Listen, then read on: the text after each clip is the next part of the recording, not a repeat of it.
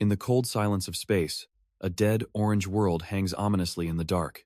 A woman looks back with a skeptical glare, wondering if they've arrived at the wrong location. But from the ship's interior, their mechanic insists the planetary coordinates are an exact match. With a confident smirk, the young pilot confirms they've arrived at their precise destination.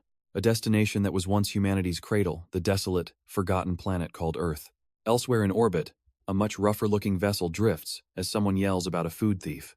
Inside, a man presses his hands to the glass, confused by the lifeless rock below. His partner can't believe it either, a planet drenched in radiation with no oxygen? Why would a high-ranking member of the notorious Black Blood Gang be hiding here? Her companion simply stares into the void, grimly confirming that their target is indeed down there. The woman in red is losing her cool, but her companion insists the intel is solid, sourced from a raid on the Beggar's Sect. He turns to their mechanic, Sunja, asking for her expert opinion on the desolate world below. Sunja's assessment is brutally simple. Anyone who came to this planet was looking to die. The atmospheric scan paints a grim picture, breathable air, but soaked in lethal radiation.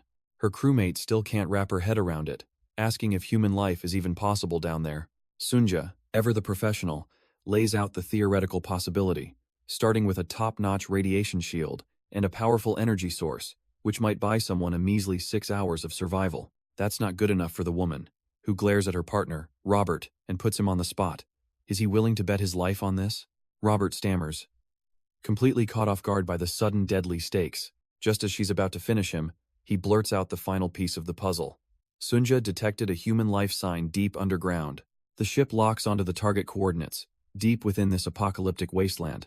This desolate rock, they're told, was once known by a legendary name, Mount Tai. The woman in red scoffs in disbelief, surely not the Mount Tai from the stories. Her crewmate confirms it, the legendary sanctuary of the Martial Alliance itself. But looking down at the debris-strewn ground, she can only see a trash dump. She wonders aloud why the oh-so-great Martial Alliance doesn't bother cleaning their sacred ground. Her companion smirks, calling them a bunch of phonies who won't lift a finger unless there's money involved. Pushing her disgust aside, she focuses, announcing that they finally arrived at the spot. Before a lone, decrepit gate, she has her doubts, questioning if this is really it. But her sensors don't lie. She plants her feet, certain the signal is coming from right below them. Crouching down, the woman in red decides this is the perfect spot to set up. Her companion watches her, wondering just what she has in mind.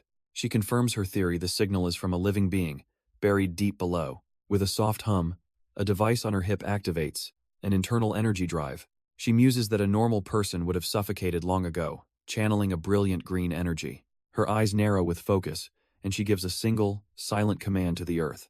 A massive pillar of light erupts from her hands, blasting a hole straight down. The ground cracks and groans as a strange, earthen form begins to emerge. Her companion complains from a safe distance, asking for a heads up next time, but she doesn't hear him, her eyes wide in disbelief at what she's just uncovered. They stand at the edge of the massive crater, the dust still settling from her blast. Tapping her earpiece, she asks their operator for any signs of life down below. From the control room, their mechanic confirms the signal is faint, but definitely still active. She adds that her scans show a huge, open space deep beneath the surface. Her partner, the captain, starts to suggest they bring down an electronic ladder, but she's already leaping into the abyss without a moment's hesitation. He can only let out a sigh, muttering about her famously hot-tempered personality. Still, he's not about to let her go alone, calling out that they'll go together. They land softly at the bottom, finding themselves in a vast, ancient-looking cavern, and there, at the far end of the chamber, stands a colossal and ornate door. Carved into the golden surface is a chilling inscription, a clear warning left by someone named Lee Mokjin. Her partner looks up, unable to read the ancient text, and asks what it could possibly say. Without missing a beat, she orders their support member, Sunja, to get on the translation. Back at the base, the mechanic reports it's a 20000-year-old language, with a very simple message. Open this, and you die. A threat, the blue-haired hunter exclaims, convinced this proves their target is hiding right behind it. But his captain is far more skeptical, wondering why anyone would leave a warning in a language nobody can read. Her simple logic makes him pause, a flicker of doubt crossing his mind. Maybe she had a point. But she just smirks, deciding that a threat is actually a good sign, as she confidently walks up the steps. If someone went to all this trouble to keep people out, she reasons, there must be something valuable inside. With a determined look, she places her hand on the door, ready to call their bluff. The heavy doors grind open, revealing a vast, silent throne room. And seated at the very top is a lone figure, slumped over in an ancient slumber. The green-haired hunter can't believe his eyes, wondering aloud if that thing is even human. But his captain says nothing. Her gaze fixed, analyzing the unexpected discovery. With a silent confidence that borders on arrogance, she begins her ascent up the long staircase. She walks right up to the throne, standing before the mysterious, unmoving being. Its face is completely obscured by a wild mane of black hair, arms crossed over the stone. From below, her team asks if it's alive, but the blue-haired hunter quickly dismisses the notion. He scoffs that it's impossible for something buried for 2,000 years to still be breathing. But as their captain watches intently, a single lock of the creature's hair begins to twitch. Ignoring her team's warnings, the captain decides to test her theory with a single, probing finger. She gives the ancient being a firm poke right on the top of its head. For a tense second, there's absolutely no reaction. But then, a jolt of feedback runs up her arm, and her confident expression shatters. A violent surge of purple lightning erupts from the point of contact, zapping her hand. Her eyes go wide with disbelief. This thing wasn't just dormant, it's awake, and from beneath its matted hair, two crimson eyes flare to life with terrifying intensity. Her battle instincts take over, as she instantly summons a brilliant golden aura to her palm. She thrusts her hand forward, creating a desperate barrier against the raw power awakening before her. And the shock on her face says it all. She may have just provoked something far beyond her control. The golden energy erupts from her in a blinding flash, a pillar of pure power. It tears through the ground, a beacon of raw, untamed force. The beam lances straight into the sky, a signal so immense it rips through the very atmosphere. Far away, the team's mechanic watches the impossible spectacle unfold on her monitor. A satellite in orbit registers the cataclysmic energy spike just before the feed cuts out. Her jaw drops in disbelief. What in the world is happening down there? Frantically, she tries to reach her captain, demanding to know what she just did. But on the ground, there's only silence and settling dust as another teammate calls out in panic. Through the haze, a figure is slumped over, motionless, as the desperate calls for Captain Suryong go unanswered. All that can be seen is her shattered mask, spattered with blood. Suryong pushes herself up, the recoil from her own attack having left her completely drained. Her gaze falls upon her teammate, the blue-haired hunter, knocked out cold in the dust. But her attention is quickly stolen as a heavy presence makes itself known. From the crater, a figure slowly rises, its face obscured by a wild mane of hair. She can only stare in disbelief, wondering what kind of monster she just woke up. A voice, ancient and powerful, booms through the chamber, demanding to know who disturbed its slumber. Suryong is paralyzed, not just by her injuries, but by the sheer pressure this being exudes. The creature slowly turns its head, its unseen gaze locking onto her. From across the hall, the scene is clear. A lone, weakened hunter facing an unknown terror. It takes a deliberate step forward, its command simple and absolute. Speak. The creature's voice echoes again, demanding to know why it was awakened. Suryong is completely lost. The words are gibberish until her system activates a real-time translation. But the being has no patience, raising a withered hand with a simple threat. Answer, or die. The translated words finally register, and her eyes widen in pure shock. Its arm rises higher, the promise of death hanging in the air, cold and absolute. She finally understands what kind of monster this is, and pure survival instinct takes over. With a desperate leap, she unleashes a massive blast of energy right back at it. All thoughts of strategy are gone, replaced by a single, frantic need to destroy this thing. She pours every last bit of her power into a final, overwhelming explosion. The cataclysmic attack slams not just into the creature, but into the massive doors behind it.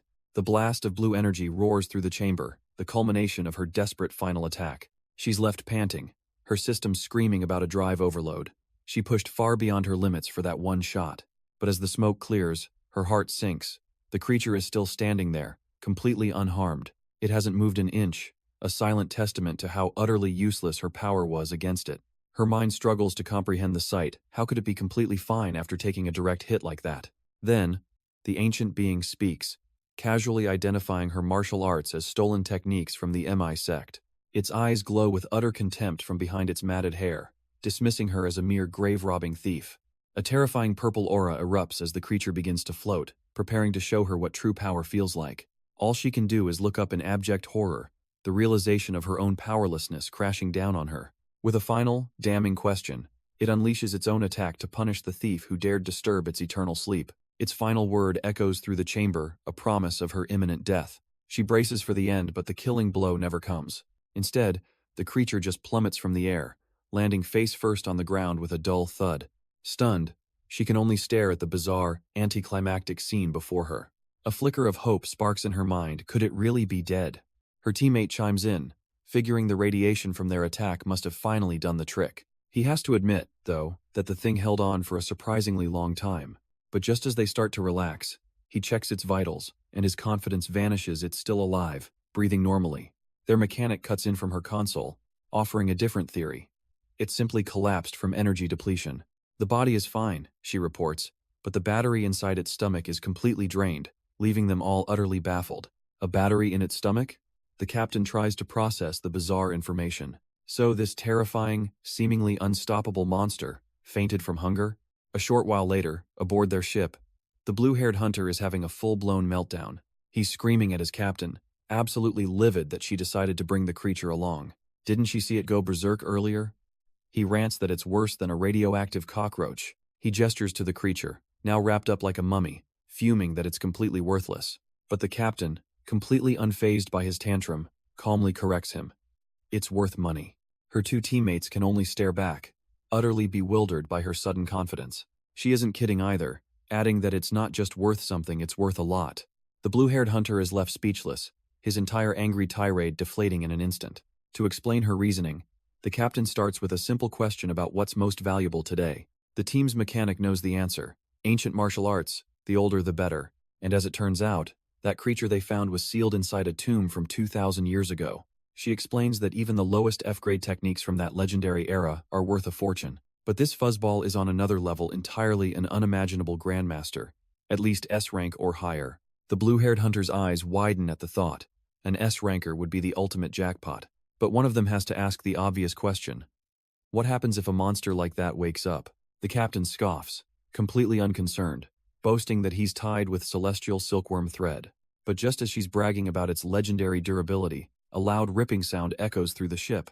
Her smug confidence instantly vanishes, replaced by pure, wide-eyed disbelief. The legendary threads lie severed on the floor as the creature stands, now completely unbound. A furious, ancient voice echoes in their minds, promising to tear the grave-robbing thieves to shreds. The blue-haired hunter completely loses it, screaming that he knew this was a terrible idea. They brace for an attack, flinching from the immense pressure, but the killing blow never comes. Instead, the blonde mechanic calmly walks right up to the raging S-rank monster. He holds out a tray piled high with freshly cooked sausages. The captain and her comrade can only stare, their minds completely unable to process the scene. And the ancient, terrifying being immediately starts stuffing its face, devouring the food with pure joy. Just like that, the murderous aura vanishes, leaving the creature to munch happily on a bench. Stunned into silence, the captain finally turns to the mechanic, demanding to know how he knew. The mechanic gives a deadpan look, explaining that the creature had simply been starving for a very long time. And of course, the best thing for a hungry beast is obviously sausage, as the creature continues to devour the tray. The other hunters can only stare, completely dumbfounded, as the little being happily kicks its feet. Sometime later, their ship glides through the vast emptiness of space, leaving the desolate planet behind. With the immediate crisis averted, a very different kind of conversation begins to unfold. The ancient being, now much calmer, pieces it all together. They weren't grave robbers, just bounty hunters who woke it up. It then learns the shocking truth: it has been asleep for 2,000 years, and this is the new world. A world where humans, after endless conflict, destroyed their home and fled to live among the stars. The captain awkwardly clarifies that things have stabilized now, with society banning all weapons except for martial arts. But the ancient creature has no frame of reference, confused by the very concept of nuclear weapons. Still trying to grasp its new reality, the ancient being asks what this new era is even called. The captain casually replies that it's the year 1105 of the galactic calendar. The word galactic finally clicks. So they really do live in the sky now. She smirks, telling it to be grateful they woke it up. But her condescending tone is a huge mistake. The creature explodes in fury, slamming the table and accusing them of being third-rate liars. But instead of cowering, the entire crew just calmly points in the same direction. Its rage fizzles into confusion. What are they all looking at? It slowly turns its head, following their gaze out the window. And there it is. The undeniable truth, a planet hanging in the endless, silent void of space. The captain explains that the world below is where it once lived, struggling to find a proper title for the ancient master. The creature stares, its mind struggling to process the impossible sight. That was its world? It presses its hands against the glass, drawn to the ruined planet below as the captain confirms its fears. She pats its head almost condescendingly, asking if it's finally ready to believe them. But the creature's mind breaks on a much simpler concept, erupting in fury that the world could possibly be round. The captain can only facepalm, absolutely staggered by this level of primitive ignorance. Her crewmates just look on, completely baffled by the ancient being's logic. Suddenly, a foul stench fills the air, and the creature itself recoils from the smell rising from its own body.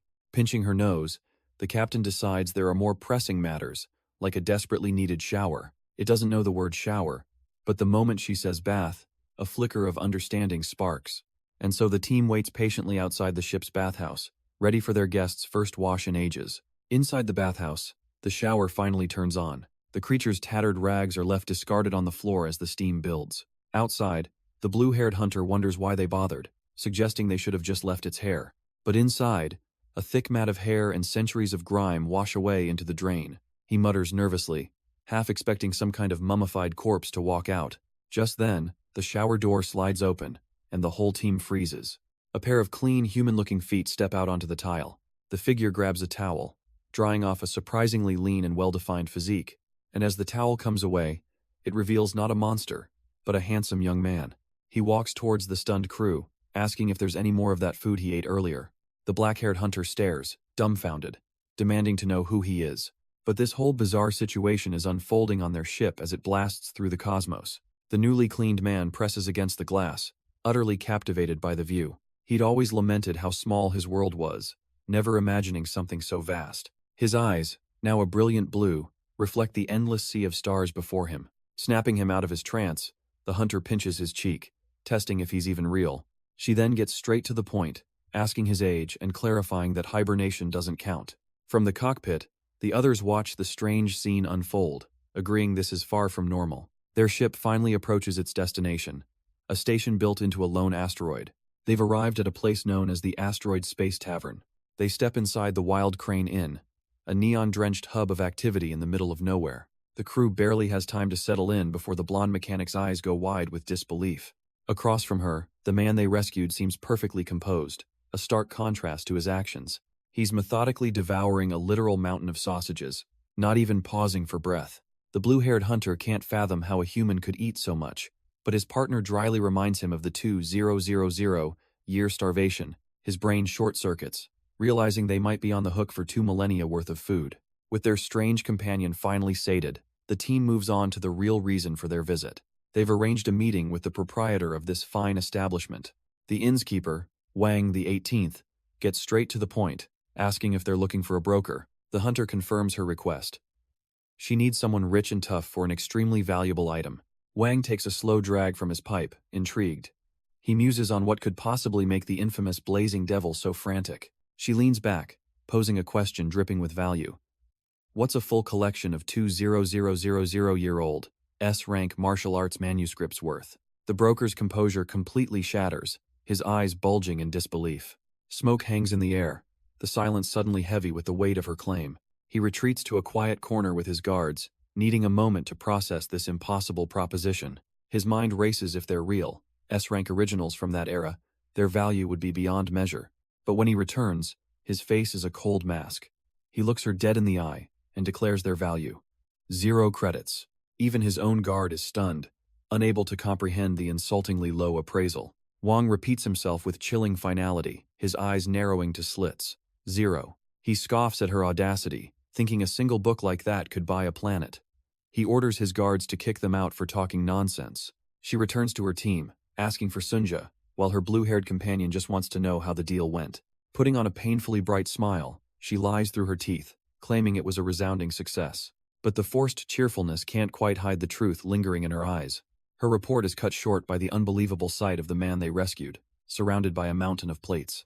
She slumps onto the table, utterly defeated by the impending bill, as her teammate sighs in relief that he's finally stopped. At that moment, the heavy door to the tavern swings open with a foreboding creak. A sudden chill fills the room, and all the patrons turn to face the entrance.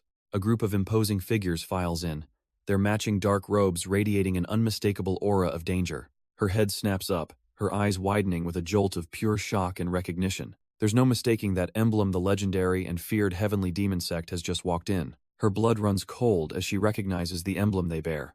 Leading the group is a man with a gaze of pure ice, a cybernetic implant glowing ominously on his head. His vision sweeps across the room, a targeting reticle analyzing every single patron. She knows him, Sanjin Wuyu, the infamous leader of the Red Wolf Squad.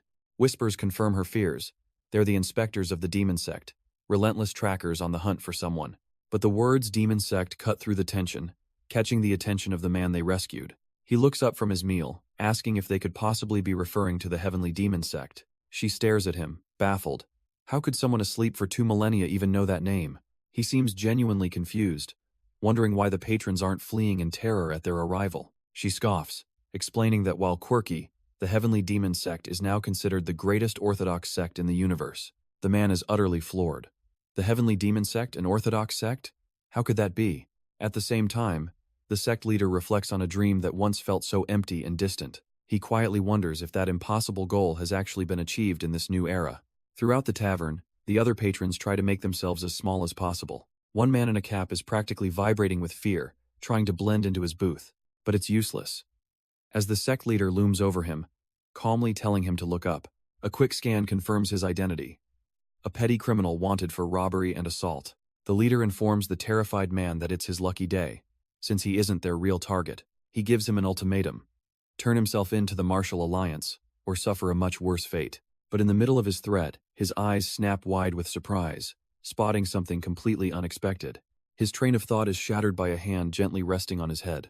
The young man who ordered the noodles is now patting him like a child, calling his work admirable. He thinks back to the old masters, to their seemingly impossible dream of unifying the Murim, a dream that the older generation could only gamble on, but that this new generation had somehow made a reality.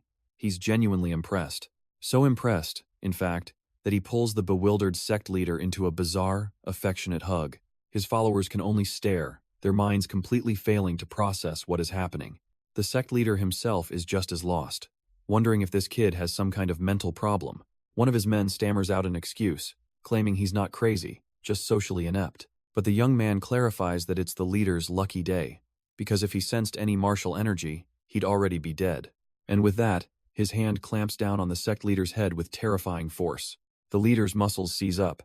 He can't believe it, he's completely, utterly paralyzed. His followers can only watch in confusion, wondering why their master isn't doing anything. Humiliation turns to pure rage as the sect leader decides he's had enough of this game. He activates his internal energy drive system, pushing his Bloodwolf demon art to the absolute max. His eyes flare white with demonic power, all pretense of control gone. With a furious roar, he tells the boy to stop messing around. A violent explosion of purple energy erupts from his body, tearing the entire tavern apart. The other patrons, who were just moments ago enjoying a drink, are caught in the blast. Their peaceful night shatters into a storm of demonic power and flying debris. When the dust settles, his followers can only stare into the void where the tavern once stood.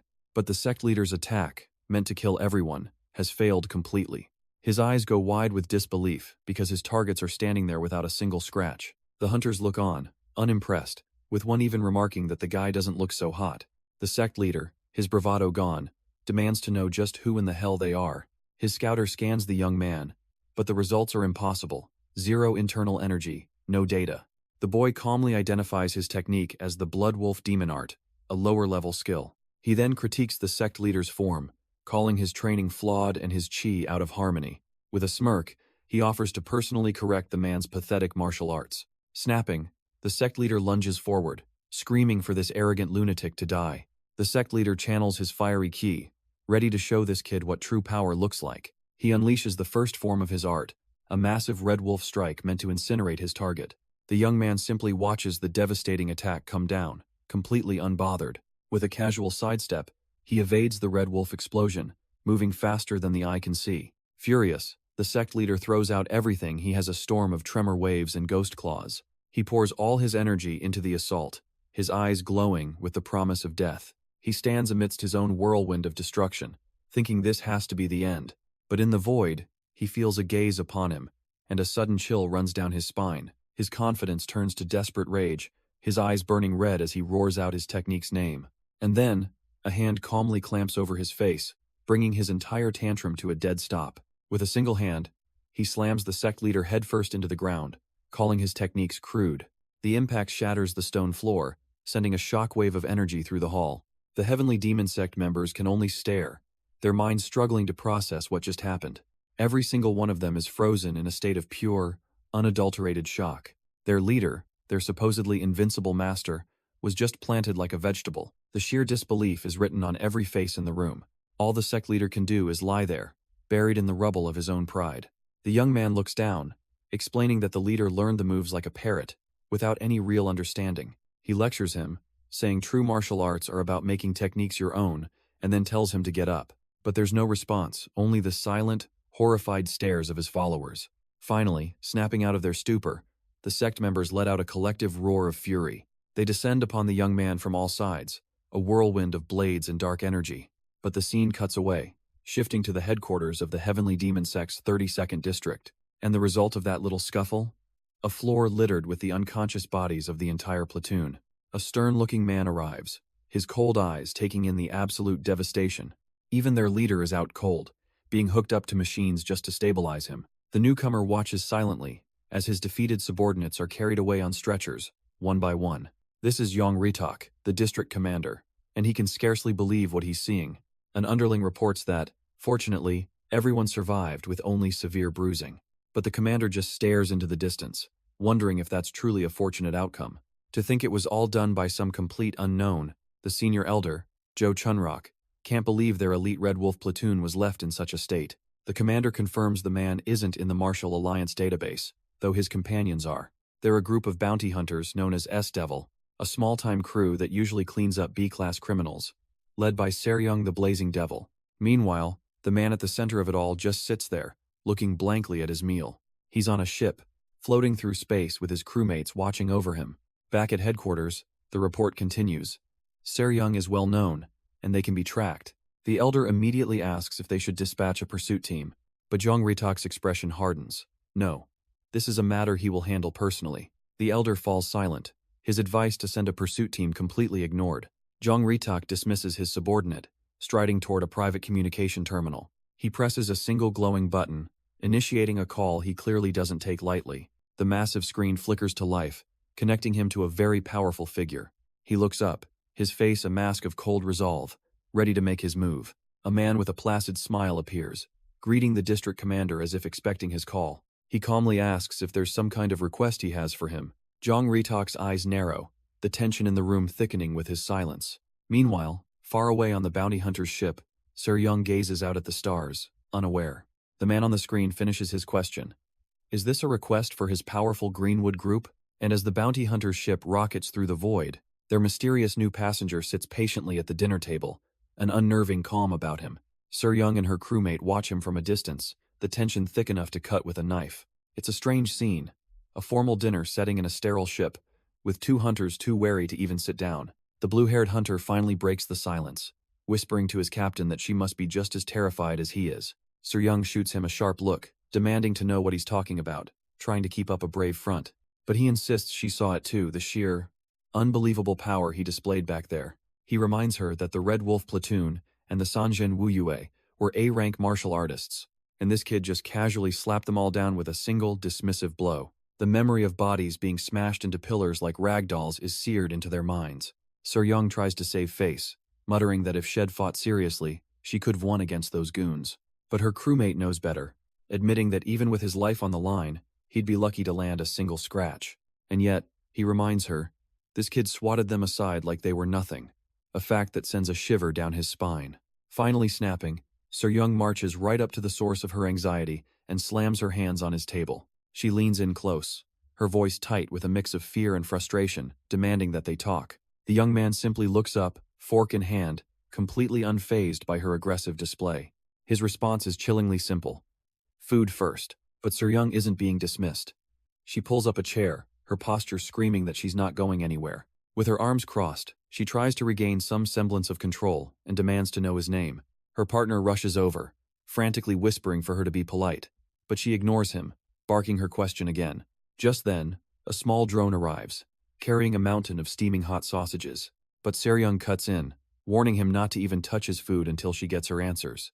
The young man simply stares back, his expression utterly blank, as if she were a mild annoyance. Her partner tries to intervene, whispering that it's bad manners to bother someone eating. But she's not listening. Finally, breaking the silence, the youth offers a name. Lee Mokshin. Seryung scoffs, unimpressed.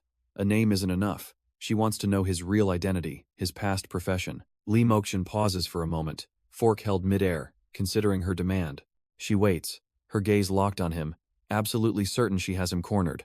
He looks up, his eyes holding a strange, ancient weight as he gives her a two-word answer. Heavenly Demon. Then, as the gravity of his words sinks in, he clarifies. The Supreme Heavenly Demon. The words hang in the air, and for a second, Seryung's mind goes completely blank. She quickly dismisses it as utter nonsense. What kind of crazy talk was this guy spouting? But before anyone can react further, the entire room is plunged into chaos as emergency alarms blare. Red lights flash across their panicked faces. A system warning screams that a target has been detected. Their mechanic confirms the worst from her console. Someone is targeting them at point-blank range. Seryung immediately assumes it's the Heavenly Demon sect, coming for revenge after their earlier clash. But the mechanic calmly refutes her theory. This energy signature isn't from the sect. On the screen, a chilling skull and crossbones insignia appears at Greenwood. An entire fleet of their pirate ships emerges from the darkness, surrounding them completely. Aboard the flagship, their leader gazes out, confirming the S-Devil ship is their bounty target. The Greenwood leader stands silently on his bridge, a thoughtful expression on his face. His subordinate approaches, asking if they should fire the EMP capture round to disable the ship. The leader confirms with him that their targets are just a simple bounty hunter crew. The officer's report is clear. They're a minor group from the galactic outskirts, led by one blazing devil Seryung. He can't help but wonder why the powerful Heavenly Demon sect would bother with such small fry. His mind flashes back to when he accepted the bounty from the sect's cold emissary. He had asked for the completion conditions, assuming it was a standard capture job. But the client's order was anything but standard. He wanted them erased from existence. A kill order?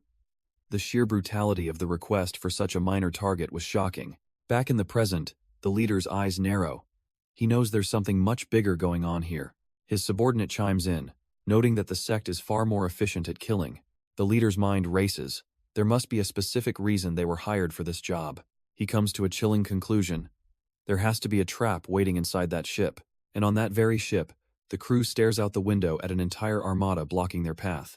The blue-haired hunter scoffs that they must be simple bandits. But Seryung isn't convinced. She points out the obvious. Why drag a massive fleet across space to rob a crew as poor as them? Her partner grumbles, admitting she has a point but hating the way she said it. Seryung just cracks her knuckles, ready to toss the Greenwood scumbags out on their ears. But their mechanic cuts in with a grave tone. It's not that simple at all. Seryung's confidence wavers as she realizes the entire Galaxy Division is here, which means their leader must be, too. The kid can only stare out the window in awe, whispering the name of the fleet's legendary leader, Black Tiger Kim Sungbom. Even Seryung grimly admits that the Black Tiger is a monster she couldn't hope to defeat easily. Her partner mocks her, saying she'd be dead in 3 moves, earning a swift kick for his commentary.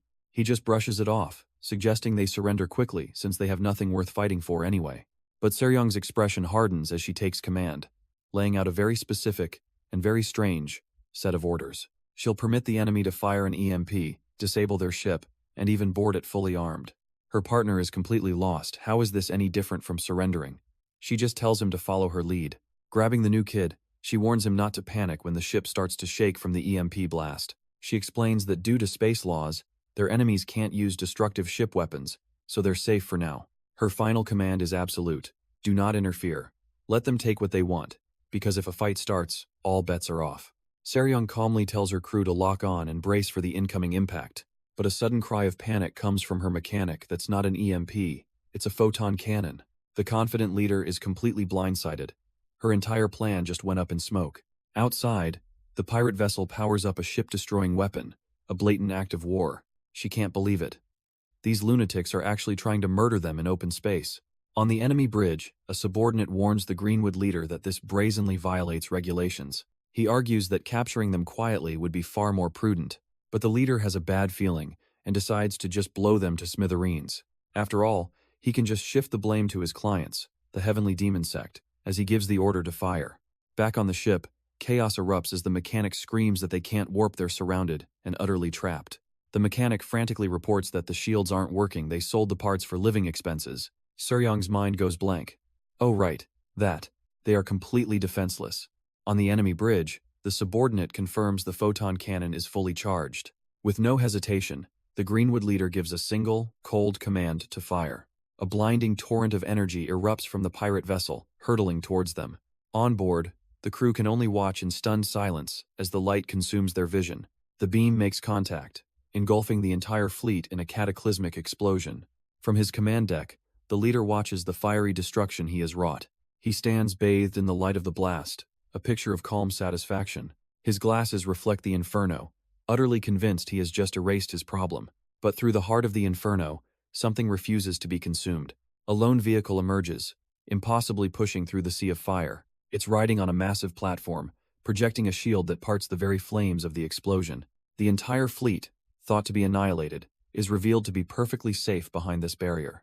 And at its center stands a single, white-haired warrior, holding back the apocalypse with a spear. On the bridge, the crew can't comprehend what they're seeing, one shielding another's eyes from the sight. Even the Greenwood leader's smug satisfaction shatters, recognizing this impossible power as an 8-foot fighting ghost. This lone guardian, Elena, stands resolute, a beacon of light against the darkness. From a window, our hero watches, his own eyes wide with shock and disbelief. He and his companions are pressed against the glass, utterly captivated by the woman who just saved them all. She stands alone, a shimmering specter of defiance against the void. An entire pirate armada halts before her, their crimson skull and crossbones a stark contrast to her light. The Greenwood leader's mind races, trying to understand why the legendary Elena is here of all places. But her eyes betray no hesitation, only a cold, unwavering resolve. His subordinate reports that her shield is terraformation grade. They'd need to max out the photon cannon to even try. The leader scoffs. Is he really about to start a war over a single cockroach? No, he knows better. This woman is no simple target, and he orders an immediate teleportation. They call her a monster for a reason, and now they see why. The blue-haired hunter explains in a hushed tone she's the 8-foot fighting ghost, an S-class bounty hunter. But Seryung is more concerned with the bigger question. Why would someone so powerful bother saving them? A question they can ponder now that they haven't been atomized by a photon cannon. Instead of retreating, the Greenwood leader teleports directly in front of his target. He has the audacity to greet her casually, calling her Sister Elena. Elena doesn't even flinch, her gaze cold and unwavering. She's not here for a family reunion. He tries to jog her memory, introducing himself as her 55th brother, Kim Sungbom, only to be told to get lost. The sheer disrespect stuns him for a moment. He really thought that would work? He quickly recovers, reintroducing himself with his proper title, the leader of Greenwood's Galaxy Division. Now he's pulling rank, warning her that insulting him is an insult to all of Greenwood. But Elena's response isn't verbal. A storm of crimson energy erupts around her. From a safe distance, the rescued hunters can only stare, realizing a real fight is about to break out. Seryung watches intently, understanding that even for a group like Greenwood, this woman is on another level entirely. The young hunter knows that if Elena is this terrifying, her so-called mother lioness must be a true monster. The very name conjures a vision of absolute power, leaving him to wonder just who this person could be. Her brother scoffs, remarking that she's still the same as ever, always letting her fists do the talking. But then, all that bravado melts away as he suddenly throws his hands in the air, declaring his surrender. He insists he doesn't want to fight, thinking to himself that a battle over such a worthless job just isn't worth the trouble. Switching to diplomacy, he asks to resolve this peacefully, but he needs to know her reason for being here. He points to the salvaged ship, offering to yield completely if their targets happen to overlap. Elena's response is brutally simple. She tells him to get lost and turns her back on him. He doesn't even seem surprised. A flicker of understanding in his eyes, he expected nothing less. But he's left wondering why she'd go to such lengths for such useless things, as the 3 captured hunters float helplessly nearby. Suddenly, Elena's voice cuts through the silence with a chilling ultimatum. She demands they hand it over, or every single one of them will die. Inside, Seryung presses against the glass, completely baffled by this new development. The spiky-haired hunter immediately starts to panic, wondering if she's here to rob them. Seryung's eyes narrow, turning to their captain, asking if he stashed some hidden treasure. But Hez just as lost, knowing there's nothing on this ship to attract an S-rank hunter. All 3 of them can only stare up from their containment, utterly powerless. The young captain gazes out, a thoughtful look on his face, as he processes the situation.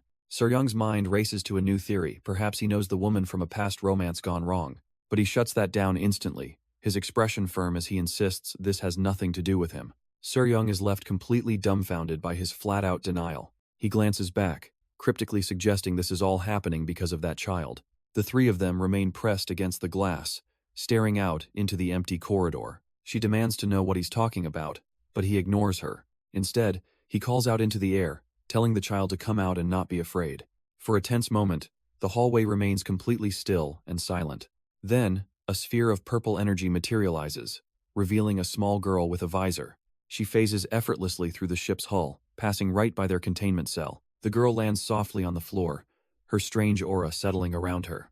Sir Young and the spiky-haired man can only stare, their minds reeling in absolute shock. The girl simply stares back at them, her expression unreadable under the brim of her cap. Sir Young completely loses her cool, grabbing the black-haired youth and demanding to know what is going on.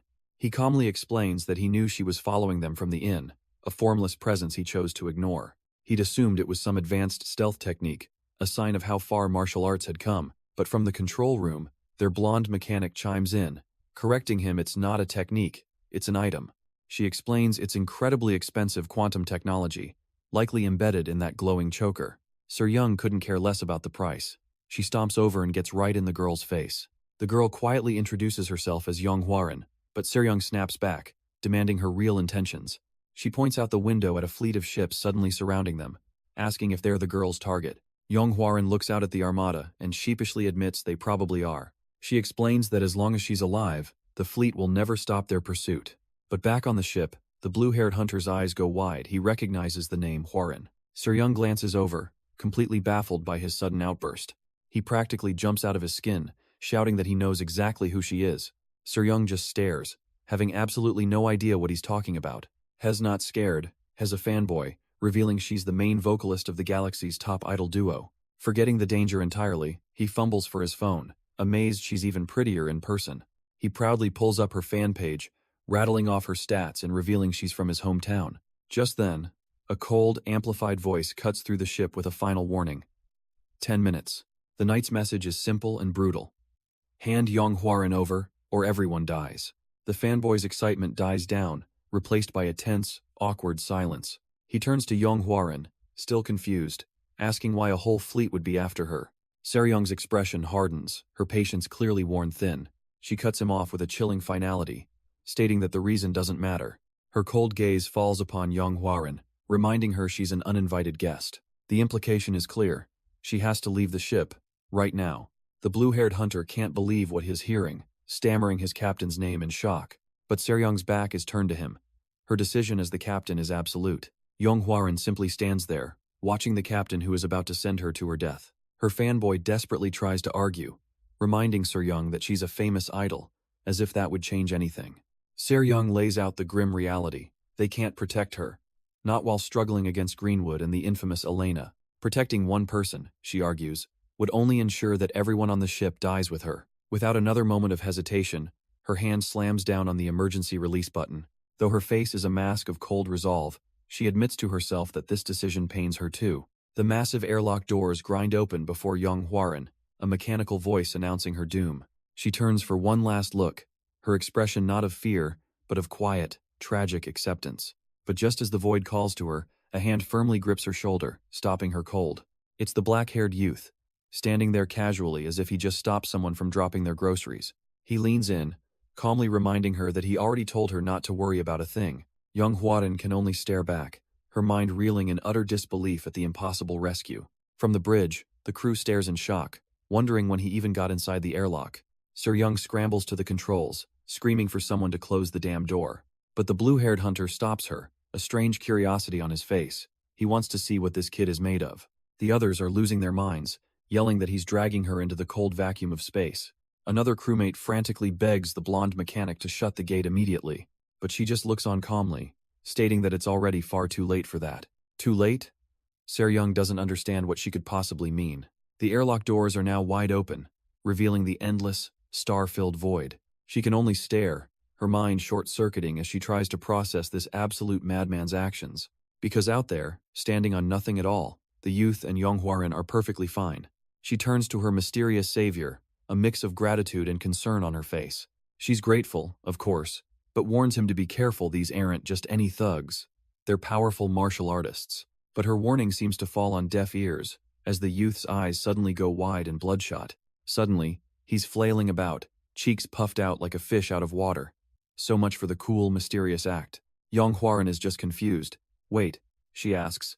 Don't tell me you don't have a shield? The kid is literally coughing and gagging, floating away from the ship like a piece of space debris. The look on her face says it all. Huh? You really don't have one? He continues to flail uselessly in the vastness of space, a truly pathetic sight. This entire, bizarre spectacle is being watched from the bridge of the pursuing fleet. The blonde knight is completely baffled. Why would anyone jump into the negative 300-degree vacuum without a shield? It's a 10-second death sentence. His desperate, silent screams are lost to the void as he chokes for air that isn't there. The absolute cold of space begins to crystallize his skin, his face a mask of pure agony. In his final moments, the light in his eyes begins to freeze over and fade away. And then, a strange tranquility seems to wash over him as his body shuts down. He goes limp, a lifeless doll drifting towards an icy grave.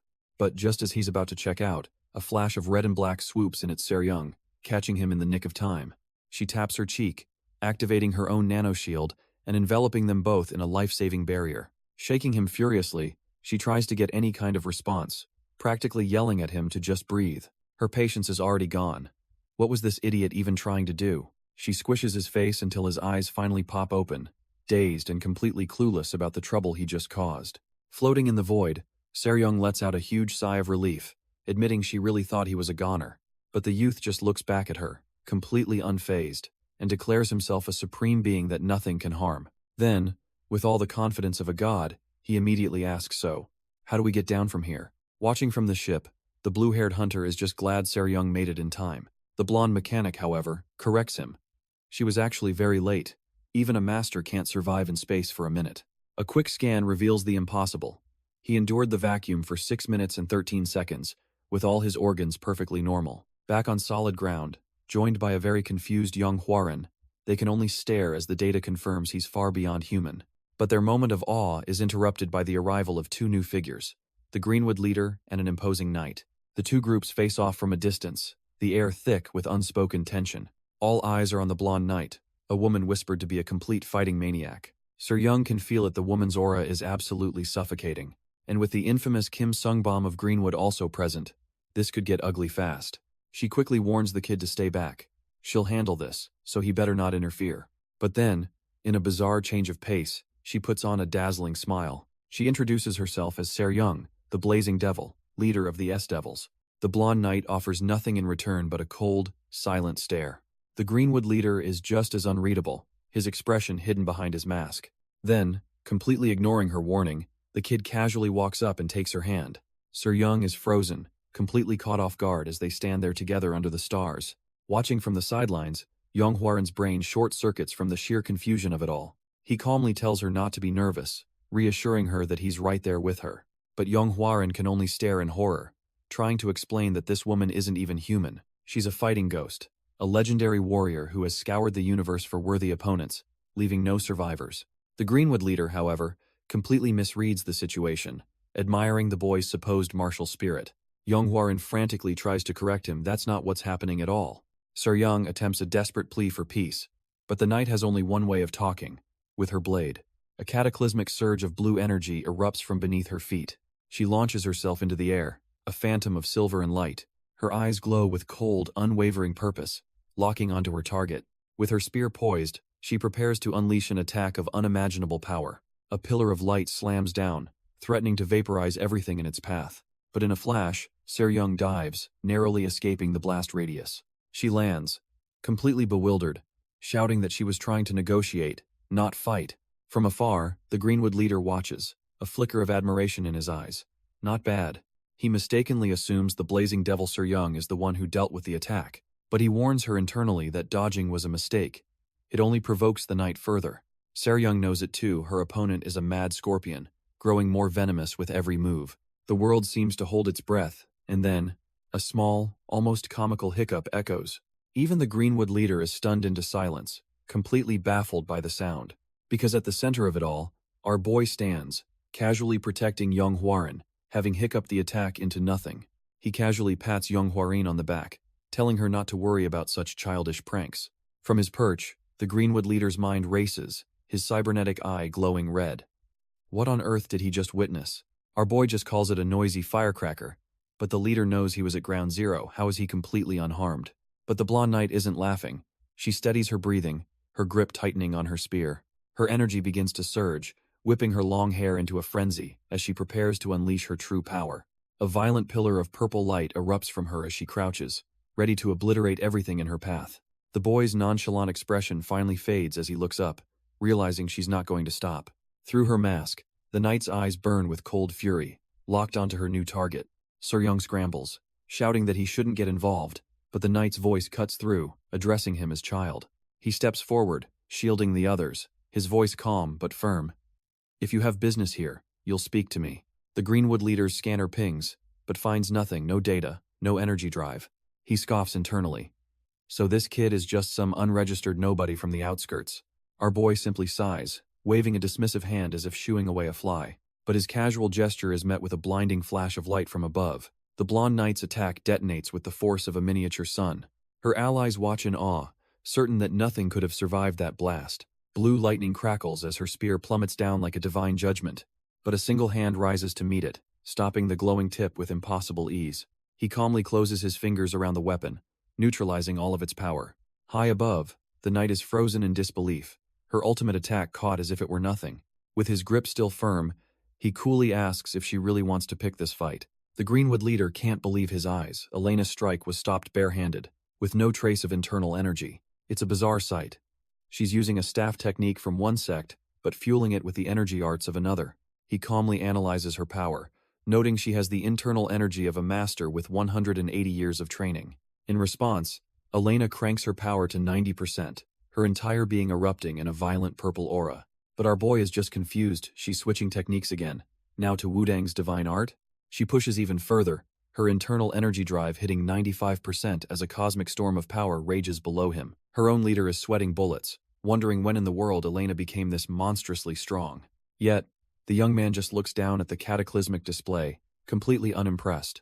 A faint blue glow finally envelops his fist as he asks, "Are you done warming up?" His casual dismissal only fuels her rage, and she cranks her power to 100%. Her spear becomes the epicenter of a cataclysmic storm of purple energy. But in the midst of her ultimate attack, a piercing alarm blares, and her eyes widen in pure shock. Her mind is thrown back to the day she left home, recalling her mother's words. She was free to go out into the world, to fight and grow stronger. Her mother had told her she was already one of the strongest alive, but death was not an option. And as her mother, she had put a failsafe in place to protect her precious daughter. She was given a special ring, bound by a single, unbreakable rule. If that ring ever sounded its alarm, she was to flee without hesitation, no matter the opponent. That very alarm is ringing now, a chilling message that the boy she's facing is utterly beyond her ability to defeat. Her eyes fix on him, the impossible threat her mother's ring had warned her about. The scornful voices of her past echo in her mind, telling her to know her place and run. She remembers being introduced to a sea of siblings, all born from the same fearsome mother. A family bound by blood, but not by warmth or affection. A mother who was so distant, she couldn't even recall her own daughter's name. Fueled by a lifetime of resentment, Elena shatters her limits, pushing her power beyond 110%. But before she can strike, a blinding pillar of energy erupts from him, a staggering 120%. The boy stands there completely unfazed, having just cancelled her ultimate attack without even trying. Sir Young watches from the side, her mind unable to process the absolute gap in their strength. Even the Greenwood leader is frozen in shock, witnessing a level of power he never thought possible. He stands there, a lone figure against a sea of her golden energy, completely untouched. Elena recovers, her body still crackling with the power of her transcendental awakening. She contorts into an aggressive stance, ready to unleash another desperate assault. But he's just calmly analyzing her, noting how martial arts have evolved over time. A transformation like this is impressive, he thinks, but it's also a bit excessive. As she lunges, he sidesteps her attack with impossible ease. Then, he begins his lesson, flawlessly executing the chaotic storm sword technique of the Mi sect. He flows into the sun and moon twin wheels, a classic move from the Kunlun sect. His power surges to 125% as he unleashes the sun-piercing spear of the Diankang sect. Then, with the dog beating stick technique, his output skyrockets to a terrifying 140%. He's not done, casually naming the 4,000 red needles of the esoteric sect. As his power output hits a ridiculous 170%, the knight makes her final, desperate dive. But our boy has had enough of this charade. He effortlessly leaps over her attack, ready to deliver the final punctuation mark to his lesson. A single, focused blast of energy erupts upwards, shattering the very dome of the training room. When the smoke clears, he stands alone, the artificial sky replaced by the real one. He looks up, an almost bored expression on his face. The demonstration is over. From the viewing area, the Greenwood leader is completely stunned into silence. Even Yong Huarin and her friend can only stare upwards, their minds blown. The knight is left standing there, her power still flaring, but utterly defeated and outclassed. But the knight isn't done yet, ascending into the sky like an avenging angel with a halo of golden blades. She dives, a spinning vortex of destruction aimed right at the boy who humiliated her, pushing her suit to 190%. She becomes a living meteor of judgment. But just as she's about to strike, the Greenwood leader's voice rings out, commanding the youth to stop. He acknowledges the boy's talent but warns him that he's crossed the line of righteousness. The leader sees the truth behind this immense power. It's an awakening born from wounds and dark desires. He tells the boy that he's being consumed by his own inner demons. A pure, brilliant light gathers in the leader's hand, a power of a completely different nature. He declares that he made a promise to protect Elena, and he'll kill the boy if he has to. As Yong Huarin looks on in utter shock, the leader prepares to unleash the legendary heart sword. He unleashes his ultimate technique, a pillar of light that proclaims a life or death duel. The youth is brought to his knees by the sheer pressure, the leader's command to stop echoing in his very soul. With a cold, determined gaze, the Greenwood leader commits to his final judgment. Sir Young shields her eyes from the blinding radiance, unable to comprehend this level of power. Yong Huarin and the others can only stare, completely frozen by the spectacle unfolding before them. But this attack isn't aimed at the boy far above. In the cold silence of space, a satellite orbits peacefully. Suddenly, golden energy erupts from its core, fracturing its metallic shell. The entire station is annihilated in a silent, brilliant explosion, a new star born in the darkness. All that remains is a blinding flash, a testament to a power that can strike from worlds away. On a command ship, the leader's subordinate stares at his console in utter shock. The target is gone. On the bridge, the subordinate can only watch the blinding explosion consume the heavens. He doubles over with a cough, the shock of the blast rattling the entire ship. Just then, a teleportation circle activates, and his leader stumbles out, collapsing to the floor. Hes battered and bloody, but alive, much to his subordinate's disbelief. Rushing to his side, he helps the leader up, who gasps that he actually survived. The leader stares into the void, knowing that a tenth of a second's delay would have meant annihilation. He really did it. He blew up the entire satellite while he was still on it. His subordinate is absolutely furious, screaming at him for nearly getting them all killed. He rants that no sane person sinks their own ship just because they're angry. But adrift on a piece of debris, the boy simply looks up, blood on his lips, thinking restraint was never an option. His companion warps in beside him, her eyes wide with concern as she asks if he's hurt. He admits coolly that he encountered a power far greater than he had anticipated. She looks up, a sense of dread washing over her as she tries to understand what he faced. Just then, a figure is revealed amidst the wreckage, floating peacefully in a golden aura. They stare at the sight of the blonde woman, seemingly lifeless, and his companion asks if she's dead. He shakes his head, explaining that, no, she's not dead, not yet. A stronger force, he realizes, must have intervened to protect her from the blast. As if summoned by his words, a hooded figure emerges from the light, cradling her gently. The mysterious savior's eyes flare with an otherworldly, protective glow, and in a brilliant column of light, he ascends, taking the unconscious woman with him into the void. On the ground, the Greenwood leader stares in shock, recognizing the powerful savior as the West Heaven sword matron, his own mother. The golden light pierces the darkness of space, a transport beam leading to a colossal ship waiting among the debris. Aboard that vessel, the black-haired youth stands silently, an energy of his own crackling around him. Elsewhere inside, a green, bubbling liquid fills a chamber. Elena is submerged within it, her body suspended as a powerful healing process begins. Watching over her is the cloaked figure who rescued her from certain death. She pulls back her hood, revealing the stern and powerful face of the sword matron herself. In the main hall, her son, the Greenwood leader, is already on his knees, flanked by the rest of the crew. Yong Huarin and her companion hold hands, their expressions tense as they witness the matriarch's return. The once arrogant leader can only bow his head, begging his mother to punish him for his disloyalty. The sword matron warns her son that this is not his place to intervene. He is to act as if he isn't even there, a command that leaves him stunned on the floor.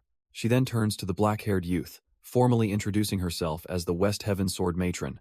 Her son and the crew are in absolute shock. Their revered mother is showing someone respect. She admits to breaking the dueling code out of familial affection, offering her own arm as an apology.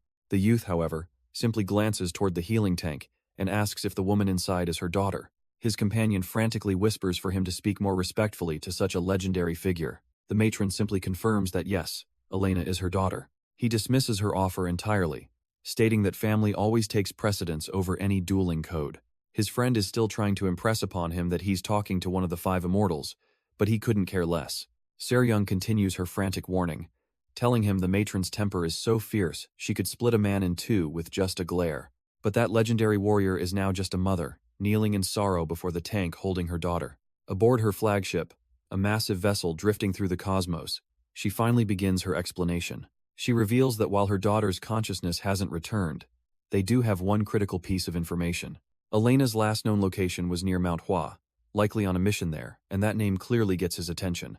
The youth turns away, silently gazing at the endless stars, the weight of the past suddenly feeling very present. The matron then gets to the real question. His techniques are unmistakably the demon heart Sura sword style. She asks directly if he has any connection to the heavenly demon sect. He doesn't deny it, vaguely admitting that in the past, there was a deep connection but time has passed. He muses that time corrodes even the strongest bonds, as a hidden figure watches their conversation with keen interest. The matron silently sizes him up, recognizing him as an extraordinary figure. His chi, his martial arts, everything is perfectly refined, a level of mastery she thought was lost to time. He looks so young, could it be rejuvenation? She decides to test him, formally requesting a match. But he cuts right through the pleasantries, asking if she's actually proposing a serious fight. He can feel it, he says. Her polite words are dripping with a murderous intent that's only getting sharper. She's impressed, remarking on his sharp ears for catching even her faintest whispers from before. He turns to her, stating he never refuses a challenge, but warns her that a fight between them will end with one dead and the other broken. Suddenly, the hidden observer reveals herself, floating in a torrent of purple energy, agreeing with his grim assessment. A massive beam of power slams into the ship, sending Seryung reeling in absolute shock. The youth, however, remains completely unfazed, simply asking the newcomer if they even have a good reason to fight. The sword matron's eyes widen, a flicker of understanding dawning on her. The youth simply shrugs it off, saying they can fight later if there's a good reason, because he still has a world to see. His casual confidence seems to give the mysterious girl pause, her violent aura softening for just a moment. Then, without a word, she turns and gracefully floats away from the ship's deck. It's only then we see the true scale of her power, an entire fleet of warships that had been waiting for her command. The sword matron also gives the signal to withdraw, her own vessel pulling back into the void. Aboard her bridge, she processes the intel. This was a hit from the heavenly demon sect, meant to silence someone. Her subordinate confirms it, kneeling as he reports the details of their contract. But the more she thinks about it, the less any of it makes sense. That boy was a master of the sect's own supreme arts, so why on earth would they hire outsiders to kill him? Her subordinate offers another piece of the puzzle. The heavenly demon's Red Wolf platoon was just annihilated, but the sword matron isn't interested in speculation, telling him there's no need to overthink it. She reminds him that whatever the truth is, his imagination won't be enough to deduce it. His mission is simple: track their movements and report back. That, at least, should be within his power. He bows his head, assuring her that his Greenwood faction are the best trackers in the world. The matron's piercing blue eyes watch him, her expression unreadable. He waits silently, still kneeling on the cold floor of the bridge. She gives him one final, critical order: track them, but do not interfere under any circumstances. Her reasoning is shockingly personal. She does not want her child to get hurt. The words stun the Greenwood leader to his core, and he can only stammer out, "Mother." But just as she's about to depart, the West Heaven sword matron pauses at the door. She turns and coldly asks the Greenwood leader his name, as if he were a complete stranger. Elsewhere, the black-haired youth is getting absolutely berated by a furious crewmate. She's practically vibrating with rage, demanding to know what kind of mess he's dragged them into this time. She frantically lists the legendary names he's tangled with: Greenwood, Elena, and now the West Heaven sword matron herself. The sheer weight of the situation seems to hang in the air as they try to comprehend the danger. Yong Huarin looks down, apologizing and admitting she doesn't understand why any of this is happening either. She explains that after her tour, she returned to her home on Mount Hua, only to find everything had changed. The very people she grew up with, her friends and neighbors, were suddenly trying to kill her on sight. And as she recounts this harrowing tale, our hero is just stuffing his face with a mountain of sausages. The crewmate keeps yelling, but our hero just shrugs, claiming he's just as confused as everyone else. Yong Huarin sits in stunned silence, her stomach rumbling as the tension shatters the air. But then a hand slams down on the table, the casual demeanor gone in an instant. He grabs her, his eyes blazing with intensity, demanding to know what she just said about Mount Hua. Meanwhile, in a dark, sterile laboratory, the glass of a healing pod shatters. A lone figure in a red robe stands before the broken tank, racked by a heavy cough. It's a woman with long, white hair, her expression a mix of pain and fierce determination. She looks down at the broken form of Elena, lying in the spilled fluid, asking the very same question. Elena's eyes flicker, a faint glow of consciousness in the darkness. The story threads begin to converge, all centered on a place called the Wild Crane Inn. Wang, the 18th's mind, flashes back as he witnesses an incredible battle unfold. A golden warrior moves like a phantom, deflecting energy with impossible speed. The sheer power on display reminds him of the young man who started it all. He remembers the day the proposal was first brought to his attention, a meeting that shook his entire world. A woman had sat across from him, asking him to name a price for a collection of ancient martial arts manuscripts. Not just any manuscripts, she'd clarified, but 2,000-year-old S-rank originals. The memory of his own shock hits him again. It was real. An unbelievable fortune was on the table, and now, that very fortune has brought them all the way out here, to the edge of the system. He finally understands that what he's watching isn't just a fight, it's a demonstration of the very power he was offered, brought to terrifying life. The emissary from the heavenly demon sect stares forward, his mind completely blank with shock. Before him, a massive holographic screen displays the face of the young man, a being of impossible power. A calm voice cuts through his stupor, asking if he recognizes the familiar-looking martial art on display. The speaker is none other than the West Heaven sword matron, watching him with a knowing gaze. The emissary admits the boy's skill is beyond anything he's ever seen, but he denies her claim that it's familiar. Her confident expression wavers for just a moment, a silent pause hanging in the air. He maintains his composure, his face a stoic mask as he waits for her response. Her eyes narrow, a sudden realization dawning on her he genuinely has no idea what he's looking at. So she changes her line of questioning, asking why his sect would pursue this person, especially with Greenwood's help. But he stonewalls her, coldly stating that this is an internal sect matter, beyond even her authority to question. His face hardens, a silent, stubborn refusal to cooperate. But the West Heaven sword matron has no patience for political games. In the blink of an eye, she's before him, a jet-black sword already drawn. The tip of her blade kisses his throat, drawing a thin line of blood. He stumbles back, sputtering if she truly intends to declare war on the heavenly demon sect. She just smiles, her calm eyes asking if she looks like someone who fears bloodshed. And the emissary's blood runs cold as he remembers exactly who he's dealing with. This isn't a woman moved by profit or loss. She's a monster obsessed with martial arts. Her sword flares to life, glowing with a terrifying, crimson aura. She gives him one last, simple choice. Answer her questions, or die. The emissary scoffs, claiming the choice is obvious since no one can surpass the West Heaven sword matron. He then ignites his own fiery aura, taunting her to try and cut down all 1,076 of his men if she's so fast. But the matron just smiles, calmly noting that the heavenly demon sect does indeed grow stronger by the day. As her own energy manifests, the emissary's eyes widen in utter disbelief at the technique he's witnessing. He stares at the swirling purple energy, barely able to process what's happening. She confirms his fears. This is the Demon Heart Asura sword technique, the very art that struck down her daughter. He panics, stammering that it's impossible, a legendary art lost to the sect for thousands of years. She coldly dismisses his shock, stating that his lack of knowledge is not her problem. Now that she's told him what she knows, she's ready to ask her question again. An image of the boy appears as she demands to know why the sect was pursuing that specific person. Breaking under the pressure, the emissary finally cracks. He stammers that the boy in the projection wasn't their target. Their true objective, he reveals, was the girl who was traveling with him. As that bombshell drops, our perspective shifts far across the cosmos. We arrive in the Talavitra system, at a world known as the Mount Hua planet. A lone spacefaring truck breaks through the atmosphere, descending toward the surface. Their destination is Huaham County, a sprawling city with traditional architecture. The streets appear to be bustling with life, full of vendors and citizens.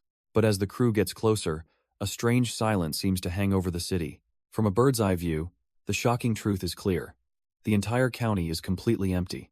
On the bridge, the crew stares at the ghost town below, wondering if it's some kind of holiday. But the blue-haired hunter notices something far more sinister. All the shops are just left wide open, as if everyone vanished in an instant. The team's mechanic confirms the grim reality. A city of over 10,000 with zero life signs.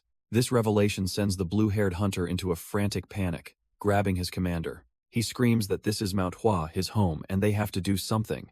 But his desperate outburst is met with a quiet, heartbreaking reaction from someone else. Yong Huarin stands beside the black-haired youth, tears streaming down her face. He turns to her, his gaze intense, demanding she speak up if she knows anything. She can only hesitate, the two of them standing in silence before the unknown. But then, a voice cuts through the silence. A single life signal has been detected. The team's mechanic pinpoints the location, inside Mount Hua's headquarters, the Jaha Pavilion. The green-haired hunter recognizes the name immediately. That's where the sect leader resides.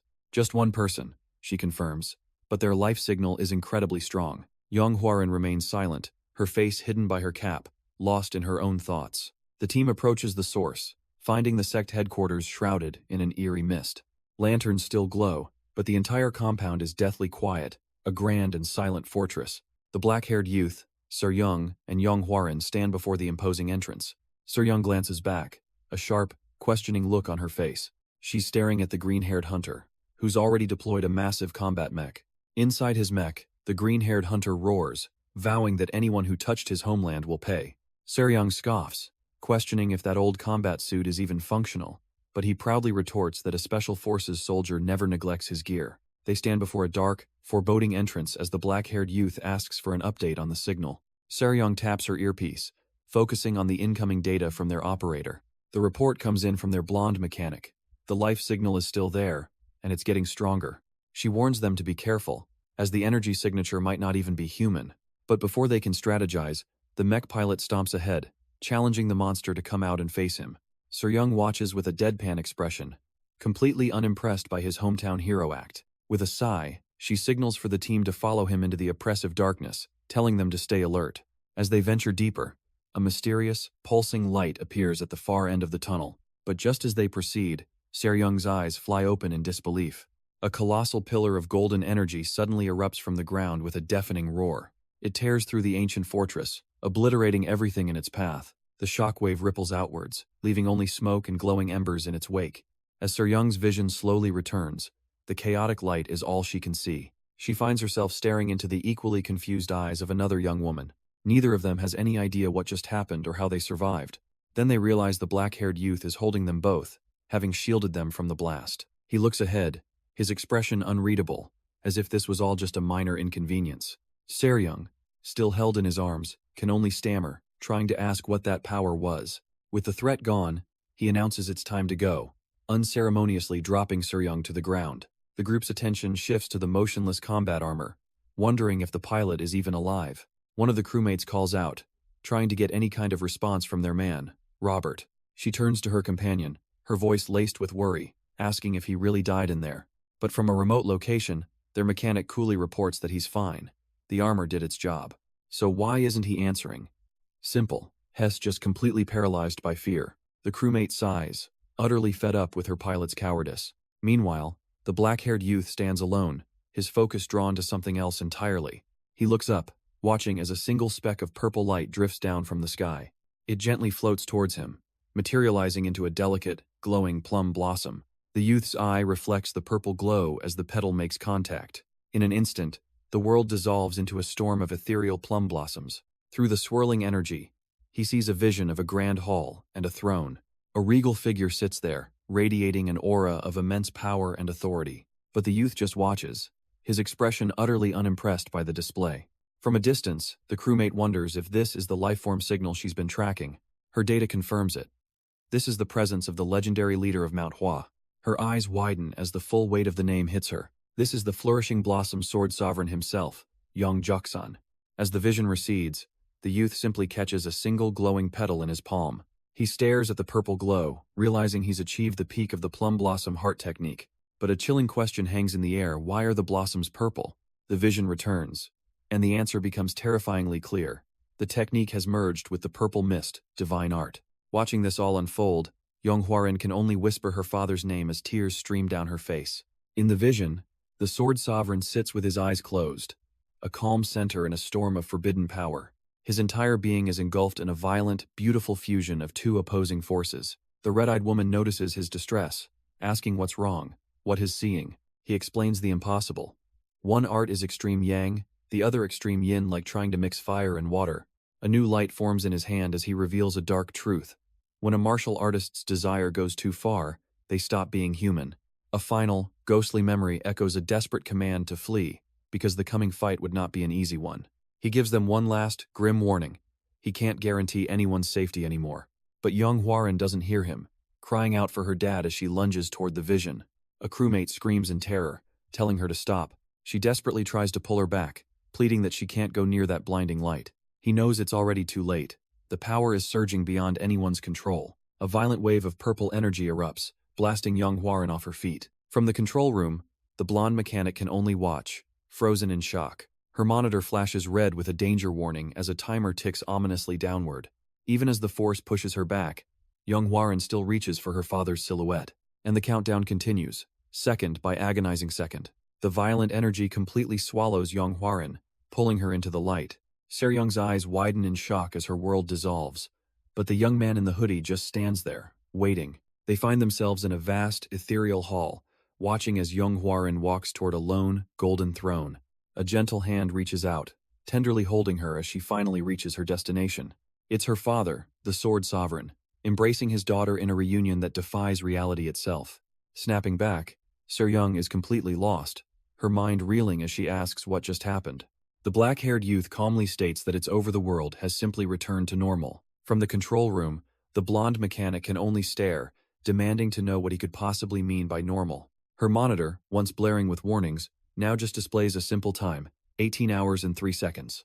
The clock ticks forward over a peaceful, bustling city at sunset, a world away from the chaos of moments ago. On the main screen, Seryung sees the impossible. The streets are now filled with people. The entire city, once a desolate ghost town, is suddenly teeming with life. She realizes with a jolt that these are the very people who had vanished, and they've all reappeared in an instant, as if nothing ever happened. Seryung can only watch, her mind struggling to grasp this unbelievable reality. The black-haired youth, however, seems completely unfazed by the phenomenon. The scene shifts, and now the crew is sitting at a table right in the middle of the bustling city. Seryung, the blonde mechanic, and the blue-haired hunter are all there, surrounded by the ghosts they thought were gone. She finally breaks the silence, asking if their bioscanner was malfunctioning this whole time.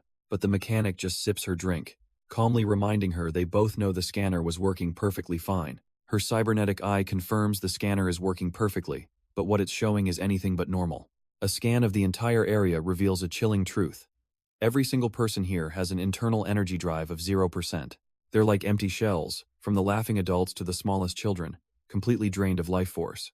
Seryung, ever the pragmatist, wonders if it really matters since they all look perfectly fine. But a new voice chimes in, a gray-haired hunter who thinks they should just be happy the locals aren't dead anymore and decides he's hungry. The black-haired youth just sighs, amused by how quickly Seryung's panic turned into this simple-minded scene. Just then, a server approaches their table, seemingly ready to take their order. The gray-haired hunter cheerfully waves her down, ordering a massive meal without a care in the world. But after he finishes, the server simply turns and begins to walk away. She doesn't head to a kitchen, she just keeps walking, past all the tables, leaving them to question what is even real anymore. The gray-haired hunter is baffled. Was she deaf? He was talking directly to her. But then he sees her walking back and tries again, waving his arm to get her attention.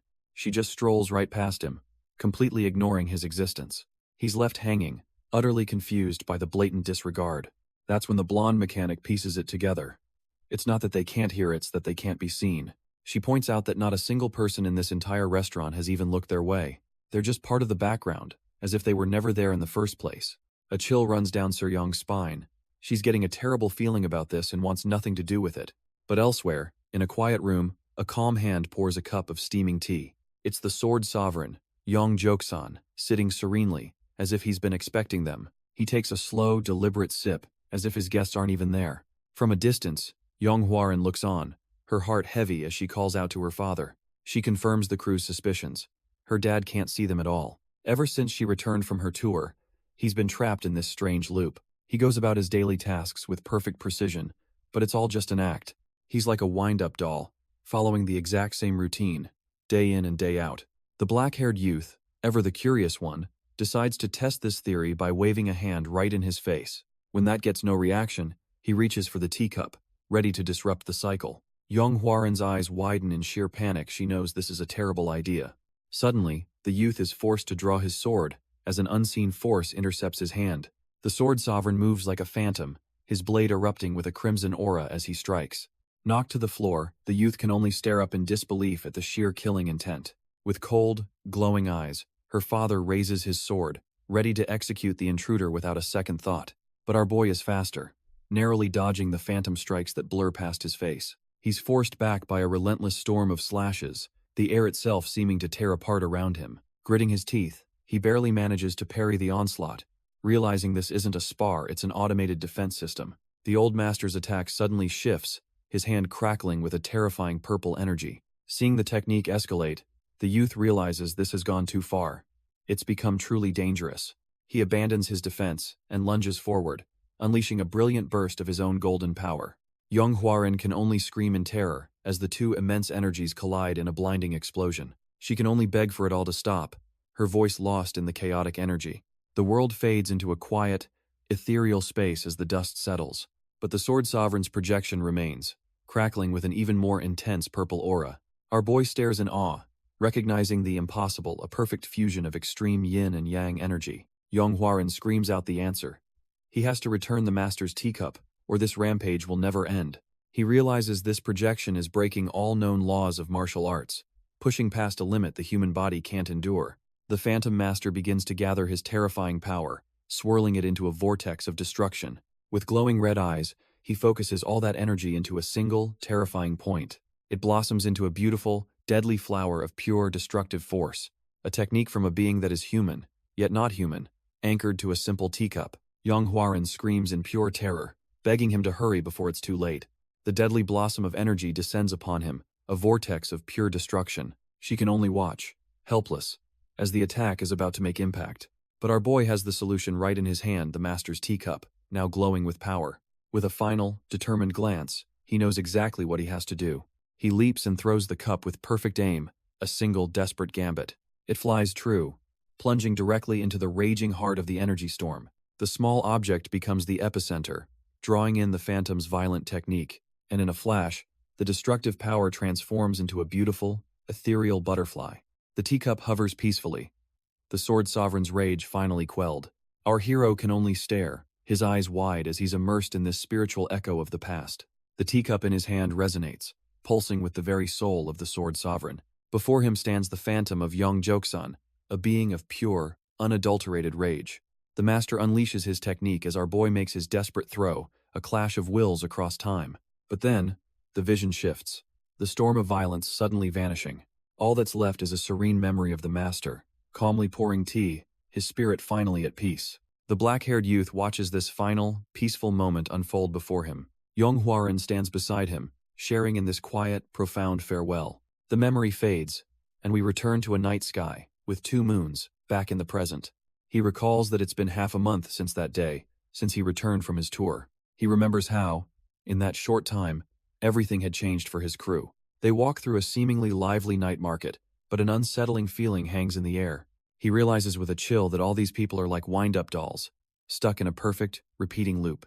Deciding to test this disturbing theory, the blue-haired hunter reaches out to interrupt a random passerby. The man is just walking along, mindlessly staring at his phone like everyone else. The hunter grabs his shoulder, casually asking what's going on here, trying to break the cycle. His eyes narrow behind his shades, watching intently for any sign of deviation. The man's face goes utterly blank, his eyes wide with a vacant, unnatural shock. Just as he thought the moment the routine is broken, the person simply stops functioning. The hunter leans in, a grim understanding dawning on him. This place is far more twisted than he imagined. The instant he breaks the man's routine, the entire world grinds to a halt. And then, the man he touched begins to fade, his expression still locked in that vacant stare. He flickers out of existence right before the hunter's eyes, leaving him utterly baffled. What just happened? His mind races, trying to comprehend the impossible. He turns to his companions, wondering aloud if that was some kind of teleportation. But even the brilliant blonde mechanic is at a loss, admitting she has no idea. Sir Young chimes in, getting a sharp look for her uncertainty. She clarifies that based on the particle waves, it resembles teleportation, but the scale, it's too large. The scale? What could she possibly mean by that? They look around, only to find the once bustling street is now completely, unnervingly empty. The question hangs in the air of the ghost town. Where did everyone go? The blonde mechanic's voice is grim as she corrects them. It's not just the city, all signs of life have vanished from the entire planet. Sir Young can't even process the scale of that statement. The whole planet? But Yong Huarin isn't surprised, her face hidden as she speaks with a chilling certainty. She knows that when everyone disappears like this, something else always appears to take their place. The group stands frozen, a new kind of dread washing over them. And right on cue, the empty street begins to shimmer and distort with an unnatural light. Figures begin to materialize out of thin air, forming silent, orderly ranks. The hunters can only stare in disbelief, wondering what fresh hell this is. An army of faceless, robotic soldiers has just appeared, ready for battle. The gray-haired hunter admits he doesn't know what's going on, but he's pretty sure they've just walked into a very, very dangerous situation. Sir Young can only stare, her mind struggling to catch up with the impossible sight. He identifies the silent legion before them as androids, questioning their strange appearance. They all look unfinished, like prototypes rolled out before they were ready. But the blonde mechanic coolly corrects him. They're not androids, they're construction droids. Just early models meant for simple labor, equipped with low-grade, limited AI. The gray-haired hunter lets out a sigh of relief. So they're just dumb robots? He almost panicked for nothing. He even tries to reassure Sir Young, mentioning the laws of robotics that prevent droids from harming humans. But a cold thought stops him mid-sentence. If they're harmless, why is every single one holding a sword? The gray-haired hunter scoffs, telling the droids to find another path since they're in the way. Sir Young tries to wave them off too, but one of the robots suddenly raises its sword. In a flash of light and steel, the machine lunges forward to attack. She barely twists out of the way, the blade missing her by a hair's breadth. Landing on the ground, she stares in disbelief, screaming at it, "Is it malfunctioning?" But the reflection in her eyes reveals a far more terrifying truth. It wasn't just one rogue unit. The entire army was leaping into the air, glowing with destructive power. They all converge into a single point, creating a massive, fiery explosion. From a safe distance, Yong Huarin watches the devastating blast light up the night sky. And she knows exactly what they are, the ones who appear after all the people disappear. Their directive is simple and terrifying. Attack every living thing they see. Sir Young and her companion are immediately swarmed, fighting for their lives. The sheer number of machines is overwhelming, a relentless tide of steel flooding the streets. Yong Huarin explains that she faced this exact same nightmare when she returned. She was ambushed, completely alone and caught off guard. Looking back, she knows she only survived thanks to her father's intervention. Because for some reason, there is one place the machines will not go near. A place protected by the quiet, immense presence of a single man. Her father, the sword sovereign Yong Joksan, sitting upon his throne. This is where her father is, a silent bastion cloaked in a violet aura. Even as everyone else glitched out of existence, the sword sovereign remained. But as they watch his projection, the youth sees something Huarin never realized. Hes not just sitting there, Hes barely hanging on. She turns to him, completely confused by his sudden, grim assessment. He explains that her father is burning his very soul and life force to maintain this state. There must be something he's desperate to protect. And the youth gently rests a hand on her head.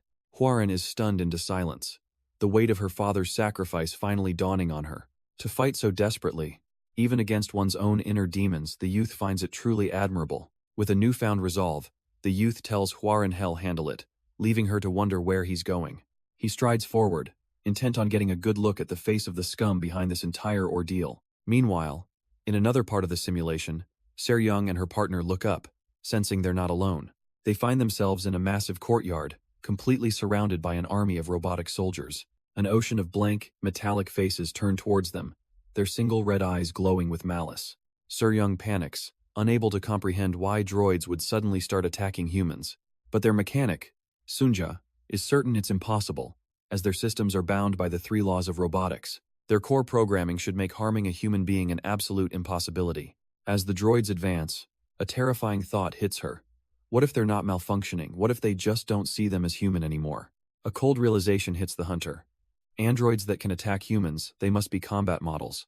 Back in the courtyard, the robotic horde charges again, a relentless wave of death. Sir Young braces herself, yelling for Sunya to hold on tight and stay hidden. The droids leap as one, a rain of steel and blades descending upon her. But before they can strike, they're vaporized by sudden, brilliant pillars of light.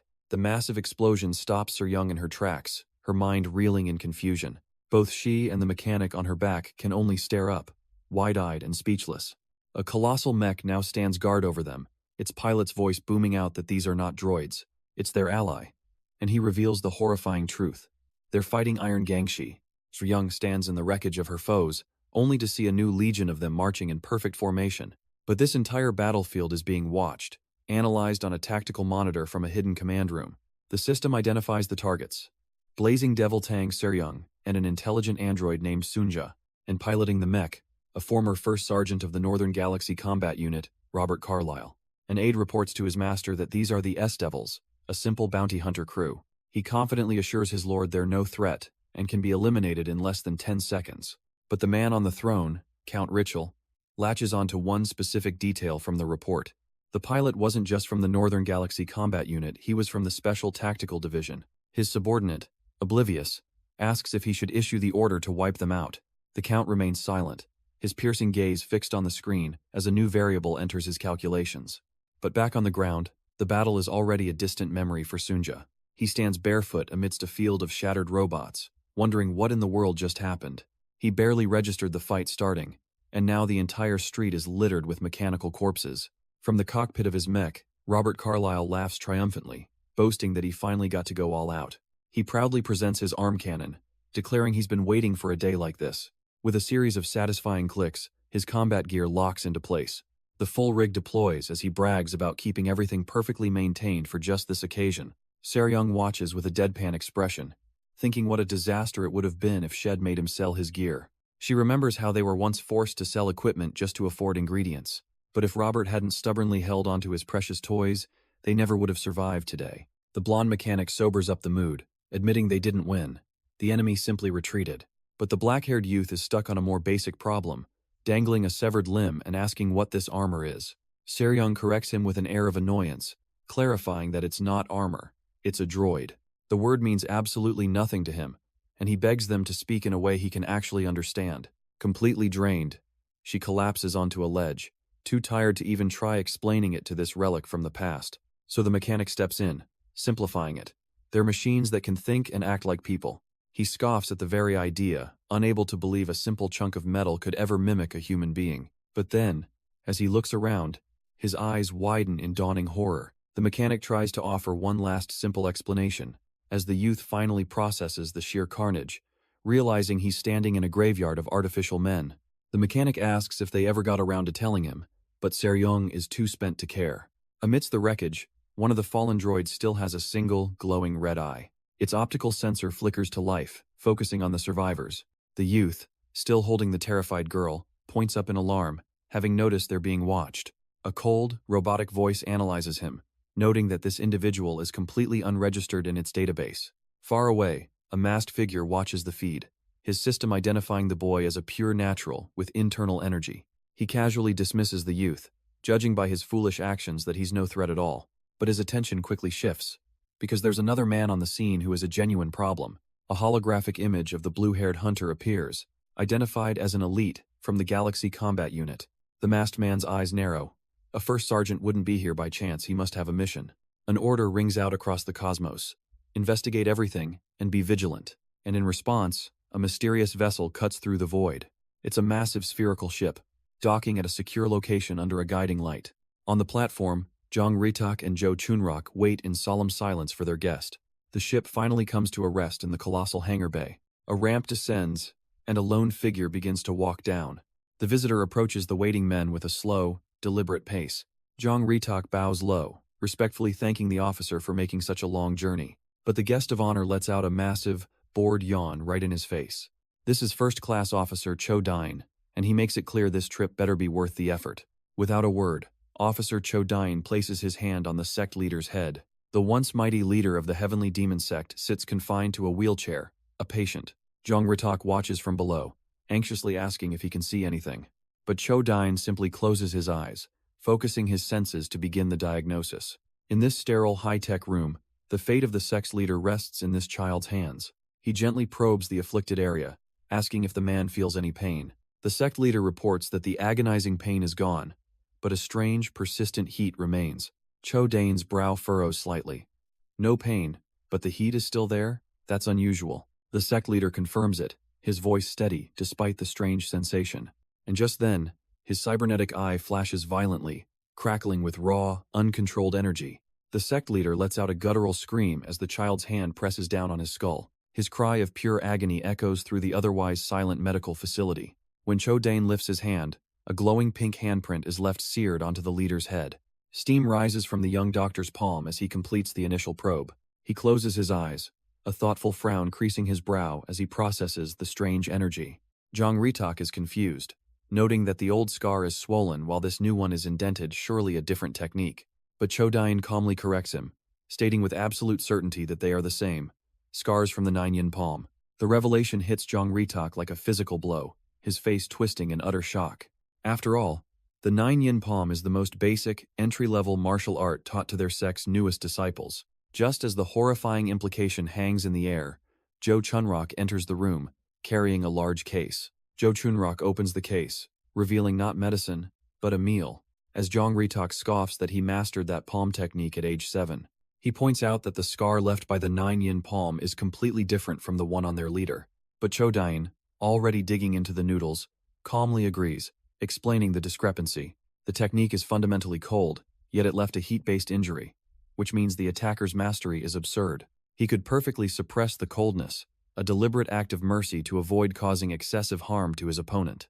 Jong Ritak is floored, reversing the very nature of a martial art is like making fire out of ice. The young doctor simply states that while it sounds impossible, it is, in theory, achievable. Then, with the gravity of the situation hanging in the air, he casually offers them some black bean noodles. A low growl from Jong Ritak's stomach breaks the stunned silence as he reluctantly agrees. Elsewhere, the blue-haired hunter stares down his foes, identifying the undead horrors as Iron Gangshi. Meanwhile, Sir Young sits before a literal mountain of sausages, ready for a briefing.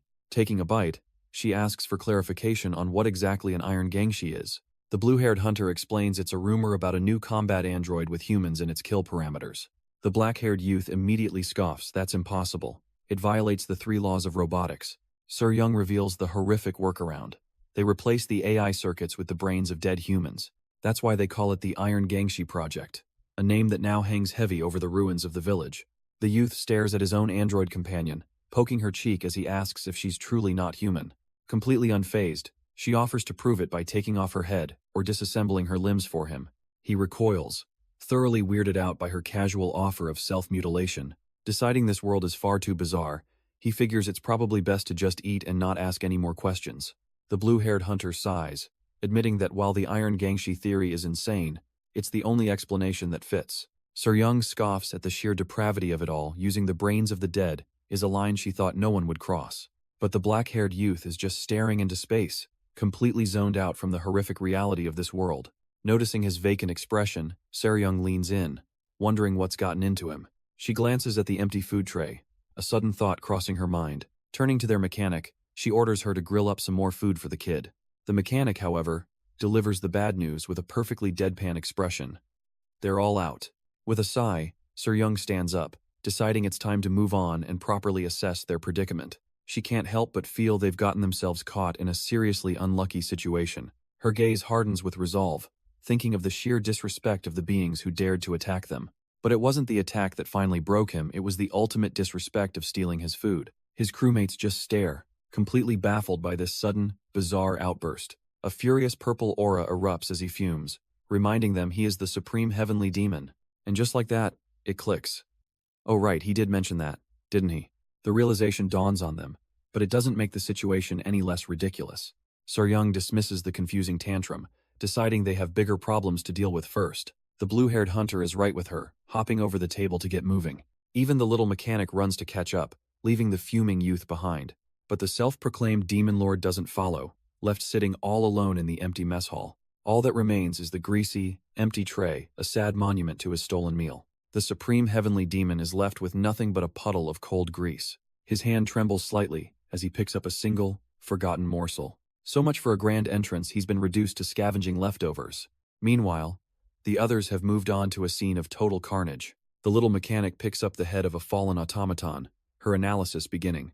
Sir Young stands over the wreckage, arms crossed, looking completely unimpressed.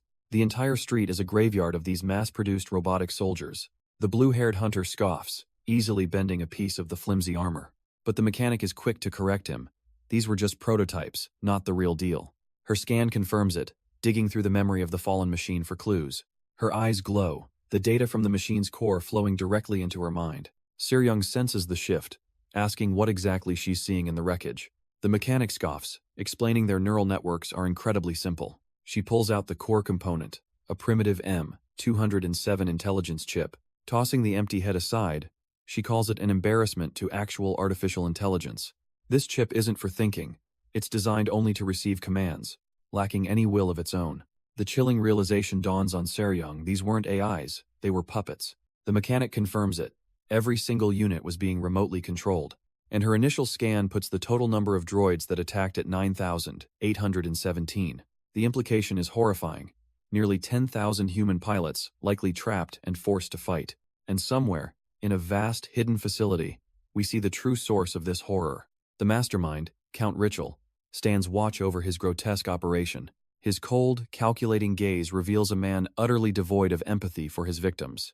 Here, countless souls are trapped, suspended in glowing blue tubes. Their bodies are used as living batteries, their minds hijacked to pilot the machines of war. The full weight of this truth crashes down on Seryung, who asks what the total population of the district was. The mechanic's answer is blunt and horrifyingly precise: 9,818. But elsewhere, a different kind of power is being called forth at the now empty Mount Hua. From a brilliant pillar of light, the spectral form of the sword sovereign, Yang Jaeksan, materializes. Yong Huarin watches her master return, but his presence carries a somber note. Just one person is missing. Zhang Ritak can't believe what he's just heard, demanding his master repeat himself. But Chodane, without even looking up from his meal, issues a chilling command. He orders a complete and total lockdown of the entire District 32. Stunned, Zhang Ritak can only ask why such a drastic measure is necessary. His master simply states that these are precarious times. The 2,000-year peace maintained by the Martial Alliance, he explains, has finally faded. He poses a question, comparing their situation to a mountain after its ruling tiger has lost its fangs. Zhang Ritak grimly suggests that the wolves will simply take over. But that's where he's wrong, and the realization hits him like a thunderclap. The wolves, Chodayan clarifies, will try to become tigers themselves, a far more chaotic outcome. Once the tiger is gone, Chodayan explains, the wolves see their peers not as allies, but as prey. In such a chaotic time, the first to fall is always the strongest among them. And as his followers bow, he reveals their sect is now in that exact, precarious position. They walk toward a massive spherical vessel, the sect's caution now making perfect sense. Zhang Ritak finally asks if this is connected to the mysterious individual using their sect's arts. His master gravely admits he doesn't know who it is, and that's the far bigger problem. As he climbs the ramp, he delivers the latest intel. That same person is heading for Mount Hua. The name alone sends a shockwave through Zhang Ritak. Mount Hua, of all places. Chodane likens the world to a powder keg, with this unknown fighter as the spark. Understanding must come before action, he declares, as the vessel's hatch seals him inside. The vessel detaches, a lone sphere venturing into the star-strewn void on its critical mission. Back at the station, the heavenly demon sect's emissary watches it become a distant star. His face is a mask of grim determination. The fate of their sect now rests on this journey. Meanwhile, on the planet of Mount Hua, a new mystery is unfolding at dusk. Yong Huarin explains that while the other disappeared, people return at night, her father did not. Instead, he remained behind, trapped in the form of a spiritual projection. Seryung watches, stunned, as a torrent of pink energy swirls and takes shape before them. The ethereal form solidifies, revealing the legendary sword sovereign, Yang Jaeksan himself. Realizing this is a temporary state, Seryung immediately asks how much time they have until sunset. The answer is unnerving. On this world, day and night cycle every 6 hours, and the clock is ticking. Sunja gives the final countdown 1 second before her expression twists into confusion. Seryung is just as lost, whipping around as the air fills with an ethereal energy. The sword sovereign's projection gently pulls his daughter, Huarin, into a warm embrace. Huarin explains that this isn't truly her father. It's just a memory, an unconscious action. He's simply stroking her head, a phantom reliving a peaceful day in the garden. This happens every sunrise, she reveals, a heartbreaking loop that never changes. And it's not just him, everyone on this planet is trapped, reliving a single, specific day. But Seryung notices a chilling detail if they're all in a loop. Where is everybody? The sprawling, beautiful city of Mount Hua is completely empty, silent as a tomb. She turns to Sunja, demanding answers. Why are the streets deserted? What is going on? Sunja struggles to explain, admitting there's a problem. But it's not what Seryong expects. The terrible truth is revealed. The people aren't missing. Seryong herself is gradually fading away. Seryong is completely baffled, unable to comprehend what she's hearing. Her confusion turns to panic as her own body begins to flicker and turn transparent. A blinding light erupts from her form as she starts to dematerialize from this strange reality. Sunja watches in horror, her sensors blaring a critical warning. The captain's vital signs, they're completely disappearing. The scene pulls back, revealing they were never on the planet, but in a simulation room with the Greenwood leader. His pirate vessel, marked with a skull and crossbones, hangs ominously in the void of space. And Kim Sungbom, the mastermind, gazes out at the planet below, his trap sprung. On the bridge, the Greenwood leader receives an update from his subordinate. A teleportation signal was just detected, and analysis confirms it was the Blazing Devil, Seryong. The leader calmly asks for her destination, his plan proceeding without a hitch. She's been sent to the second moon of Mount Hua, a barren rock named Genta, and on that desolate moon, under the gaze of the planet below, a strange, swirling energy begins to form deep within a crater. A terrified scream echoes from the darkness as the vortex pulls everything in. Seryong's consciousness awakens in a void, her voice trembling with panic. Her body is gone, replaced by a faint, shimmering light in the absolute black. As her ghostly form solidifies, she wonders in horror if she's actually died. She screams into the void, clawing at nothing, begging to be brought back to life. But then she stops, staring at her own hands in utter disbelief. Her form is solid again, standing under a single spotlight in the darkness.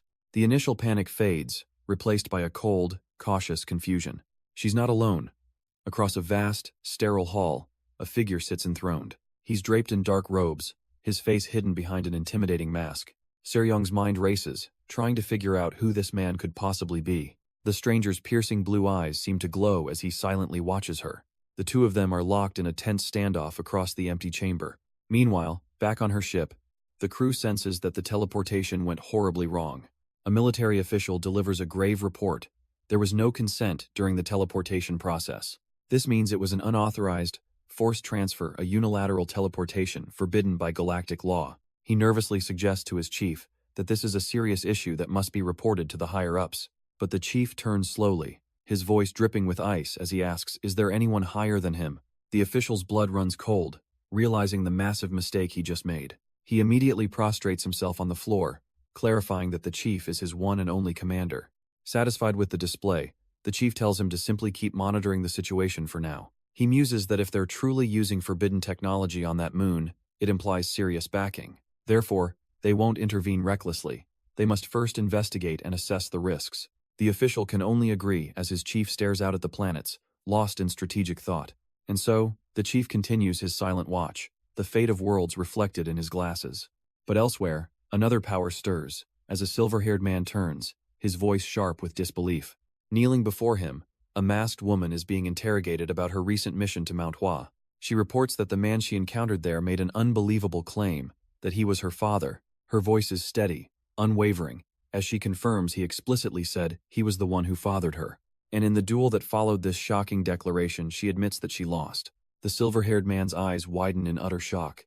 His prized daughter defeated? He stands, a ghost of a memory flashing through his mind as he processes the news. So, the one who defeated his daughter and dared to claim her as his own is at Mount Hua. A silent, seething rage builds within him, his hand clenching with terrifying pressure. Back on the ship, the blue-haired hunter is having a complete meltdown. He slams the table, roaring that some bastard dared to kidnap their captain.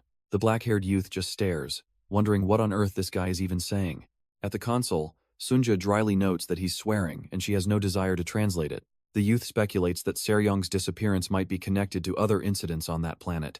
His companion agrees, though she admits they don't have any actual proof. But Sunja interrupts, revealing they do have evidence. It was a forced teleportation. This revelation sends the hunter into another frenzy, grabbing the youth and screaming they have to act now. As he's being shaken violently, the youth can only wonder what is wrong with this man. Sunja calmly explains that he suffers from severe PTSD from his military days, and his PTSD is on full display as he continues to scream, completely lost in his rage. But the youth just stares back, his voice chillingly calm as he tells him to let go. Sunja, busy on the floor, sighs that it's no use trying to talk him down now. But that simple, firm command seems to echo with an unnatural authority. Suddenly, the hunter snaps out of it, meekly letting go and apologizing for his outburst. Sunja gives him a deadpan look, thinking he could compete in an anger management contest. With the drama over, she gets back to the mission, explaining the limits of forced teleportation. Long-range jumps are impossible, which means Seryong couldn't have been sent to another planet. This narrows down the search area significantly. She's either on the planet or one of its 2 moons. The youth looks to her, asking the million-dollar question, so, which one is it? Sunja quickly rules out the main planet, as there are no life signs besides the Sword Sovereign. This leaves just 2 possible locations, the moons, Genta and Cicerus. But with life signs detected on both, and them being so close, she can't get a precise lock. The youth turns back, skeptical. So they're just going to have to guess? Sunja pauses, a mischievous glint in her eye as a ridiculous idea forms. Knowing the captain's obsession with gold, she confidently points to the golden moon, Cicerus. But far across the void, Seryong knows that was the wrong call. She's on the second moon, Genta, a desolate, cratered rock, and she's been found, standing before a mysterious figure with long silver hair and a dark mask. The man lounges in a large, empty chamber, fixing his gaze on her and demanding to know who she is. A quick scan reveals her specifications, a respectable 1.4 giga external energy drive. But what's truly shocking is the 3.3 giga ultra-high-density drive embedded within her body. Her only visible weapon is an electronic soft sword holstered at her waist. The silver-haired man considers this, a flicker of disbelief in his eyes. A 3.3 giga drive? He scoffs, dismissing her as some backwater bounty hunter with tech she can't even use. Seryong remains silent, her defiance only irritating him more as he asks if she's deaf. The scene cuts away to a place of total darkness, pierced by a single spotlight. At its center, a tiny green sprout pushes its way up through the cracked, dry earth. An old man with white hair crouches down, mesmerized by this small sign of life. Then, a small, childlike monk appears behind him, quietly addressing him as master. With a respectful bow, the young monk announces there's a serious issue he must discuss. But his master already knows, sensing it's about the chaos on Mount Hua planet that the boy was sent to resolve. The old man's advice is a patient one, a metaphor about waiting for a sprout to bloom before judging the tree. His voice continues, explaining they must wait until all the forces backing their target are completely exposed. He questions his student's haste, wondering if he's forgotten the lessons on patience he was taught. The young monk remains silent for a moment, his expression unreadable. The master senses there's more to it, asking what could have possibly rattled him so. And the monk admits it. During his investigation, an unexpected person appeared. He witnessed someone using their sect's martial arts, who had even reached the legendary level of reversing energy flow. This person, a mere youth, also knows their most secret technique, the Demon Heart Sura sword. And what's more, the monk reports, this youth had reached the absolute pinnacle of mastery. The core of the problem, he explains, is that this master is a complete outsider, with no ties to their sect. The old master's face turns to stone, his patience evaporating into a single, chilling command: kill him. The young monk can't believe what he's hearing, utterly shocked by the immediate death sentence. All composure is gone as the master explodes in a terrifying rage, screaming that this anomaly must be hunted down and destroyed. The sheer intensity of the order leaves his young disciple speechless. The perspective pulls back, revealing the monk isn't in some simple room, but meditating atop a colossal sphere. We zoom out even further, the sphere floating silently in the vast, star-dusted expanse of space. A silent testament to the incredible scale and power this mysterious sect operates on. And back in the present, the monk, now in his adult form, addresses Seryong, who has been ignoring him, asking if she didn't hear what he said. But the monk isn't asking anymore. He's giving an order. He wants to see what she's made of. Behind him, a spectral image of a robotic enforcer materializes, its red eyes locking on. In the real world, the sleek android phases into existence, towering over a stunned Seryong. Furious at the sudden ambush, she demands to know what he thinks he's doing. She doesn't wait for an answer, gathering a brilliant sphere of golden energy in her palm. With a defiant roar, she unleashes the blast, only for the android to dodge it with impossible grace. Before she can even process what happened, the machine is on her, its metallic hand clamping over her face. She can't believe it. How could anything move that fast? From his seat, the monk watches, completely unfazed, informing her that resistance is futile. He makes his offer clear: answer his questions, and he will grant her a life free from eternal suffering. Furious, Seryong screams for him to shut up, twisting out of the android's grasp. The monk, however, seems intrigued, recognizing her technique as some kind of adaptive variation. She's not done yet, pulling out a glowing blade-like device from her sleeve.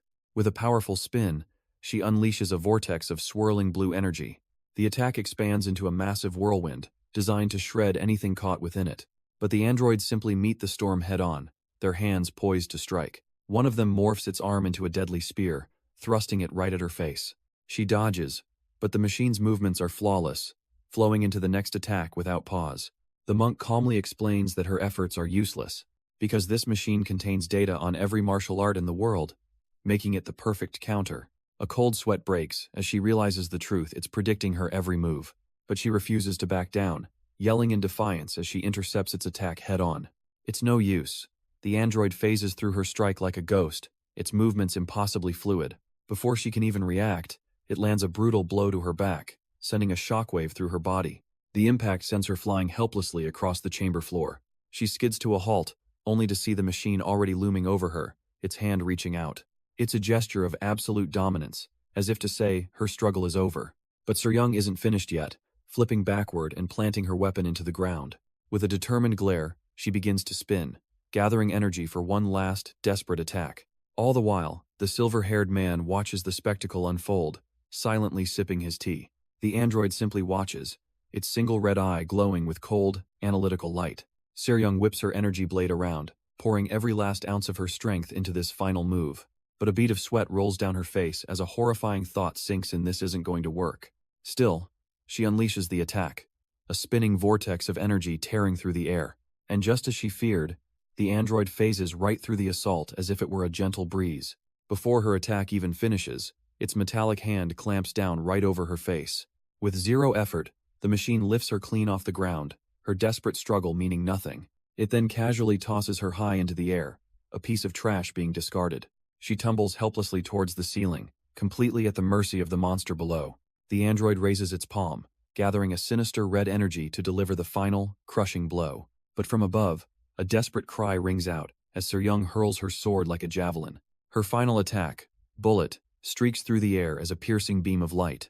The android simply looks up, its single red eye tracking the projectile with cold indifference. With a casual flick of its wrist, the machine snatches the blade right out of the air. In the next instant, it's airborne, closing the distance to meet the falling Seryung. Before she can even react, its metallic hand presses firmly against her stomach. The android's fingers begin to twist, manipulating the very energy flowing from her own weapon. A golden light starts to burn from its palm, and she feels her power being siphoned away. The machine effortlessly bends her technique to its will, a master puppeteer pulling the strings. A silent scream is frozen on her face, realizing she's not just been defeated, she's being consumed. The android's body hums, fully integrating the stolen power from Seryung's blade. Her signature weapon, now a dead husk, is simply discarded. The machine's head splits open, consuming the very essence of her technique. It holds her limp body aloft, a trophy of its absolute victory. For a moment, they hang suspended in the air, a terrifying display of power. But from the shadows, a calm hand clenches, crushing a small, intricate device. A silver-haired man emerges, a master from the infamous Sichuan Tang clan. Suddenly, the seemingly invincible android seizes up and collapses, impaled from within. Seryung tumbles to the concrete floor, freed from its grasp as the machine dies. She looks up, exhausted and confused, trying to process who just saved her and why. From the ground, Seryung demands to know who this mysterious stranger is. But a cold sweat trickles down her face. She can tell this situation is deeply troublesome. Her savior ignores her, instead asking how she knows the arts of a clan that vanished a decade ago. The scene shifts to a green-haired woman, kneeling as a powerful aura flares to life around her. She's decided that desperate times call for desperate measures, activating a forbidden technique. The silver-haired man recognizes it instantly, the Xuanwu divine art, a skill known only to the head of the Tang clan. With a defiant roar, she unleashes her power, a brilliant green pillar of light crashing down from above. He looks up, calmly analyzing the attack meant to dominate the sky from all directions. The beam of pure energy reverses course, shooting straight up like a rocket. It detonates in a massive, deadly firework, scattering brilliant green light across the darkness. The last of her power burns away in a desperate, final gambit. But he simply watches the spectacle, identifying it as the infinite rain blossom technique. The brilliant light fades, leaving a heavy silence in the ruined parking garage. Our perspective shifts far away, to a colossal ship hanging silently in the cosmos. We're now in a memory, a woman recalling the strange circumstances of a fateful meeting. She had gone to Mount Hua on a mission, a simple request from what she remembers. But then she lost consciousness, only to wake up here, in front of him. The silver-haired man just watches her, seated calmly upon the corpse of a monster. She tries to make sense of it all, but has no idea why any of this is happening. His cold, calculating eye reflects her entire predicament, holding her in his gaze. He had simply teleported her here against her will. The silver-haired man told her not to be surprised. He was here to grant her wish. Her wish? The woman stood in stunned silence, completely bewildered. He saw right through her, asking about her burning desire to become stronger. He knew everything, even her infamous title and how she turned ships into arenas. But he also knew of her secret despair, the hopelessness she felt each night. That, he claimed, was why he brought her here, to give her the power she craved. His words were infuriatingly personal, and she demanded to know who he was. Seeing that talk was useless, he rose, deciding a clash was the only answer. And so, their fight began on a grand, otherworldly stage, but it was not what she expected. She remembered their first encounter. A swift, humiliating defeat. No matter what she tried, her every effort was casually dismissed. Against his overwhelming power, her struggles were completely useless. He held her by the throat, the life draining from her body with every passing second. But another memory surfaced, a different touch from that very same man. He had once promised to make her strong, to mold her in his own image. The reason he gave her shattered her world. He was her father. But back in this moment of defeat, she could only demand to know who he was. He finally answered, offering to forge her weak body into something powerful. The price, however, was chilling. She would have to abandon her useless mind. Her father's offer echoed in her mind. Abandon the useless mind for a perfect body. He had given her a choice, a path to a new kind of strength. And with it, he gifted her this power, this perfect vessel, an ability she knew as steel fortification. But back in the present, Sunja suddenly freezes at the ship's controls. Her companion impatiently demands to know why they aren't moving yet. She doesn't answer, her eyes locked on the insistent beeping of the radar. A single, massive contact has appeared out of nowhere, right on top of them. Their small transport ship floats silently in the void. Before them looms a colossal sphere, dwarfing their vessel completely. Their tiny transport ship hangs in space, dwarfed by the silent, spherical vessel. Her companion scoffs, demanding they just blast the thing out of their way. But Sunja can only tell him that's impossible, leaving him to demand why. The ship scanner paints a terrifying picture. It's a Celestial-class battleship, and its owner is a name that strikes fear into anyone who hears it: the Heavenly Demon Sect. All the man's bravado instantly evaporates, replaced by cold, silent dread. The next thing they know, they're inside the ship, being led by a small, silent child monk. He guides them down a long, sterile hall toward a lone figure seated at a table. A young man sits there, calmly cutting into a meal, seemingly unfazed by their presence. The child monk simply watches, his gaze fixed on the person they've come all this way to meet.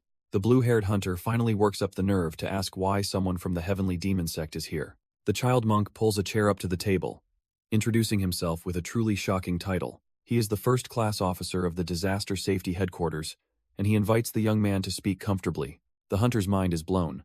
A first-class officer? That's an extremely high-ranking official, and he's just a kid? The monk gets straight to the point, explaining he has a pressing request. He asks the youth to please stay out of this matter, but the boy just keeps eating, completely unbothered. To elaborate, the monk reveals the mastermind behind the incident, a man named Richel Archimond. He explains that Richel was once a top scientist for the human government, developing military weapons. His work was a secret initiative known as Project Steel City, an army of advanced androids. However, due to the inhumane nature of his development process, he was expelled and simply disappeared. And now, the monk warns, Richel is hiding here, conducting experiments on a far grander scale. The youth finally pauses his meal, a flicker of understanding in his eyes. So he wasn't just expelled, he was secretly given even more funding. A fact the monk confirms with a grim look. But just as the tension peaks, the boy completely ignores the world-shattering news and asks for some water. The monk is dumbfounded. After revealing all this, the kid still shows absolutely no reaction. He can't help but wonder who in the world is this person. The blue-haired hunter, on the other hand, is losing his mind, shouting about the military's involvement. The monk calmly confirms it's a situation far beyond what civilians can handle, telling him to stay out of it. But the hunter can't accept that, desperately asking what's going to happen to their kidnapped captain. The official's reply is cold and final. There's nothing they can do. All that's left is to pray for her. Furious, the blue-haired hunter slams the table, roaring that they're going to rescue their captain no matter what. But the black-haired youth just takes a calm sip, stating he won't be ordered around by anyone. His eyes narrow as he puts the pieces together, questioning why the monk would share such valuable intel so freely. He calls the monk out directly, accusing him of trying to use them as disposable tools to avoid responsibility. A smirk plays on his lips. He's amused that this child, who barely has any hair, thinks he can manipulate him. The hunter, completely lost, finally asks the youth who in the world he is to be acting so bold. But the youth's focus is solely on the monk, asking if discovering his identity was the real goal here. For the first time, the child monk is left completely speechless. Seeing his point is made, the youth gets up to leave, declaring they have nothing more to do with each other. But as he walks away, the monk's eyes snap open, asking if he has any connection to the heavenly demon sect. Without even looking back, the youth gives a cold, simple answer: no connection. The monk immediately accepts this, declaring that the sect will now officially disavow any of his future actions. But the youth couldn't care less, giving a dismissive wave as he heads out. He's already on his way, his transport zipping through the vastness of space. Staring out at a distant star, he seems to be lost in his own world. Back in his high-tech command center, the monk finally allows himself a small, knowing smile. Hess relieved that such talent still exists within the sect, but he can't help but think the boy is still too immature. Elsewhere, the blue-haired hunter is fired up, ready to get their mission started properly. But Sunja chimes in with some unexpected news. Their coordinates have been altered. Their original target, Moon Cicerus, has been swapped for a new destination, Moon Genta. The child monk watches on from his command center, his expression unreadable. The new destination is Moon Genta, a barren rock floating in the cold darkness of space. A massive crater marks the location of a secret facility hidden deep beneath the surface, and inside that base, Seryung's unconscious form is dragged across the sterile floor. Her captor is the silver-haired man, Richel Archimond, moving with cold, calculated purpose. He pulls her through a vast, high-tech laboratory filled with ominous equipment. His target is a large, glowing platform at the very center of the room. He finally tosses her to the ground, her body limp before the strange device. Richel looks down at his captive, wondering if she has finally awakened. Seryung's eyes flicker open, her gaze hazy as she weakly asks what he's trying to do. He looks down, almost impressed, remarking on the resilience of her noble bloodline. Seryung can only glare up at him, demanding to know where she is and what he's planning. With his back turned, Richel promises to free her from all her pain. He intends to erase her memories, wiping the slate clean of every dark moment from her past. His ultimate goal: to transform her into an iron gangshi, a perfect puppet that only knows obedience. But Seryung refuses to yield, straining with every fiber of her being to move. Richel scoffs at her pathetic struggle, informing her that he's already blocked her meridians. As restraints on the platform activate, he declares that her body no longer listens to her commands. She trembles with effort, but he just tells her to be a good pet and wait for him. He looks down at her, utterly confident, reminding her that any resistance is completely useless. His cold blue eyes watch her, certain of his complete victory. But as he gazes down at the supposedly helpless Seryung, her own eyes flare with crimson light, spitting that the Tang clan can be killed, but never dominated. Richel's smug confidence wavers for just a moment, caught off guard. Suddenly, a sickly green energy begins to emanate from his own chest. He looks down in shock to see her hand pressed against him, realizing he's been poisoned. She reveals her final gambit, the pigeon blood poison, a gift given to every Tang clan member. It's a last resort, a weapon designed to be unleashed only at the moment of death. Richel stumbles back as the toxin burns through him, but her grip is unbreakable. She tells him any struggle is useless. The more her heart burns, the stronger the poison gets, until it can melt even metal. As the poison flares, she calls him an ugly monster, much to his disbelief. With blood streaming from her eyes, she declares that they're going to die together. Richel desperately tries to shove her away, but her grip is absolute. Suddenly, a sect android intervenes, grabbing her arm with its metallic claws. With a sickening crack, the machine twists her limb, trying to break her hold by force. Seryung cries out in agony, her arm shattered, but her will remains unbroken. The android simply rips her arm clean off, sending a spray of blood across the lab. Just then, the facility's emergency alarms begin to blare. Richel's attention snaps toward the flashing red lights, momentarily distracted. An automated voice announces an intruder, and elsewhere, a familiar face is detected. The intruder stands before a hunter in a hulking combat mech, completely unfazed. He turns his back on the pilot, walking toward a far more ominous sight. A crimson portal boils in the distance, spitting out an endless army of killer androids. Thousands upon thousands of them, a sea of steel and glowing red eyes, march forward in unison. The pilot yells for the kid to go save the captain. He'll hold off this impossible horde himself. But in the blink of an eye, the youth vanishes, leaving only a streak of light behind. He didn't run, he launched himself into the sky like a human cannonball. All the hunter can do is stare, his mind failing to process the impossible speed. The intruder dives headfirst into the swirling heart of the enemy swarm, and from within their ranks, he unleashes a devastating pillar of pure energy. The blast tears a hole in the enemy lines, a brief, violent flash of defiance. But from the pilot's cockpit, the effect looks pitifully small.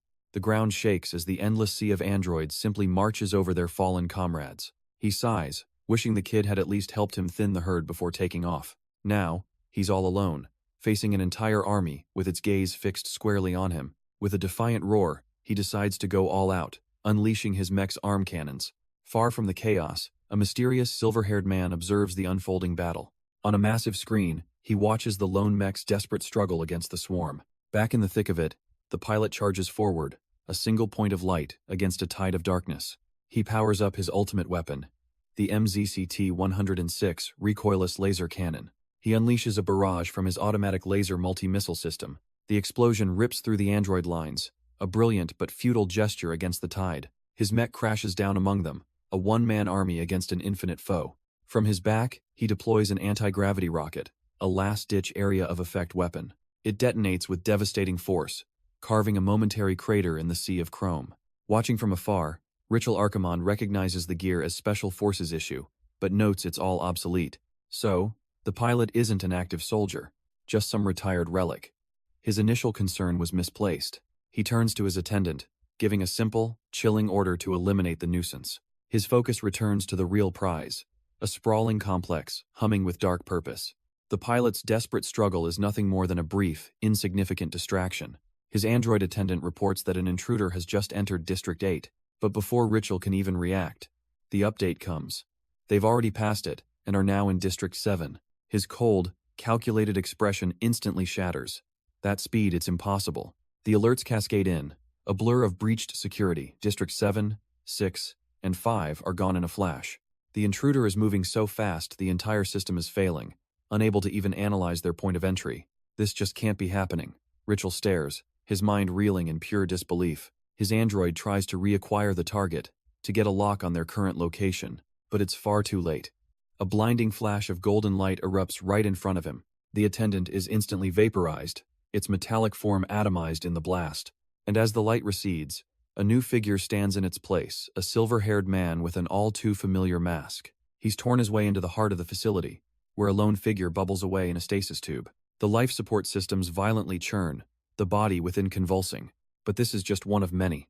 An entire forest of glowing blue cylinders stretches out, each holding a silent, captive body. The silver-haired intruder stands amidst the steam and debris of his own destructive entrance. He surveys the grim laboratory he's just breached, a silent conqueror. But from the shadows, another figure steps forward, completely unfazed. The intruder's single eye widens slightly. He wasn't expecting company. A young man in a simple hoodie just stares back, almost as if he'd been waiting. In the center of this secret facility, two powerful unknowns finally lock eyes. The young man in the hoodie simply watches, his expression completely unreadable. The silver-haired intruder is floored, his mind reeling. Who the hell is this kid? He can't sense a shred of power, yet this youth stands before him without an ounce of fear. The kid's gaze then shifts past him, landing on a glowing operating table in the middle of the lab. There lies Sir Young, battered, bloodied, and missing an entire arm. The intruder's composure finally breaks as he demands to know who he's talking to. But the youth ignores him, looking down at the broken girl with a chilling coldness. He speaks, his voice low, accusing the man of ruining a young life just as it began. He gestures to the rows of human experiments, condemning the lack of respect for life. Then, his eyes lock onto the intruder, delivering his final judgment. You're nothing but a monster. Richel Archimon seethes, his pride wounded by the boy's insult. But the youth's gaze remains utterly unfazed, cold as ice. Losing his composure, the scientist screams, demanding to know just who he is. In response, the boy simply raises his hand, a silent command. A blade of pure blue energy materializes in the air right above Richel's head. It hums with a terrifying power he can't possibly comprehend. The youth finally speaks, declaring he refuses to talk with anything non-human. With that, the sword of light plunges down in a blinding flash. It streaks past Richel's face, a hair's breadth from ending his life. But it was never an attack, it was a summons. As the weapon flies back into the youth's waiting hand, Richel's cybernetic eyes scan the boy, trying to process the impossible data. The analysis confirms it. The kid is using void manipulation, but has no internal energy drive. His mind reels, how could this youth wield a power meant only for transcendent beings? The only explanation he can grasp at is some form of forgotten, ancient martial art. But his focus is broken by a sharp pain from his damaged core, a nasty souvenir from his last fight. In that split second of distraction, the youth closes the distance between them. The cold, humming tip of the energy sword is suddenly pressed against his throat.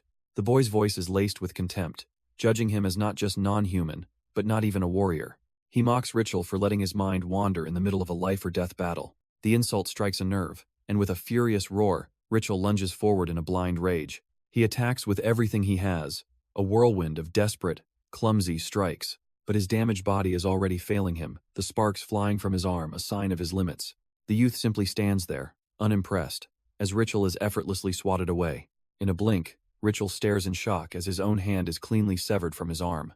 The boy's mind flashes to Sir Young, lying broken and unconscious on that cold table. He considers the debt for her injuries now paid in full, but that was just business. Now, he's going to collect the price for being personally annoyed, and he warns Richel that this price is going to be incredibly steep. A terrifying dark energy erupts from him, swallowing the entire area in a violent storm.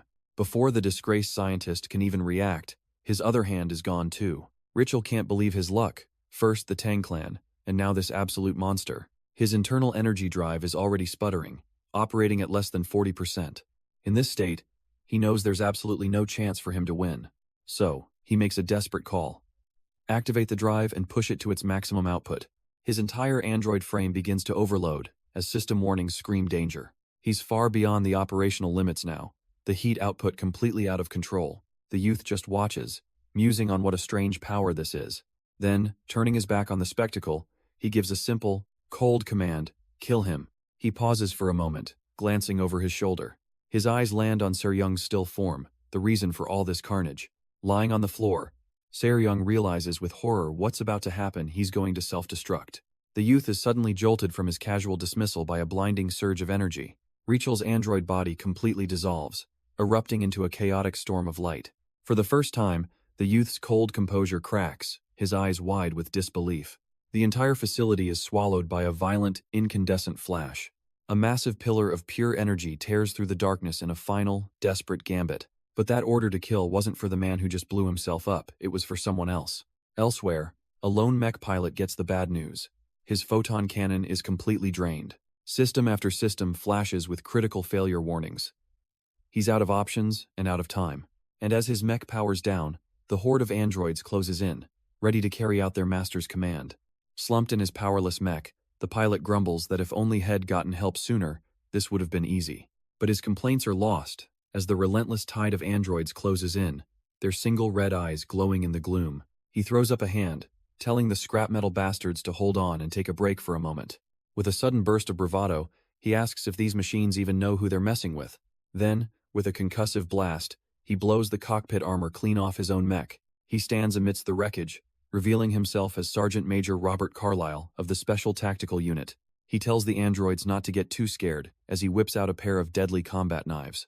With a wild cry, he leaps from the ruined mech, arms spread wide, inviting the entire horde to come at him. The androids answer his challenge, descending upon him in a storm of blades from all directions. But just as he's about to clash, a brilliant golden light washes over him, and his confident smirk vanishes into confusion. A pillar of light erupts from the cratered surface, turning the sky into a second sun. The world is bleached white by the sheer intensity of the blast. In the reflection of his glasses, Robert Carlyle witnesses a power beyond comprehension. He stands frozen, his battle-ready stance forgotten, completely stunned by the spectacle. With knives still in hand, he's just a lone figure before an apocalyptic event. A mushroom cloud of pure energy blooms behind him, dwarfing everything in its wake. The explosion expands, a shockwave of light rippling across the moon's desolate landscape. From a distant planet, the moon itself seems to ignite, a brilliant star in the dark void. Back in a control room, an official stares upwards, his mind struggling to process the readings. He turns to his superior, reporting a gigaton-scale electromagnetic explosion originating from the moon. The chief's expression hardens. He realizes this situation is getting far more serious. An explosion of this scale, he reasons, could only be the work of the military, implicating the human government itself. So he gives a chilling order. Delete everything, all footage, all records. As far as they're concerned, they saw nothing. The military official flinches, stunned into silence by the command to bury the truth. Far away in the void, a mysterious metallic sphere drifts silently through the cosmos. In another location, holographic monitors replay the footage of the moon's devastating energy blast. A child monk watches the event unfold on his screens, his face a mask of calm observation. Back on the lunar surface, Robert Carlyle stands shirtless, bathed in the afterglow of the explosion. He looks around in total confusion at a field of deactivated androids littering the ground. His mind races, desperately trying to find his leader, Captain. He runs through the metallic graveyard, his voice raw as he screams for his missing captain. But there's no answer, only a strange, golden light beginning to glow in the distance. Robert turns towards the source, his body silhouetted against the blinding radiance. The light swells, consuming the entire landscape in a flash of pure energy. And as it fades, a new figure is revealed, sitting calmly atop a strange device. In his arms, he cradles an unconscious youth, bleeding from a grievous wound. The mysterious youth himself looks down with a somber, unreadable expression. Robert finally spots him, his confusion turning into wary suspicion. The two now stand apart, separated by a chasm on the newly formed terrain. And on this world, once a barren moon, a single sapling sprouts a sign that life is returning. And elsewhere, two figures watch over this new beginning amidst a field of impossible flowers. The child monk explains that all the people used in the experiment have been returned to their lives. Better yet, their memories have been wiped clean, as if the nightmare never even happened. The old man marvels at the sheer impossibility of it all, wondering what kind of power could do this. His young companion has the answer, a term that sends a chill down the spine: entropy inversion. The old man grumbles, telling the boy to speak plainly.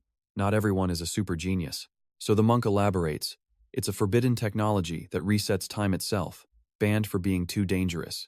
But Richel Archimon didn't just complete it. He used it to save every single test subject at once. And as rain begins to fall, the monk notes this is just one of many impossible feats he's accomplished.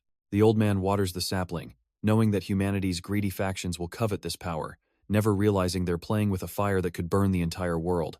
But elsewhere, a different question hangs in the air, as Richel Archimon asks if his enemy is truly dead. The child monk, ever so calm, admits that he isn't entirely sure. The old man's expression hardens.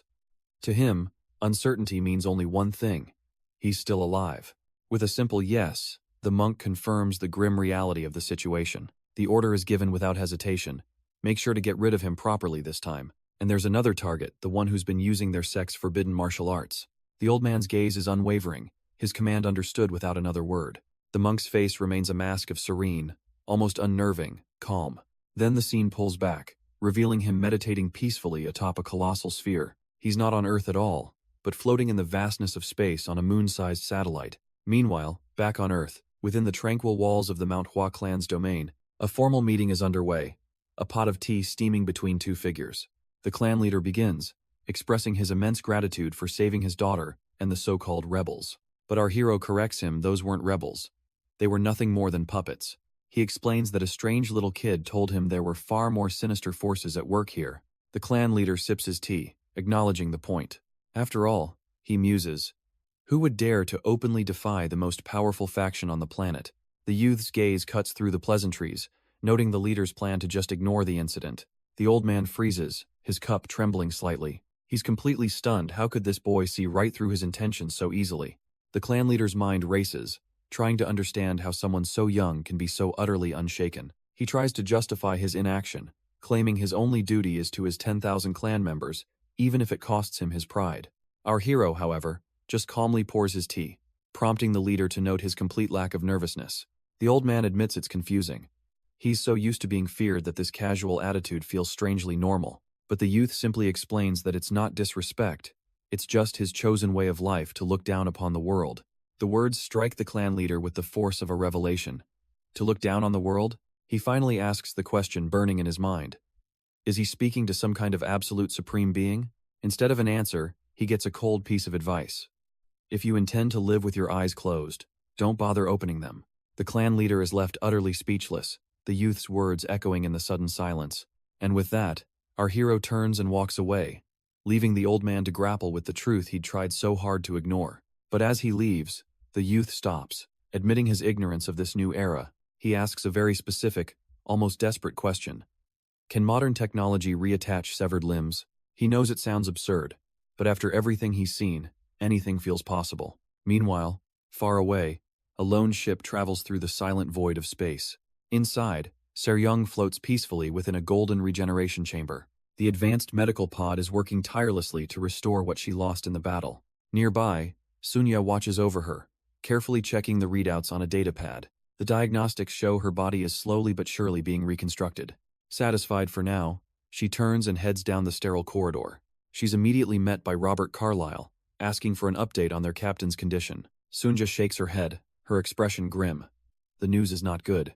Robert doesn't understand, demanding to know why they can't just reattach her arm. But the problem is far worse, she explains. Seryung's blood is filled with poison, a unique toxin her own body is creating, one with no known antidote. He snaps, grabbing her and yelling that they need to find a proper hospital immediately. She calmly rebuffs him, stating that Seryung simply won't survive the journey. His anger evaporates, replaced by a chilling dread. So what can they possibly do? Sunja turns and walks away, relaying the captain's final, morbid instructions. They are to prepare to say goodbye and release her body into the endless void of space. Robert is left standing alone, utterly speechless as the grim reality sets in. Alone in the cold, sterile hallway of the ship, the silence is deafening. Sunja tries to go through the motions, getting a simple cup of water, but she just stares at it, the captain's words echoing in her mind. In a sudden burst of helpless rage, she hurls the cup against the wall. The water splashes across her face, but she doesn't even flinch. Tears stream down, mixing with the cold spray as the reality of their failure sinks in. She looks out the viewport, only to see a massive, unfamiliar ship looming before them. Her grief is instantly replaced by utter shock and disbelief. On the deck of that vessel, a figure watches their small ship approach. A mysterious woman with flowing white hair stands waiting for them in the void. Her gaze is cold and distant, a silent queen surveying her new domain from the void. Down below, the leader of the Mount Hua clan looks up, his expression hardening. A colossal modern ship hangs impossibly in the sky, a metal beast over their ancient city. He says nothing, simply watching this blatant display of power with a calculating stare. One of his subordinates quickly identifies the vessel. It belongs to the West Heaven Sword Matron. The name hangs in the air, Kim Yonhua, a legendary and fearsome figure. The sect's security enforcer, Man Sanjin, reports that they've tried hailing her multiple times to no avail. The clan leader calmly decides to let her be, assuming she isn't here for them. But Man Sanjin is furious, seeing this as a grave insult to their sect's authority. His leader, however, urges caution, reminding him that their clan is still rebuilding and cannot afford a fight. But the clan leader calmly states that for now, patience is their only true weapon. They must endure this humiliation until the Mount Hua sect is strong enough to fight back. Man Sanjin turns away, his fists clenched in silent, simmering frustration. He takes a deep breath, swallowing his warrior's pride for the good of the clan. Meanwhile, aboard that very ship, a different kind of meeting is underway. Inside a futuristic medical bay, the West Heaven Sword Matron addresses the young man. She gestures to Seryung, floating unconscious in a healing tube, offering to fix her. He's stunned, wondering aloud if she can actually reattach a severed arm.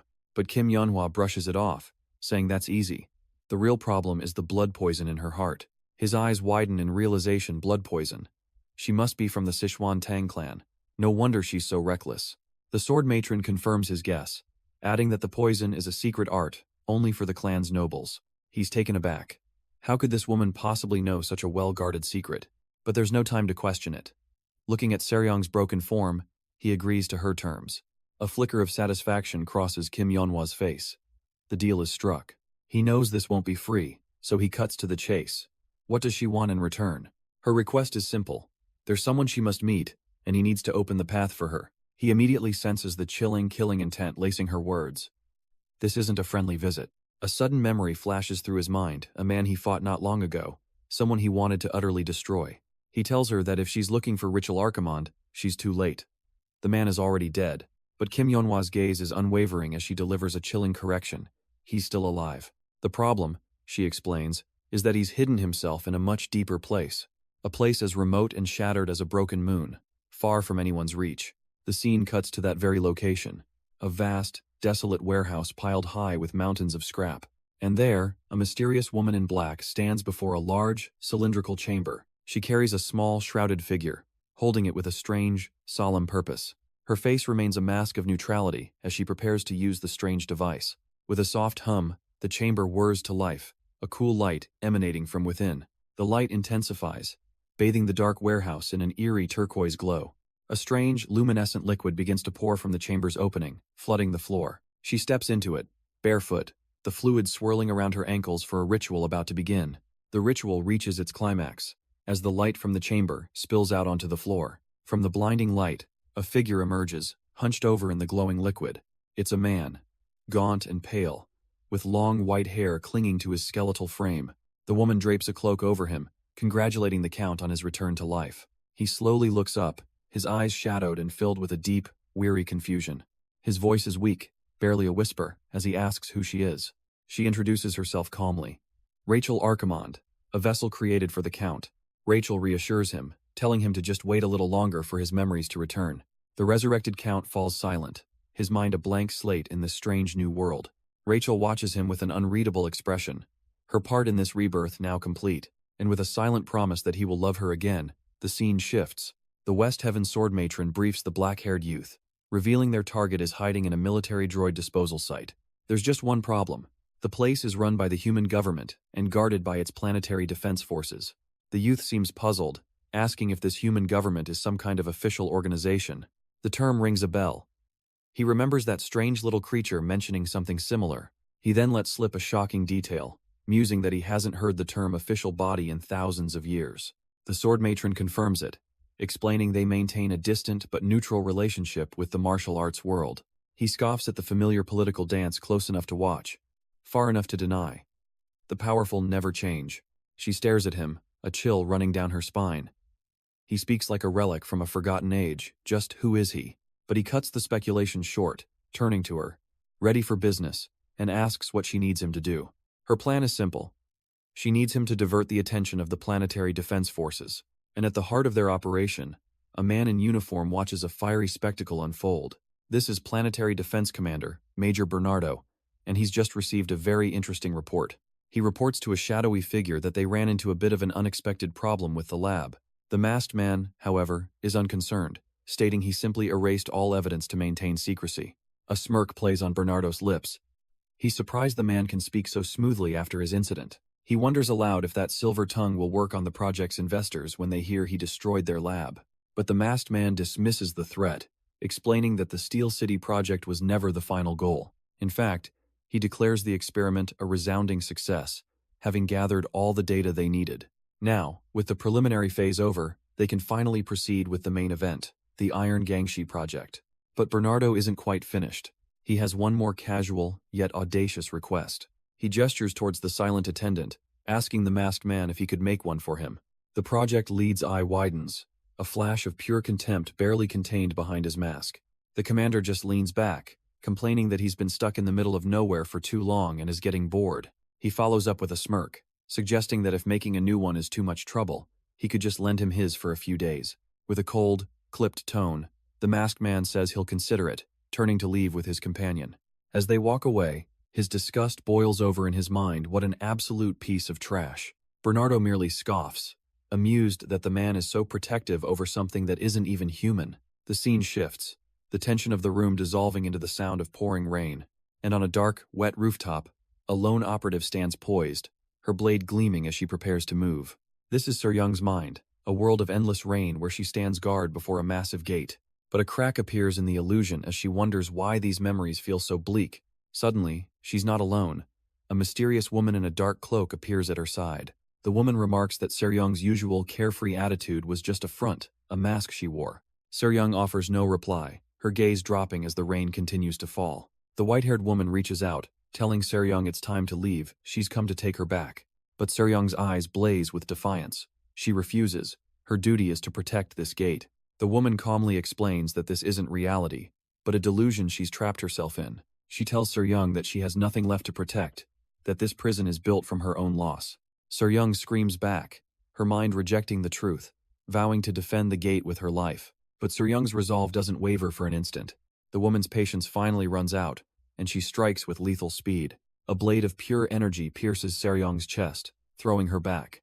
The woman warns that if she continued to resist, she'd be taken by force. In that moment of shock, the illusion around Seryung finally begins to crumble. Her consciousness snaps back to reality, finding herself floating in a recovery tank. We see the white-haired woman is the one responsible, wired into a massive apparatus. Her internal energy drive is recharging, the mental dive having taken its toll. Her eyes slowly open as she asks Seryung how her body is feeling. Seryung, now fully recovered and standing before her, offers only silence. The woman informs Seryung that her newly attached arm will feel strange until her nerves have settled. Seryung, with a heavy heart, thanks her for saving her life and promises to repay this debt. But Rachel scoffs at the idea, coldly stating that debts are only shared between equals. She dismisses Seryung as an invisible nobody, no matter her ties to the Sichuan Tang family. A nearby monitor shows Rachel's internal energy already at 92%, proving she barely broke a sweat. Confused, Seryung asks why she would bother saving her then. Rachel's gaze turns sharp. Seryung isn't even qualified to ask that question. Changing the subject, she remarks on the cruelty of the Tang family for using such a potent poison. She holds up a cup, revealing a writhing black parasite she barely managed to extract. Seryung's eyes widen in horror. It's the legendary poison, a secret passed down only to the Tang family head. Seryung's voice is strained as she pleads for the poison back, calling it her very soul. But Rachel isn't listening.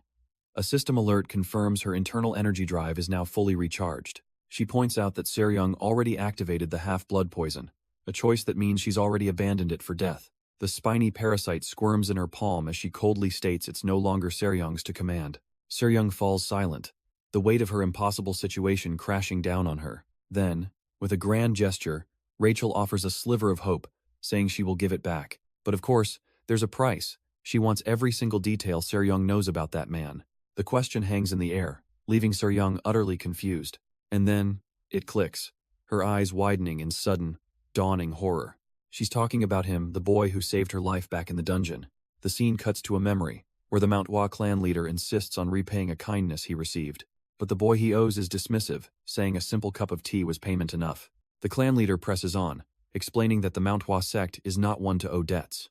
His repayment is a piece of sincere advice, a warning to stay away from the West Heaven sword matron. He describes her as a venomous spider, a creature that lives in the deepest, darkest abyss. Back in the present, Seryung walks with purpose down a cold, metallic corridor. Her crimson eyes glow faintly, her choice now irreversible. A tall, imposing woman in white armor waits for her, a silent escort. The clan leader's warning echoes from the past, saying the matron infects everything near her with darkness. And Seryung follows her guard, stepping deeper into that very shadow. The escort makes a chilling promise. Seryung shouldn't feel relieved she survived, because she will be the one to kill her. Seryung looks back, genuinely confused, wondering what debt could possibly exist between them. The woman's blue eye glares with resentment.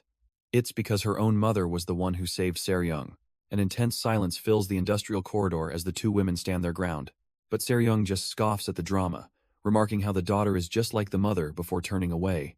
Enraged at being dismissed, the armored woman's aura flares as she screams that Seryung will not ignore her. Seryung doesn't even flinch, continuing to walk away as if the death threat was nothing but air. She takes a few more steps down the walkway, then pauses, a new thought crossing her mind. She stops and pivots, looking back at her furious escort.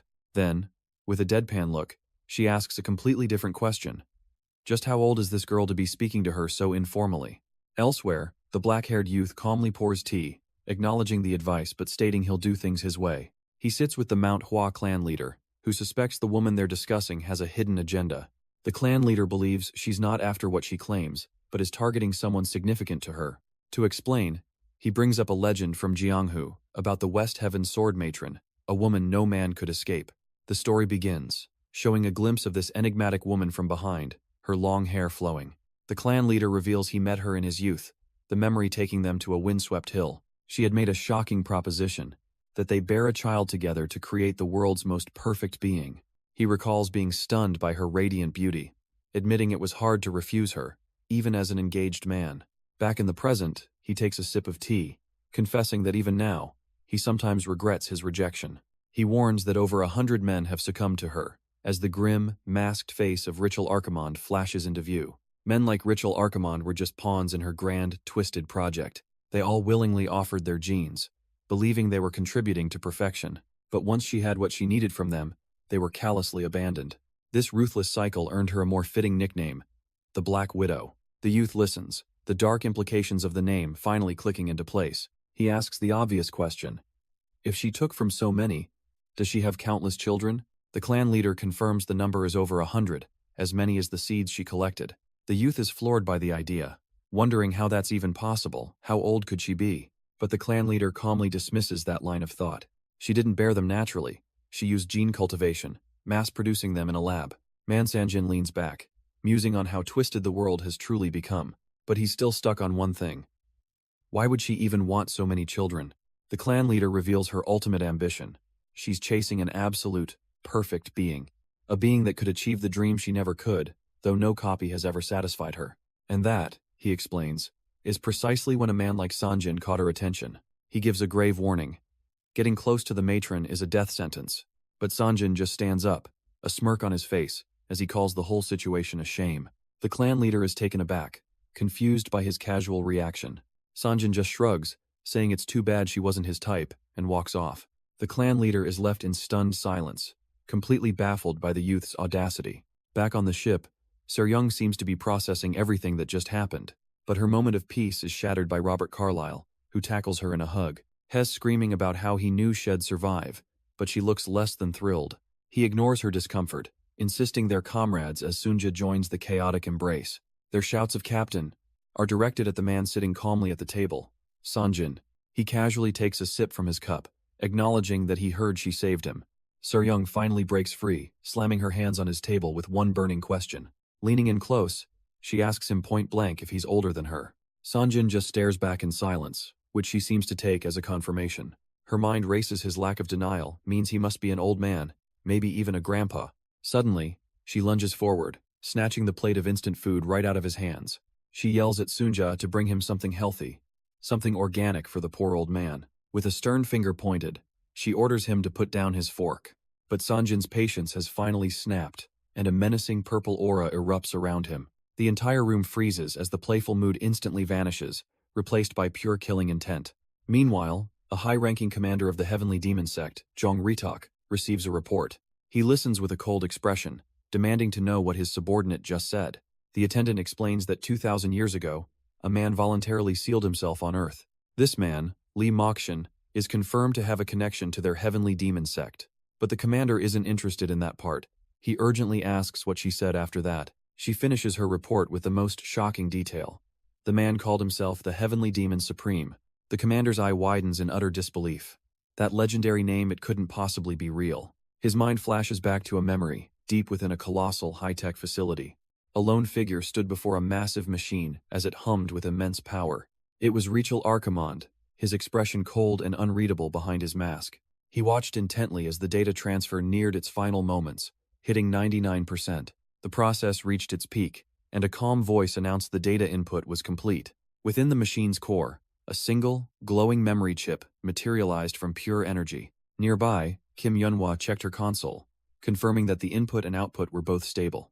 Richel then turned to her, his only concern being the status of its power. She reports its maximum output is 8.5 cycles, warning that any excess will trigger a self-destruct sequence.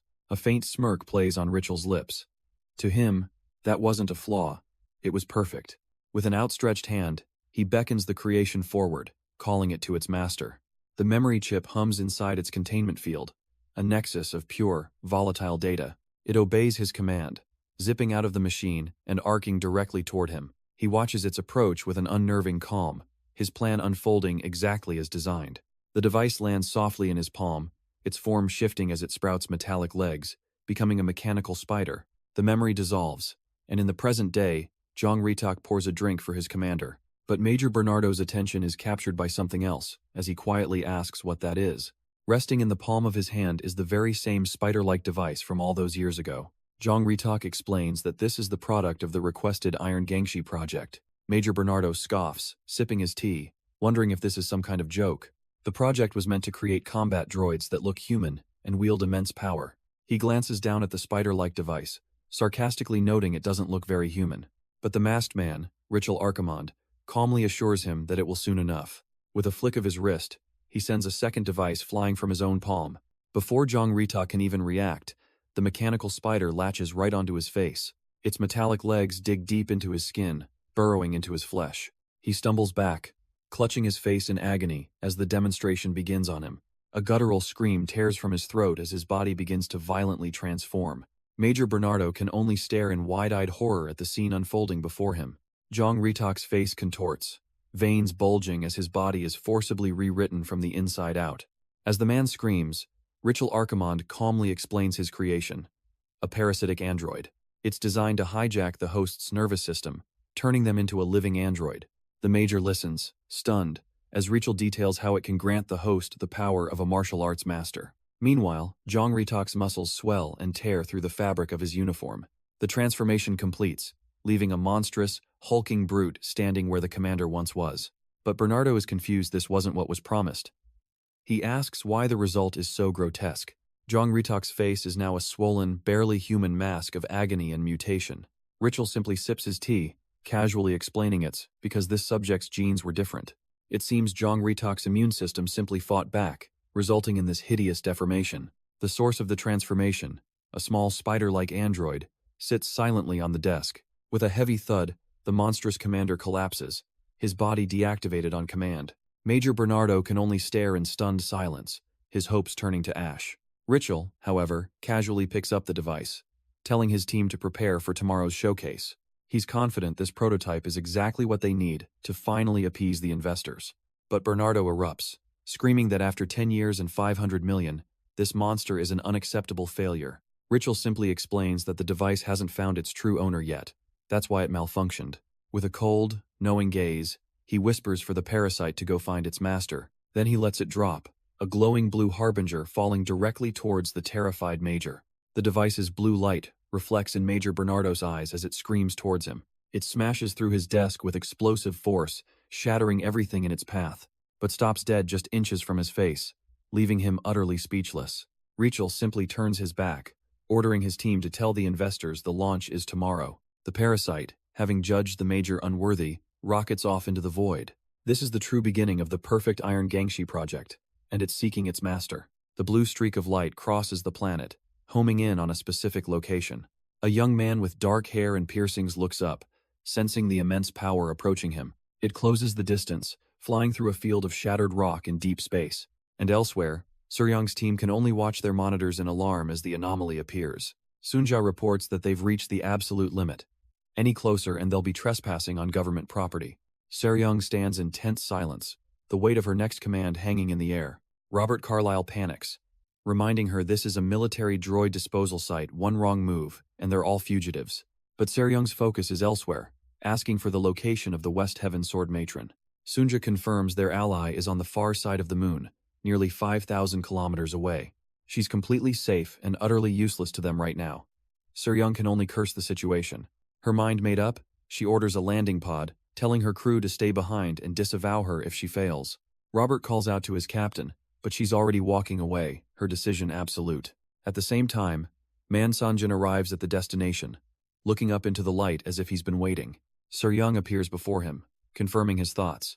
From this point forward, only the two of them will go. But Man Sanjin stops, looking up at her and asking why she's coming along. He'll handle this alone. Suryong insists she must go, giving the excuse that someone needs to pilot the landing pod. Robert immediately calls her bluff, yelling that she's a terrible pilot and should just use the autopilot. Her expression hardens as she admits the truth. She has a personal score to settle with their target. Robert can only call out his captain's name, helpless as she stares out into space, her mind made up. But Man Sanjin cuts in with a piercing question, reminding her of an even greater debt she has to settle. His words hit home, and Suryong is visibly stunned, the accusation catching her completely off guard. He tells her to consider that debt a part of her past, warning that clinging to it will keep her from moving forward. And with that, he turns and walks away, leaving her behind as he proceeds on his own. Suryong is left completely speechless, her righteous fury now replaced with quiet contemplation. Elsewhere, Major Bernardo reports to a massive, unblinking eye monitoring his every word. He confirms that the prototype for the Iron Gangshi project has been completed. It's set for a showcase tomorrow, though he admits headquarters has flagged a risk of failure. As he speaks, we see the body of Zhang Ritok, a grim reminder of the project's human cost. The eye's response is cold and absolute. The showcase will happen tomorrow, no matter what. Bernardo's expression tightens, knowing a harsh reprimand is about to follow. The eye flares a furious red, declaring the project a failure for using the Mount Hua sect as test subjects. Now the committee is investigating, and he's warned they'll all be in trouble if this secret gets out. The eye's final command is clear. Success or failure doesn't matter, only the cover-up. It's a final, chilling warning that no more problems will be tolerated. Major Bernardo can only listen in silence, the red glow reflecting his grim acceptance. Alone in his office, he slumps back, cursing the day he ever got involved with this monster. But his moment of self-pity is shattered by the sudden shriek of an emergency alarm. An intruder has been detected, breaching the planetary boundary line. Bernardo's eyes fly open in shock. Another crisis. Already? Out in the desolate wastelands, something has clearly made an impact. A strange, coffin-like container sits half-buried in the sand, with fresh footprints leading away. The footprints lead to a lone figure, standing calmly in the vast, empty desert. It's Man Sanjin, looking entirely unbothered after his crash landing. Meanwhile, the West Heaven Sword Matron, Kim Yonhwa, receives an urgent report. An emergency alert from the droid disposal site triggers a strange, unsettling feeling within her. In another quiet room, a bizarre mechanical bug clings to the leaf of a plant. The potted plant sits innocently by a window, a stark contrast to its strange guest. A young woman with a black cap leans in, her curiosity piqued by the tiny machine. She murmurs to herself, wondering what this strange creature could possibly be. But before she can get a closer look, the mechanical bug zips away in a blur. A familiar, masked face watches from the shadows, his gaze sharp and calculating. His attention is fixed on a lone figure strolling casually through a restricted military zone, and it seems the trespasser, Man Sanjin, can feel that intense stare, recognizing the presence instantly. Elsewhere, the planetary defense commander, Major Bernardo, observes the situation with a calm, almost bored expression. A report flashes across the screen. The intruder is a pure, natural, completely unmodified. Scans confirm it: no internal drive, no weapons detected, nothing but flesh and bone. Has not in any database, leading them to assume Hez just some vagrant from a remote area. Bernardo scoffs at the thought. Some unlucky beggar who wandered into the wrong place. Still, trespassing is a crime. With a final, dismissive thought, he gives the order to eliminate the target. And just like that, the very ground tears open as a massive combat android rises to meet the intruder. The android closes the distance in a blur, its blade poised to strike down the lone figure. But back in the control room, Richel Archimon bursts in, screaming a warning that this man is not to be underestimated. Major Bernardo barely spares him a glance, his expression one of pure, bored annoyance. Richel leans over the desk, frantically demanding they switch to emergency alert and deploy every weapon they have. The Major scoffs at the panic. Why all this fuss over a simple, unmodified human? He calmly turns his gaze back to the monitor, fully expecting the situation to be over. But what he witnesses is the intruder walking away as the advanced combat android disintegrates into dust behind him. Bernardo's smug confidence shatters, his eyes widening in utter disbelief at what just happened. Richel, however, saw it all: that invisible protective field that nullified the attack. He immediately gets to work, ordering a deep analysis of the martial arts technique, even if it requires access to the central government's core data. The Major explodes in fury, questioning if Richel is trying to defy his authority. But Richel gets right in his face, warning him that his rank is irrelevant. If this project fails, they both go down. He turns and leaves, ordering Bernardo to at least do his job and stop the intruder at all costs. Left alone, the Major seethes with rage at the scientist's sheer arrogance. His anger is quickly replaced by cold focus as an alert flashes. The intruder has reached the second line of defense. On screen, he watches the man stroll forward as his system confirms beam cannons and droids are ready to deploy. Bernardo stares intently, a thought forming in his mind. The standard approach won't be enough for this one. He bypasses the droids entirely, ordering the activation of the Tathagata Buddha to wipe the target out in one go. Meanwhile, Richel rushes through a corridor, shouting orders to speed up the project and bring her immediately. His mind flashes to a vision of a vast, waiting army, the true scope of his ambition laid bare on a sunlit field. And it seems Richel's grand design is already in motion, as a silver-haired woman waits patiently in a sunlit field. She watches as a solitary figure walks towards her from across the vast, empty expanse. The approaching girl has long black hair and a cold, determined stride. The silver-haired woman raises a hand to her ear, reporting that the asset has arrived and she's moving to secure her. This must be the her Richel was so desperate for, her expression unreadable as she draws near. Back at the military base, the ground erupts as a spiraling vortex of golden energy manifests. Man Sanjin stands calmly in the eye of the storm, the very air crackling with immense power. He looks up, his casual stroll finally interrupted by this unexpected display. Before him, the Tathagata Buddha forms, a divine weapon meant to utterly annihilate him. And for the first time, a flicker of genuine surprise crosses his face. This might actually be interesting. He sighs, thinking to himself that he's not even surprised anymore by these grand displays. From within the swirling energy, the serene face of a golden Buddha materializes. Sanjin looks up, his curiosity finally piqued as he wonders what this divine being could be. The colossal hand of the Buddha descends, its shadow blanketing him entirely. Yet, there's no trace of fear in his eyes, only a calm, analytical gaze. With earth-shattering force, the hand slams down upon the ground.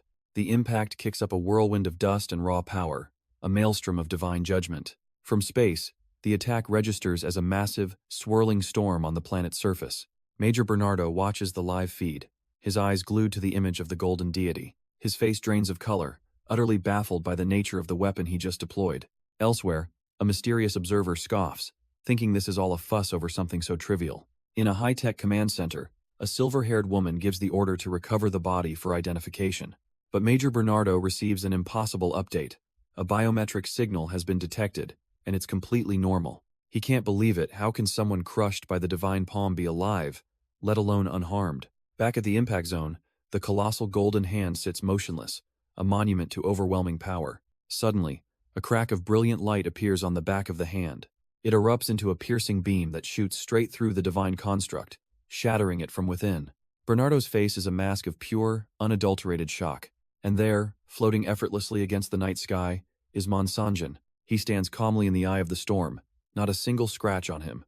Major Bernardo completely loses his composure, screaming at his forces to kill him now. In response, a new weapon is deployed, gathering energy into a swirling vortex. It unleashes a devastating, spiraling beam aimed straight for Sanjin.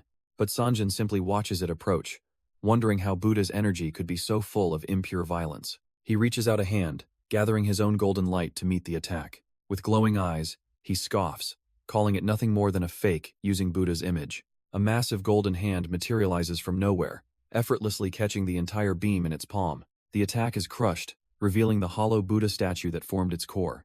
This fake divine construct simply dissolves, unable to maintain its form against him. And once again, Sanjin floats in the sky, completely untouched by their ultimate weapon. The serene face of the giant Buddha statue begins to shudder and distort. Its power doesn't just fizzle out, it explodes from within, a beacon of its own destruction. From his command center, Major Bernardo watches the feed, his plan turning to ash before his very eyes. His face drains of all color, the confident commander replaced by a man witnessing the impossible. The massive stone construct crumbles away, dissolving into nothing more than dust on the wind. Sanjin stands before the wreckage, dryly noting that he's probably not going to nirvana after punching a hole in Buddha's head. Still, he muses that this level of chaos isn't quite enough for his real objective. As if on cue, the ground trembles, and an entire army of combat androids marches over the horizon. Elsewhere, a mysterious man with long silver hair watches the same scene unfold on a holographic display. Ritual Archimond calmly observes as his system confirms it has identified Sanjin's martial arts technique. The system confirms his fears. It's an advanced technique from the legendary Heavenly Demon sect. A surge of panic hits Ritual as he realizes the implications, screaming for an immediate line to Commander Bernardo. But his call goes unanswered. The only reply is the static of jammed communications in the cavernous hangar. He desperately tries again, shouting that this is an emergency, but the connection is completely dead. Then, a calm voice cuts through the silence, informing him that it's useless. He's been isolated. Ritual freezes, his blood running cold. He knows that voice. He slowly turns to find a lone figure standing in the distance, waiting for him. A woman with flowing silver hair steps into the light, her aura both familiar and terrifying. He can only whisper her name, a ghost from his past he never expected to see again. Yong Hua. She smirks, noting that for him to speak her name so casually, they must have once been very close. His voice cracks as he asks, how could she possibly not remember him? Yong Hua just stares back, her eyes completely devoid of recognition. He scrambles for an excuse, mentioning an old lab accident that changed his appearance. He begs her to recall a specific night, 25 years ago, when she visited his lab. For a moment, her cold expression falters, replaced by genuine confusion. She searches her memory, but the name and place he mentioned draw a complete blank. Instead, her mind flashes back to her first encounter with that brilliant young scientist. She remembers walking into his lab, a mysterious hooded visitor with a purpose.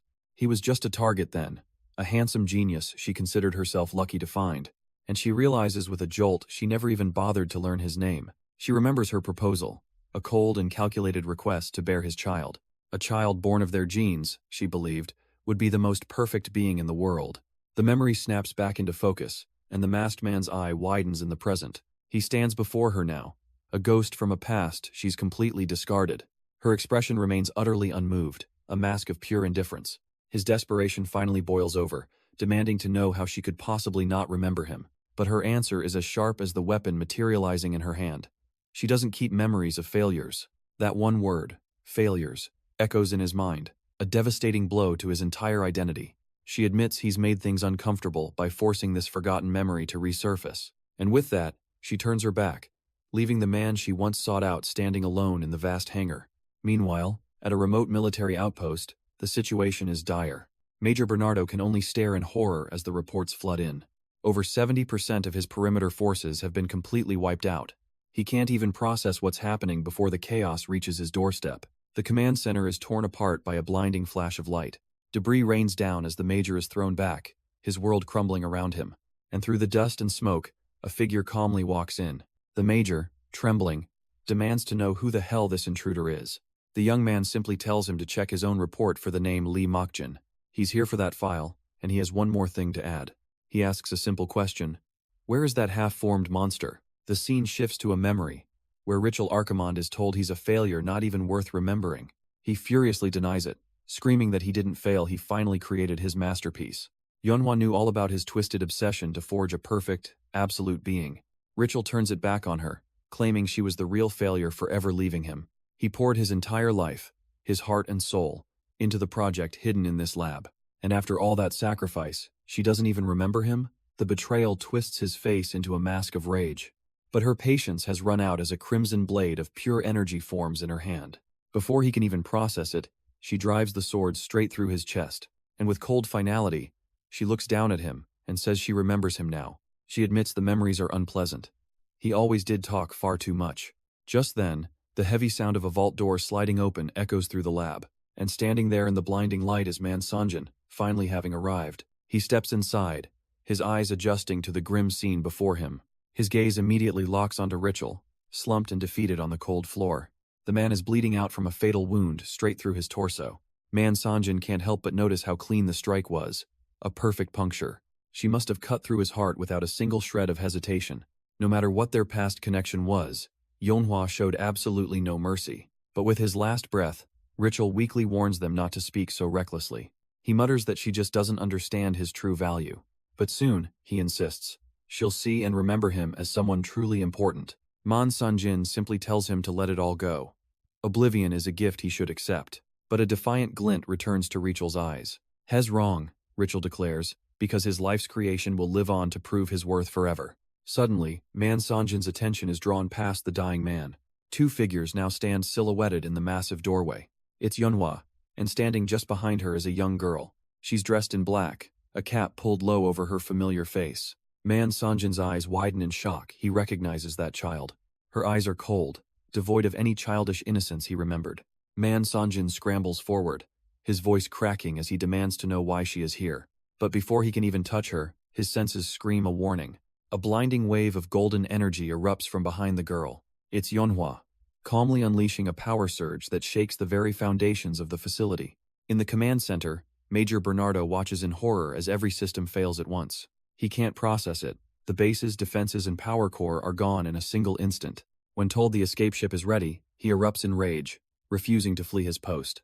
But a new voice cuts through the alarms, calmly stating that they were the one who ordered the evacuation. Bernardo freezes, his face draining of color. He recognizes that voice.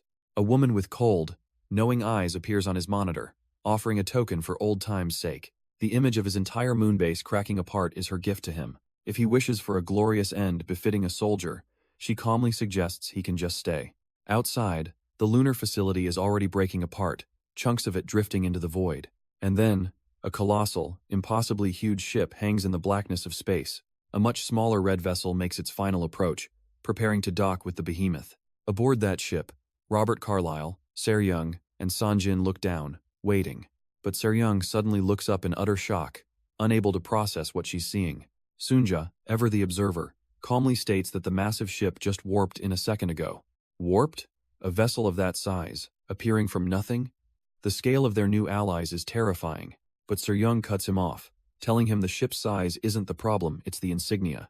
Their eyes are drawn to the underbelly of the colossal vessel. There, emblazoned on the hull, is a familiar swirling symbol. Her blood runs cold as she recognizes it. This is a ship of the human government. The scene shatters, and suddenly we're with Sanjin, crouched in a storm of golden energy. He looks up, not from a fight, but from a vision that's flooding his mind. His gaze is pulled down a long industrial hallway toward an overwhelming presence. A woman floats there, radiating a blinding aura of pure, untamed power. A horrifying realization dawns on him. He whispers that this powerful being is him. He snaps his head around, demanding to know what the hell they did to his memories. The vision shifts, revealing a man kneeling in a golden hall, explaining he created this being his other self. He says that the incredible power Sanjin saw is just the beginning for this child. It was designed as an empty vessel, made to absorb everything until it reaches the peak of its strength. The woman with him, Yanhua, pleads with the count to stay still and receive treatment, but he calmly tells her he's already finished, something she, as his other self, should already know. Her breath hitches, a desperate plea dying on her lips as she looks at him. Then, with a final gift of free will, he rams his own hand straight through his chest. Yanhua screams his name, rushing forward as his body slumps to the ground, but his hand remains steady, clutching a small, glowing blue core wired into his very being. With his last ounce of strength, he holds it out, entrusting her with the child's future. His final wish echoes as his hand goes limp, a plea for the child to live free. The small blue core, his very life, tumbles from his grasp and clatters onto the cold floor. In the vast, silent warehouse, Yanhua stands alone over the body of her other self. Her face is a mask of quiet devastation, the weight of his sacrifice settling upon her. On the ground, the core pulses with a soft, rhythmic light, like a tiny, abandoned heart. But from miles away, a vision intrudes, a hand reaching out as a voice barks a command to stop. Sanjin sees it all, dismissing the count's entire existence as the story of a madman. He issues a chilling warning: return the child to her original state, showing a glimpse of a golden silhouette. But Yanhua knows the truth, looking at the man who gave everything. It wasn't madness, but a desperate fight. She accepts her new purpose, realizing her old life is over, and his final will is now her own. With a final bow to the man who freed her, Yanhua declares she will now live as she pleases, and the first act of her new life is to summon the very being she was created to contain. From the light emerges a young girl, the one Sanjin warned her about, her expression cold and unreadable. She hangs in the air before Yanhua, a silent, powerful presence. But instead of sealing her away, Yanhua pulls the girl into a warm embrace, offering her the same freedom. She leans in close, giving her not a curse, but a single, final command. A strange vision of a ship floating in the cosmos flashes through her mind. A memory surfaces the count's voice, not warning her away, but giving a strange instruction. If they ever meet again, the girl is to embrace Yanhua, just like this. And with that, the girl turns and walks away, finally free, disappearing into a sea of golden light. With one last, knowing look, the girl begins her departure from that golden space. She reappears in an instant, crashing down hard inside a desolate warehouse. Sanjin, who was waiting for this very arrival, can only stare in shock. He's all alone in the vast, empty hangar, the silence shattered by her appearance. But they're not the only ones in motion. Far away, alarms scream through a command center. A grim-faced Major Bernardo receives the report. A Leviathan-class battlecruiser is in orbit. A ship of that size is terrifying enough, but it belongs to the Inspection Bureau. A dawning horror spreads across his face as he realizes exactly who must be on board. Just then, a smaller transport detaches from the mothership, beginning its descent. And on the ground, Robert Carlyle's team can only watch, realizing this is a full-blown military disaster. Robert Carlyle immediately panics, screaming that it's over and they're all doomed. Seryung, ever the strategist, tries to rationalize why the ship hasn't attacked them yet. Sunja offers a silly theory, suggesting they might be too small to be seen, like mice to an elephant. But she quickly dismisses her own idea with a deadpan look, knowing they've already been spotted. And right on cue, a figure materializes in a flash of green light just down the hall. A high-ranking commander from the Inspection Bureau has arrived, her expression utterly unreadable. The team freezes, caught completely off guard by her sudden appearance. The commander's gaze sweeps over them, cold and analytical. She stands there for a moment, an impassable wall between them and any hope of escape. Then, her eyes lock onto Seryung, identifying her as the last descendant of the Sichuan Tang family. Seryung's eyes widen, her mind racing. How does this commander know her identity? But instead of an arrest, the The commander offers a strange reassurance, saying she's already deleted the report on them. She explains that the Sichuan Tang case is under another department's jurisdiction, and she has no interest in doing their work. With a sly smile, she proposes they all just pretend they never saw each other. Suddenly, an urgent transmission cuts in. It's an emergency report to the committee from Robert Carlyle. Sunja listens as his voice details a catastrophic bug that caused the quantum power plant to overheat, sending droids on a rampage. The commander's expression remains neutral, as the report confirms recovery is impossible. Carlyle recommends a drastic new strategy, the G-Art operation. As a massive orbital weapon looms into view, Sir Young panics, grabbing Sunja and asking if the droids are really running wild down on the moon. Sunja calmly replies that everything's fine as the scene reveals a wasteland littered with thousands of deactivated androids. Seryung completely loses it, demanding to know why they'd need the G-Art operation if everything was fine. But the order is already official. Orbital bombardment is authorized, with full discretion given to the on-site commander. The hunter beside her is stunned. They're really going to fire a weapon from orbit? The red-haired commander simply ends the call, accepting her new authority. She turns to the others, coolly stating that the situation was handled without any complications. Then, with an unnervingly calm expression, she gives the final command to her team: fire. In the silence of space, a massive satellite unleashes a brilliant green beam of energy. The beam descends from the heavens, a pillar of destruction aimed at the moon's surface.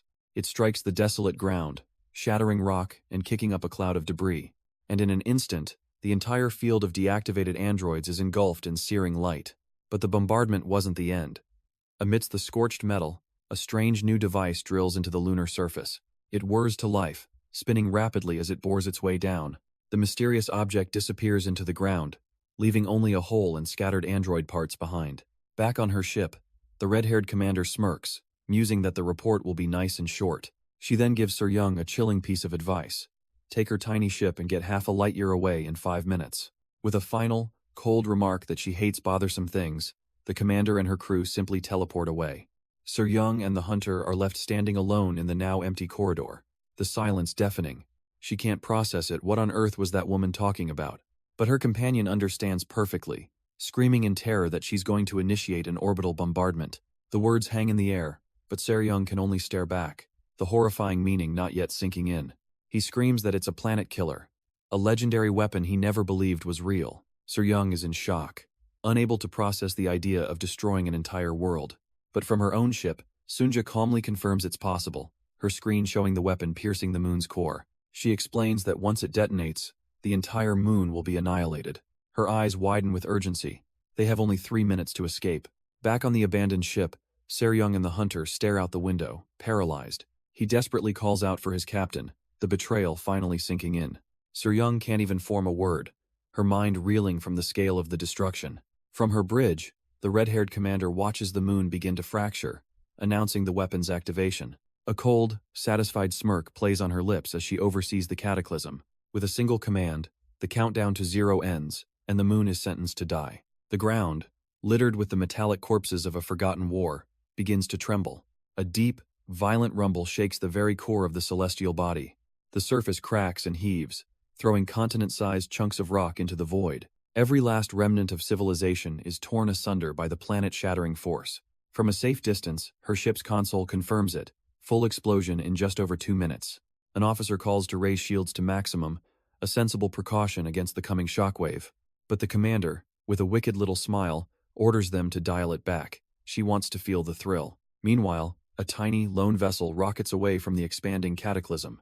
It's a desperate race against time as our heroes try to outrun the apocalypse. The commander watches them flee, a mocking little smile on her face. Her subordinate admits their pilot is sharp, but he's confused by their tactics. Why are they running? If they stay, they'll be pulverized by the shockwave. The small vessel's thrusters flare to life, pushing it to maximum speed. A flicker of confusion crosses the commander's face. Because they aren't running away, they're turning right back towards the exploding planet. Inside the cockpit, it's absolute chaos as Seryong pushes the ship to its limits. The spiky-haired hunter is screaming his head off, convinced they're all about to die. But Seryong just yells back, declaring her lifeline is way too long for that. And Sunja calmly adds that her system guarantees her a 5,000-year lifespan anyway. With thrusters blazing, Seryong expertly weaves the ship through the planet's crumbling crust. She dodges colossal chunks of rock and debris from the apocalyptic shockwave. On board, Sunja calmly reports the core explosion has begun. with temperatures already hitting 300 degrees. The spiky-haired hunter loses his mind, grabbing Seryong and screaming that they're already cooked. But just then, Sunja's console pings a survival signal detected, right in the heart of the inferno. It seems impossible. The atmospheric temperature outside has now soared to a blistering 700 degrees. Yet there, amidst the chaos, stands a lone figure holding someone, protected by a shimmering green barrier. His hand sizzles and burns away from the sheer heat, only to instantly regenerate. He looks up, his face scorched but his expression utterly unfazed by the world ending around him. All he can think is how bizarre this whole situation is. To him, the heat and chaos are a familiar sight, like the very abyss of hell. A towering, demonic figure manifests from the flames, looming over him with absolute malice. The infernal beast opens its jaw, ready to devour the lone soul standing in its path. But Sanjin just scoffs, thinking how regrettable this timing is. His eye flares with a crimson light. Today is not the day he dies.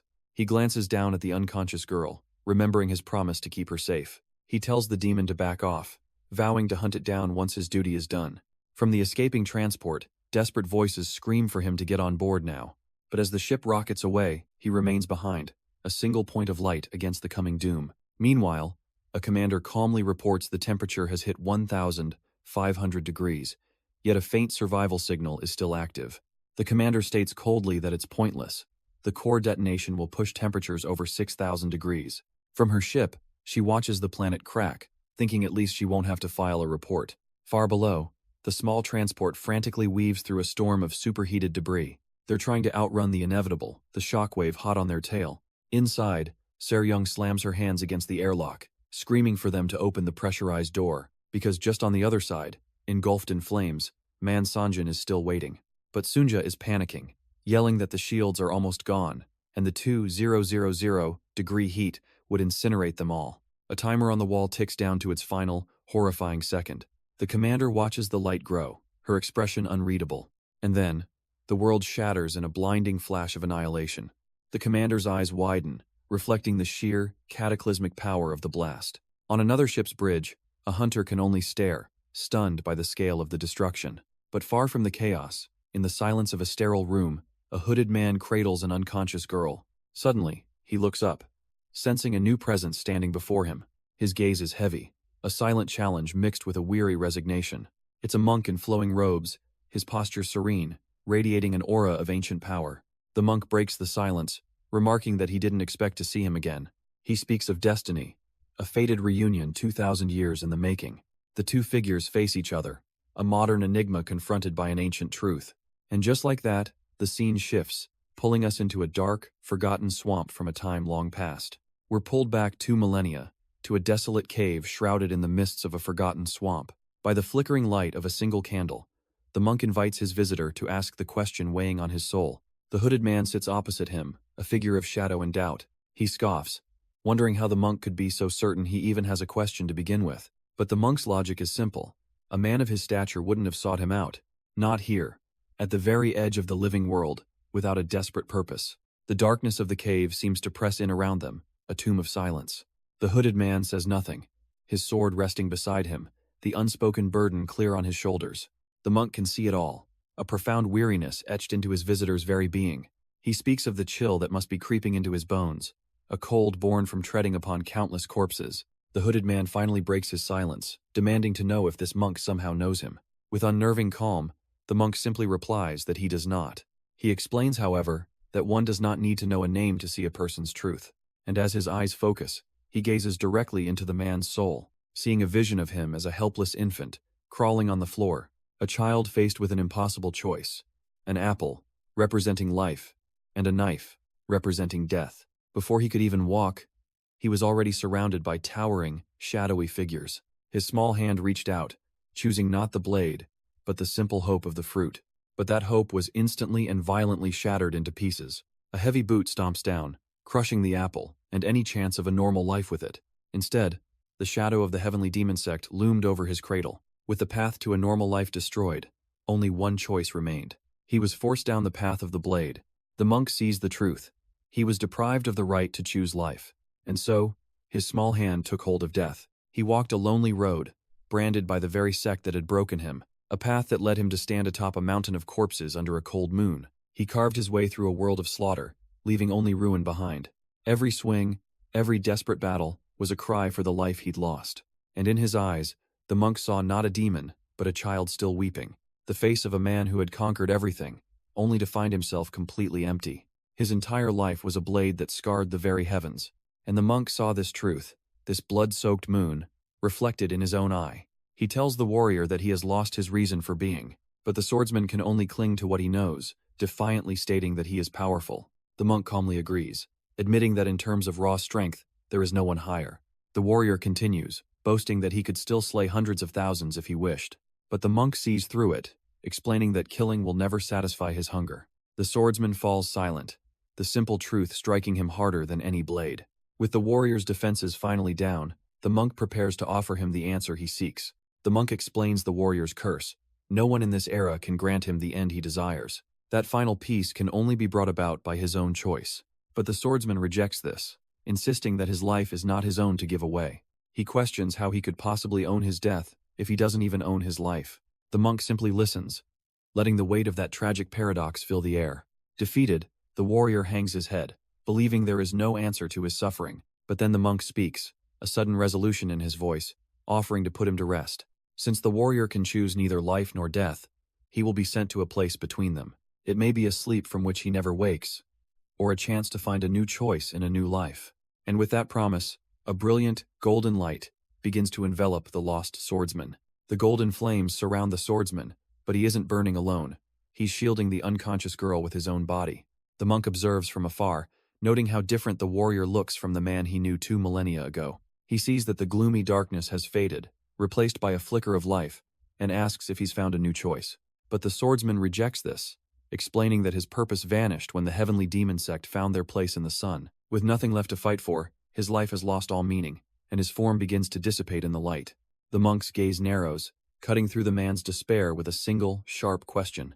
Then why is he still alive? The sacred fire is so intense it's melting the very walls of the chamber, with system alerts screaming about imminent shield collapse. This, the monk points out, is a perfect opportunity. He can just let go and embrace the heat, turning to ash and nothingness. Yet the warrior's actions betray his words as he desperately protects the girl, prompting the monk to ask why he clings so fiercely to life. The monk then answers his own question, understanding that death is a pointless end, for it erases everything, including promises. But the swordsman scoffs at the idea, asking what meaning a promise holds for a being smaller than dust in the vast cosmos. The monk presses his advantage, noting that he clings so tightly to a child whose name he doesn't even know. He tells the warrior to just let it all go, because deep down, he knows he can't protect her. Through the inferno, the swordsman admits it's true he knows they're going to die. But even so, a flicker of defiance returns to his eyes. He has to at least try, right up until the very end.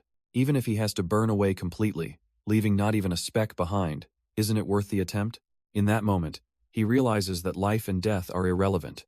A meaningless end only proves a life was lived incorrectly. A revelation roars through him, a truth forged in fire. Death can never truly end a life. Not as long as that life can leave behind meaningful memories for another.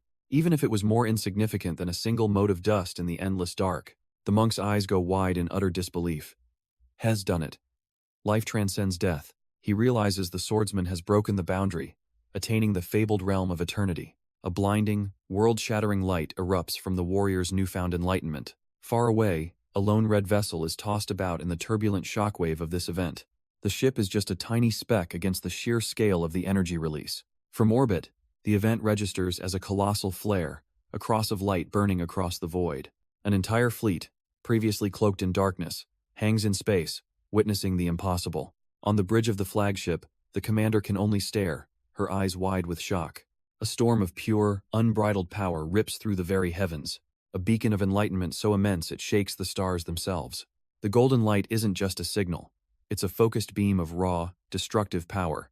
Elsewhere, another observer watches the cosmic event unfold, his mind struggling to comprehend the scale. It's a swirling vortex of pure energy, a maelstrom in the silent dark. The beam slams directly into a massive red orbital station. The smaller red ship is caught in the blast, its hull groaning under the impossible pressure. A gaping wound is torn into its side, venting atmosphere into the cold vacuum. The vessel is crippled, completely helpless against this cosmic storm. But then, the light shifts, becoming a tether that begins to pull the ship in. This entire torrent of power is being siphoned, harvested by a colossal station hanging above the planet. On the fleet's flagship, the commander can only stare, her mind blank with shock. And on that crippled ship, Seryung's eyes widen in dawning horror. She presses against the viewport, trapped, watching as they're pulled into the belly of the beast. Through the glass, a chamber inside the station floods with an impossible, blinding light. From that brilliance, a figure emerges, his long white hair flowing like a comet's tail. He floats serenely amidst the stars, a being of pure, untroubled power. In his arms, he cradles the unconscious form of the black-haired girl they were chasing. His expression is placid, almost empty, as if this entire cosmic event is beneath his notice. Their small red vessel, now just a piece of cosmic debris, drifts helplessly. It's an ant being drawn towards a mountain, dwarfed by the colossal station. On the bridge, Sunja confirms their fate. Shields gone, hull integrity critical, engines dead. They are completely and utterly screwed. Sunja's mind immediately jumps to a more practical problem. The repair costs will be enormous, and they are completely broke. Inside the station, Robert and Seryung are led down a sterile, imposing corridor. Seryung clings to him, the weight of their failure sinking in, as he grimly confirms their financial ruin. Suddenly, a figure of authority materializes before them in a flash of green data. It's the fleet commander, and she is absolutely furious, demanding to know what disaster they've caused. Seryung, with a surprising amount of composure, can only agree that things have gone completely sideways. The commander's anger shifts into a cold, piercing glare, her mind racing to understand the situation. Because the source of all this intergalactic chaos, the godlike being from before, is now sitting at a table, calmly and methodically devouring a mountain of sausages. Ignoring the absurdity, the commander cuts right to the chase, demanding to know who the author of this new reality is. Her internal systems try to scan him, but come back with nothing. He's a ghost, an impossibility. She storms forward anyway, demanding to know who this man is and what he's done. But her rage evaporates in an instant, replaced by a look of pure, unadulterated shock. The fleet commander freezes in place, her body suddenly not her own. Richel just watches her, a silent predator who has already seized control of the situation. His gaze is absolute, her powerless form reflected in the depths of his eyes. The once mighty commander now stands completely still, a doll waiting for its strings to be pulled. He then calmly turns her own question back on her, asking who she is. And against her will, she begins to answer, spilling her name, her rank, her classified role. It doesn't stop there, as she's forced to confess her most private, embarrassing secrets to this complete stranger. Still, under his complete control, the fleet commander asks if he was the one who caused the explosion. She then begins to explain that she was only following orders for an orbital bombardment to cover up the Iron Gangshi project. Her mind screams at her to stop, but the words keep coming, revealing the government's fear of a civil war between factions. Richel, however, looks completely unimpressed, stating that he doesn't care about her pathetic excuses. As Seryung and Robert Carlyle arrive, he lays down his one condition. She harmed the children, and she will take responsibility. His eyes narrow as he asks if she can restore everything to its original state, a question that is clearly an order. With no will of her own, the commander snaps to attention, shouting her immediate compliance. Far above, her massive ship is suddenly swarmed by countless repair drones that get straight to work. They pour into the damaged hull, sparks flying as they begin the meticulous process of reversing the destruction. Back inside, Sunja monitors the unconscious girl, who now lies in a restoration chamber, the process of healing already underway. The scan confirms it. No physical damage, and her brainwaves are perfectly normal. Sunja reports that it's just simple unconsciousness. The girl will be awake soon enough. Hearing this, Richel finally lets out a quiet sigh, the tension visibly leaving his shoulders. Elsewhere, the fleet commander stares in disbelief, recognizing the man from Earth and wondering what he's doing here. Her subordinate asks Seryung for answers, but Seryung just tells her to ask him herself. The woman then tries to probe Seryung, asking if she's a high-ranking agent from some special department. But Seryung deflects, casually bringing up the woman's earlier slip-up about her secret nightly activities. Completely flustered, the red-haired woman can only shout at her to be quiet.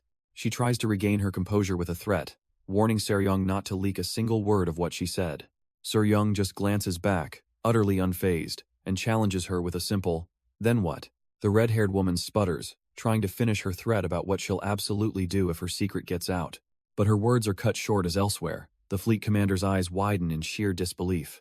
An image of the silver-haired man from Earth flashes through her mind, a chilling and powerful presence. She stares forward, utterly speechless, trying to process the impossible sight before her. Meanwhile, Richel and Suryung gaze out at a massive, glowing structure floating in the void of space. From above, the two of them look like tiny specks before the colossal object. The fleet commander watches a small ship, the one they must have arrived in, drifting away. Her mind is completely blank with shock, unable to form a coherent thought. What on earth just happened? Who or what is that man? Suryung calmly reports that everything is intact. In fact, all internal components have been replaced with the latest models. From the cockpit, a frantic voice declares that everything is back to normal. But Suryung isn't so sure, her eyes fixed on the man beside her. Richel simply stands there, basking in the silence of his new form. He turns to her, asking if she likes this new appearance he's taken on.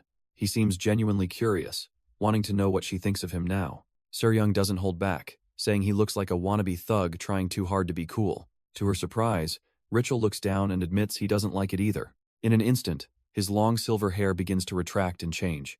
A quick cut shows both Suryung and Carlyle giving him a proper haircut, styling his hair short and black.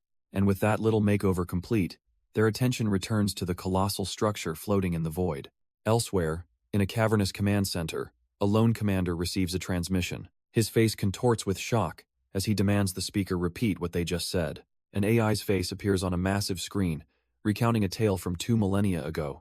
It speaks of a man named Lee Mokjin, linked to the heavenly demon sect, who sealed himself away on Earth. But the commander doesn't care about the history. He needs to know what this man called himself. The AI's calm voice delivers the devastating truth. He called himself the Heavenly Demon Supreme. A heavy silence falls as the commander, Jong Ritak, absorbs the impossible news. With grim determination, his hand moves to a glowing button on the console. He identifies himself as the commander of District 32, requesting permission to share intelligence with headquarters. Permission is granted, and he prepares to relay the information that will shake the very foundations of their world. He lays out the specifics, asking headquarters to verify a sect member who was sealed on Earth 2 millennia ago. The line goes silent as the central AI processes the monumental query, sifting through ages of data. An image flashes on screen, a young man named Lee Mokjin, age unknown. With a grim expression, Jong Ritak delivers the final, unbelievable detail. This man claims to be the Heavenly Demon Supreme. Instantly, the entire command center is plunged into a blaring red alert. Far away, the man receiving this report can only stare in wide-eyed shock, the news hitting him like a physical blow. The scene shifts across the cosmos to a planet bathed in the soft glow of civilization. Here, the old man laments his own ignorance, ashamed he didn't realize the danger his daughter was in. Standing on a balcony overlooking a grand estate, he turns to the very man from the report. He asks quietly if the child, his daughter, is going to be all right. An attendant reports to the old man, assuring him that a thorough examination revealed no injuries. Better yet, he says, his daughter seems to have no memory of what happened at all. She is shown calmly preparing tea, seemingly at peace. The attendant explains she's brewing Mount Hua specialty, plum blossom tea. It's a ritual she performs personally for the most esteemed guests. But as she delicately handles the petals, a strange feeling washes over her. Her eyes widen in confusion, a flicker of something she can't quite grasp. She stands abruptly, startled by the sudden, overwhelming sensation. The bowl in her hands begins to glow as the petals dissolve into pure light. In an instant, her surroundings vanish, replaced by a beautiful, ethereal memory. She is lost in a beautiful, yet confusing, vision of swirling petals. Elsewhere, on a moonlit balcony, the Mount Hua sect leader makes a solemn promise. He declares that he will treasure the kindness of his benefactor within his heart, alone, but he will also carry the shame of this incident, looking upon it every single day. Richel Archimon simply tells him that a parent bowing for their child's safety is a duty, not a shame. For a man who is a father to 10,000 disciples, shame is a luxury he cannot afford. The old master is left speechless, taken aback by the young man's profound wisdom. He looks at Richel, realizing he seems different now. He had always sensed a giant's presence, but now it feels almost unbearably immense. With the matter settled, Richel declares that at dawn, they will leave and forget this night ever happened. The Mount Hua sect leader watches him go, a newfound respect in his eyes. Richel walks away down the moonlit corridor, his part in this affair now concluded. Once alone, the old master takes a moment. He then offers a deep, formal bow to the empty space, a silent promise of gratitude. Elsewhere, in a modern high-rise, Suryung stares blankly at her own reflection. She sits quietly in her room, the city lights painting a backdrop of falling snow. A soft touch to her arm, a moment of quiet contemplation before the mission. It seems she's been waiting for something or someone. And right on cue, a figure appears at her high-tech doorway. It's Ritual. He looks at her calmly, asking if he may enter. Sir-Young deadpans, pointing out he probably should have asked for permission before the door opened. Ritual, completely unfazed, admits the door opened on its own, and he has no idea how to close it. So instead, they find themselves sitting on a rooftop, bathed in the light of 2 moons. After a moment, Sir-Young finally asks why he came to her room in the first place, but he deflects, cutting straight to the heart of the matter. What happened to the Sichuan Tong clan? The sudden question catches her completely off guard, her casual sip freezing mid-air. She explains with a heavy heart that they simply fell a total ruin, with her as the sole survivor. Deciding that's enough of a heavy topic for one night, she tries to end the conversation there. But then she turns, her eyes sharp, and asks if he's seeking revenge. Ritual calls it a worthless endeavor, but then makes a surprising offer. If she wants it, he'll help her. Sir-Young points out the obvious contradiction. Why help with something he just called worthless? His answer catches her completely off guard. Because her life holds value. A heavy silence falls between them on the rooftop. As a ship glides over the glittering city, Ritual decides to explain. He speaks of a name from his distant past, Tang Chunwu, the only one who ever called him a friend. This man, he reveals, was the young master of the Sichuan Tang clan, and Ritual owes him a life debt. She scoffs at the notion, dismissing a debt that's over 100 generations old as meaningless. But Ritual's gaze is fixed on the horizon as he explains that revenge doesn't choose its weapons. If he can't stop her from this foolish path, then he will become the very blade she needs. The intensity of his vow leaves her utterly speechless, lost in thought. With his offer made, Ritual simply tells her to think it over. But before she can even process his vow, he adds that there's one thing he needs. His gaze is firm. Whatever he's about to ask for is clearly important. Sir-Young, however, has a much more immediate request. Help her earn some money. And with that simple, practical goal, their journey begins, taking them across the stars. Their destination is a remote, unassuming planet on the fringes of civilized space. Welcome to Planet Tortuga, home of the infamous Rogue Market. A lawless place where one can buy martial arts, people, and all sorts of forbidden goods. Yet as they walk through the snowy, ramshackle streets, Ritual wonders why it's so deserted. Sir-Young explains that the rogues here are so paranoid, they only move at night to avoid making eye contact. Ritual wants to know what happens if they do make eye contact. She explains that on this world, that's an invitation to fight, as showing any weakness is a death sentence. So they hide in the darkness, where they can pretend not to see each other. The obvious question hangs in the air. Then why are they here in broad daylight? Because, she says, they need to meet someone strong enough to not need the cover of night. As if on cue, 2 massive figures slam into view, blocking their path completely. Sir-Young calmly states, "They're here," as a trio of rogues emerges from the snow. The leader, a short figure with an eye patch, recognizes her instantly, mocking her for having a death wish. But Sir-Young just fires back a taunt, asking if they still haven't grown taller. The insult lands perfectly, and the enraged rogue draws their glowing red blade, ready for blood. As Ritual watches, Sir-Young calmly explains that their opponent is Baeksahi, an old acquaintance. Baeksahi absolutely loses it, screaming that they are not, in fact, close at all. Ritual can't help but point out the obvious: their reunion doesn't exactly look friendly.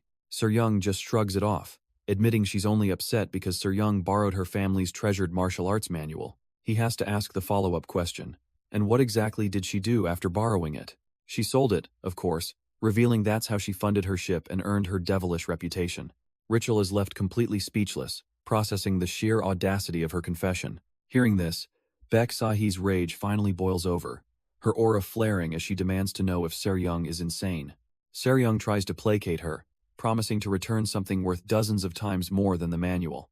But Baeksahi isn't listening, roaring that the manual was a priceless treasure as she unleashes her full power. Baeksahi's eyes blaze with power as she screams, demanding to see this so-called treasure. With a deadpan expression, Sir-Young simply presents Ritual, declaring that he is the payment. Ritual can only stare back. Utterly baffled him, the sheer absurdity of the offer short-circuits Baeksahi's rage, leaving her just as confused. Sir-Young then turns to Ritual, casually reminding him that he promised to help her make money. Hes completely speechless, realizing Hes just been sold as collateral. Baeksahi is left staring, trying to process this ridiculous turn of events. A tense silence falls over the snowy village as the confrontation grinds to a halt, but it seems an agreement was reached, as the group now walks through a grand, torch-lit hall. Baeksahi clarifies this isn't a truce. She's just taking Sir-Young to get her father's permission to kill her. Sir-Young is completely unfazed, thinking Baeksahi's death threats are just an act. Rachel, on the other hand, looks around the imposing structure, asking where on earth they are. She explains they're in the Triad headquarters, one of the 4 factions that control Tortuga, and the girl leading them is the daughter of the Triad's leader. Setting that aside, Rachel just wants to know what he's supposed to do to help. Seryong's plan is shockingly simple. He just needs to let himself be sold for a high price. They finally arrive in a massive throne room, where a powerful figure sits waiting for them. From his seat of power, the leader glares down, expressing his outrage at seeing Seryong again. He declares that for betraying the organization and stealing their treasure, the law is absolute, death. Baeksahi triumphantly turns to Seryong, her smug expression saying it all. I told you so. Seryong quickly tries to defuse the situation, claiming she didn't steal the treasure, she just borrowed it. But the leader is unmoved, coldly stating that returning the secret manual isn't enough, debts always incur interest. With a nervous smile, Seryong presents Rachel, assuring her father that the interest she brought is substantial. Baeksahi, however, has lost all patience, her blade glowing as she demands Seryong stop the tricks and accept her fate. But a voice from the throne cuts through the tension, ordering her to hold on and let Seryong speak. Stunned, Baeksahi looks up at her father, unable to believe he's actually considering this. She warns him not to let Seryong escape again, or she'll be seriously disappointed in him. The leader's face remains like stone. He declares that no connection can change the law. If the debt isn't paid, she dies. Seryong simply leans over to Rachel, calmly telling him that he worries far too much. Then, Rachel speaks up, asking the leader if he happens to know of an ancient swordsman called the Phantom Sword Demon. The Triad leader scoffs, dismissing the name entirely. Any martial artist from that era was probably third-rate. Seryong, however, gives Rachel a confident nudge forward, telling him it's time to show them something. He glances back, genuinely confused, asking what exactly she wants him to demonstrate. She tells him to show off his martial arts, anything at all to prove his worth. But Baeksahi cuts in, a sneer on her face as she corrects the request. She doesn't want to see his best. She demands he show them his weakest, most unimpressive art to match his price. Rachel lets out a quiet sigh, the absurdity of the situation sinking in as he clenches his hand. His fist tightens, knuckles turning white as he prepares to give them exactly what they asked for. Baeksahi can only stare, completely baffled by this bizarre turn of events. The Triad leader, however, remains silent, his cold, calculating gaze fixed on the boy. Seryong flinches back, completely baffled as his fist stops inches from her face. Is this even a real move? With a deadpan expression, Rachel introduces it as the supreme single-motion fist strike, a technique he mastered when he was 1 year old. Seryong is less than impressed, suggesting that perhaps he could show them something a little more powerful. But Rachel defends his choice, explaining that while its defense is simple, the technique's offensive power is quite strong. She crosses her arms, telling him to demonstrate it properly, but he hesitates, noting that the hall feels a bit cramped. Looking up at her boss, Seryong asks the Triad leader if it would be all right to proceed. Baeksahi immediately interjects, demanding to know what kind of trick he's trying to pull with this act. The Triad leader, however, simply gives his consent, telling the boy to try anything he likes. In the very next moment, that stoic calm shatters, his eyes widening in absolute shock. A colossal wave of energy erupts beside him, leaving the powerful leader frozen on his throne in utter disbelief. A massive orb of pure, condensed energy now hangs ominously in the hall, dwarfing the Triad leader. Rachel casually lowers his fist, the source of this terrifying display of power. He gestures towards his creation, while Seryong and Baeksahi can only stare, completely stunned. He even has the nerve to apologize, claiming his control slipped a bit since it's been a while. The sheer scale of the technique has left the entire throne room silent and filled with raw pressure. But the Triad leader's mind is racing, wondering how a mere human could possibly live for over 2,000 years. Seryong admits she doesn't know the details, only that she found him locked away in a hidden chamber. A single, powerful thought flashes through the leader's mind: secluded cultivation. But she quickly tells him that the boy's age isn't even the most important part. His true value, she explains, is that he's a living library of countless ancient martial arts. Seryong continues her pitch, explaining that if she asks nicely, the boy might just recite a few ancient martial arts for them. The Triad leader remains silent, his mind calculating the astronomical value of such a living treasure. Even Baeksahi is at a loss for words, stunned by the sheer potential of this unbelievable asset. The scene shifts to the neon-soaked streets of a futuristic city, a world away from the ancient sects. Citizens mill about under the glow of towering holographic signs and floating city infrastructure. A lone, cloaked figure moves with purpose through the crowded, rain-slicked alleyways. He stops before a small, unassuming shop, his voice low as he asks about its opening hours. The figure turns his head, revealing a terrifying metallic mask that glints in the dim light. Inside, a young man is startled by the sudden appearance of this intimidating customer. The masked man's gaze locks onto him, confirming that the boy is indeed the one he was addressing. The masked man makes it clear he doesn't want any witnesses, threatening to drag out anyone hiding nearby. The shopkeeper, instead of cowering, scoffs back, asking if this stranger is trying to pick a fight. The cloaked figure chuckles, telling the child to relax and speak to him as if he were a dead grandparent. Child? Grandparent? The kid doesn't like his tone one bit, and his hand drifts towards a nearby sword. In a flash of green light, the masked man decides the conversation is over and launches a devastating kick. The young shopkeeper can only watch in stunned silence, his world slowing to a crawl. The hood falls back, revealing a face just as menacing as the mask he wears. He effortlessly snatches the sword from the table, claiming it as his own. With the blade now in his possession, he calmly repeats his simple question. When does the shop open? But the kid's defiance has sealed his fate, and the masked man's eyes glow with murderous intent. But his hand meets a shimmering green barrier, the shopkeeper not even flinching. The cloaked man is sent staggering back, his attack completely and utterly nullified. He can't believe it, his glowing eye wide with shock. This kid, he's no ordinary child. A diagnostic scan confirms the worst. His arm is shattered, the bones completely broken. As the dust settles, a city patrol drone hums past, oblivious to the power struggle below. The noise attracts a new spectator, a blue-haired girl with an eye patch, her expression one of pure curiosity, and what she sees is not what she expected at all. The attacker is now sitting at the table. The masked man looks down at a bowl, admitting that he tried his best, but it's his first time cooking. The young shopkeeper calmly informs him that his bones are mended and his meridians are now unblocked. And so the humbled assassin begins to eat, all while the blue-haired girl watches from the shadows. The blue-haired girl finally steps out of the shadows, interrupting the shopkeeper's meal. Her timing couldn't be worse, as he spits a mouthful of his own terrible cooking right in her face. She's utterly appalled, gagging that the food is worse than boiled sewage. The young man, however, is completely unfazed, simply apologizing before asking why she's here. Still dripping with noodles, she bluntly states that her father sent her to bring him, but that was the wrong move.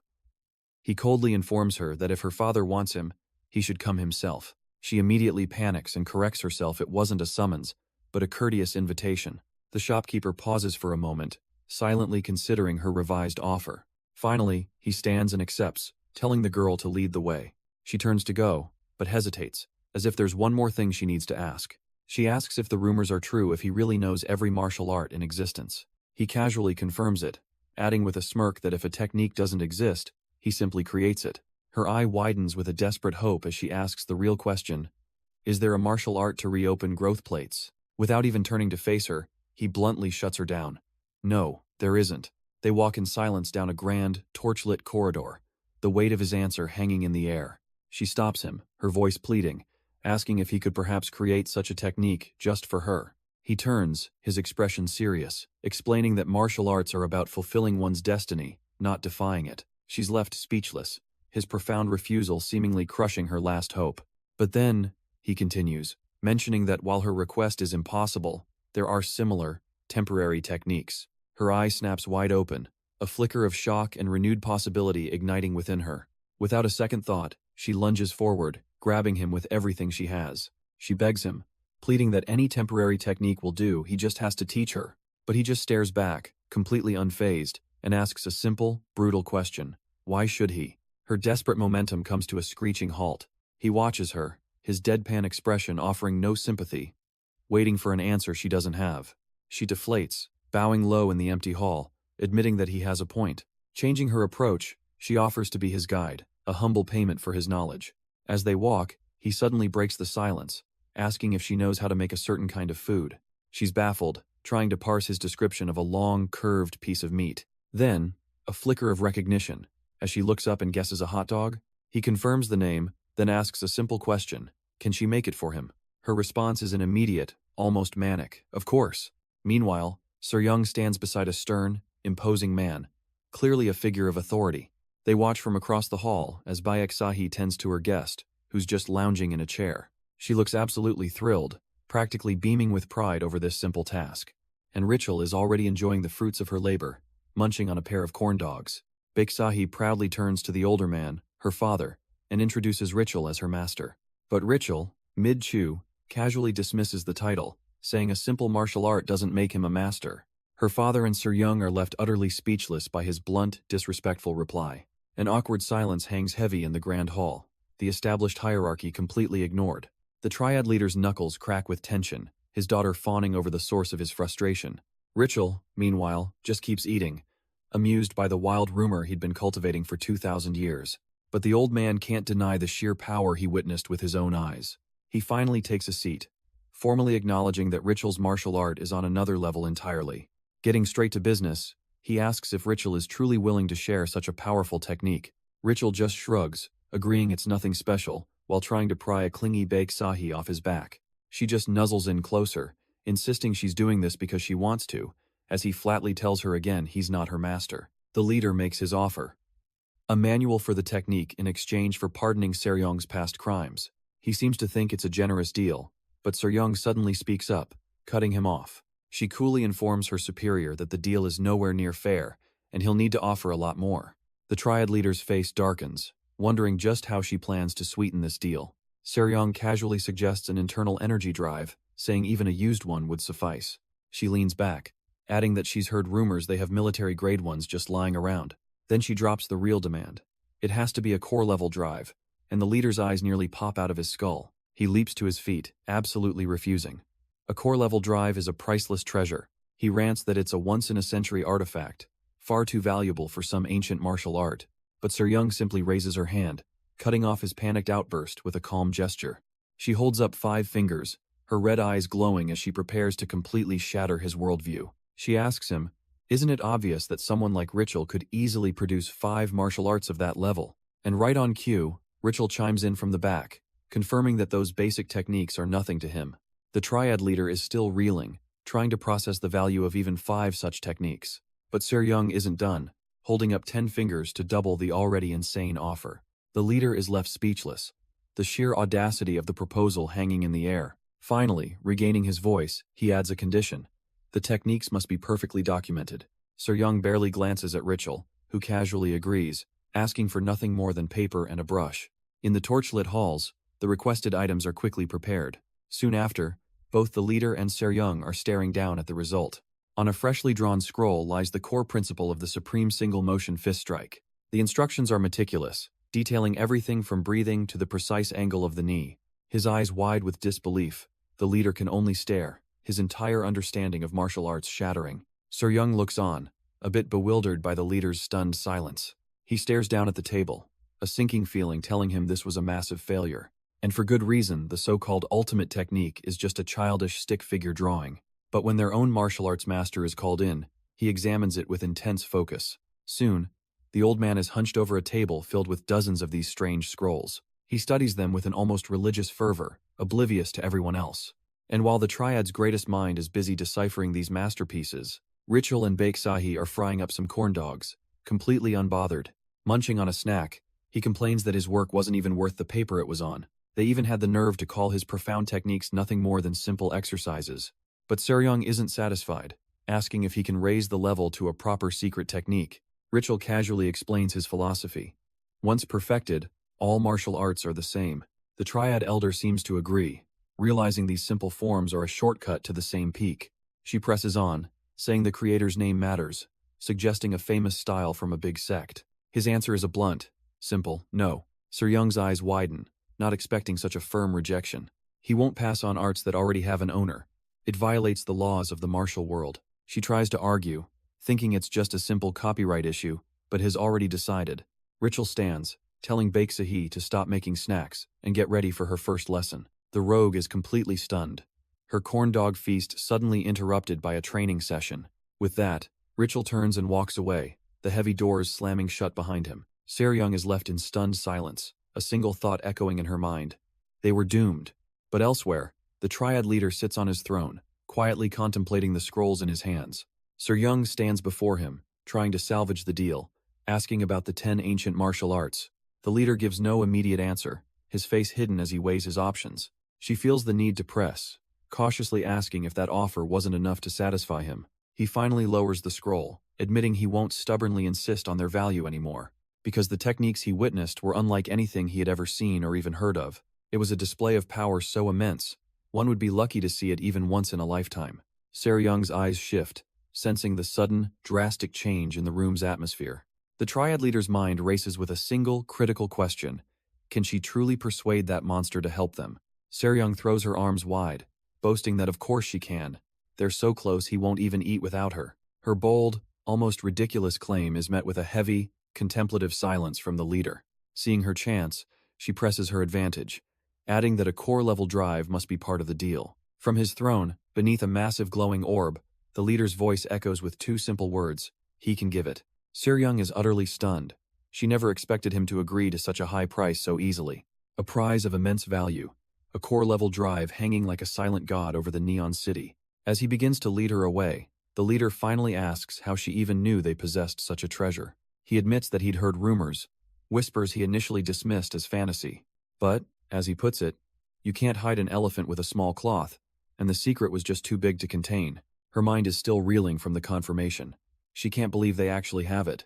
The leader elaborates that the drive is one of 3 legendary treasures, a myth no one has ever seen in person. Seryung hazards a guess. It must be because it's incredibly difficult to create. He confirms she's only half right. It requires technology and resources that could bankrupt an entire grand sect. But the other half of the truth is far more dangerous. Its creation is heavily regulated. The drive is treated like a weapon of mass destruction from the old world. To develop one in secret is to make yourself an enemy of the entire martial world. As he leads her toward a massive, reinforced door, she finally asks how they pulled it off. His answer is chilling. They didn't build it. It simply rolled in on its own. The doors swing open, revealing not a workshop, but a vast, terrifyingly deep abyss. The Triad leader gestures grandly towards the pit, explaining that their prized possession is down there. Seryung is left speechless, her mind struggling to comprehend what he could possibly mean. She walks to the edge, drawn by a morbid curiosity, and stares into the inky blackness.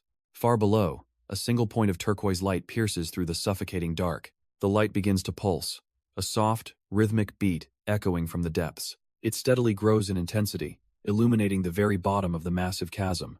The light then swirls into a vortex of pure, raw energy, and from its very center, the top of a steel helmet begins to emerge. A fully armored knight rises from the light, kneeling with a colossal sword planted before him. He lifts his gaze, a silent, powerful sentinel summoned from another time and place.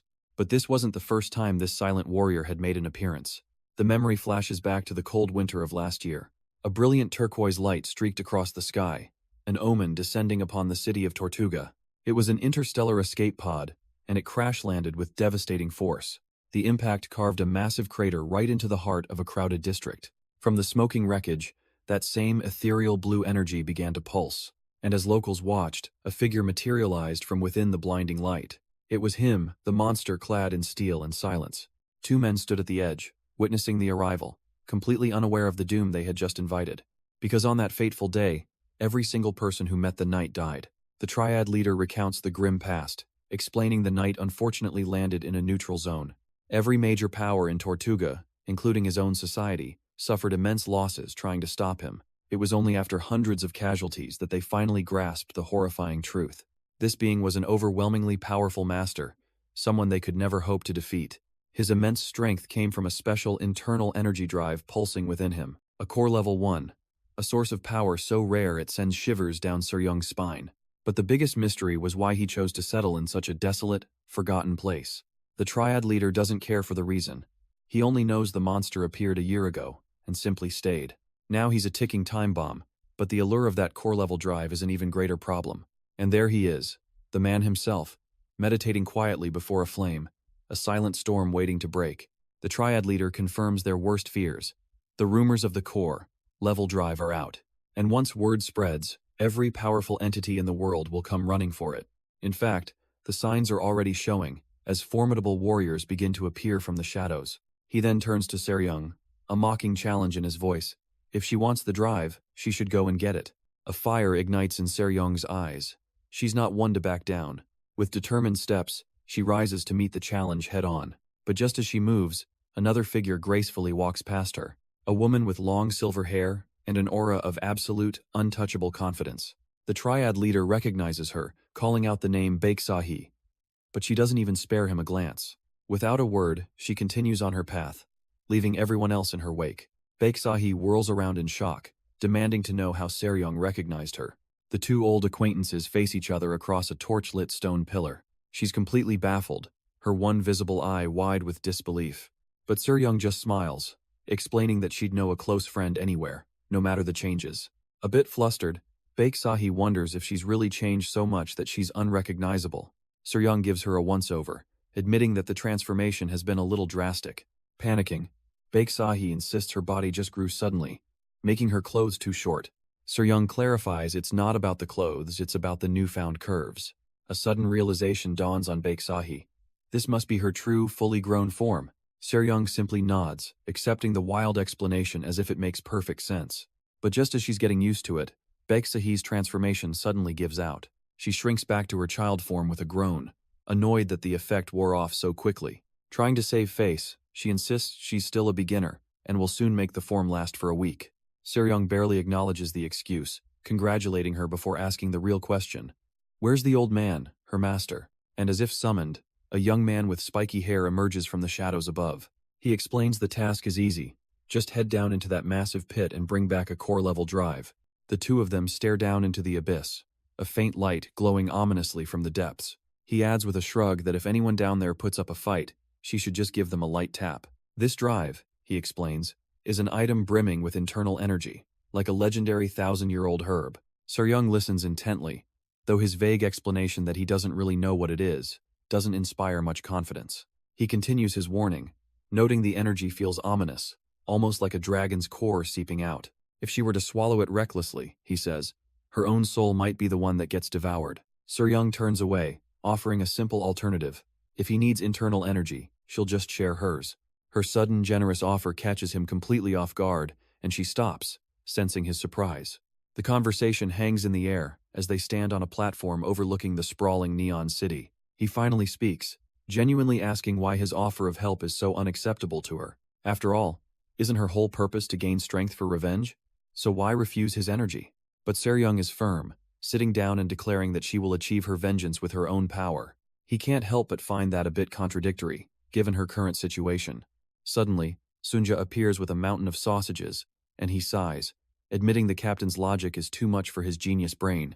Robert Carlyle recalls Seryong's logic. She refused to borrow money, preferring to steal because it burdened her conscience less. Seryong passionately explains that stealing is something she worked for, while borrowing is just a handout. The master is speechless, and Sunja just tells him to eat a hot dog. It'll make more sense if he stops trying to understand. Seryong remains silent and defiant, arms crossed, completely firm in her bizarre worldview.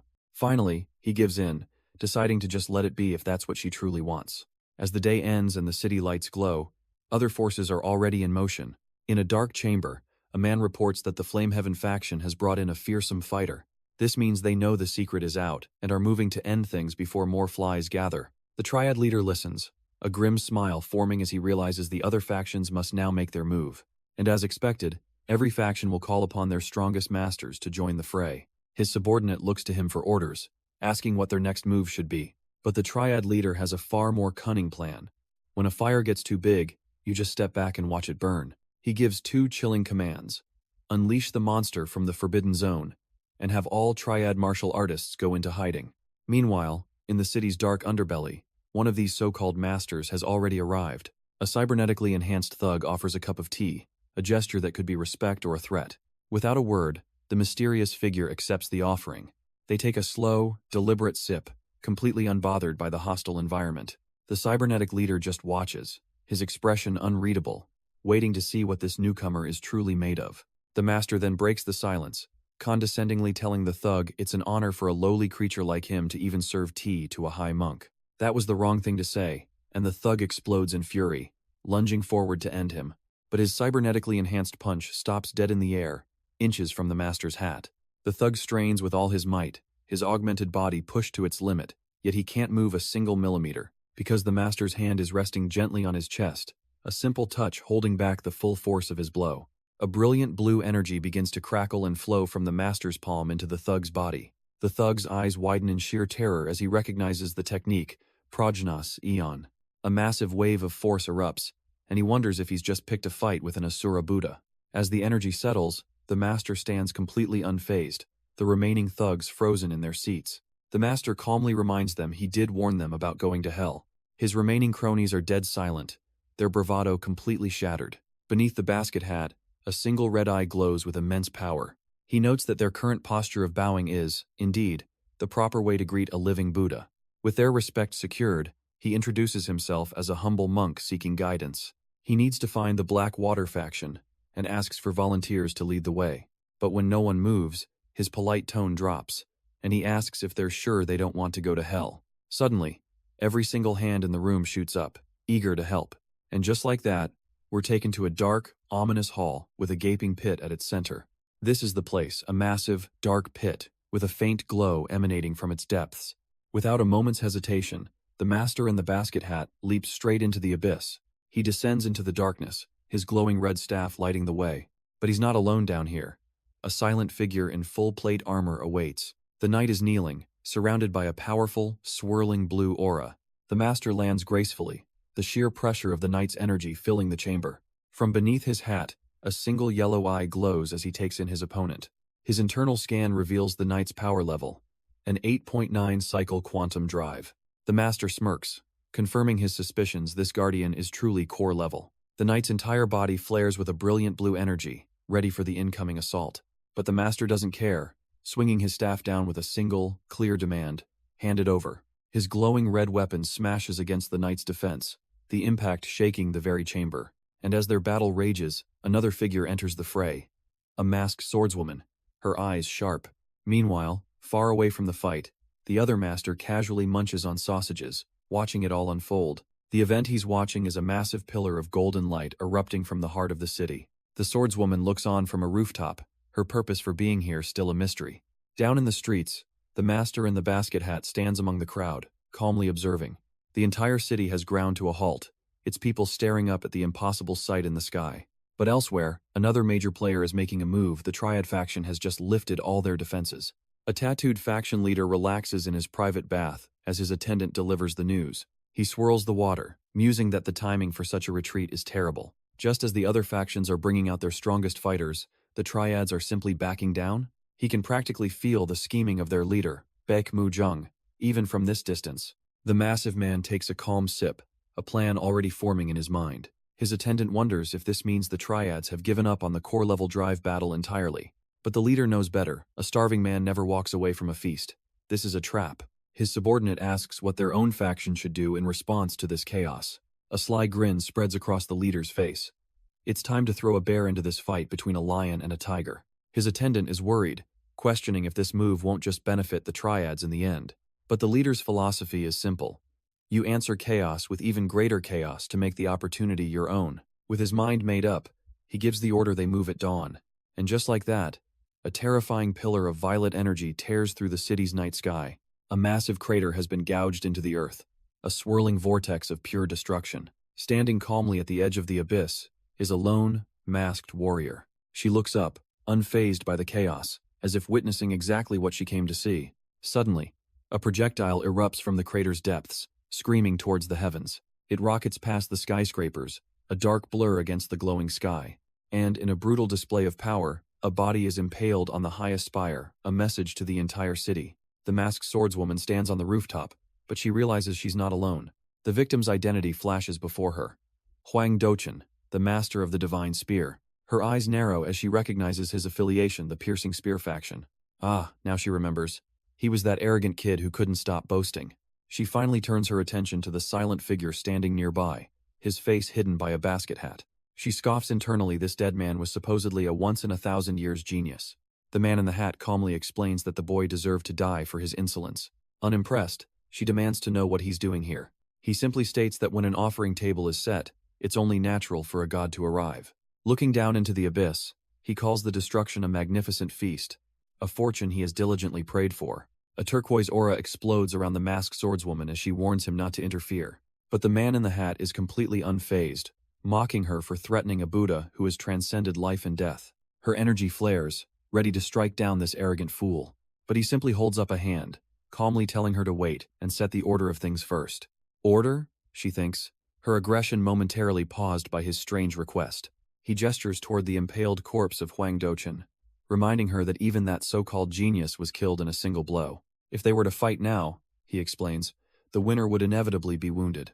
And facing that monster down below is already a near impossible task even at full strength. An injury would just guarantee they end up exactly like the dead spearmaster.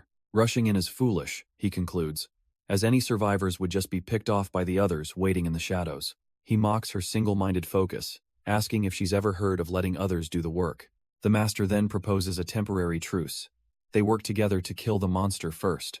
She scoffs at his words, her eyes filled with contempt. She has no intention of teaming up with him. With a final warning to stay out of her way, she launches herself off the edge of the building. She dives headfirst into the abyss, a silver streak against the dark cityscape. The master watches her go, sighing at her ignorance. She can't even do simple math. Fine, he thinks.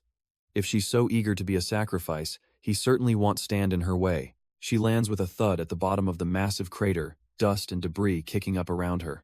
Her eyes scan the darkness, her expression hardening as she takes in her surroundings. And there it is, waiting in the center of the pit, her target, radiating a sinister green light. She plants her feet, gripping her weapon tightly, ready to claim her prize. Her eyes, cold and determined, lock onto the glowing figure. The armored knight waits, radiating an immense, otherworldly pressure.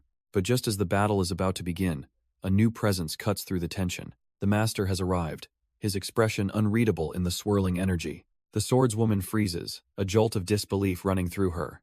That person is... A memory floods her mind, a stern voice telling her to remember this moment. A warning from long ago. If she ever faced this man, she was not to even lift her head. The threat of being cast out echoes in her thoughts as the memory fades. And now, the one person she was forbidden to fight stands directly in her path. Without even turning, the master notes her breathing is steady, a sign her injuries have already healed. The swordswoman's eyes widen, a wave of pure shock and terror washing over her. He glances back, remarking that her timing is perfect. He has questions that need answers. An immense pressure suddenly erupts from him, and she flinches as if struck. His gaze is calm, almost clinical, as he effortlessly pins her in place with his aura alone. The world seems to distort around her as she struggles for air, completely suffocated by his presence. Defeated, she clutches her chest and shakily tells him to please, just ask his questions. He studies her, wondering aloud why her internal energy is spread throughout her body instead of being in her dantian. She realizes with dawning horror that he's not just intimidating her, he's analyzing her very being. His focus then shifts past her, his senses scanning the true prize at the bottom of the pit. The armored knight. She explains that the knight's internal energy drive simply melted from the strain. The master muses that it could be a case of inner demon possession, a system failure. But no. He quickly dismisses the thought this being shows no trace of desire or corruption.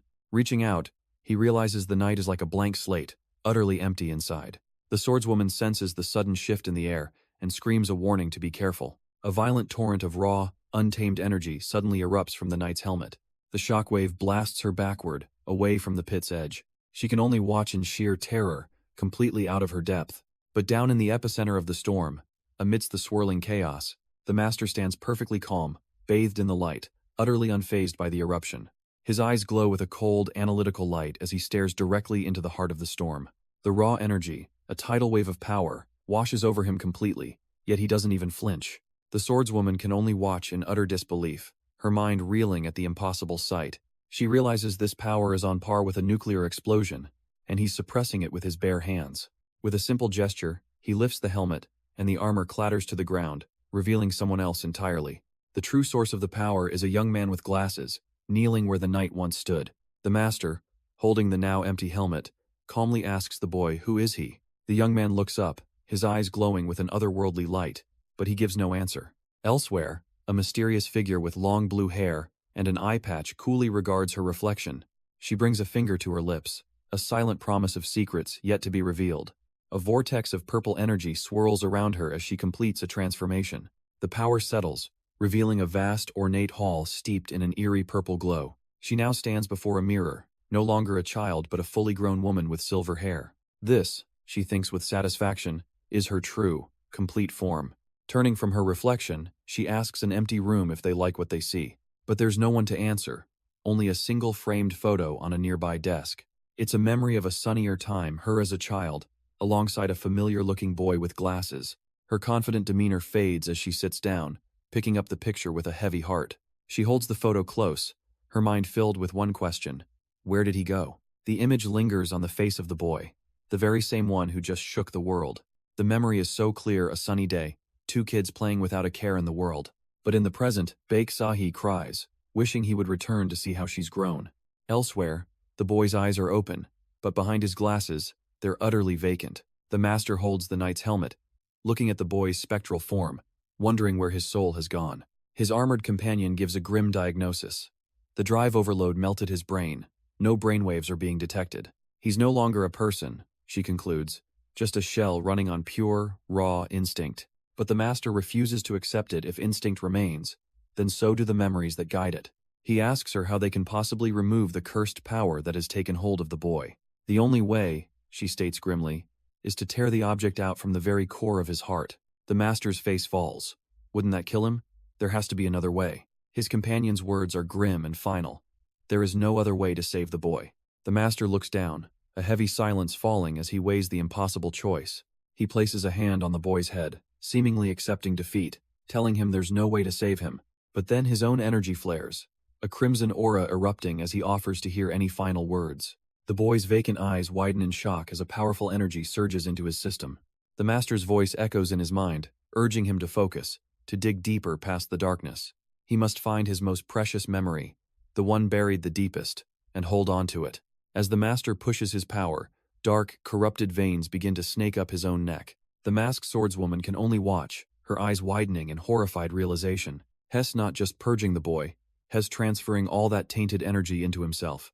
The master's own body strains under the load, the corruption visibly marking his skin as he draws it out. The boy remains lost, his consciousness adrift in the swirling darkness the master is trying to contain. He presses him, his voice a beacon in the void, asking if he has found that one precious memory. And deep within the boy's mind, a light finally begins to flicker. In the reflection of his eye, a scene from a forgotten past begins to take shape. It's a memory of a simpler time, a playful day with a childhood friend, a moment of pure innocence as a vibrant blue butterfly lands gently on his head. The two of them look up in wonder as it flutters away into the sky. This was it, the memory he needed to find. A sun-drenched field from a life ago, a time when his only worry was chasing butterflies with his dearest friend. She leads the way, pulling him along as they race up the grassy hill, full of childhood joy. Their carefree chase continues under the bright blue sky. A perfect day frozen in time. But the memory shifts, the target of their game now resting peacefully on a branch. And suddenly, his friend is different. Her clothes are dark, an eye patch covering one eye. With a gentle touch, he manages to catch the beautiful creature for her. He holds it up proudly, a triumphant smile on his face, thinking he's done something wonderful. But she just stares back, her expression unreadable, the warmth from moments ago gone. With a cold finality, she tells him to let it go and turns to walk away. Hess left kneeling in the grass, completely bewildered, asking why she's upset. She snaps back, yelling that she never asked for his help and could have done it herself. He's left completely speechless, unable to understand what just happened. As she walks away into the vast, green field, he can't just let it go. He calls out, asking why she's upset and promising to fix whatever he did wrong. But Sahi just keeps walking, ignoring his desperate plea. Trying another approach, he asks if her feet are tired, even offering a piggyback ride. That was the last straw. She whips around, absolutely furious, yelling that she's not a child. He stammers, trying to explain that he knows she's an adult, but the damage is done. With tears in her eyes, she declares she won't see him again until she's finally grown taller. He can only watch, whispering her name as she stomps away through the tall grass. And just like that, she walks out of his life, leaving him utterly alone. And as his world crumbles, a memory flashes in his mind's eye. He remembers himself as a boy, his gaze already heavy with a burden. In the present, the master's hand rests on his head, a chilling conduit for his power. He can feel his very essence being drained, siphoned away by this monster. His vision blurs, the world fading as his strength leaves him, and another memory surfaces. The reflection of a knight in shining armor. The sound of heavy, pained breathing echoes from within the steel helmet. He remembers his master, Huang Dochen, the divine spear, broken and bleeding in the dust. He had found him then, a young disciple standing before his fallen teacher. And Dochen, looking up with disbelief, could only whisper that he was still alive. The young disciple confirmed his master's fears across the desolate, corpse-strewn battlefield. Coughing up blood, Dochen tried to find solace in their victory, claiming the enemy was wiped out too. But his disciple could only see his dying commander, rushing to his side in a panic. With a heavy heart, Dochen told him to stop calling him commander. The Star Knight's order had been annihilated, How could their leader possibly remain? But then, a chilling realization dawned on the old master as he looked upon his unblemished student. The young man stood silent, his face betraying no emotion, not a single scratch on him. Dochun's eyes narrowed with a terrible suspicion, and he asked the one question that mattered. Without a hint of shame, the disciple admitted that yes, he had been hiding. His master was stunned. For 6 years, this boy fought like a man with 10 lives. So why now? The disciple's gaze remains cold and unwavering, his reasons held close. A sudden, terrible thought flashes across Dochun's bloodied face. He asks if this betrayal was all connected to their mission's true objective. His gauntlet rests on a small box. Was this what his student truly coveted? The young man calmly confirms that the item is essential for someone. Kneeling before his dying master, he finally reveals his true purpose. Dochun listens in stunned silence, the weight of this treachery crushing him. The disciple claims the core-level drive inside is beyond his master's ability to control. He then offers a bizarre excuse, saying it's useless to a man who's already tall enough. The old commander can only stare, completely baffled by the nonsensical justification. The student explains that the drive can rewrite a person's very genes, and for that reason, he needs it more than anything. His master, Sir Andre Skolt, finally understands. This isn't just a simple betrayal. With his last bit of strength, the dying knight grabs his sword, determined to stop him. He declares his name and title, the last successor of the Star Knight's order, making his final stand on a battlefield of the dead. The student gives him one last warning. He's on a mission, and he will kill anyone who gets in his way. He looks on, his face betraying no emotion, as his commander makes his choice. But in a stunning final act, the knight yells for him to go, swinging his sword down not to kill, but to be killed. The massive blade descends, a final test for his wayward disciple. The student's eye reflects the incoming attack, a spark of light in the darkness. And in an instant, a cataclysmic surge of blue energy erupts from his body, overwhelming his master completely. The memory shifts, revealing the young man's face, twisted and scarred by a corrupting energy. He fights desperately, trying to suppress the demon that has taken root in his very heart. He lets out a final, agonizing scream as his own power surges to combat the darkness within. From the shadows, a masked swordswoman watches the unfolding spectacle. The raw power tears a massive crater into the heart of the city. A brilliant pillar of blue light erupts, piercing the night sky for all to see. On a distant rooftop, a master in a basket hat can only stare, wondering what he's witnessing. The beam of energy doesn't dissipate. It arcs across the sky with terrifying purpose. It converges into a swirling vortex of raw, destructive power hanging over the city. But just as he processes the first light, a second, crimson beam slams down from the heavens. The two colossal beams of energy finally collide, a cataclysmic event painting the sky. Caught within the crimson torrent, the master lets out a desperate cry for it to stop. The basket hat master can only stand and watch, dwarfed by the sheer scale of the event. From his perch, he witnesses the two powers warring for dominance over the glowing city. But far away from the chaos, inside a quiet ship, a completely different scene is unfolding. Two steaming bowls of noodles sit on a table, a simple luxury in a harsh world. Robert Carlyle gets a little emotional, remarking how long it's been since they ate out. Sunja, ever the pragmatist, tells him to savor it. It cost her 2 air filters. Sir Young gently chides her, wishing Robert a happy birthday, and calling this a worthy expense. But Sunja just scoffs, questioning why the captain is leeching off someone else's birthday. The captain snaps back, insisting she wasn't leeching Robert's, the one who likes that dish. But her protest is instantly silenced by a blinding flash of light descending from the sky. The violent tremor sends their hard-earned meal spilling across the floor. In an instant, their rare moment of peace is utterly shattered. Meanwhile, in a desolate wasteland far from the glowing city, another pillar of energy, this one a brilliant cerulean blue, slams into the earth. From the crater rises a spectral warrior, his form crackling with immense, righteous power. He manifests as a colossal guardian, swinging his ethereal blade down upon a lone figure below. His face is a mask of pure strain, pouring every ounce of his will into this desperate attack. And from somewhere beyond, the master's voice echoes, pleading with him to fight the demon within until the very end. The spectral warrior brings his blade down with a deafening roar, clashing against the master's crimson aura. He grits his teeth, pouring every last drop of his soul into this one desperate strike. But his opponent simply sidesteps, letting the immense power slam uselessly into the ground. The master looks on, almost disappointed, as the attack carves a massive crater into the earth. Defeated but not broken, the young man summons a strange, glowing box from within his spirit. He channels his remaining power, unleashing a violent maelstrom of energy from the artifact. The power tears through him, a desperate, agonizing last resort, that pushes his body to its absolute limit. The chest glows with an unbearable light, a beacon of his final, defiant stand. But even this is not enough, and he collapses before it, his energy completely spent. Hess left defeated, pinned to the ground by a sword, as his master's voice begs for Wurim to stop.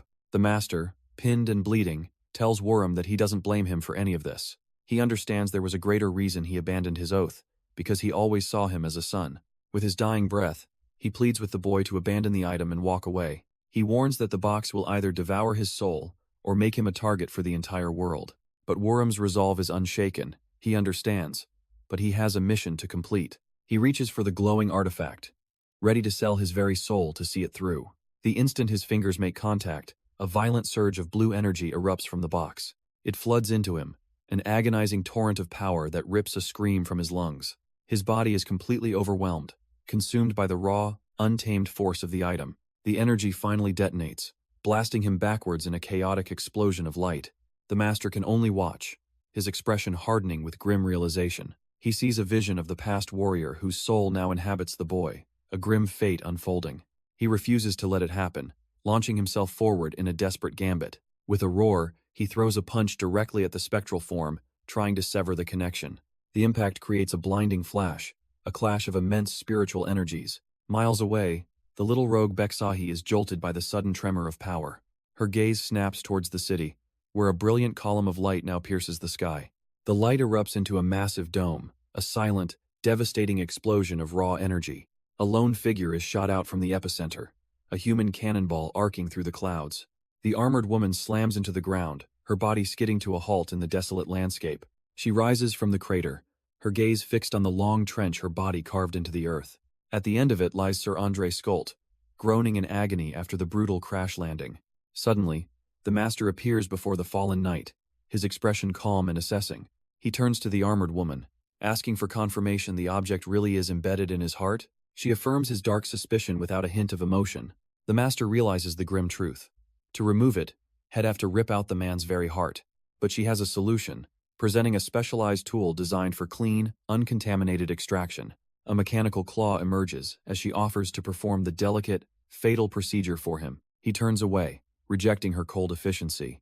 This is an act of taking a life. His hand begins to glow, declaring that things etched into the soul must be handled personally. The armored woman watches in silence, her mechanical solution cast aside. Under the desolate sky, the master kneels, ready to perform the rite himself. His hand meets the knight's chest, accepting this burden as a matter of karma. He gently tells the soul within to rest peacefully now, his power surging forward. The spectral form of Wurim chokes, feeling the immense spiritual pressure. The master vows to take on this karma, even if it means going to hell in the boy's place. But suddenly, a desperate voice screams from the distance, pleading for him to stop. The armored woman turns, her attention drawn by the unexpected interruption.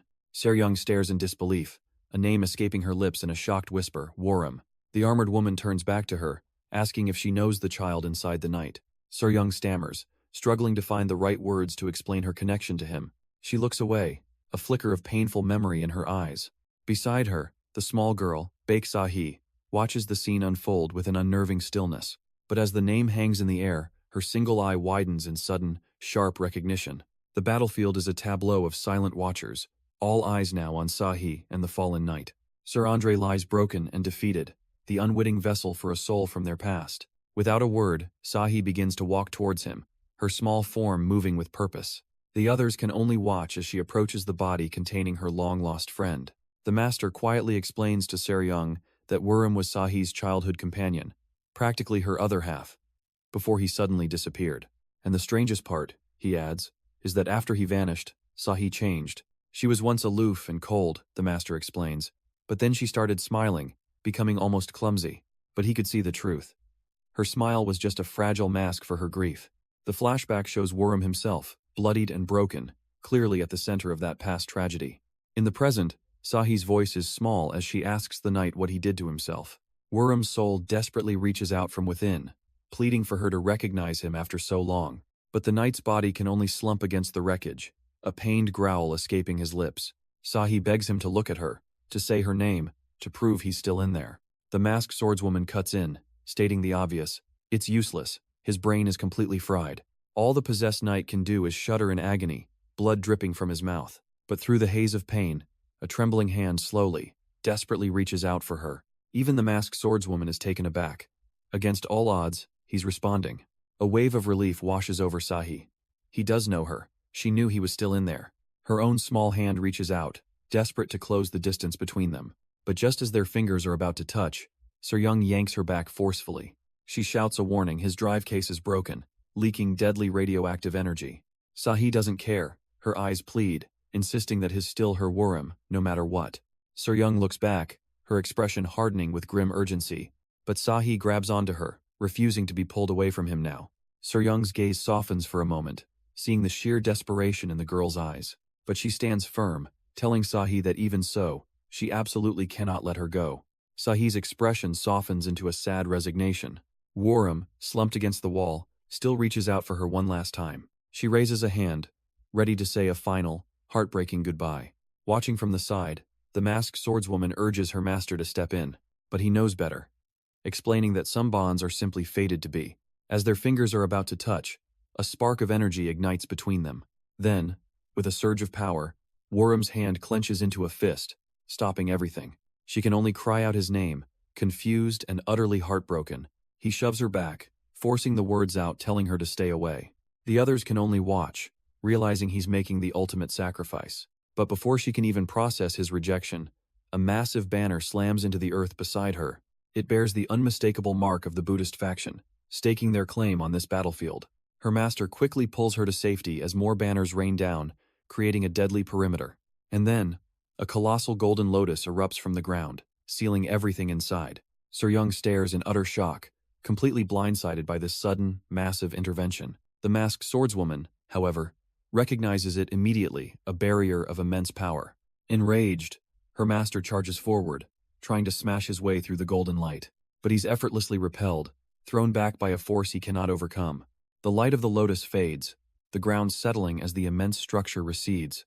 In its place, a small, unassuming stone sits smoking, the source of all that power.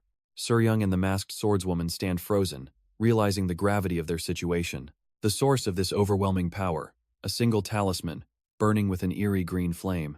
Her master recognizes it instantly, the primordial Arhat formation of Shaolin. He wonders who could possibly be here, a master powerful enough to be near the realm of transcendence. And from the shadows, a new player emerges, their face completely hidden by a woven basket hat. The three of them are now completely cut off, stranded within the barrier's desolate landscape. This entire industrial junkyard has become their inescapable prison. Deep inside a massive, empty warehouse, the heart of the technique glows with a sinister light. There stands the basket hat master, calmly channeling his power as a spiritual lotus blooms. He remains perfectly still, a silent, unreadable sentinel holding them all captive. The basket hat master muses that a Buddha must have crossed over from hell to be here. He surveys the field of bodies, annoyed that his clients couldn't wait a little longer to die. Now, who, he wonders, is going to pay him for his services? His senses suddenly lock onto a single, powerful presence still remaining. A massive figure sits on a makeshift throne, completely unfazed by the carnage around him. The master's tone shifts, realizing they left someone alive to settle the debt. He takes a step forward, sizing up the man, thinking his pockets must be deep. The two powerful figures finally stand face to face, a silent challenge hanging in the air. An intense pressure begins to build around the master. In the vast, silent warehouse, the two prepare for a battle over a debt that must be paid. But before a move is made, the master speaks, calmly addressing his opponent as senior. The enforcer pauses, a flicker of confusion on his face. He doesn't recognize this man. The master simply dismisses it as a passing acquaintance, something not worth remembering. That vague answer isn't good enough. The enforcer's patience snaps as he demands a proper answer, unleashing a blast of ki. A brilliant beam of golden energy erupts from his fingertips, hurtling across the warehouse floor. Yet the monk remains kneeling, a swirling vortex of flames absorbing the entire attack without effort. The very ground beneath him cracks and shatters under the immense pressure of his defensive technique. A flash of realization hits the enforcer. The Ruyi Vajra technique, he's one of those damned Shaolin monks. But the power is too refined. He's far too young to have mastered a skill reserved for the highest elders. Then, a 20-year-old memory surfaces, a small child who served the Grand Elder. It has to be him. The enforcer smirks, confirming his hunch about their shared past. He clarifies that being Myungchun's disciple is the only reason he's even considering sparing the monk's life. The offer is simple. Leave the core-level drive behind, and he can walk away. But the monk remains silent, his posture unyielding. Annoyed, the enforcer questions why he isn't scrambling to escape with his life. He can't comprehend this blatant defiance. Instead of retreating, the monk simply extends an open hand. The gesture leaves the enforcer completely bewildered. What could this possibly mean? The monk calmly reminds him about the bill, a remaining payment of 85,000 credits. The sheer audacity of it all stuns the enforcer.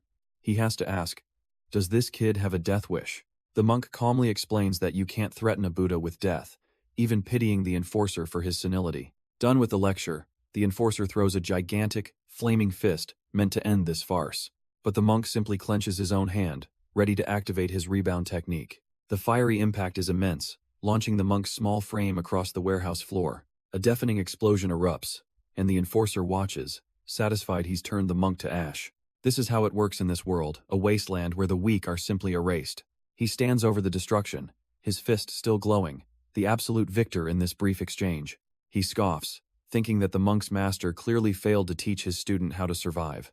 But as the smoke clears, a massive, glowing lotus flower emerges from the flames, completely unharmed. The enforcer reaches out, but a voice stops him cold. Keep your hands off, the bill is still outstanding. The enforcer is not impressed by this sudden interruption, his expression hardening behind his shades. From the lingering smoke and fire, the mysterious master emerges, completely unfazed. A splash of blood on his collar is the only sign he was ever in danger. The deal was supposed to go down in this desolate junkyard warehouse, but things have clearly gone sideways. He stands his ground, watching as the basket-hatted figure calmly approaches him through the flames. The master simply holds out his hand, getting straight to the point. What a crazy bastard, the enforcer thinks, scoffing at this man's audacity. The master calmly states the facts. The remaining payment is 85,000 credits. He points out that according to the rules, the contract should be void since the clients are all dead. But the master has a counteroffer, specially recognizing the enforcer as the successor to the contract. The enforcer has heard enough, slamming his foot down to crush the master into the concrete. He leans in with a smug grin, daring the man on the ground to keep talking. But the master is completely unfazed, offering to talk all night if the payment is settled. Suddenly, a hand shoots out, grabbing the enforcer's leg as a chilling blue energy erupts. His confidence vanishes in an instant. He recognizes this forbidden technique, Prajna's Eon. He roars in fury, accusing the master of breaking his vows by using such an unorthodox art. The master simply scoffs, retorting that all martial arts are ultimately for killing. He even admits he knew it wouldn't break the enforcer's Vajra body, but asks it still stings, doesn't it? Yeah, it stings, the enforcer bellows, channeling all his rage into one devastating punch. The basket hat shatters into splinters as blood erupts from the master's head. The enforcer looms over him, mockingly asking if he has anything left to say. The master lies face down on the cold floor, seemingly defeated, but his hand begins to tremble, a flicker of defiance in the face of overwhelming power. Seeing this, the enforcer roars in frustration and prepares to end this once and for all. He stomps relentlessly, the brutal impacts shaking the entire warehouse. The shockwaves are so powerful they can be felt from outside the building. Unnoticed by the raging enforcer, two strange lotus buds sit silently nearby. A trail of the master's spilled blood begins to slither across the floor, drawn to the buds. The moment it touches, a sinister, sickly green vapor erupts from the lotus. Suddenly, the enforcer collapses to his knees, caught in a cloud of what looks like pure poison. The enforcer finally buckles, blood seeping through his pristine white coat as the poison courses through him. On the floor lies the master, his broken hat a grim testament to the brutal fight. Yet the enforcer stands over him, mocking how every monk he meets seems so eager to reach nirvana. He straightens his collar, trying to regain his composure despite the poison's effects. But his eyes are drawn to the source of his ailment, the two lotus buds, now erupting with green, toxic energy. The sinister vapor swirls and expands, a silent, deadly trap sprung at the last moment. Just then, a single, glowing talisman floats down from the ceiling, a final move from the fallen master. He snatches it from the air, his eyes widening as he recognizes the technique. Kimandungia. He scoffs, enraged that even while dying, his opponent is resorting to such petty tricks. Declaring it useless, he shoves the talisman into his mouth, determined to consume the master's final gambit.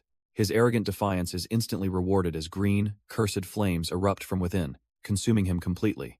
The enforcer vanishes, leaving only the fallen master on the cold floor, a gaping hole torn through his shattered hat and torso. To any normal eye, the conclusion would be simple. The Asura Buddha is dead. Sometime later, a new team arrives on the scene, taking in the aftermath within the vast, empty warehouse.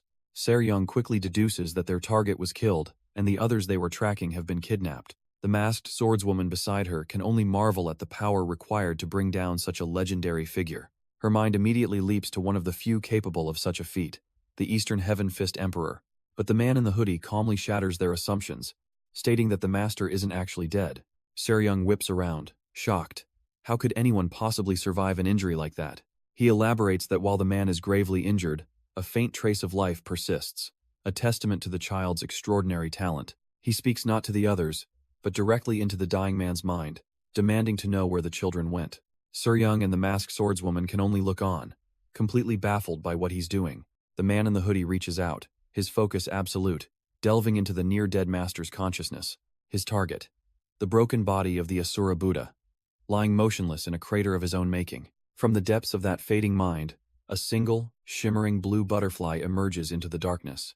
It flutters for a moment before gently landing on a phantom branch, a memory taking form. But now, in this vision, another hand reaches for the delicate creature. We see a man with glasses, patiently teaching a small, blue-haired girl with an eye patch. The girl's single eye widens with understanding as she announces that she's caught it. She holds her hands out, having perfectly replicated the technique, capturing the memory itself. Within this memory, her master kneels, offering the captured moment back to his young student. But as the butterfly rests on her hand, a flicker of doubt crosses Baeksahi's face. Woram notices her hesitation, gently asking why she looks so troubled when she wanted to catch it. She looks down, explaining that something feels wrong. A real butterfly would have flown away by now. And with that, the illusion shatters in her mind. She realizes none of this is real. Her master quietly acknowledges her words as a faint, ethereal sigil glows beside him. He touches his chest, agreeing with her, noting the burning pain he always felt is finally gone. He tries to console her, saying they should be happy to see each other again, so she shouldn't cry.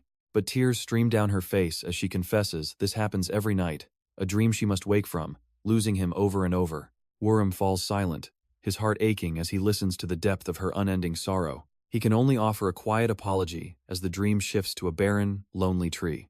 In this memory, he sits beside a much younger Baeksahi, finally telling her his true feelings.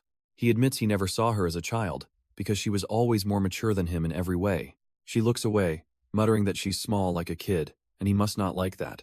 But Woram gently refutes her, explaining that her size doesn't matter. She's charming and lovable. After traveling the universe for years, he became certain there was only one Baeksahi, and that's why he loved her. He even tries to cheer her up, promising a gift that will help her grow taller soon. Startled, she quickly denies hating her height, her cheeks flushing. She's completely caught off guard by his sudden, heartfelt confession. But then, a strange crackling sound fills the air as a brilliant blue energy begins to erupt from Woram's body. The blue energy crackles violently around Woram as he realizes something is terribly wrong. In his mind's eye, he sees a lone figure standing before a golden Taoist seal. The vision becomes reality as a massive man in a white coat appears before them. A menacing red glow emanates from behind the man's sunglasses. Woram's own power surges, his quantum drive activating at 8.9 cycles. The enforcer smirks, recognizing the rare power of a core-level drive. Before Woram can react, he's blasted backwards with overwhelming force. Baeksahi screams his name, her heart dropping in sheer terror. She lunges forward, desperately trying to catch him as he falls. Her hand reaches out, but there's nothing there to grab. But instead of falling silent, the defeated master reaches out, his hat soaked in blood. From the floor, he manages to utter a single demand, 85,000 credits. Se-ryung stares down, completely baffled by what she's hearing. The master calmly translates, explaining that the man wants to be paid for the beating he just took. She immediately panics, shouting that she doesn't have that kind of money. Not even if she sold her entire crew and threw in the masked swordswoman as a bonus. The swordswoman's eyes narrow with irritation. Why is she being excluded from the do not sell list? The master, however, remains completely unfazed by the outburst. He simply tells the fallen warrior to put it on his tab, swearing on his name. Lying in a pool of his own blood, the basket hat master falls silent, seemingly accepting the deal. Se-ryung's heart sinks. She knows this man's reputation as the greedy demon. Suddenly, a geyser of blood erupts from the fallen warrior's chest, shooting straight up. It paints a perfect, bloody circle high above on the warehouse ceiling. She can only stare upwards, completely bewildered by this bizarre technique. The blood ignites, forming a massive, glowing red trigram. A contract has just been sealed. This blood pact now hangs ominously over them, bathing the warehouse in its crimson light. The seal seems to trigger something in the master, pulling him into a vision of a desolate field. He sees a small, blue-haired girl with an eye patch, watching a figure in the distance. That figure holds a heavily armored knight, who groans weakly, utterly defeated. It's the bald enforcer, effortlessly holding the captured Sir Andre Skolt by his tattered cloak. The bald enforcer mocks his foe, questioning if he really thought a big sword was enough. He lifts Wurim by the throat, sneering that he lacks the strength to even wield his weapon properly. And then, a sickening reveal, a glowing core drive pulses on the enforcer's own chest. He wasn't just here to defeat Wurim. He was here to take his power for himself. Wurim can only choke, his own energy flickering as he's completely overpowered. But suddenly, a small figure streaks through the air, demanding Wurim's release. It's the blue-haired girl, Bek Sahi, her visible eye burning with red light as she prepares to strike. She unleashes her attack, but the bald enforcer meets it with a blinding explosion of his own power. The resulting shockwave sends her flying, her small body completely overwhelmed by the blast. She tumbles violently across the barren wasteland, utterly defeated in a single, brutal exchange. She's left broken in the grass, completely neutralized. But even with blood on her lips, she weakly begs him to let Wurim go. The enforcer doesn't even turn around, his focus entirely on his captive. Her eye widens in absolute horror as she realizes his true, gruesome intention. With a sickening crunch, his hand plunges directly into Wurim's chest. All she can do is lie there, forced to witness the brutal act from afar. He rips his hand free, and Wurim's lifeless body is simply dropped to the ground. And there it is, pulsing in his palm the glowing core, Wurim's very heart. A smug, satisfied look crosses his face as he admires his stolen prize. With his objective secured, he turns and walks away, leaving only bodies behind. But the enforcer's attention is already elsewhere, his gaze fixed on a distant target. He clutches Wurim's core, watching three figures standing before a massive, glowing array. Suryung can only stare in horror, whispering her fallen comrade's name. The enforcer stands over Wurim's body, a silent, final insult. But her shock quickly boils over into pure, unbridled fury. With a scream of rage, she unleashes a torrent of crackling purple energy.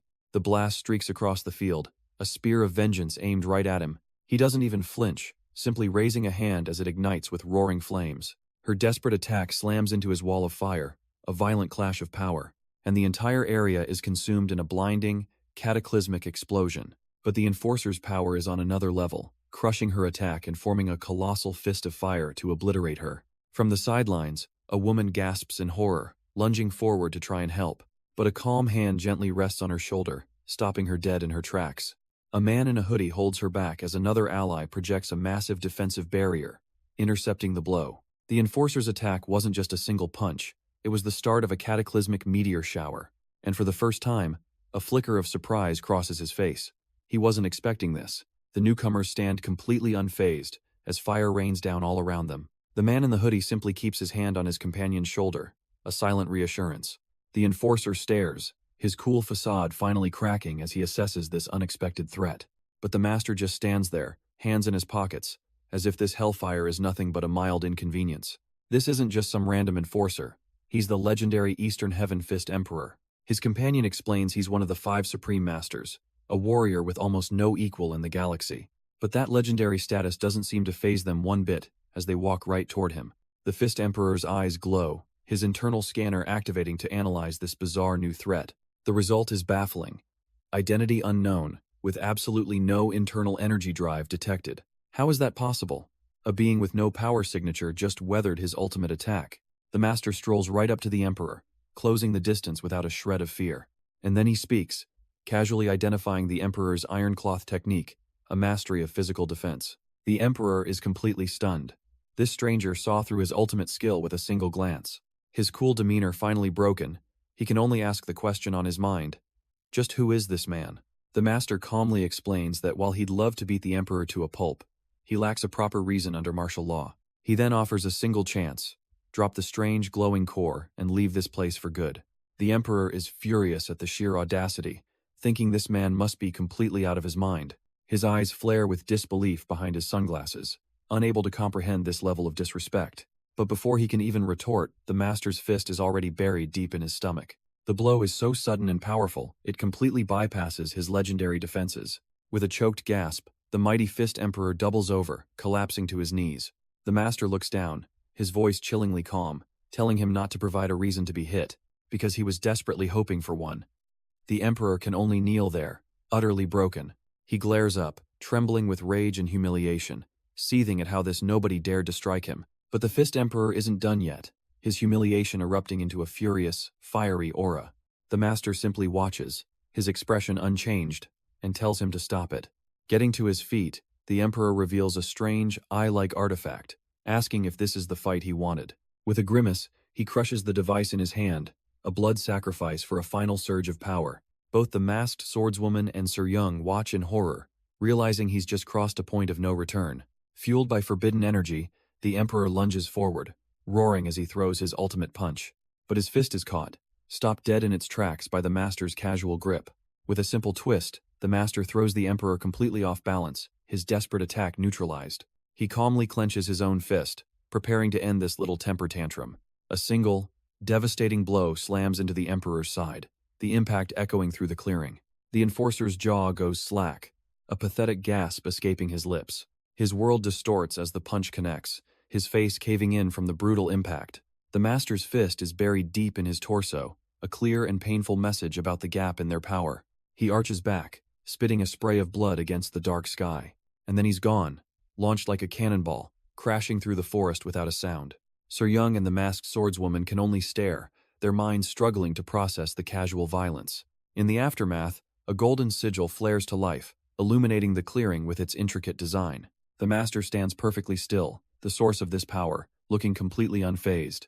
But this fight seems to have stirred something within him, a memory of a far more menacing figure. Meanwhile, the once mighty emperor is left a swollen, unconscious wreck, his desperate gamble ending in utter humiliation. He stands over the emperor's broken body, the one-sided battle finally over. Sir Yong and the masked swordswoman are left speechless by the display of absolute power, but their attention is suddenly pulled away from the aftermath of the fight. Beneath a barren tree sits a lone figure, cradling the body of a fallen ally. It's Huarin, her face pale and still, her life clearly gone. The blue-haired girl holds her gently, her gaze fixed, lost in a silent vigil. Sir Yong watches from a distance, knowing they can't just leave her like this. She tells the master that the girl's grief is so deep, she'll stay there until her last breath. He agrees without a second thought. They'll have to drag her away, even by force. But for now, the girl remains completely absorbed in her sorrow, unaware of their presence. The master finally approaches, his voice cutting through the silence as he tells her to step aside. She remains frozen, her back to him, completely lost in her grief. He repeats the command, this time promising she'll have time for goodbyes. But he needs her to move now. She finally relents, and he stands alone with the body on the desolate hill. Suddenly, a complex, glowing sigil burns itself into the earth before him. A strange energy begins to gather, swirling up from the ground and into the dead tree. A memory flashes a younger version of himself with fiery red hair, channeling that same power into a seated figure. The same intense focus, the same untamed aura from a time long past. Back in the present, he sits behind Huarin, pouring that very same crimson energy into her still form. Sir Yong watches from afar, her eyes wide with disbelief. He's attempting the impossible, using the return to origin technique. Sir Yong can barely process the words, is he really attempting the return to origin? Even the masked swordswoman knows the legend. It's the state of becoming one with nature itself, a power that taps into the very source of all creation, and can even influence the sacred cycle of life and death. But she always believed it was just a myth, an impossible state to reach. So how is he doing this? Just what kind of monster is this man, channeling his own origin energy to replace her lifeless blood? Blood drips from his lips as he pours his own life into her, a silent plea for her to see the world once more. In a place beyond, a young girl with an eye patch finds herself standing in a sunlit field. There, she sees Huarin, sitting peacefully, the fatal wound in her chest no longer bleeding. Tears stream down the little girl's face as she whispers her friend's name, witnessing a miracle. Huarin looks at her with a gentle expression, asking if she could do her one last favor. The little girl immediately agrees, promising she'll grant anything, even 1,000 favors. Huarin's first request is simple. She just wants her friend to stop crying. Baeksahi freezes, her tears still flowing, caught off guard by the simple plea. Huarin reaches out, softly telling her that she looks so much prettier when she smiles. Trying to be strong, the girl wipes her eyes, promising that she won't cry anymore.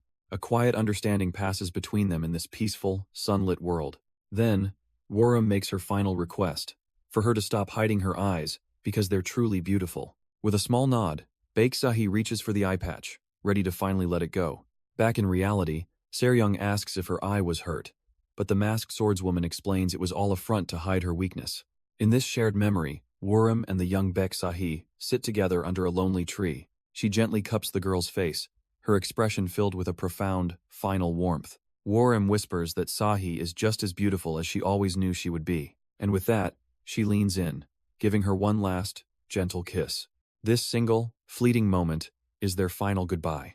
Her last request hangs in the air, a plea for Baeksahi to forget her and move on. The vision shatters, leaving the young girl standing alone before a simple, stone grave. In the present, Seryung and the master can only watch this heartbreaking past unfold. The masked swordswoman stands with them, a silent witness to her own painful history. Suddenly, the sound of an approaching transport ship breaks the heavy silence. Aboard the ship, Seryung sits with her team, thinking they should just hurry up and leave. She's clearly agitated, just wanting to get this entire ordeal over with as quickly as possible. Elsewhere, the master stands alone, quietly gazing out at the sky. The weight of the vision they all witnessed still hangs heavily on his mind. In that shared memory, Baeksahi turns to him with a heavy heart, making a desperate request. She begs him to take back the reversed body transformation technique, but he calmly refuses. He tells her that while she may possess it, he will never, ever use that power. There's a difference, he explains, between being unable to use something and choosing not to. His profound words strike her silent, forcing her to bear the weight of her own decision. The master's gaze then shifts to the massive, scarred planet that now fills the window their destination. Their ship finally cuts through the void, arriving at the desolate planet. But on the surface, a different kind of confrontation is already underway, led by a man with cold, silver hair. He stands in a grand hall, surrounded by the gruesome aftermath of a one-sided massacre. Across the ruined chamber, another figure watches his entrance, completely unfazed by the carnage. The man in the white suit smirks, remarking that his old acquaintance's personality hasn't changed one bit. With a look of pure disgust, the silver-haired man calls him out for his pathetic display. He accuses him of sacrificing his own disciples just to vent some petty anger. But the man in white scoffs, dismissing the bodies as worthless trash he merely taught a few tricks. The visitor mockingly admits he's impressed, noting that the man's famed indestructible body must be the real deal. The man in white warns him not to bother trying to provoke him, because anger only makes him stronger. The silver-haired man calmly states that his intentions have been misunderstood. He's not here to mock him. He came to deliver a warning. With a possessive glare, he tells him to stay away from his master. He turns his back, promising that if this warning is ignored, the man won't be so lucky next time. Suddenly, the man in white feels a sharp, delayed pain as his face begins to swell and bruise. The visitor continues, revealing he knows the truth behind that so-called indestructible body. It's not true invincibility, it's a technique that gathers every single weak point into one hidden spot. He asks him to consider why his master beat him senseless but deliberately left his left forearm, his vital point, untouched. With a final, chilling threat, he declares he will drive his own sword into that spot if this message is ignored. The man in white can only stand there in stunned silence, the humiliation burning worse than the bruises. And so, the man in white is left to stew in his own throne room, surrounded by the bodies of his fallen disciples. Far away, his tormentors speed through the cosmos, making their escape. Aboard the ship, the resurrected ritual is busy replenishing his energy, absolutely devouring a mountain of food with a desperate hunger. Seryung watches, unimpressed, and states that since the ship's core is damaged, shall graciously allow him to power it with his internal energy. But Rachel, between bites, casually informs her that his origin energy is completely depleted from saving the child's soul. He says it'll take at least 3 years to recover, leaving Seryung utterly speechless. Their escape, it turns out, came at a steep price, 85,000 credits worth of debt for the ship. And the owner, a man known as the Asura Buddha, is a money-obsessed lunatic who never lets a debt go unpaid. This ruthless collector now has them in his sights, and he will hunt them to the ends of the universe to get what he's owed. Meanwhile, the Asura Buddha himself is at a bank, where a teller tallies up his massive earnings. Without a moment's hesitation, he orders the entire sum to be sent to Shaolin. The teller is stunned, urging the man to keep at least something for himself to survive. But the Asura Buddha simply states the old and sick need it more, and as for him, he can just steal whatever he needs. The story then shifts, taking us to a desolate, snow-swept mountain range. Here, we learn of a legend from 2,000 years ago, deep within the Mount Tai star system. A man named Lee Mokjin, a practitioner of their sect's arts, secluded himself and took on a new title, the Heavenly Demon. The listener, A grim-faced man in a fur hood scoffs, believing this is just some scheme to destabilize the sect. But the storyteller presses on, reminding him this secret has been buried for 2 millennia, hidden even from their own elders. So how, they ask, could an outsider possibly know a truth that their own sect has nearly forgotten? The storyteller's mind races with the implications if he really is the reincarnated Lee Mokjin. She stands alone in the snowy wasteland, the skeptical listener now just a distant figure. The conclusion is unavoidable. That would mean there are now 3 heavenly demons in the world. The story then cuts away, jumping to a lone ship drifting aimlessly through the void. On board, Seryung is in utter disbelief at the news she's just been given. Sunja, ever the stoic, calmly repeats the facts. They are completely broke.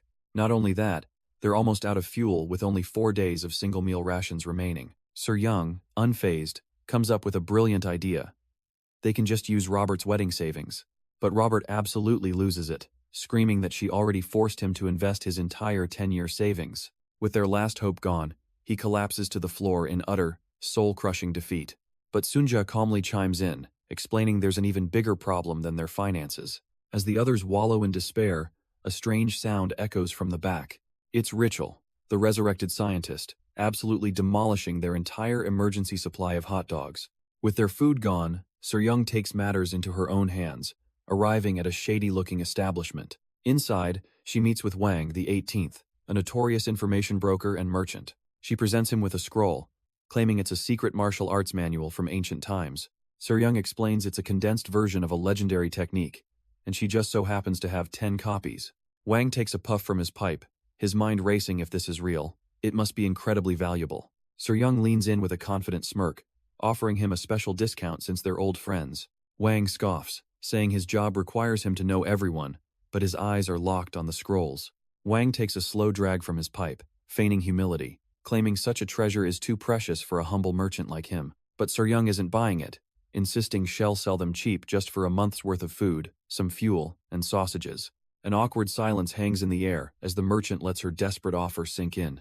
She leans forward, her pride clearly wounded, admitting she'd even take expired hot dog sausages at this point.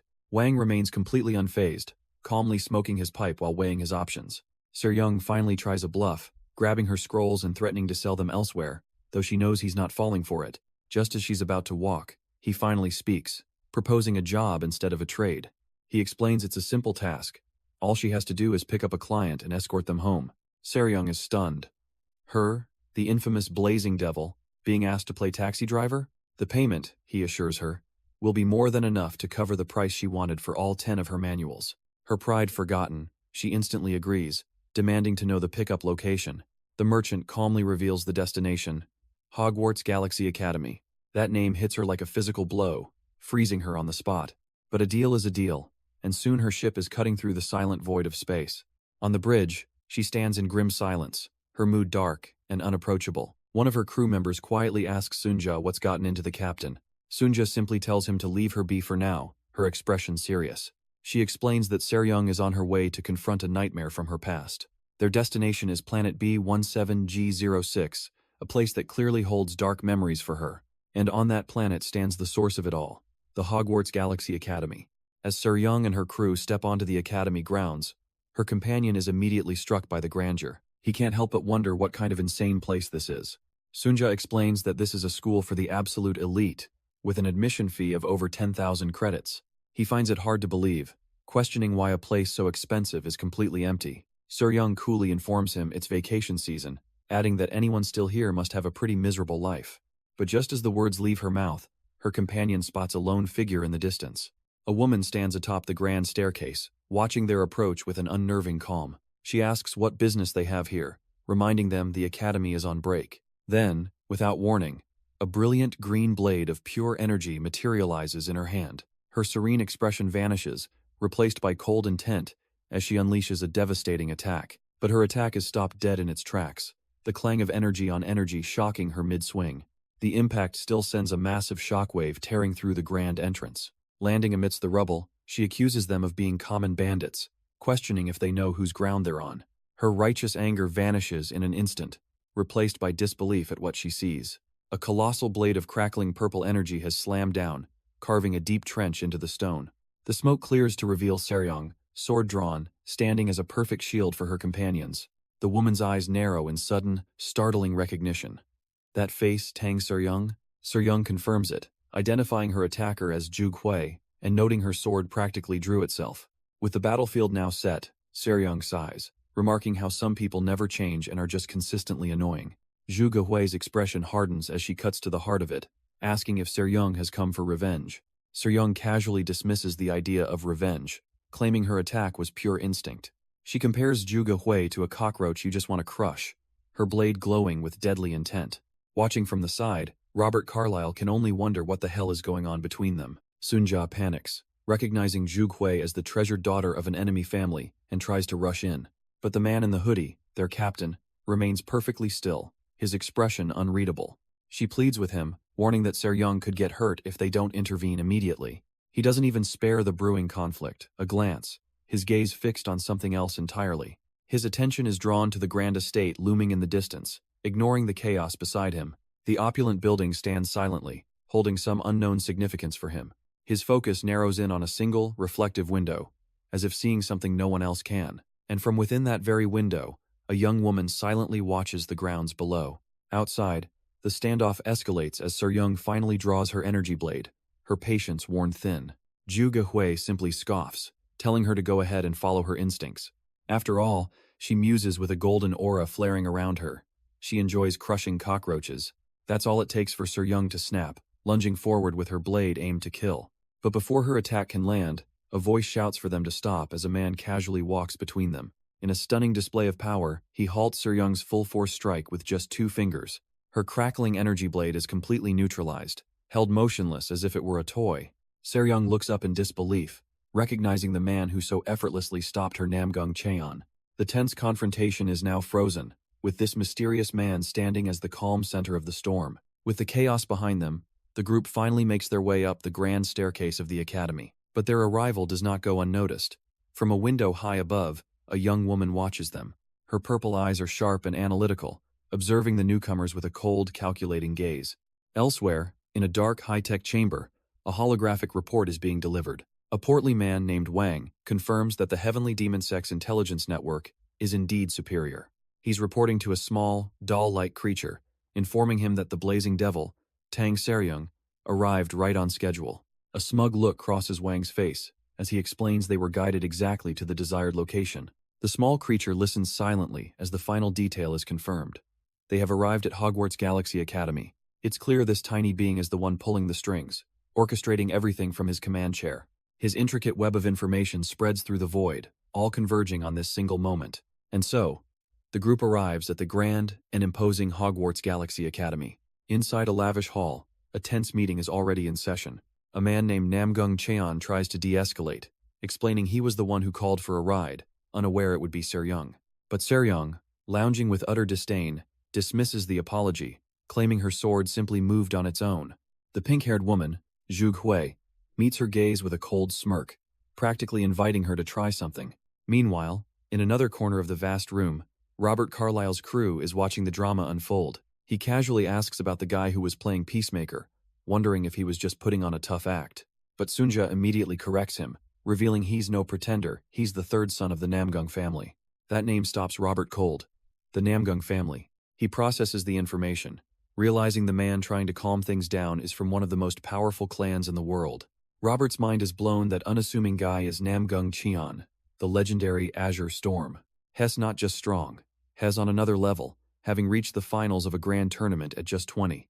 The rumors even claim he intentionally lost to the Eastern Heaven Fist Emperor out of respect. This makes him the only one in his 20s among the 10 celestial elites, a true prodigy. Sunja just watches her boss, completely baffled by his sudden fanboy excitement. He groans, complaining that his own fiancée is a massive fan of Namgung Cheon. He turns away, lost in his regret, thinking of the bragging rights he just missed out on. But as he sulks, he looks up to find a young woman standing silently before him. He flinches back, completely startled by her sudden and silent appearance. She just stares back, her purple eyes holding an unnerving and unreadable intensity. She stands silently for a moment before a pair of massive, ornate doors. After a brief assessment, she concludes her target isn't in this place. With that, she turns on her heel and walks away, completely ignoring the 2 people she just startled.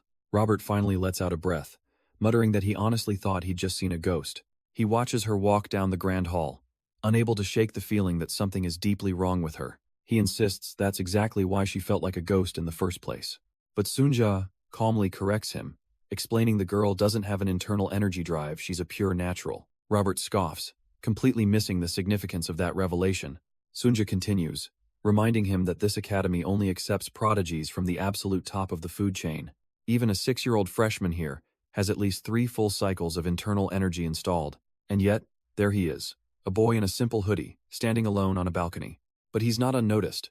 Another student walks the rooftops, her mind echoing the same disbelief, a pure, natural. Here? Impossible. She's clearly been looking for him, and now she closes the distance with quiet determination. Her expression is a mask of cold focus, her purple eyes locked onto her target. Meanwhile, in a lavish office, Soo-young has run out of patience, demanding to know who her next target is. Back on the rooftop, the boy finally senses her approach, turning his head slightly. The girl's gaze hardens, a dangerous glint in her eyes as she finally confronts him. She stops a few feet away, confirming that he's the one she saw by the window. She waits for his reaction, her silence hanging heavy in the air. He turns to face her, a hint of curiosity on his face, asking if she came all this way just for him. He cuts straight to the point, asking if they even know each other. No, she says flatly, we don't, but she presses on, wondering why he feels so strangely familiar, like the father who abandoned her at birth. Hez a bit thrown by that, asking if that's a true story. She scoffs at the very idea, her eyes narrowing with cold pride. She's not the type of person who can be abandoned.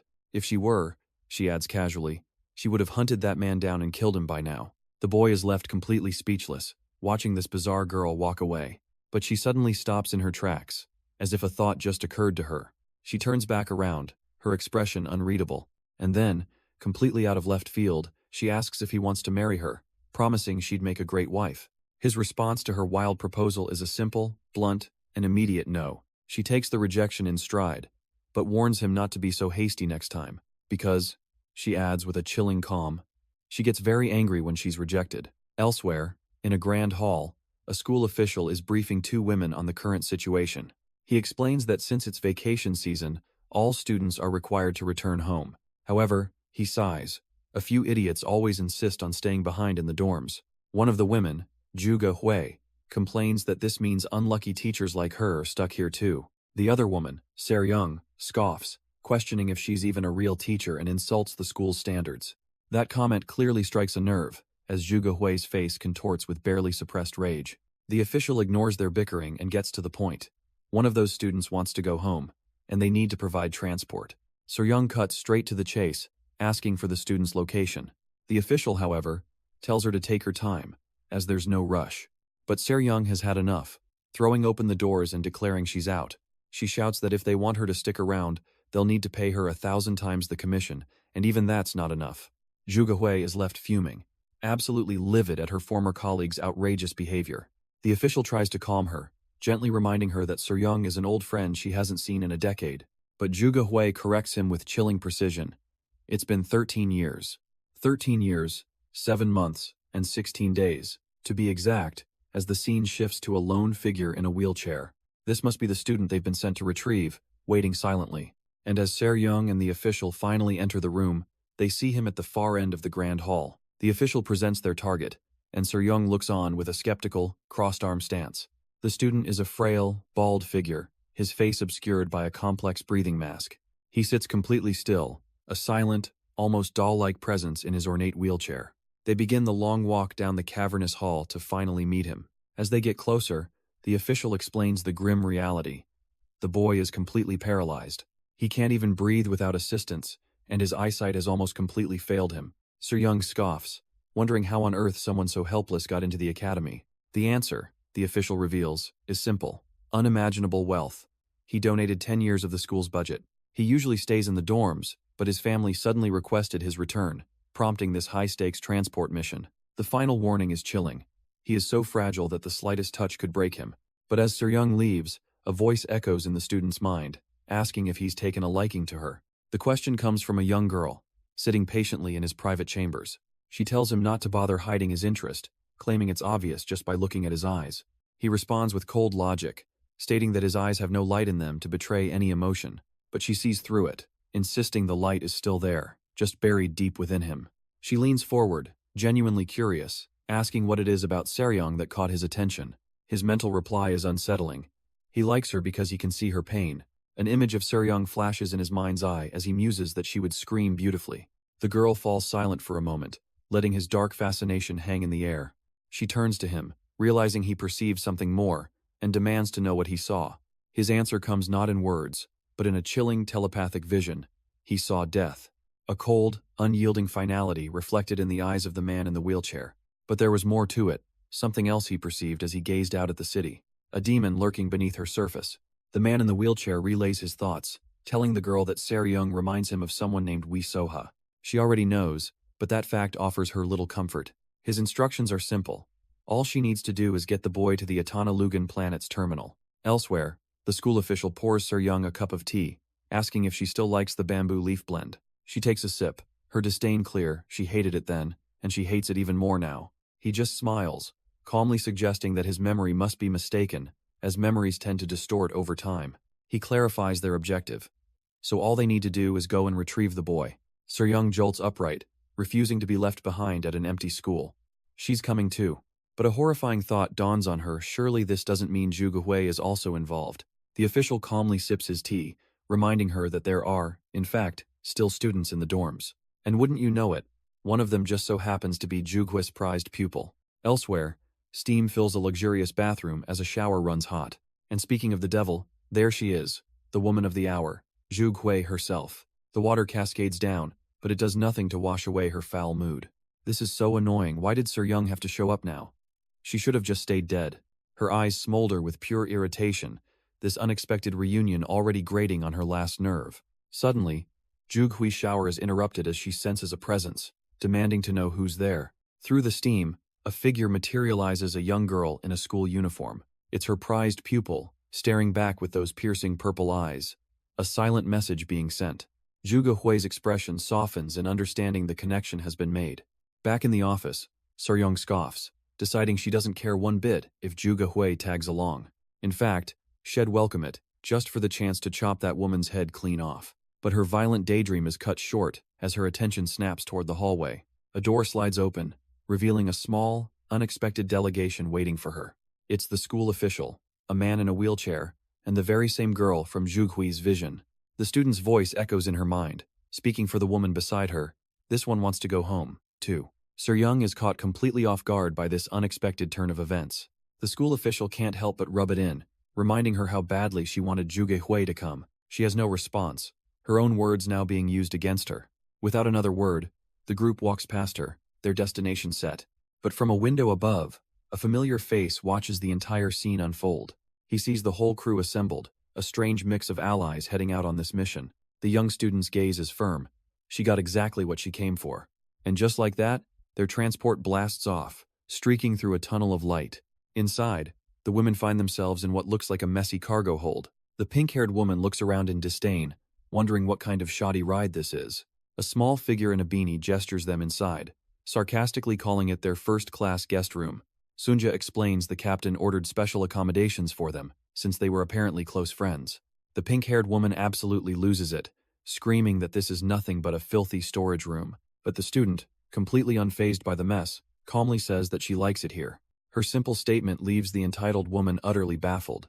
The student then adds that it'll be perfectly fine once they just clean it up a little. As she turns to leave, the pink-haired woman demands to know where she thinks she's going. The student coolly replies she's just stepping out to give her some peace and quiet to clean. And just like that, the high and mighty woman is left completely speechless, having been expertly shut down. But before they go, Sunja stops, turning back with one final piece of advice. She warns her that until they arrive, no one is allowed outside because of a certain crazy woman with a sword. The door slides shut, and the pink-haired woman immediately starts to panic, screaming for them to open it. But it's no use. She's locked inside the filthy room, left to her own devices. As they walk away, her threats to break the door down just echo uselessly behind them. Sunja glances over at the student, curious if she isn't the least bit scared. After all, there's a sword-wielding lunatic on the loose. She explains that this woman, Seryong, was always a bit unhinged, but now she's completely out of control. Her advice is simple. Avoid eye contact at all costs, because she will bite. The student's eyes widen, a flicker of something unreadable in her gaze. Sunja stands alone in the long, empty corridor, processing the interaction, and a single thought crosses her mind. This girl is even scarier than the crazy one. Meanwhile, their transport ship blazes a trail through the darkness of space. On board, the very woman they spoke of, Seryung, gazes out at the stars. She stands in quiet contemplation, a stark contrast to the wild stories about her. Her focus is absolute, her mind already far beyond the confines of this ship. Their destination comes into view, a grand, peaceful-looking city, a place where ordinary students run and laugh, oblivious to the warrior about to arrive. A sudden, bright memory of a young girl's innocent, happy laugh.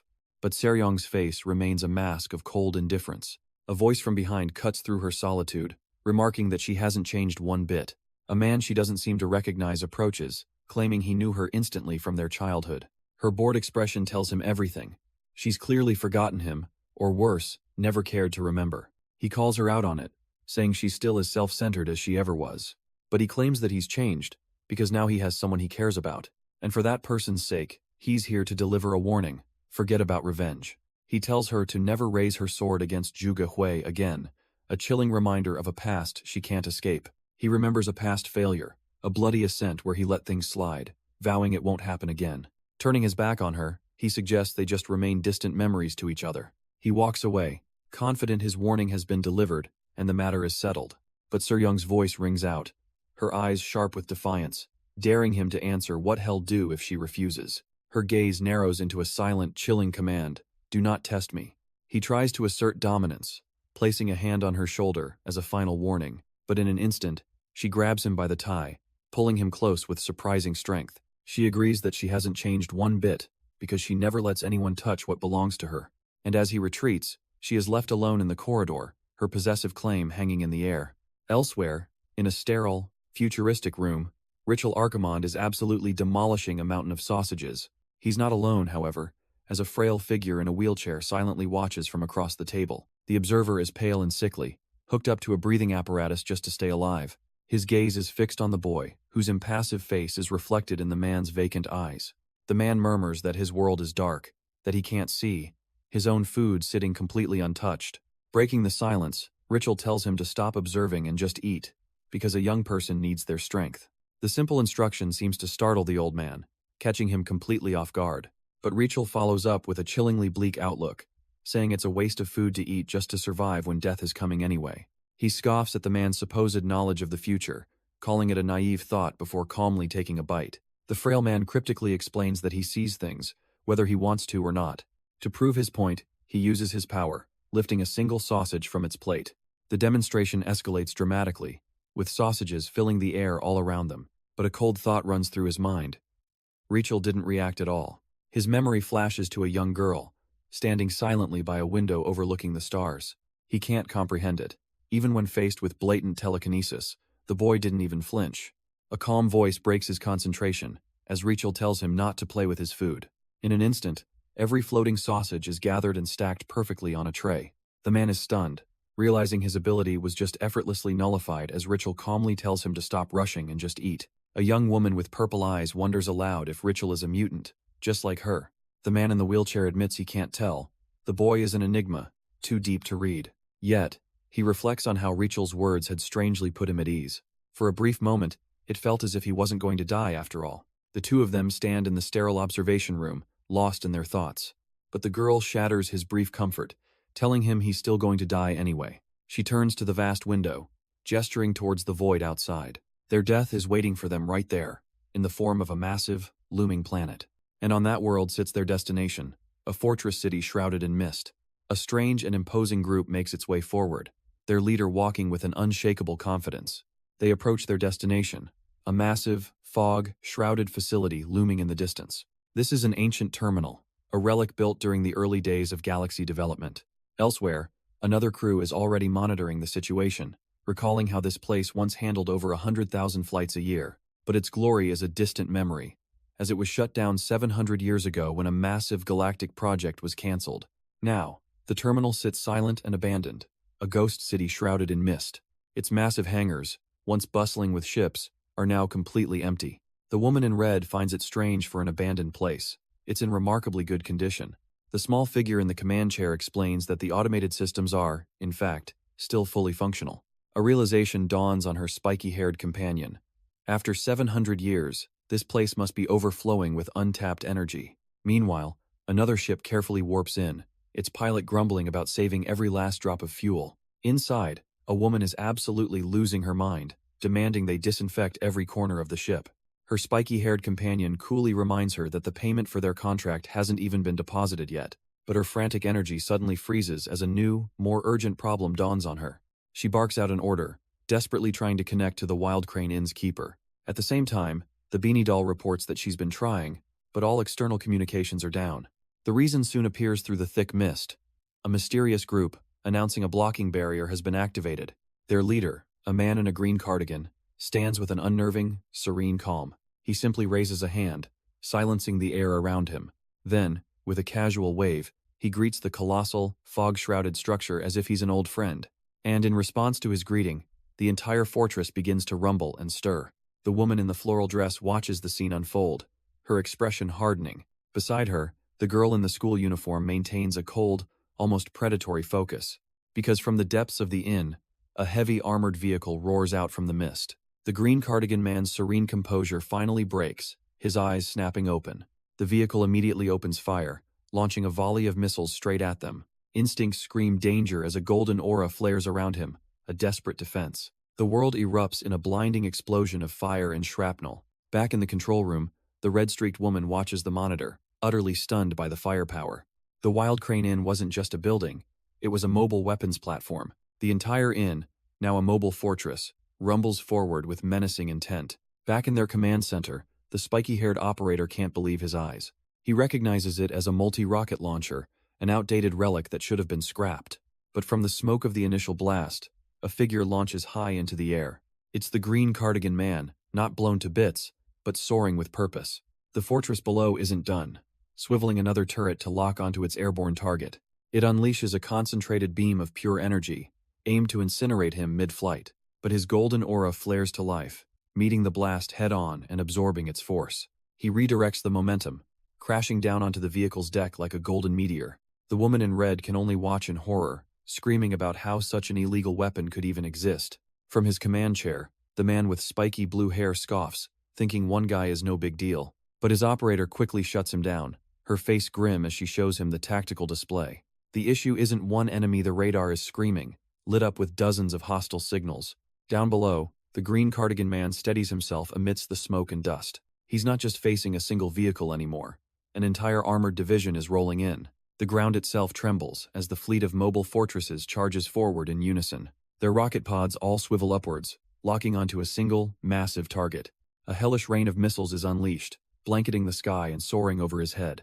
His companions inside can only watch in horror, realizing the attack isn't for him, it's for them. From their window, they see their entire building engulfed in a storm of fire and explosions. But inside the building, a young man in a black hoodie remains perfectly still, unfazed. Outside, the torrent of missiles screams through the air, moments from impact. The girl in the school uniform calmly promises to keep her companion safe. He scoffs at the idea of danger, confident that nothing can hurt him inside his own dream. Suddenly, the missiles begin to detonate prematurely, far from their intended target. The entire barrage is rendered useless, a fireworks display of absolute failure. In the command room, the attackers stare at their monitors in utter disbelief. The small doll reports the impossible: every single missile just self-destructed. Their leader is speechless, her mind unable to process what just happened.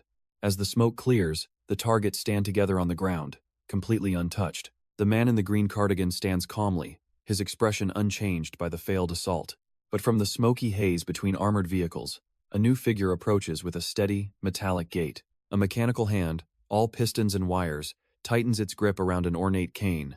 It's a droid, clad in a military uniform, its crimson eyes glowing with cold purpose.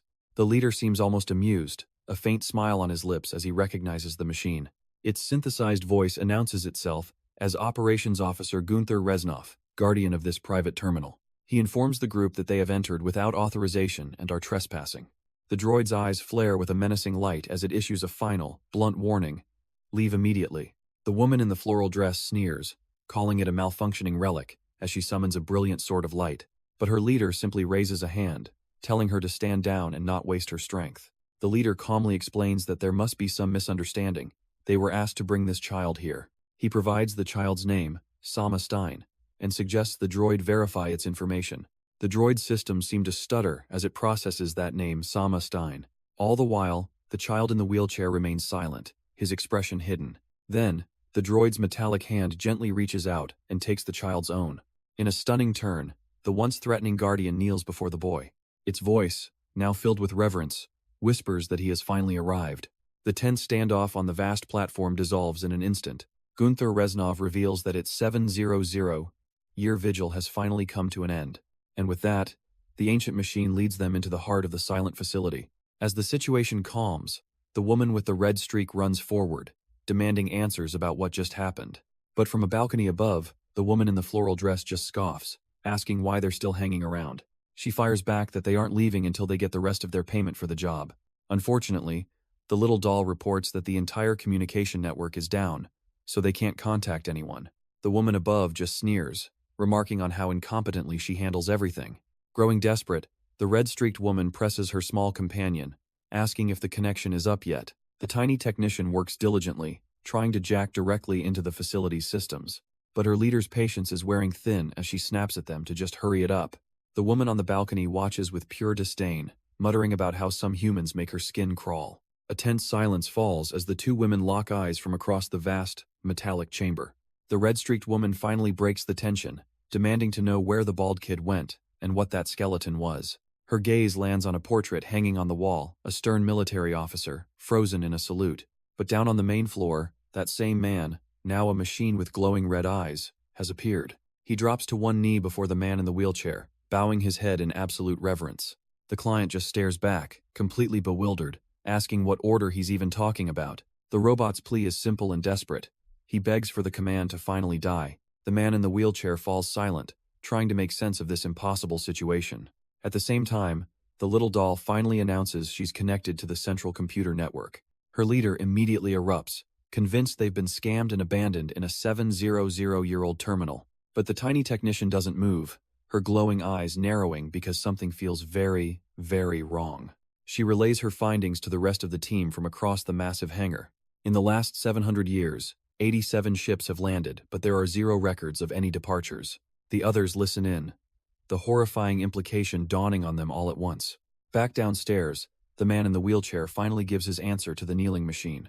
He's sorry, but he simply cannot give him the command to die. Denied his one request, Gunther Reznov's body begins to crackle with unstable energy. If he is not allowed to die, he declares, then everyone else will die instead. Elsewhere, another group explores the desolate, fog-shrouded city in a large transport. One of them, a man with spiky blue hair, peers out, unnerved by the horror movie atmosphere. But before he can comment, a hand gently taps him on the shoulder from behind. It's his companion, who interrupts with a single, pressing thought. Food. The spiky-haired man turns, completely thrown off by the random request. But the kid in the hoodie is dead serious, staring at him expectantly. He can only sigh, explaining that Sunja already left to take care of it. With that settled, an awkward silence falls between them in the sterile hallway. Meanwhile, the rest of the team is gathered in the main hall for a briefing. The small doll-like member pulls up the station's history, revealing a dark secret. She reports that 700 years ago, 16 staff members were left behind with no replacements. The woman with the red streak scoffs, asking if they're saying they all just died here. The doll confirms with a chilling addendum. Most of them did, yes. The woman with the red streak latches onto that one word, demanding to know what she meant by most. The doll clarifies, pulling up the data. All of them have death records, save for a single exception. One man is still listed as alive, Chief Operations Officer Gunther Reznov. Elsewhere, the man in the green cardigan suddenly flinches, sensing a powerful, chilling presence. And in a desolate hall, the very same Gunther Reznov kneels, a cybernetic relic before a man in a wheelchair. He explains that for 700 agonizing years, he extended his life for the sole purpose of waiting for orders. To survive, he had to cut away his own rotting limbs, replacing them with cold steel. He even pulled out his own decaying organs as they failed, one by one. Now, all that remains of the human he once was is a faint, shriveled brain inside a robotic shell. He begs, pleading for any command at all, because he simply cannot endure this empty existence any longer. The small doll begins her briefing, confirming they've found Gunther's medical records. The data paints a grim picture. Prosthetic limbs, transplanted organs, even artificial blood vessels. The woman in the floral dress listens, her face a mask of disbelief at the sheer scale of it. The woman with the red streak cuts in, asking for confirmation he basically replaced his entire body, right? Leaning against a wall, the girl in the school uniform quietly remarks that he simply did what was necessary to survive. But the red-streaked woman can't accept it, questioning why anyone would go that far just to be left alone. The man in the green cardigan answers with chilling indifference, stating that Gunther's reasons are none of their business. His coldness infuriates her. She can't believe he has no blood in his veins. The girl in the uniform looks down, her voice soft as she calls the entire situation just sad. But her eyes narrow with a dark thought. Sad? To call that level of suffering merely sad is just funny. The woman in the floral dress is still stuck on one question. Why did they specifically ask for that kid? The doll-like figure begins her report, explaining that the main shareholder of this entire terminal is the Bit Satoshi family. The name echoes with unbelievable weight, Bit Satoshi, as in, the richest family in the entire universe? Yes, the very same, the ones who monopolized genetic engineering and AI, all built on their blockchain fortune. But all information on them is a closely guarded secret, except for one critical fact. The founder's name is Satoshi Stein. The red-streaked woman looks up in shock. Stein? That's the kid's name, and suddenly, it all clicks into place. The man in the green cardigan simply closes his eyes, silently processing this world-shattering revelation. Elsewhere, the boy in the wheelchair explains his own reality. To his family, he doesn't even exist. He tells Gunther it's not that he won't give the orders, it's that he has absolutely no authority to do so. A grim understanding dawns in Gunther's robotic eyes. He tells the boy they are the same two abandoned beings. The boy adds a final, chilling truth. Even if they wanted to die, they're beings who can't. Gunther remains kneeling, silently absorbing this shared, inescapable fate. But back in the briefing room, the woman with pink hair suddenly realizes something is wrong. She jolts up from her seat, frantically asking where the little informant girl went. The tiny doll who was just delivering her report has vanished into thin air. A wave of confusion and alarm washes over the room as they stare at her empty chair. Meanwhile, the boy offers Gunther the only thing he has left: his broken, useless body. The old soldier slowly looks up, a new resolve hardening in his mechanical eyes. He rises to his feet, declaring that he accepts this command to continue surviving. With a newfound purpose, Gunther Reznov turns and walks away, his heavy steps echoing in the hall. The old cyborg walks off, leaving the man in the wheelchair to stew in his own powerlessness. He sits alone in the vast, empty hall, a monument to his own failure. Back in the command center, the pink-haired woman is losing it, ordering a base-wide camera search. She demands they find the girl, Wee Soha, wondering how someone without skills could just vanish, and the camera lingers on a certain student. But the little android at the console isn't searching, it's just staring right at her. She leans in, confused, asking why it's looking at her instead of doing its job. A strange question hangs in the air: does this little doll know her from somewhere? The woman recoils, shocked by the android's casual tone. How dare a mere machine speak to her so informally? The doll coolly replies that it wasn't being informal, she was. The woman's shock quickly curdles into pure, unadulterated rage. She whirls around, screaming at her colleague, Tang Seryung, demanding to know what kind of education this android received. But Seryung calmly corrects her, explaining that this is no mere android, this is Sunja. She's the sub-pilot, medical officer, and general manager of their ship, and her education is top tier. The pink-haired woman's face flushes bright red, a mix of humiliation and fury, leaving her speechless. Utterly defeated, she storms off, yelling that she'll find Wee Soha herself. Seryung just scoffs, watching her colleague's little tantrum with disdain. She turns back to the small doll, giving her a gentle pat on the head for a job well done. Then, in a complete 180, she starts spinning playfully, gushing over how cute Sunja is. And through the entire spectacle, the man in the green cardigan sits silently, observing it all. Elsewhere, a lone figure in flip-flops makes his way through a desolate, misty landscape. The man in the black hoodie comes to a sudden stop. He's not alone. A young woman in a school uniform is waiting for him before a massive, imposing structure. With a knowing smile, she tells him they seem to be a perfect match. She was on her way to meet him anyway. His response? He deadpans, asking if she has any sausages. Her smile vanishes instantly, replaced by a cold, unimpressed stare. Nope. He just shrugs it off and starts to walk right past her. But she's not finished. She calls out, her tone sharp, noting that his walking pattern is different. It resembles the heavenly demon's imperial step, a style only the sect's master should know. And what's more, she adds, his breath sometimes carries the unmistakable cold of frozen jade. She warns that people might think he's mastered the emerald jade demon technique, an art exclusive to women, and to have reached the level of phantom demon god of total concealment at his age is just unheard of. With a final word of caution, she turns to leave him in the misty expanse. But he's not done with her yet, stopping dead in his tracks right in front of her. The sudden shift in his aura catches her completely off guard as she demands to know who he really is. He just stares back, coolly turning the exact same question back on her. Her expression hardens, her analytical demeanor replaced by a cold, calculating glare.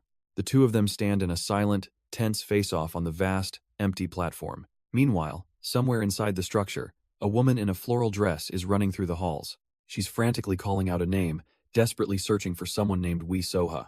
Her search comes to an abrupt and horrifying halt. She rounds a corner only to be met with a scene of absolute carnage. The entire floor is littered with dozens upon dozens of lifeless bodies. Her mind struggles to even process the sheer scale of the slaughter. But then, a flicker of movement from across the room catches her eye. A lone figure stands there amidst the dead, leaning on a cane. It's the cyborg, Gunther Reznov, and he's been watching her this whole time. She whirls on him, demanding to know if he was the one responsible for this massacre. He calmly states that in order for him to live, he'll need to take her life. A chilling silence falls between them in the massive hall, a battle about to begin. Without a single word, she unleashes a powerful blast of golden energy straight at him. The attack connects, erupting in a massive explosion that rocks the entire hall. But as the smoke begins to clear, she stands her ground, sensing something is terribly wrong. Her eyes widen in disbelief. That attack should have been more than enough. And yet, Gunther Reznov stands there completely unfazed, not a scratch on him. His mechanical eyes glow, one red, one a piercing cyan, as he begins to scan her. The analysis is instant. Her internal energy is alpha prime grade, a valuable power source. He slowly flexes his metallic fingers, the joints clicking into place with a chilling sound. It seems she's full of life, he muses, and he's here to take it all. Calling him a crazy hunk of metal, she ignites her light sword and charges in for round 2. She pivots with blinding speed, landing a devastating kick square on his jaw. The force of the blow shatters his iconic red cap into pieces. Unleashing everything she has left, she blitzes him with a storm of light slashes. The barrage culminates in a massive, cross-shaped explosion of pure energy. As the dust settles, his uniform is shredded and a hand lies severed on the floor, but Hez still standing, and she's on one knee, gasping for breath. She looks up, exhausted but hopeful that her final gambit was enough. Then, his tattered clothes fall away, revealing the true nightmare underneath. His entire torso is a chaotic web of glowing cores and whirring machinery. Her eyes widen in pure terror. She didn't even scratch the real monster. Looking at the bodies, she finally understands his goal. He killed them all just to steal their internal energy drives. Gunther calmly corrects her, saying he has only borrowed their lives. He turns, his mechanical frame stalking towards her, and tells her it's time to give him hers. Her terror gives way to a final, desperate fury. With a defiant scream, she lunges forward, sword ready for one last all-or-nothing strike. But her desperate charge is just a tiny, frantic reflection in the cold, unfeeling lens of his mechanical eye. Elsewhere, a man in a wheelchair watches the scene unfold, frantically pleading for someone to hurry. His desperate cries are for two figures standing nearby, a man in a hoodie and a girl in a school uniform. But the girl just turns away, utterly annoyed by the whole situation. His opponent vanishes into the mist, promising they'll talk again another time. The man in the hoodie is left alone on the rooftop, processing the sudden end to their fight. He turns and walks away, quietly reflecting on the nobility of helping a friend. With his departure, the desolate structure is left silent once more. Elsewhere, the man in the wheelchair looks up, nervously asking why he's been summoned. The schoolgirl he was with earlier now stands before him in a dark, metallic room. His eyes lock onto a monitor, showing his teacher lying defeated on the floor. But the girl scoffs, annoyed that he'd call her for someone as insignificant as Zhuge Hui. A wave of pure panic washes over his face as he realizes the dire situation. His worst fears are confirmed. His teacher is clutching a fatal wound, and it's already too late. Barely conscious, the woman in the floral dress stumbles through a heavy blast door. From the top of the stairs, her allies spot her, demanding to know what happened. But her strength gives out completely, and she collapses onto the cold, hard floor. The man in the green cardigan and his companion are stunned into silence for a moment. Back at the desolate base, the aftermath of the brutal fight begins to unfold. They rush down the stairs to the fallen woman, their small companion trailing behind. He kneels beside her, gently checking for a pulse, a grim look on his face. The small, doll-like figure speaks up, its voice devoid of emotion, confirming massive internal injuries. But that wasn't the worst of it. Her internal energy drive was forcibly ripped out, and nearby, Gunther Reznov opens his coat, revealing the stolen, glowing core now embedded in his chest. Having completed his gruesome upgrade, Gunther Reznov finds his old, familiar red cap. His mechanical hand retrieves it, leaving behind the woman's original, sparking core. He calmly puts on his old uniform, a man reborn for his mission. Meanwhile, the discarded energy drive crackles violently, a testament to the brutal theft. And back at the scene, the woman in the floral dress begins to choke and convulse. Uncontrolled energy arcs across her body as her allies watch in sheer horror. The man in the green cardigan screams out, desperate to understand what's happening to her. His small companion explains the grim reality. It's a catastrophic short circuit. With her energy drive gone, her entire neural network is collapsing, and her brain will be destroyed. He panics, shouting for them to stabilize her somehow before she's lost for good. Without another word, the man declares he'll get the drive back and simply runs for it. He leaves them behind as their fallen comrade continues to convulse on the cold floor. His small companion watches him go, flatly stating the obvious. He ran off. The woman's condition deteriorates rapidly, blood spilling from her lips as her body fails. Her red-streaked ally can only watch in horror, feeling utterly powerless. She turns to the small doll, desperately asking if there's any way to stabilize her. The answer is a cruel twist of fate. There was, but the person who could help just left. She explains they could have used a different internal energy drive to buy some time. The woman's eyes widen as she asks the grim question. What happens if they do nothing? The doll delivers the final verdict. She has less than 5 minutes before brain death. She stands over her dying friend, the crackling energy a stark reminder of their failure. The woman on the ground convulses, her last coherent thought a bitter curse at how annoying this all is. But then, a sudden flash of inspiration. She pulls out an old device. Connect it, the doll commands.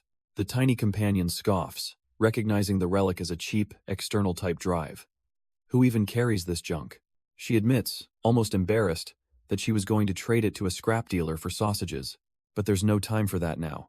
She urges the doll to hurry, to just attach it and save her friend. Her desperate hope is immediately crushed as the doll states flatly that it won't work. It explains the cold, hard truth. Her friend's system ran on a top-tier Alpha Prime drive. This low-capacity piece of trash could never handle the load. She freezes, the words hitting her like a physical blow. And as her friend's life slips away, all she can see is a memory of her, smiling and full of life. But a new voice cuts through the despair, complaining about how annoying this all is. The woman with the red streak suddenly presents a new drive, a top-of-the-line Alpha-grade model. She holds the glowing device out to the tiny doll, a last-ditch effort born from nowhere. The doll just stares, completely baffled by this turn of events. It has to ask, why is she helping her enemy? Her answer is pure spite. She has to live, so that she can be the one to kill her later. Elsewhere, in the quiet of a locker room, the cyborg Gunther Reznov gets dressed. A sudden crackle of sound puts him on high alert, his red optic flaring to life. Looking down on him is a girl in a school uniform, telling him there's no need to be nervous. His sensor shifts to a cool cyan as he analyzes this new, unexpected variable. She explains that her only friend asked her to stop him, a fact his own scan seems to confirm as it finds no internal energy drive. It was a promise made to the man in the wheelchair, a favor she had no choice but to honor. Gunther scoffs, telling her that if she wants to stop him, she'll have to be prepared to kill him. A small, chilling smile crosses her face as she replies that it would be easy. He reminds her that he's already dead, a machine, but she's not intimidated in the slightest. She calmly retorts that his body is still alive, and she'll continue to survive under her own orders. Thinking he has the upper hand, he tells her to consider herself lucky she doesn't have an energy drive and begins to walk away. But as he passes, a violent surge of purple energy erupts from her, stopping him dead in his tracks. He turns back to see her wreathed in a powerful aura, an impossible sight. His optics flare red with shock and disbelief. How could she wield such power without a core? Her purple eyes narrow, issuing a chilling challenge. Prove he's truly alive, and shall personally kill him. Rattled, Gunther tries to pull rank, shouting his full name and prestigious titles as if they still matter. But she's utterly unimpressed, coolly retorting that names and titles are for tombstones too. The two stand locked in a tense face-off, the power dynamic completely flipped on its head. Gunther falls silent, his red optic flaring as her words trigger something deep within his mechanical shell. Flashes of a life long past parents, a wedding, the birth of a child flicker through his consciousness. The weight of his lost humanity seems to crash down on him, and he simply lowers his head. She watches his reaction, her expression flat as she delivers her final judgment. He's definitely dead inside. With a sigh of disappointment, she deems him boring and turns to leave him to his memories. But her dismissal ignites a spark of fury, and he roars back that life is defined by purpose, not flesh. His voice echoes through the facility, insisting that his purpose is what keeps him alive. She glances around his sterile base, mocking how luxuriously he seems to live for a walking corpse. He scoffs at her, retorting that a kid like her could never understand the meaning of life. But she just looks back at him, her expression unreadable, and begins to tell him a story. She reveals she was born a twin, but her brother is somehow 9 years older than her. Gunther's mechanical mind grinds to a halt, trying to process the impossible riddle. Her story flashes back to 2 infants, swaddled and lying side by side. The shadowy figures who created them only needed 1 child, but 2 were born. So the one who wasn't chosen was immediately placed into a cryogenic stasis pod, frozen alive just moments after taking her first breath. They kept her as a spare part, a backup in case the primary experiment failed. But after 9 long years in the dark, the child unexpectedly thawed out. From that moment on, her survival came with a single, cruel condition. She was forced to live a hollow life, one without any goals or purpose. Gunther scoffs at the story, asking if a child like that was truly alive or dead. He demands to know the point of her little sob story. Her eyes glint with cold intent, as she tells him it's because dead men keep secrets well. And just to be crystal clear, she's planning on destroying him right here, right now. She even has the audacity to mock him, saying he can at least die with some meaning. A strange, powerful energy begins to crackle around Gunther as she stands ready to deliver. With her threat delivered, she clenches her fist, ready to make good on her promise. A sinister purple energy crackles to life, coiling around her hand. But before she can land the blow, a massive explosion erupts as a voice yells a warning. She glances back, her expression unreadable, completely unfazed by the interruption. Standing between her and her target is a man with a golden aura, calmly diffusing her attack. He stands tall as the dust settles, having completely nullified her killing intent. Gunther, meanwhile, is encased in a shimmering teal barrier, untouched by the chaos. His internal systems analyze the energy signature, registering it as an Alpha Prime grade threat. The man turns his head slightly, his eyes glowing as he confirms his suspicions. He knew she was behind this. And Gunther can only glare, his own power flaring as he processes just how close he came to destruction. Gunther's internal systems scan the man, his energy drive capacity flashing a critical danger warning. The analysis confirms that this isn't just some random hero, he's running a core-grade drive. But the man ignores Gunther, his aura flaring as he declares he's going to kill the schoolgirl anyway. He tells her to step aside, warning that she'll only get hurt if she interferes. His eyes remain closed, a picture of absolute confidence in his overwhelming power. And in the next instant, he's slammed flat on his back by an invisible force. Gunther's optical sensors can only stare, trying to process how the supposed savior was just swatted like a fly. The schoolgirl lowers her hand, her expression bored. Such a nuisance. The vast hall falls silent, with one man down and the true power dynamic now terrifyingly clear. She turns to Gunther, her voice cold, making sure he understands. She wasn't helping him. She clarifies that she's always wanted to beat up someone like him at least once. His privileged background, his top-tier gear handed to him for free, it all grated on her. Gunther can only listen as she tells him his arrogant, self-important attitude made her sick. Then comes the ultimatum. The man on the floor has something she wants, and if Gunther interferes, she'll kill him too. She adds a final, cutting remark, saying it's a good thing he's an android, or he'd be cursed for being so heartless. With her piece said, she turns away, giving him exactly 1 minute to do as he pleases. Gunther doesn't hesitate, immediately kneeling beside the unconscious man on the floor. His metallic hand reaches out, poised to take what he came for. But a panicked shout rings out. A man in a wheelchair has appeared, screaming for them to stop. His eyes are wide with terror and betrayal, accusing the schoolgirl of breaking her promise to stop Gunther. But the schoolgirl is completely unmoved by his desperate accusations. She coolly explains that while she promised to stop Gunther, she never specified when. The man in the wheelchair begs her to intervene before the teacher gets hurt. Turning her back, she tells him if he wants to stop the android, he'll have to kill him himself. Her chilling words leave him utterly speechless. She muses that letting the man live for 1 more minute isn't so bad, seeing as he's like them. If he's lucky, she adds, he might even survive to live a normal, unremarkable life. With that, she calls out to Gunther, reminding him that his time is almost up. A brilliant blue light suddenly flares to life in the android's eyes. His mechanical hand crackles with energy, poised directly over the fallen man's chest. A desperate command echoes through the sterile hallway. Samestein invokes his full title, the 166th heir of his family, ordering the android to stop.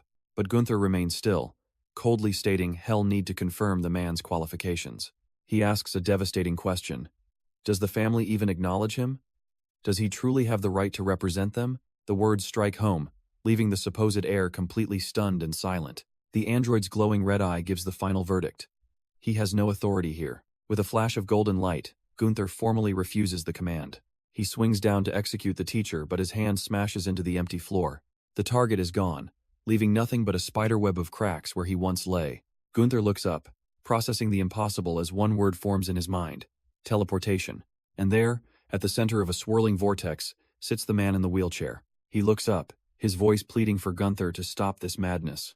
But the android is beyond reason, his core glowing as he makes a chilling promise. If they dare to interfere, he will simply kill them both. A blinding flash of light erupts from his chest, consuming everything in its path. The blast tears through the roof of the facility in a massive explosion. It rockets into the sky, a devastating pillar of pure destructive energy. When the light fades, a huge chunk of the building has been completely vaporized. Amidst the rubble, the wheelchair-bound man looks up, somehow unharmed. A figure in a black hoodie now stands before him, having appeared from nowhere to shield him. The man in the wheelchair can only stare, his mind reeling from the fact that he's still alive. Gunther Reznov, the android assassin, turns his cold, mechanical gaze towards the interference. Not only did the man in the hoodie appear, but another figure now stands in the settling dust. It's the girl in the school uniform, her purple eyes locking onto the scene with disbelief. The man from her visions, the one who saved her before he was real all along. A tense standoff unfolds in the crater, with the android facing down the unlikely pair of protectors. But this entire confrontation is being watched. The battlefield reflected in an unknown observer's eye. A man with his eyes shut, a calm, almost predatory smile gracing his features. From a place beyond their perception, he issues a simple, cold-blooded order to the girl. He tells her to kill the man in the hoodie, and to step over his corpse to truly rise up. A new title echoes through the void, the true master of the heavenly demon sect. And in the wreckage, the man in the hoodie stands face to face with the towering android. The girl in the school uniform can only watch, speechless, as this impossible scene unfolds. The android, Gunther, notes the raw human emotion radiating from him: despair, sorrow, and anger. But the hoodie-clad man flips the script, asking how a human like Gunther got trapped in a metal shell. Gunther's internal systems scan his opponent, finding no energy drive. His power is completely natural. With a cold finality, the android warns him to move or be killed, its eye flaring with a cyan light. The targeting system locks on, ready to obliterate the obstacle in its path. But the man simply steps forward, gently placing his hands on the android's face, unafraid. He can sense the humanity within Gunther, but asks a chilling question: where has his soul gone? As he touches the android, a flood of memories bursts forth, starting with a fragile child in a mask. The man in the hoodie sees it all, a glimpse into the machine's tragic origins. He sees the man Gunther used to be, filled with purpose and resolve, a man who sought no reward, driven only by his singular, unwavering goal. But he watches as that man was slowly encased in steel, his humanity stripped away. He feels the exact moment that purpose curdled into despair, and all hope was lost. The last vestiges of the man were replaced by cold, unfeeling machinery, until he finally committed an act so horrific, he left the very concept of morality behind. Back in the present, Gunther's mind screams that it's too late for any redemption. The man simply turns his back, telling the monster before him to leave his sight. Gunther stands there, utterly silent, processing the brutal dismissal. He finally turns and begins to walk away, defeated and exposed. But from his wheelchair, the old man watches in a panic, realizing he can't let him escape.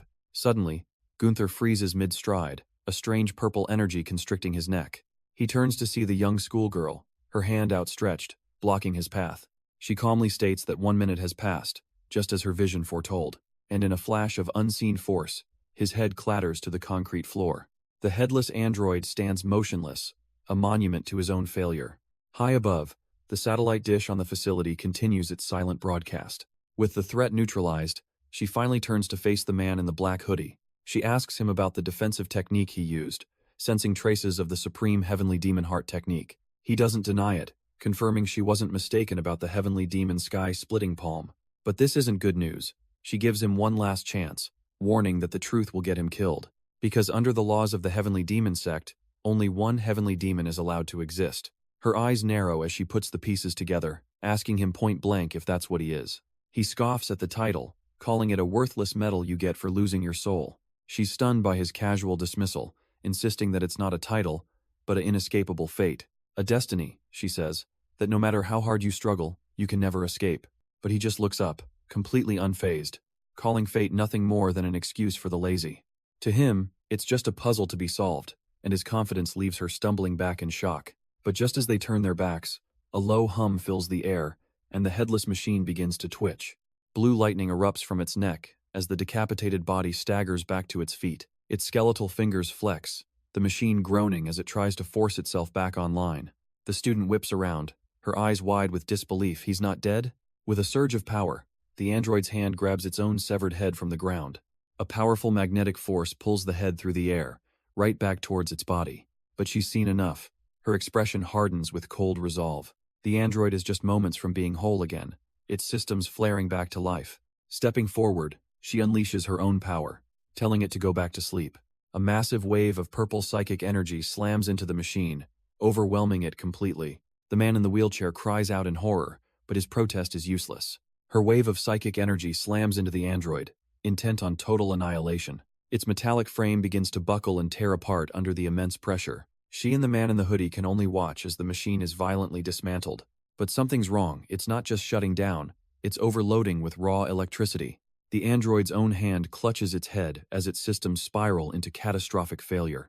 A golden fluid erupts from its neck, a sign that its core is rupturing. Without warning, a blinding crimson light flashes, engulfing the entire area. The student looks up, completely baffled by this sudden, impossible development.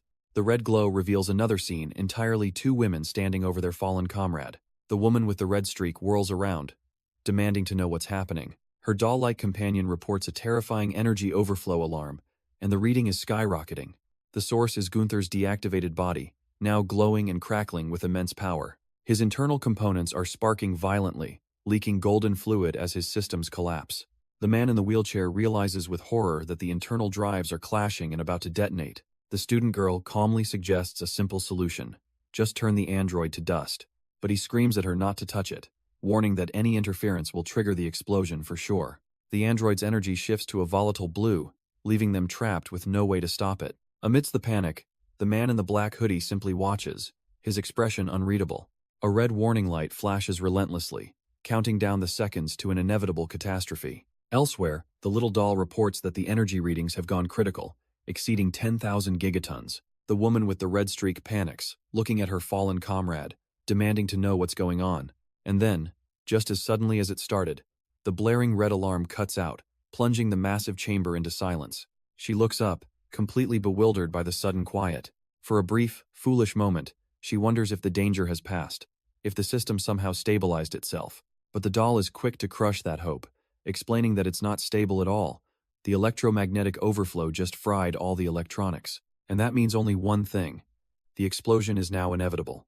A low, ominous hum begins to vibrate through the very structure of the building. Before they can even process the news, Gunther's broken body lurches to its feet, crackling with raw, untamed energy. The woman's face drains of color as she screams that they have to evacuate everyone, right now. But the doll's expression is grim. She tells them there's no escape. Elsewhere, another operative screams into the darkness, finding all his systems fried. The woman with the red streak asks the terrifying question: what happens when it explodes? The doll explains that based on the last readings they had, the blast radius would be large enough to wipe every single one of them out. All eyes turn to the central core, now glowing a terrifying, unstable red.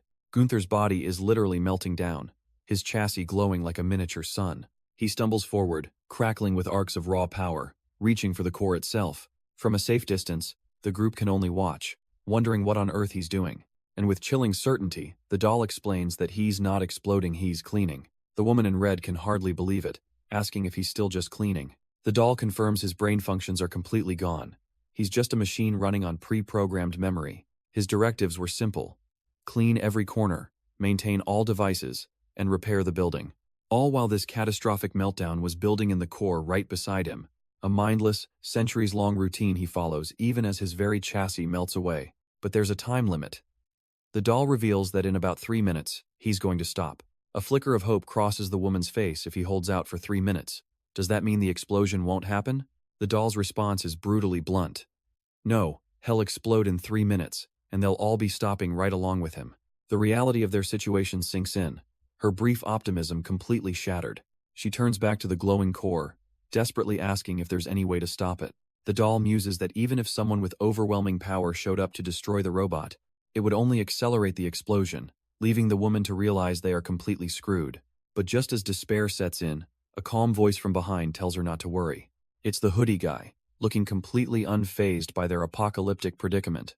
In a flash, she leaps onto him, ecstatic, convinced he has a way to stop it all. He awkwardly tells her that's not quite what he meant, asking for a little personal space. She backs off, and he lets out a weary sigh as the others watch the bizarre scene unfold. With the dramatics over, his expression hardens, turning his focus to the real problem. All the while, the mindless automaton continues its programmed task, sparking violently. Its chassis is literally dripping away, molten metal pouring from its exposed, glowing spine. He clenches his fist as a sinister purple aura flares to life, identifying it as demonic energy. Watching from the sidelines, the schoolgirl muses that this must be the terrible end he foresaw for them, but the man in the wheelchair corrects her. The death he witnessed was nothing this merciful. She's stunned, unable to comprehend what could possibly be worse than this. He casually mentions how impressive her family must be to use a place like this as a simple grave. Suddenly, his eyes widen in shock as a critical piece of the puzzle clicks into place. He finally understands the true nature of the situation they're in. Meanwhile, our hero's power surges, and he warns the others to brace themselves for the aftershock. His eyes glow a menacing red, ready to unleash an attack that will shake the very foundations. But just before he can act, the man in the wheelchair screams for him to stop, insisting he'll handle it himself. But our hero ignores the old man's plea, stepping forward as his dark aura flares to life. The woman with the red streak can only stare, completely baffled by his sudden change of heart.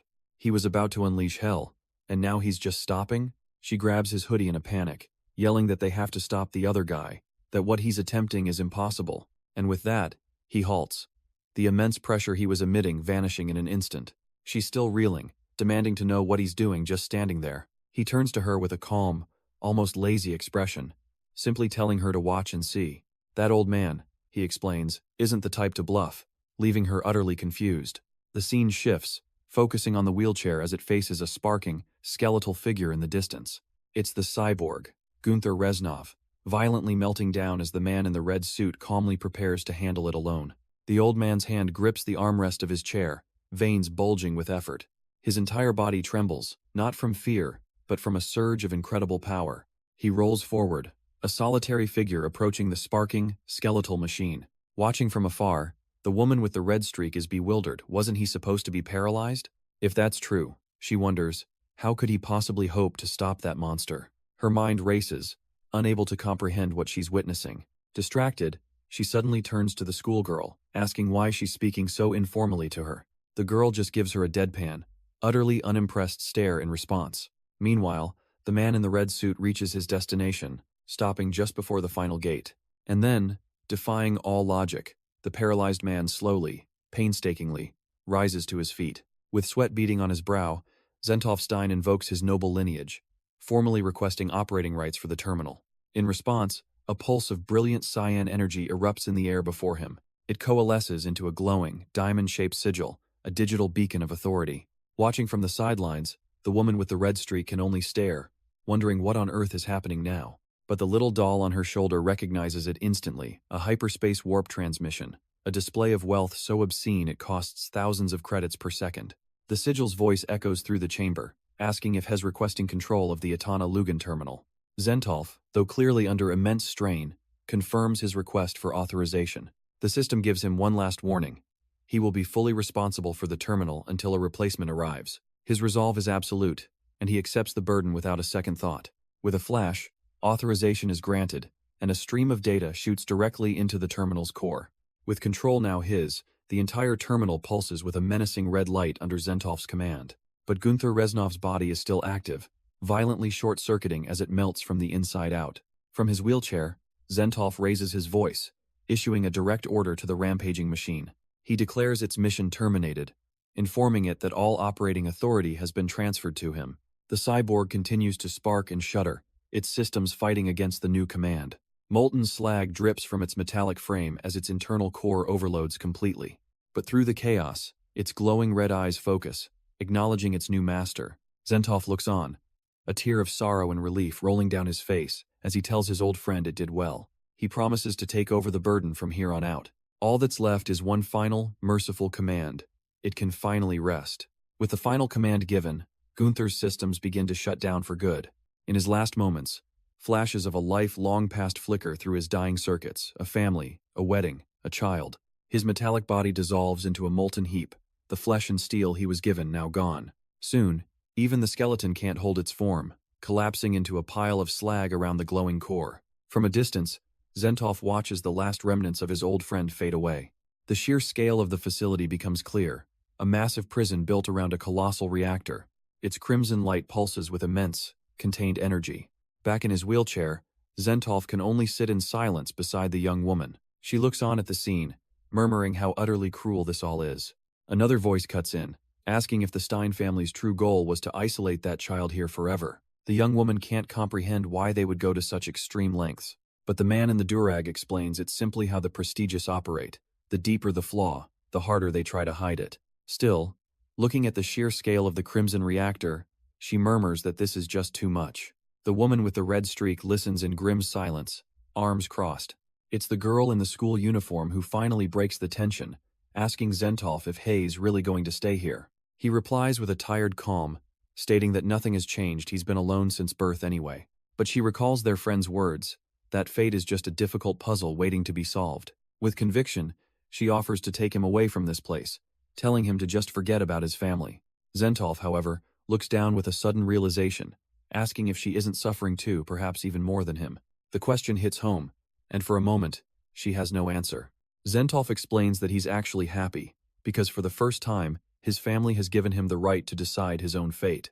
But his friend can't believe it, her voice echoing over the crimson reactor. How is choosing your own grave a right?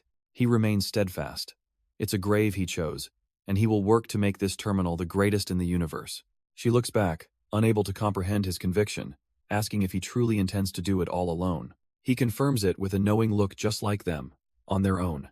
A vision of Gunther's final, melting moments flashes by, a testament to a will that would last 1,000 years. The scene then cuts to a foggy airfield, where two figures stand waiting in the quiet gloom. From his wheelchair, Zentov reveals he has arranged their safe passage, addressing the man as his teacher.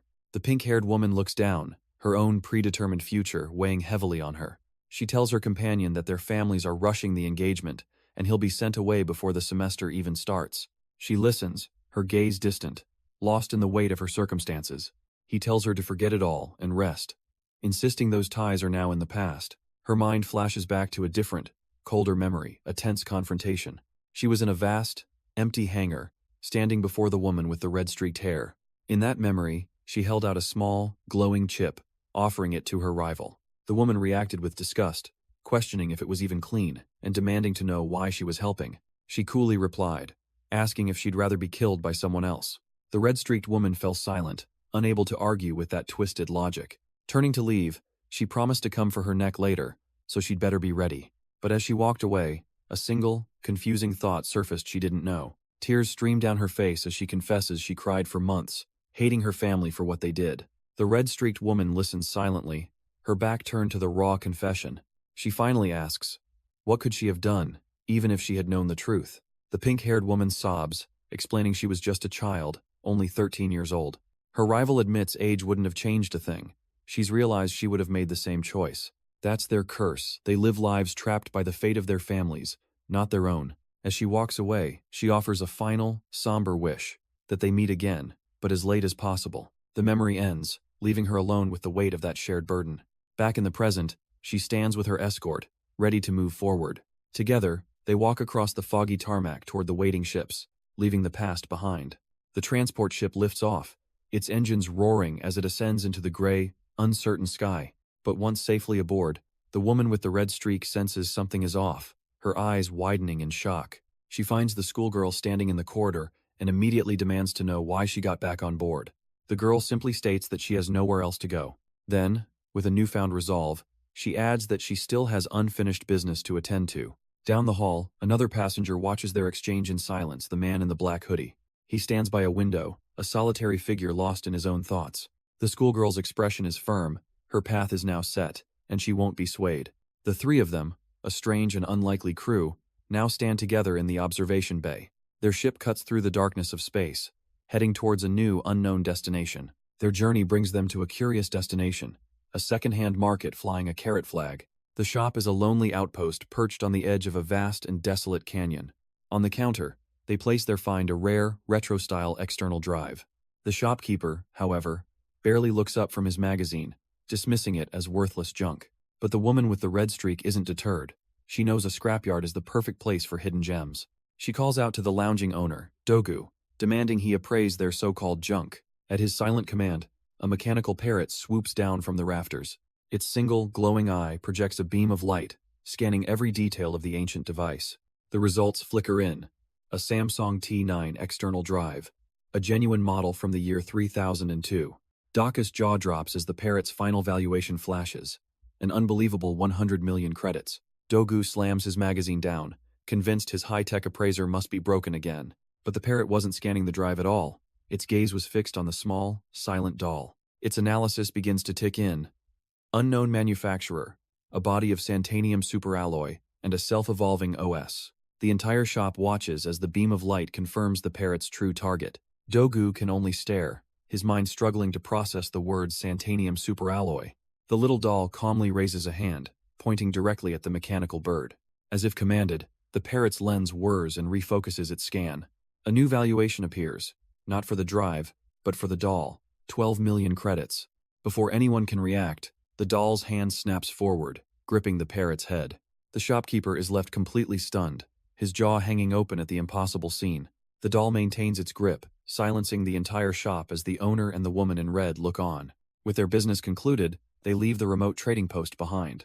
Their transport vehicle soars high above the barren, cracked earth below. Later, it's time for a meal, though the term feels a bit generous.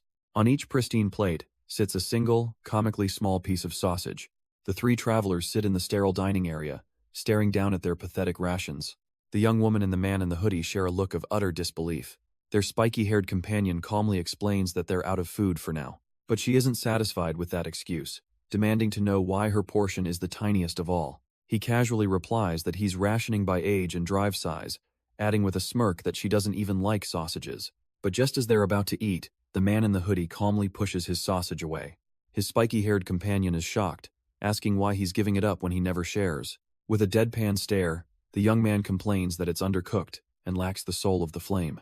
The spiky-haired man is left speechless, stuck at a table with two impossibly picky eaters. He scoffs, telling them to just eat it, since it all ends up in the same place anyway. But as he moves to cut his own meal, two immense auras suddenly erupt from his companions. He freezes, fork in hand, caught in the silent, overwhelming pressure of their disapproval. Elsewhere, a different kind of value is being assessed as a shopkeeper examines a doll's eye. A scanner beeps, identifying it as a superconductive ocular lens worth an unbelievable 83 million credits. The shopkeeper can only stare, his mind reeling from the absurd price tag on such a tiny item. The shopkeeper, still sweating over the price, demands to know where on earth they got this thing. But the woman with the red streak cuts him off, her voice firm. This is Sunja, not a thing. He backpedals, flustered, clarifying he meant all the ridiculously advanced items they brought in. The question gives her pause, her gaze turning distant as a memory surfaces. Her mind flashes back to a different time, a different place, soaked in rain. The scene shifts to a dark city street, with a storm pouring from the heavens. There, huddled against a dumpster in a desolate alley, was the doll. She was abandoned, alone, being drenched by the cold, unforgiving rain. But then a gentle voice cut through the noise, asking what she was doing out there, if she was cold. And reflected in Sunja's eye is the face of the one who found her, a kind girl in a school uniform. But it wasn't a schoolgirl who found her, it was this woman, standing alone in the downpour. She had stumbled upon the doll, discarded and lifeless, in a filthy city alley. Recognizing it as an android, she gently asked if its battery had run out, offering a charge. The doll simply stared back, silent and unmoving in the cold rain. Back in the present, she waves off the details, calling it a fated encounter and declaring them a team. The shopkeeper, Daku, slowly gets the picture so the doll belongs to her, but he's still hung up on the price, questioning if she's truly worth the astronomical value she claimed. With a grave expression, Dogu confirms his appraisal. Her full value is beyond measure, practically unquantifiable. The doll herself listens as he wonders aloud how such an impossible, priceless being could even exist. Her partner snaps him out of it, insisting she's not a thing. Her name is Sunja, before her eyes gleam with greed. Her mind immediately goes to profit, asking if Sunja has any fingernails she could maybe sell. When that's a no, Her eyes light up with dollar signs, wondering if a single strand of hair would be enough. But Sunja calmly shuts that down too, stating she doesn't have any hair to spare. The woman's greedy mind keeps churning. Surely a tiny piece worth 10,000 credits wouldn't even be noticeable. Sunja finally looks up at her captain, assuring her that such desperate measures aren't necessary. Suddenly, Dogu looms over the woman, his eyes glowing with a strange, intense light. He makes a simple, unsettling proposal. Just leave the priceless android here with him. His bizarre offer leaves her completely speechless and confused. Then, to her absolute shock, Daku's body begins to expand, swelling to a monstrous size within the shop. He's activated some kind of strange ability, the swelling toad art, becoming a giant in his own store. With a deafening boom, the entire roof of the shop is blown to smithereens. Sunja rockets into the sky, clutching the priceless android to shield it from the blast. They are sent flying across the landscape, tumbling toward the hard, unforgiving ground. The second she lands, she's desperately calling for an emergency teleport back to the ship, but her frantic calls go unanswered, leaving her stranded in the desolate canyon. Suddenly, a second, much heavier impact craters a nearby cliffside. Dogu slams into the ground before her, his body grotesquely swollen and crouched like a predator. A smug, unnerving grin spreads across his puffed-up toad-like face. He settles into his bizarre stance, the very earth cracking under his immense new weight. And in that chilling moment, Sunja realizes with dawning horror her communications are being jammed. Back on the ship, the crew is in a panic, urging a rescue right now. The operator sweats, frantically telling them to hold on while he calculates the jammed coordinates. But on the ground, Dogu isn't waiting, coiling his massive body like a spring. He explodes forward, a blur of raw power tearing across the wasteland. Sunja's eyes widen in terror, seeing his monstrous, grinning face reflected as he closes in. With no time to think, she throws her hands forward, telling him to get lost. A brilliant flash of golden energy erupts from her palms as a last-ditch defense. Just then, back on the bridge, the operator gets a lock. The recall is ready. A swirling vortex of turquoise energy rips open in the middle of the command center. The emergency teleportation is finally active, a beacon of hope in the chaos. The portal sputters and fades, leaving only a lingering trace of energy in the air. The operator leans forward, a flicker of disbelief on his face. What just happened? A cold, hard system message delivers the bad news. Return failed. The target is missing.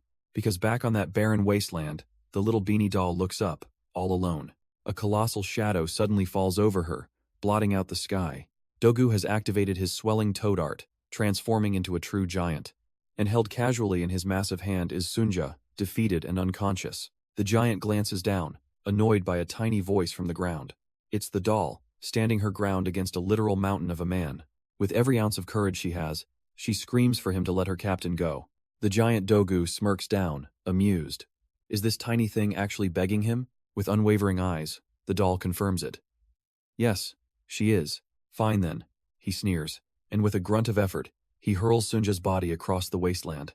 All the doll can do is scream her captain's name, watching her fly into the distance. Dogu shrinks back to his normal size, getting right in her face to remind her he granted her request. She's left utterly speechless, trying to comprehend his cruel, twisted logic. He could have sold her captain for a fortune, he muses, but instead chose this. What a waste. He turns his back, revealing they are standing on the edge of a vast, deep canyon.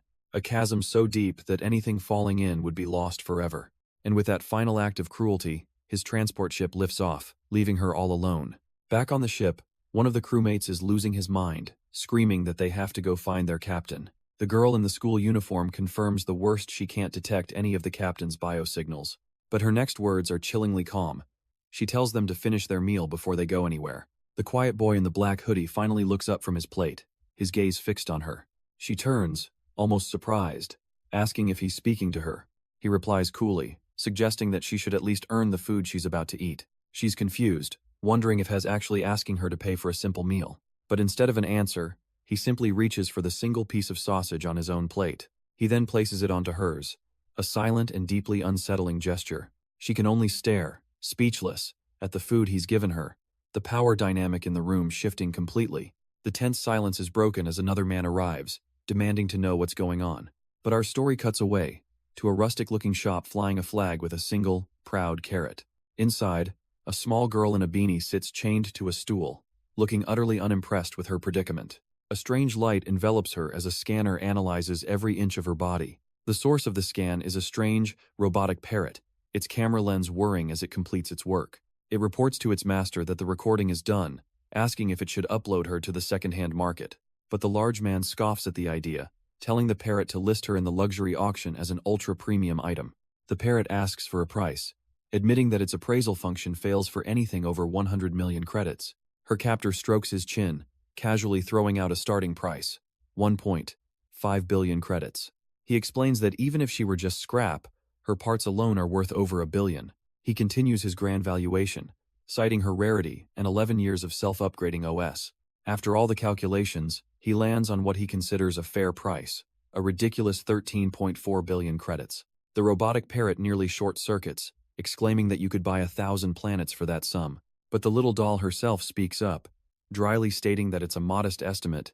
She just has low self-esteem. Her captor lets out an exasperated sigh, face-palming at her completely unbothered attitude. He realizes she's right in a way. If the price is that high, no one will ever buy her in one piece. Then, a dark glint appears in his eye as a much more brutal idea takes root. He turns to his parrot with a grim new command, film her again. This time, he wants every inch of her recorded, because they're going to sell her off in parts. But just as the grim work is about to begin, the floorboards creak as a new shadow falls across the entrance. The entire tavern falls silent, as both captor and captive turn to the entrance. A young woman in a school uniform walks in, her steps heavy with purpose. Her expression is cold, her purple eyes fixed on the scene before her. She stops directly in front of the chained doll, ignoring the giant slaver completely. Dogu watches from behind his counter, a silent observer to this unexpected drama. The schoolgirl demands to know where her captain is, her voice cutting through the quiet. But before the doll can answer, the robotic parrot swoops in, its wings flaring out. Its scanner activates, running a full diagnostic on the uninvited guest. The results are impressive. A pure, natural human, ranking in the top 0.2% of the market. A greedy smile spreads across Doku's face. It seems another high-quality product just delivered itself. He leans in with a slimy grin, asking if she came here to be sold, promising a good price for her. But the schoolgirl doesn't waste time with words, simply planting her hand on his disgustingly swollen face. With a single, effortless shove, Doku is launched skyward, blasting through the roof of his own shop. He crashes down outside, embedding himself headfirst into the ground like a pathetic human dart. She turns back to the doll, completely unfazed, wondering why that idiot was getting in her personal space. Her attention returns to the captive, her voice firm as she repeats her question. Where is her captain? The little doll remains silent, chained to the stool as the dust settles in the ruined building. The scene then shifts, plunging us into the depths of a dark, jagged chasm somewhere far away. At the very bottom, a lone figure lies motionless beside a dead, withered tree. It's Sunja, unconscious and defeated, as a mysterious figure looms over her still form. Sunja's eyes flutter open, her body battered and broken on the cold stone floor. Through her fading vision, a cloaked figure looms over her, his presence feeling almost like a dream. The stranger's face comes into focus, a young man with silver hair and a calm, unreadable expression. As he lifts her into his arms, her last conscious thought is one of faint relief. At least he doesn't seem hostile. With Sunja secured, the mysterious swordsman turns and carries her away from the scene. He walks with purpose down the desolate canyon, disappearing into the light at its end. But back at the withered tree, a new search party has just arrived.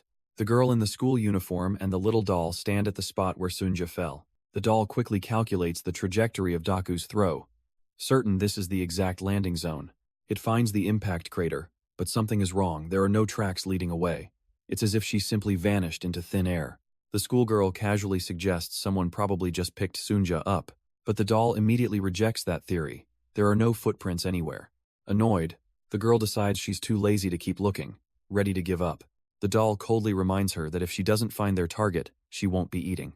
A flicker of irritation crosses her face at the threat, but then, her senses kick in, and she points confidently toward a canyon pass. The little doll looks up, surprised, demanding to know how she could possibly know that. She explains that she can feel a powerful energy signature in that direction. Whoever took Sunja is a master of the enlightened stage, using a sky-stepping art to move without a trace. Muttering about how annoying this all is, she starts walking, leading the way down the path. And deep within that very canyon, a strange, ethereal green glow emanates from a hidden spring. Floating in the restorative waters is none other than Sunja, slowly mending from her battle. Her eyes begin to flutter open, the haze of unconsciousness finally lifting. She lies there for a moment, silently taking in the bizarre, steamy cavern. It wasn't a dream after all, she realizes. though the pleasant feeling was real enough. A calm voice suddenly cuts through the silence, advising her to sleep more as her wounds aren't healed. Her eyes snap wide open as she turns to find the source of the voice. It's the silver-haired swordsman, and she immediately demands to know who he is. He coolly brushes off her question, telling her to focus on recovery since they have no connection. But his stoic advice is lost as a far more urgent and embarrassing realization dawns on her. He calmly states that since he saved her from certain death, she is now his rightful property. His plan is simple. Once she's fully healed, he'll sell her as a product for a reasonable price. Sunja's mind reels in disbelief.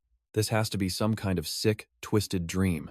But the swordsman suddenly looks pleased, announcing that a buyer has already appeared. He can feel their presence, and it seems they won't be coming with a low offer. Elsewhere, a large man named Daku and his robotic parrot are in some serious trouble. He's on his knees, forced to bow before two towering, armored enforcers. The swirling galaxy symbol on their chests is an unmistakable mark of authority. Daku's face drains of color as he realizes he's facing the human government, and they're here to ask about the incredible item he just uploaded to the black market. A woman in a military uniform steps forward, flanked by the massive robots, and cuts right to the chase. They're here to buy it, and she makes it clear they're prepared to pay a very high price. The sheer authority radiating from the trio leaves Dogu frozen on the ground. He looks up, utterly bewildered, and can only wonder who these people are. His mind races her uniform, the two elite mech units. This has to be a high-ranking official. The woman introduces herself as Athena's son, stating she's tired and wants to get this over with.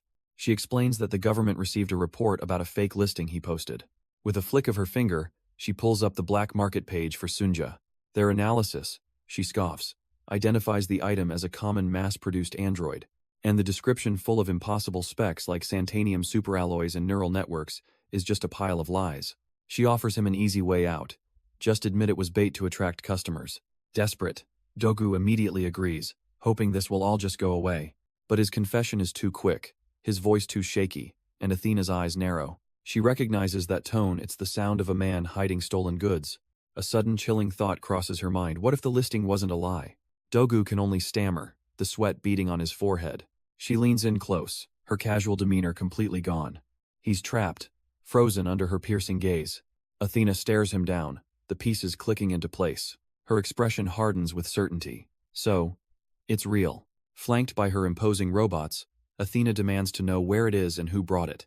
Dogu can only stare up in mute terror, his mind completely blank. Meanwhile, deep within a hidden cavern, a strange pool glows with an eerie light. A cloaked man with silver hair sits watch, a silent, unmoving guardian. And in the water below, Sunja awakens, her eyes slowly focusing on the figure before her. Her gaze sharpens, her combat senses instantly coming online. She runs a scan on the mysterious man, but her internal systems immediately fail. Confusion flickers across her face. Is her scanner broken? That's impossible. The swordsman calmly informs her that her scanner is fine, it just can't analyze him. A wave of shock and disbelief hits her as she demands to know just what he is. He doesn't give her a name, casually suggesting she can call him anything she likes. But he adds a chilling detail. People in her position usually refer to him as Master. He muses aloud, wondering why humans give up their self-respect so easily over simple restraints. But Sunja's attention snaps elsewhere to the pile of her old, destroyed clothes. She's naked. With a furious shout, she tries to cover herself, blasting a wave of water right at him. The green, energy-infused liquid erupts from the pool with concussive force. And yet, the swordsman doesn't even flinch, letting the water drench him completely. Silence returns to the vast, crystalline cavern. Sunja emerges, now clad in a sleek new combat suit, glaring up at her captor. She immediately accuses him of being a pervert, but he just continues to watch, impassive. He wasn't being a pervert, he claims, just checking her movements.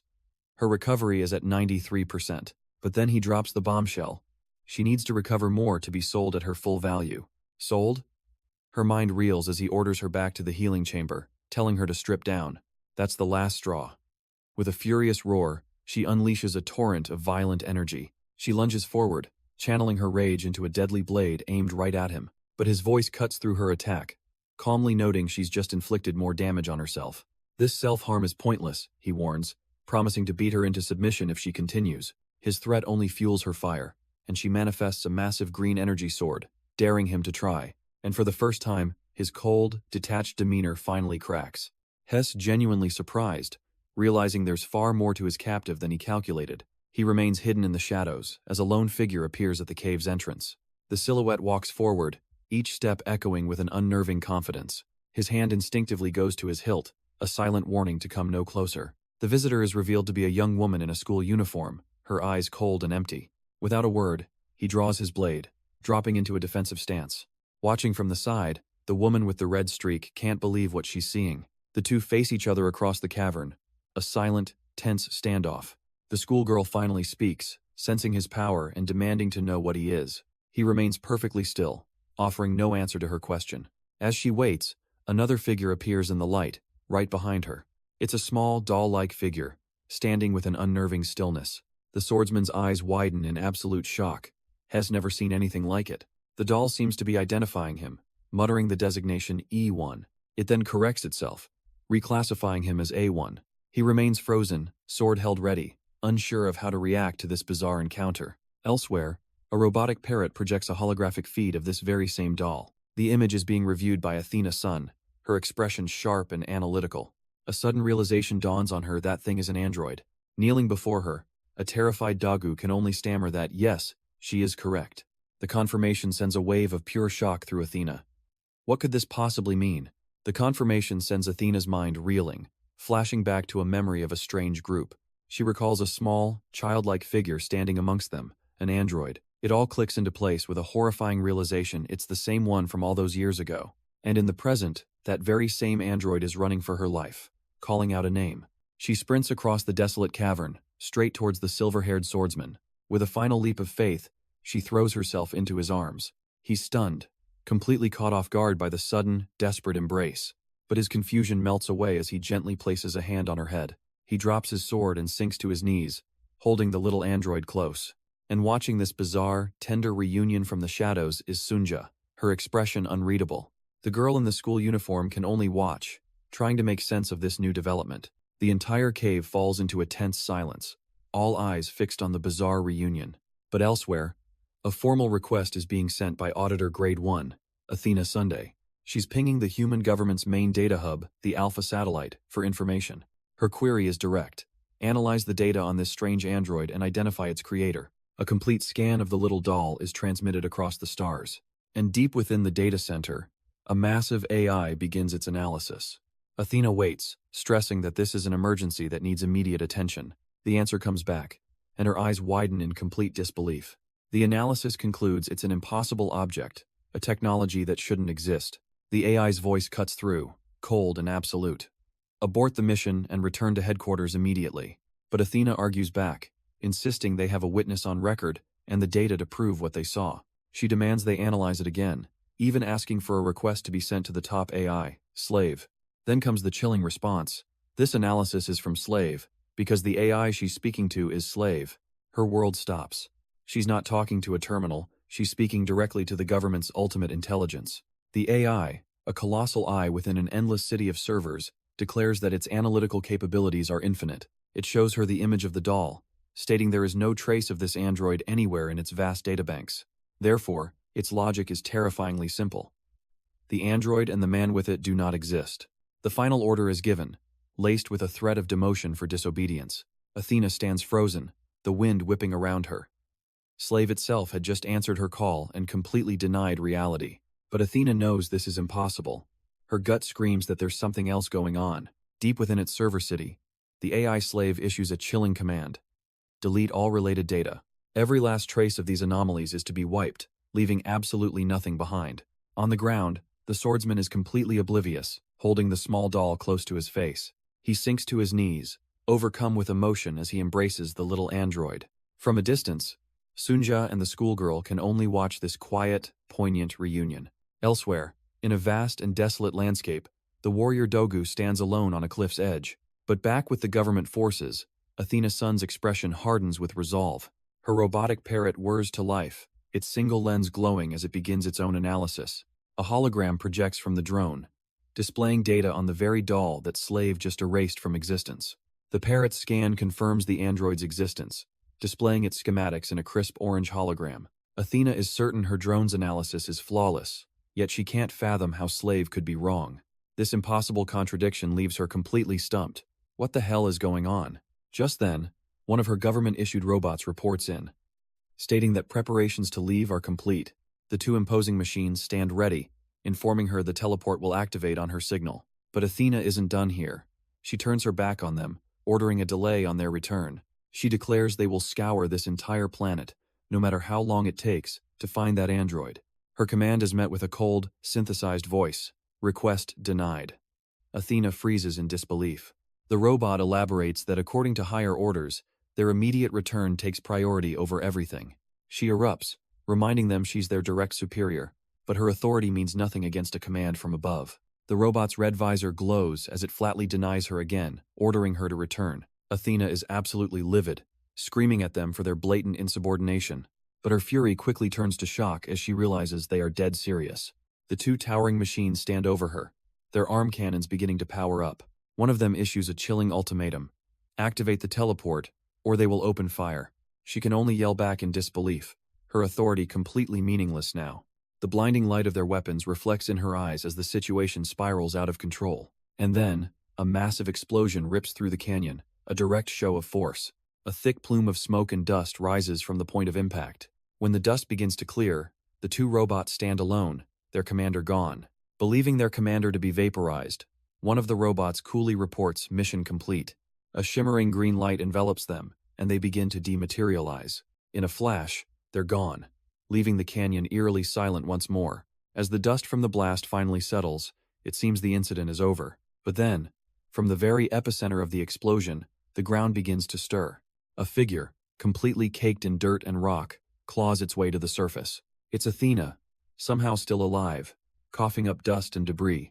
The reality of the situation hits her. They actually fired on her with a photon cannon. Stranded alone in the massive crater, she can only wonder what is going on. Meanwhile, deep within these canyons, light glints off the walls of a mysterious cave. Inside, the swordsman stands before a small group, the tension thick in the air.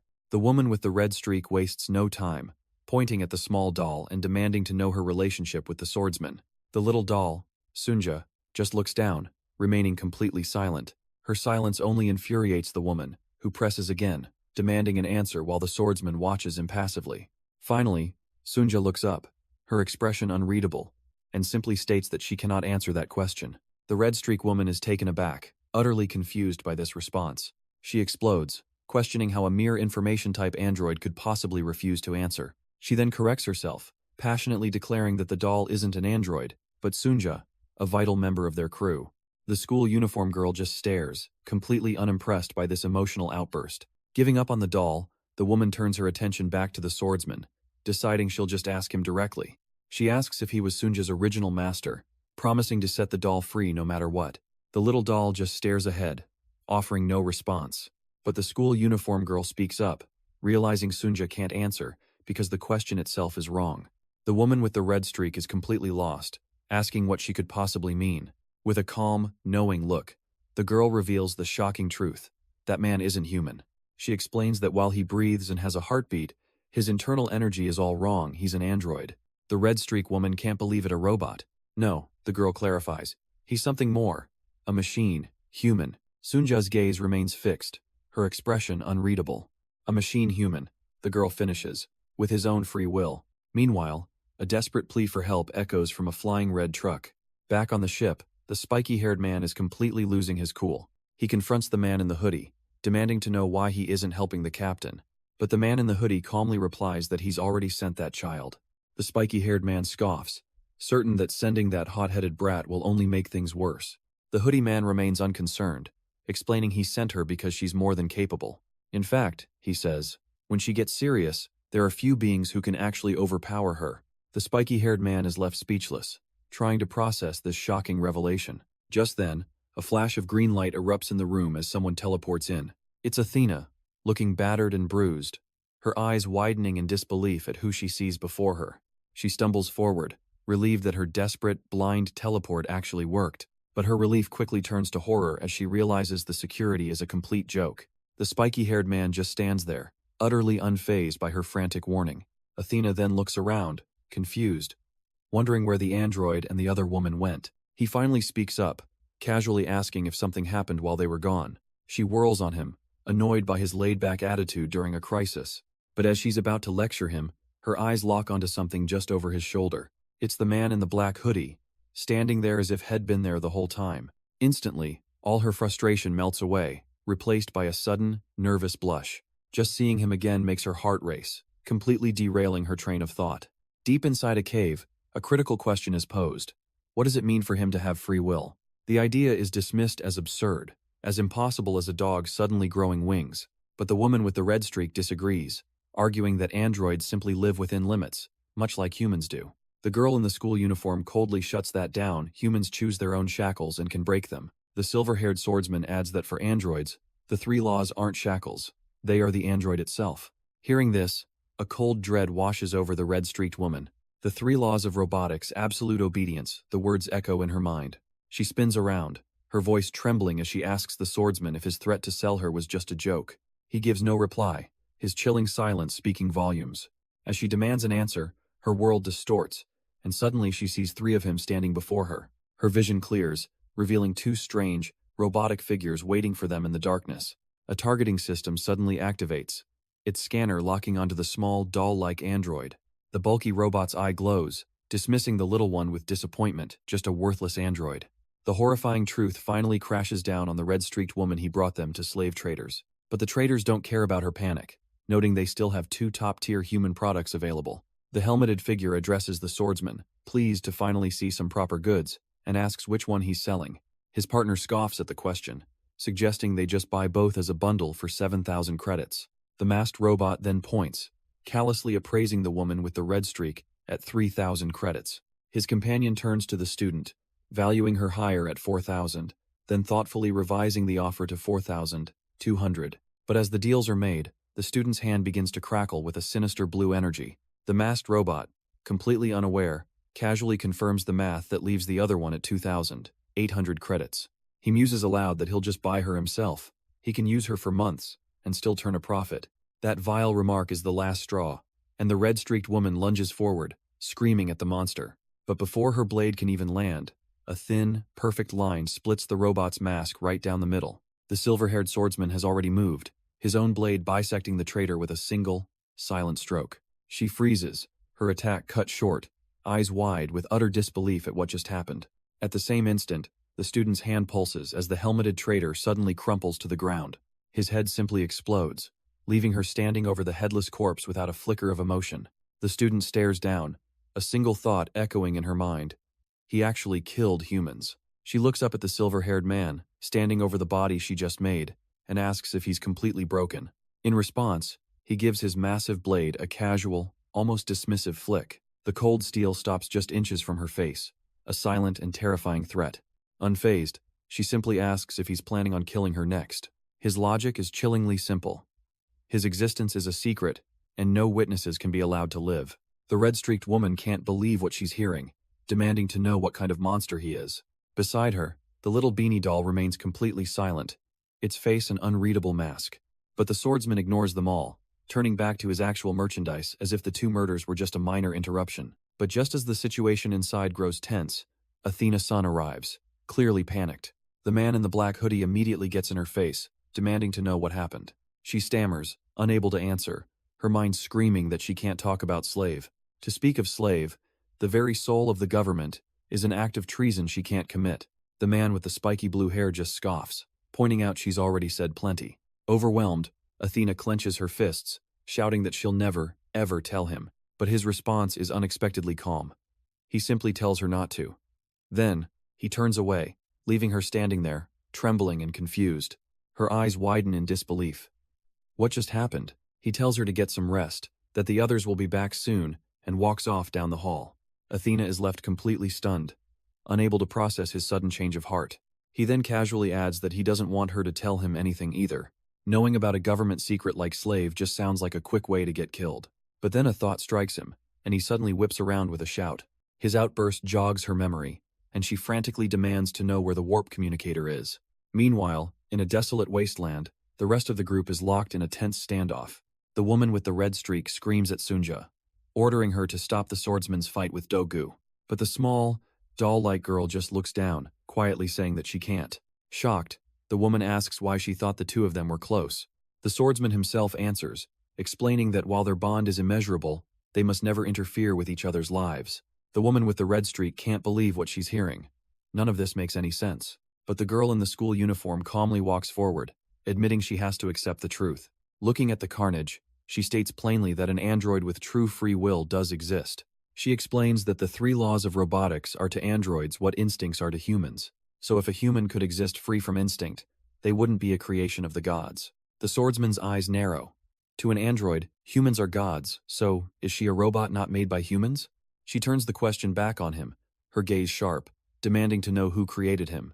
Instead of an answer, he draws his blade, green energy crackling around him in an instant. But she's more than ready, unleashing a torrent of violent purple aura in response.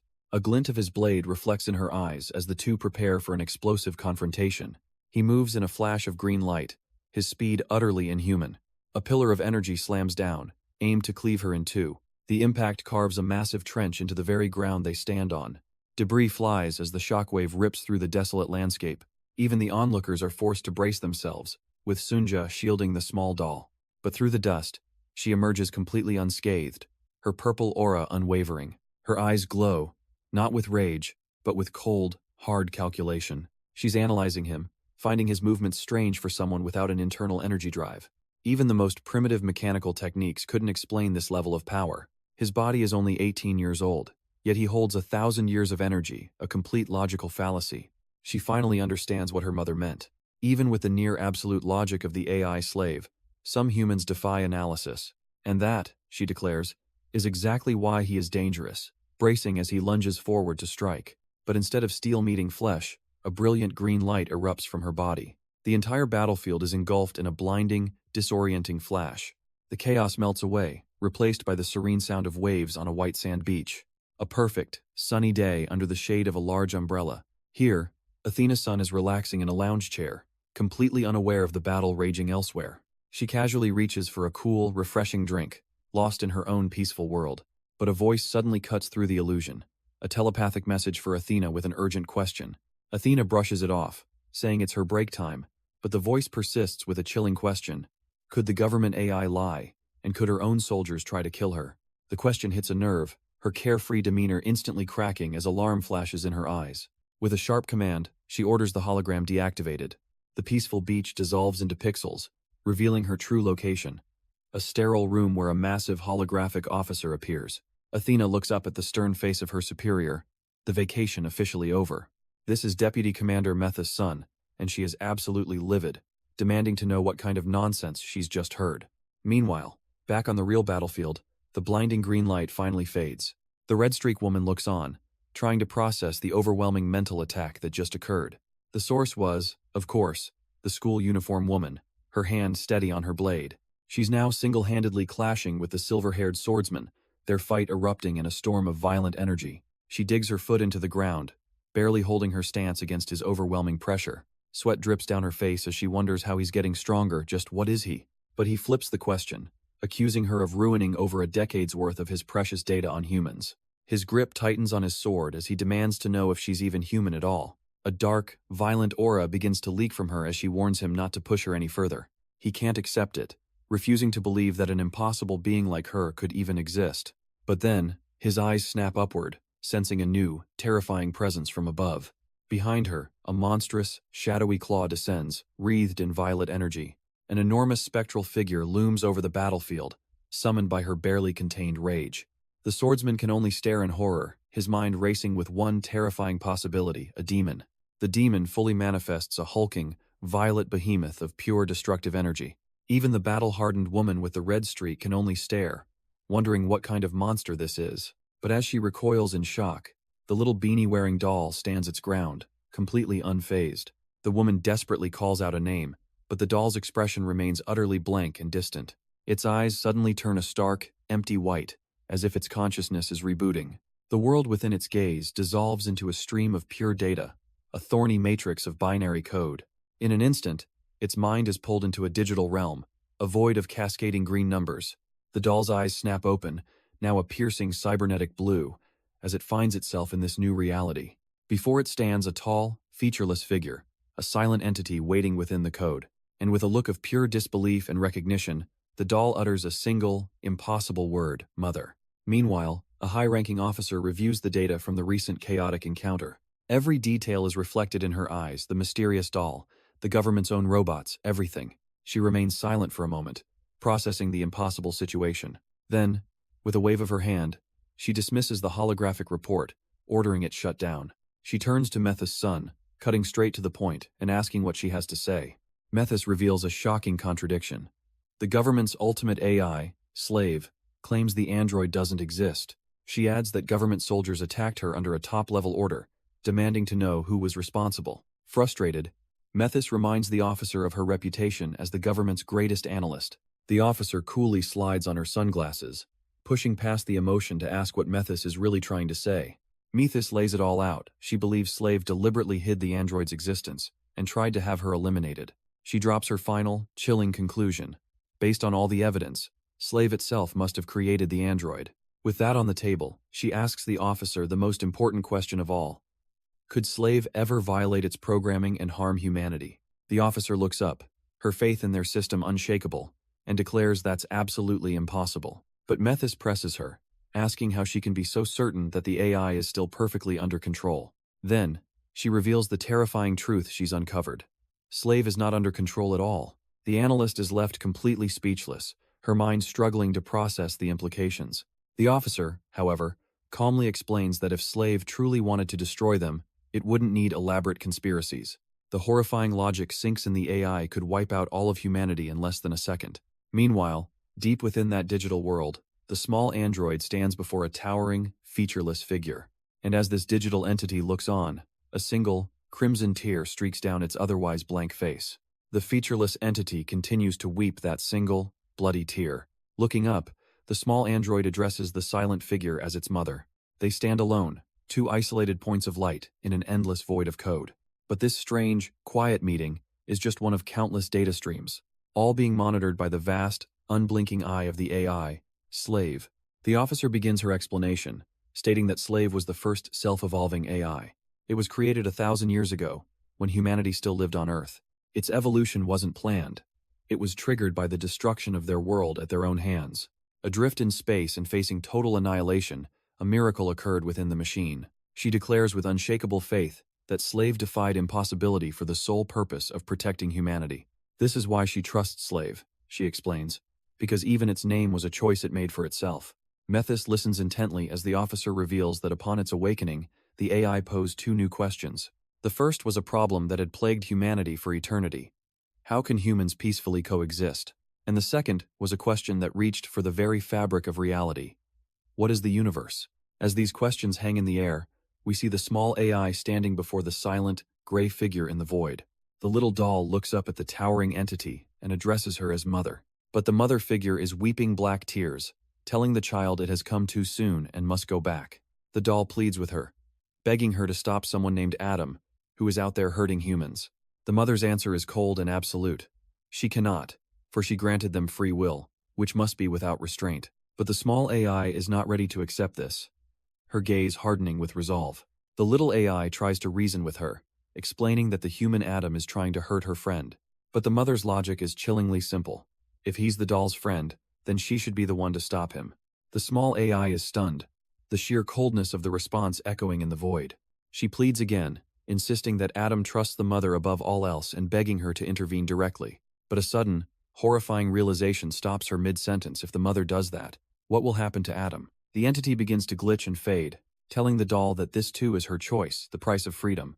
Overwhelmed with anguish, the doll finally screams out the question burning inside her. Why were they created just to suffer? As she vanishes, the mother reveals their existence is simply an experiment to verify an answer for her own master. She leaves the doll with the first impossible question. How can humans peacefully coexist? Her final command echoes through the cosmos. Live as a human, endure the pain, and create a miracle that proves her wrong. Back on the ground, the swordsman grips his blade as a dire warning flashes. Unstable energy is surging. Before him and the schoolgirl, a colossal purple cocoon cracks open, unleashing a terrifying presence. The system struggles to read the entity, clocking its energy at 5.7 giga, but its mass is already immense. As the demon's ancient face is revealed, the system panics. The mass is growing exponentially, a physical impossibility. The source of the energy becomes clear. The schoolgirl, her eyes glowing white as she pours out a fixed 5.7 giga. She's a tiny battery, fueling a monstrous being, its mass swelling to impossible levels against her static energy output. From a distance, the woman with the red streak watches in horror as the winged demon fully materializes. She can't believe her eyes, struggling to comprehend the sheer scale of the monster before them. But she's not the only new arrival. The beanie doll appears, silently observing the chaos. Her eyes scan the scene, analyzing this impossible phenomenon as the first test of her new existence. The beanie doll takes it all in, her expression unreadable, calculating the odds. Meanwhile, a silver-haired swordsman confronts the summoner, his systems screaming that the demon's mass is nearly 100 gigamass. His eyes flash green as he realizes the readings are breaking, going beyond any measurable limit. There's only one solution: eliminate the source. He draws a second blade from his hilt, activating his dual blade style. With a surge of power, he raises his sword high, preparing to end this summoning once and for all. He launches himself through the air, a blur of motion aimed directly at the schoolgirl. With a roar, he unleashes his ultimate technique, Severance. The world explodes in a blinding torrent of green energy. His attack carves through everything, obliterating the very ground beneath him. And when the light fades, a massive, gaping canyon is all that's left of the battlefield. The woman with the red streak stumbles through the dust, shocked to even be alive. Nearby, the little beanie doll watches the scene unfold, completely unfazed. Deep within the chasm, the swordsman stands alone amidst the destruction. He surveys his handiwork, believing for a moment that the threat has been neutralized, but a sudden spike of crackling energy tells him it's not over. Across the canyon, the schoolgirl's eyes glow with an unholy, vacant light. A colossal demonic avatar unfurls behind her, its power readings shattering all known limits. She is the heart of the beast, a human gate for this overwhelming ancient entity. The swordsman knows he has only one chance left, one final gambit. He disables all defenses, pouring every last drop of his power into one decisive, all-or-nothing attack. But just as he's about to unleash everything, a desperate voice cries out for them to stop. The red streak woman throws herself between the two overwhelming powers, a lone figure against a storm. Elsewhere, in a high-tech command room, the spiky-haired agent is losing his patience. He demands Metha's son explain what's happening, but her reports are making zero sense. She might as well be speaking another language for all the good it's doing. He throws his hands up in frustration, completely lost as to what is going on. But then, a sudden flicker of movement outside the window catches his eye. His annoyance vanishes, replaced by pure shock as he stares into the sky. His companion points, confirming his disbelief. They're back, the same ones from before. A colossal, monolithic ship descends from the clouds, blotting out the sun. The agent's blood runs cold as he realizes who the ship belongs to: the human government. Immediately, the entire command center is bathed in red light as danger alarms blare. His own sunglasses reflect the targeting alarm. They're not just here to talk. From the front of the colossal vessel, a weapon begins to charge with blinding light. Methus gets the report. A 3-gigaton photon blast is locked on, and their shields are useless. Yet, instead of panicking, she just looks up with a blank, almost curious expression. The government ship unleashes its payload, a massive beam of pure, destructive energy. As the agent screams in terror, a mysterious young man suddenly appears in the room. Perfectly calm, the beam strikes the earth, creating a miniature sun that engulfs the entire landscape. On the bridge, two robed government officials watch the devastation, their work apparently done. The robed observers are gone.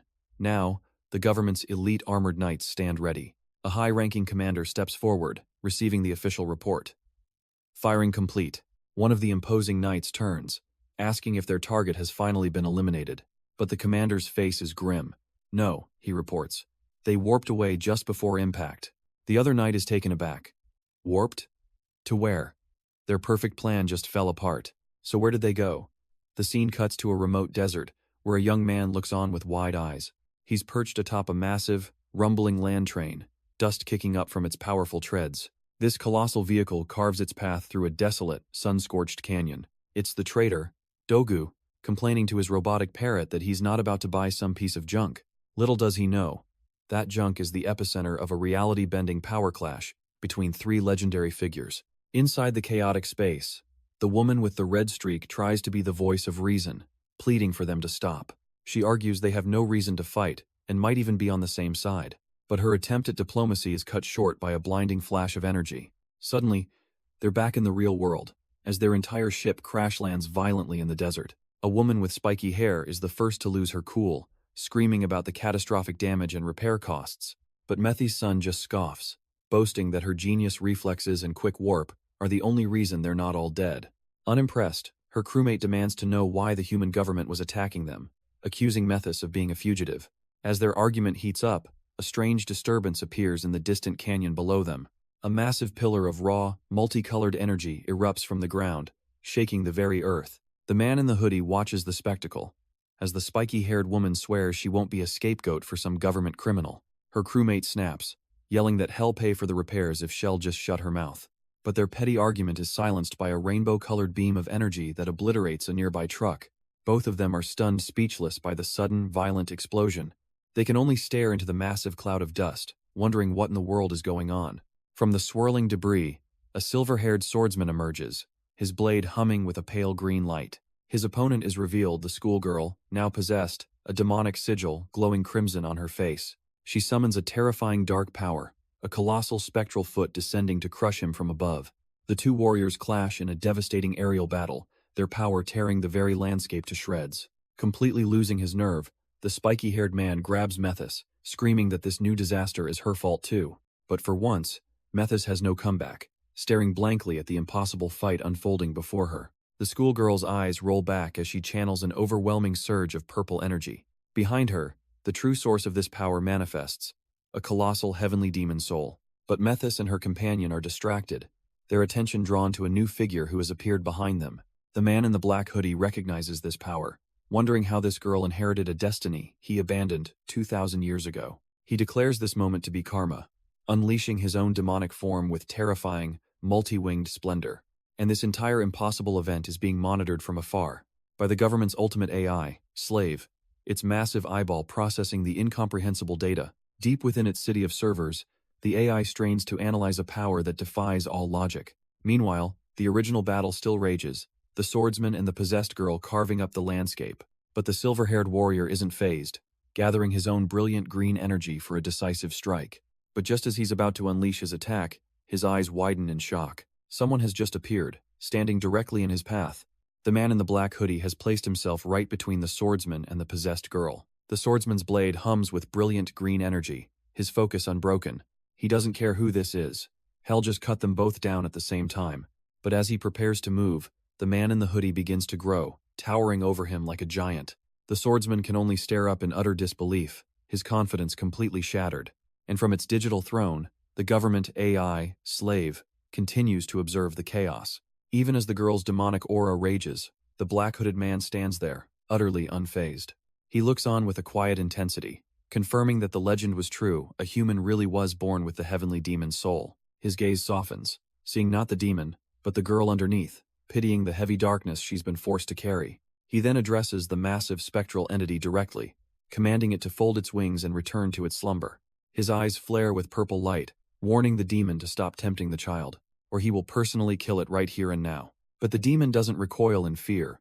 Instead, a slow, knowing smile spreads across its face as it senses a familiar soul.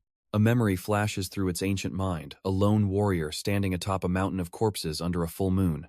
It remembers this was the one who had somehow escaped its grasp long ago. Back in reality, the silver-haired swordsman can only stare upwards, completely frozen. He's utterly dwarfed by the man in the hoodie, whose presence now feels like that of a god. But his shock gives way to resolve. Gritting his teeth, he decides he'll cut down everything in his path, no matter the cost. But just as he's about to act, a voice echoes in his mind, commanding him to stop. The swordsman freezes, his eyes wide with disbelief. Could that really be his mother? A woman in a military uniform calmly tells her companion not to interfere, but to simply watch. She and the man with spiky blue hair have appeared on the battlefield, halting the entire confrontation. As she analyzes the scene, her eye strains, becoming bloodshot and glitching violently. The sheer power radiating from the man in the hoodie is unlike anything she's ever seen. She can only report back that the data is completely unverified, an anomaly beyond their systems. Even the government's ultimate AI, Slave, is overwhelmed, ordered to just collect the raw data. Its sensors are flooded with an impossible image, the hoodie man standing before a colossal, godlike being. And back in the real world, a terrifying purple aura erupts from his body, revealing his true nature. The world melts away, leaving the hoodie man standing before the true demon. It cradles its unconscious host, the schoolgirl, like a prized possession. She's completely at its mercy, a puppet in its monstrous grasp. But the demon's attention is fixed solely on the man before it. Its bloodshot eye, a symbol of its ancient hunger, stares him down. He scoffs, asking if it finally got tired of hiding in the void. No, he knows the real reason. It missed the taste of blood, the thrill of fear. The demon's eyes narrow. Hess hit a nerve. He tells the creature that, if it wants domination again, it's right there for the taking. Then, with a flash of light, he summons his power and issues one simple command. Let the child go. But the demon just scoffs, licking the girl while claiming her as its own special toy. His patience finally snaps. He gives one last, simple warning. Let her go, or I will kill you. The look in his eyes is pure, cold resolve. This is not a bluff. Before he can lunge, a skeletal hand erupts from the dark waters and grabs his ankle. In an instant, he's surrounded, a sea of glowing eyes and grasping claws rising from the depths. The demon's true, smaller form appears, asking if he remembers these old playthings he once broke. It gloats, having dragged them all from the afterlife just for this little reunion. Then, another figure rises from the horde, a swordswoman wielding a glowing crimson blade. Our hero just glances over, completely unimpressed by this entire pathetic display. The demon gives its new warrior a simple order. Eat well. With a silent scream, the summoned swordswoman leaps into action. Her entire being is focused into a single, desperate strike. She closes the distance in an instant, her eyes glowing with borrowed power. The attack is so fast, so brutal, that an eyeball is sent flying from the impact. But her blade is met with absolute calm, parried by a man who seems more bored than threatened. She manages to drive her sword through his shoulder, yet he doesn't even react. From his throne, the demon can't believe it. Is he simply refusing to fight? The hero just stands there as the undead horde swarms him, biting and tearing at his flesh. This whole display, the demon muses, is utterly pointless. He preaches the law of this world. If you don't cut them, you'll be cut. If you don't crush them, you'll be crushed. The demon's voice echoes, promising a death for every life the hero has ever taken. He'll be torn to pieces, a torment that not even a god could possibly withstand. Through the severed eye, the demon watches the gruesome scene unfold. He looks on, almost bored by the spectacle, utterly convinced of his victory. A single tear of what looks like pity rolls down his cheek for this foolish mortal. He simply observes as the undead swarm buries the hero completely. But suddenly, a blinding azure light erupts from the heart of the horde. The demon's calm facade shatters. How could this human have crossed his limits? He screams in frustration, demanding to know why the hero won't just die. And the answer is revealed: his roots are still embedded deep within the soul of the captive girl. The demon's avatar appears, holding the girl hostage with a sickeningly sweet smile, daring the hero to cut him down. But through the blood and dirt, the hero's gaze is silent, unwavering, and absolutely lethal. A flicker of surprise crosses the demon's face. He can see the hero's resolve has only deepened. He confesses that, after eons of waiting, seeing such a powerful human spirit makes him want him as a vessel even more. Deciding this isn't the right moment, he announces his retreat for now. His spectral form swirls back into the girl's body, promising their next battle will be for their very souls. The last of the demonic energy recedes from her. Her eyes flutter open for a brief second, completely vacant. And then she collapses, falling unconscious to the ground. The hero stands over her, the immediate fight over. But the true battle far from won. The girl lies unconscious, the demon's influence gone, but the toll on her body is clear. He watches over her, a moment of quiet contemplation after the chaotic battle. But the peace is shattered by the arrival of a mysterious, silver-haired swordsman. The man's eyes are a stark, unnerving white, as if he sees the world in a different way. A sudden chill runs down our hero's spine, and he whips around, sensing the new presence. And it's not just one person, two more figures are standing in the distance, waiting. The woman in the military uniform stares him down, one of her eyes a sickly, unnatural green. He feels a strange, invasive energy from them, and demands to know what they are. That grotesque eye seems to be a lens, a window for something else entirely. Deep within a government server farm, the all-seeing AI, Slave, confirms his fears it's watching him. Meanwhile, another crew arrives on the scene, and they are not happy. Sunja and the small doll, Robert, stand amidst the wreckage of their former base. She immediately grabs Robert, furiously demanding to know if he's the one who did this. But the real threat is the silver-haired man, Adam, who watches from the shadows. The spiky-haired man senses something is deeply wrong with this picture. He calls out to Sunja, asking what's going on with Robert. She just stares down at the doll, her expression unnervingly blank. A tremor of fear enters his voice as he asks Sunja why. Her hand reaches out, but her eyes have gone completely white, just like Robert's. She's a puppet now, her will completely overwritten by an unseen master. And just like that, Sunja and Robert go limp, their minds completely shut off. The one responsible sits calmly on the wreckage, watching over the unconscious girl. As the dust settles, a new faction arrives, staring down the strange scene. Their leader, a woman with mismatched eyes, demands to know what he's done to her subordinates. He casually explains that he didn't want to be disturbed, so he just turned them off. His companion confirms it, noting their nervous systems are just temporarily shut down. The sheer scale of their arrival is made clear by the massive transport half buried in the canyon, but the man in the hoodie remains completely unfazed, staring back without a hint of fear. The military woman analyzes him, her gaze piercing and unnatural. She presses him for his motive, asking what exactly he wants from her. She admits she doesn't know for sure, but she does have one wish. A wish that perhaps, within him, there's a glimmer of hope she hasn't found yet. And as she speaks, the very ground beneath them begins to crumble into dust. Her power radiates outwards, a silent, creeping wave of absolute destruction. The entire area pings to destabilize, starting with her own incapacitated subordinates. The woman with the red streak and the small doll simply disintegrate where they lie. Even the man with the spiky blue hair is erased, his form dissolving into the wind. Yet, from a distance, both our guy in the hoodie and his silent companion remain untouched. A massive vortex of dust and debris swirls into existence, consuming everything. The colossal steel structures of the canyon are ripped apart and twisted like paper. And in the blink of an eye, the destruction is gone, replaced by an impossible structure.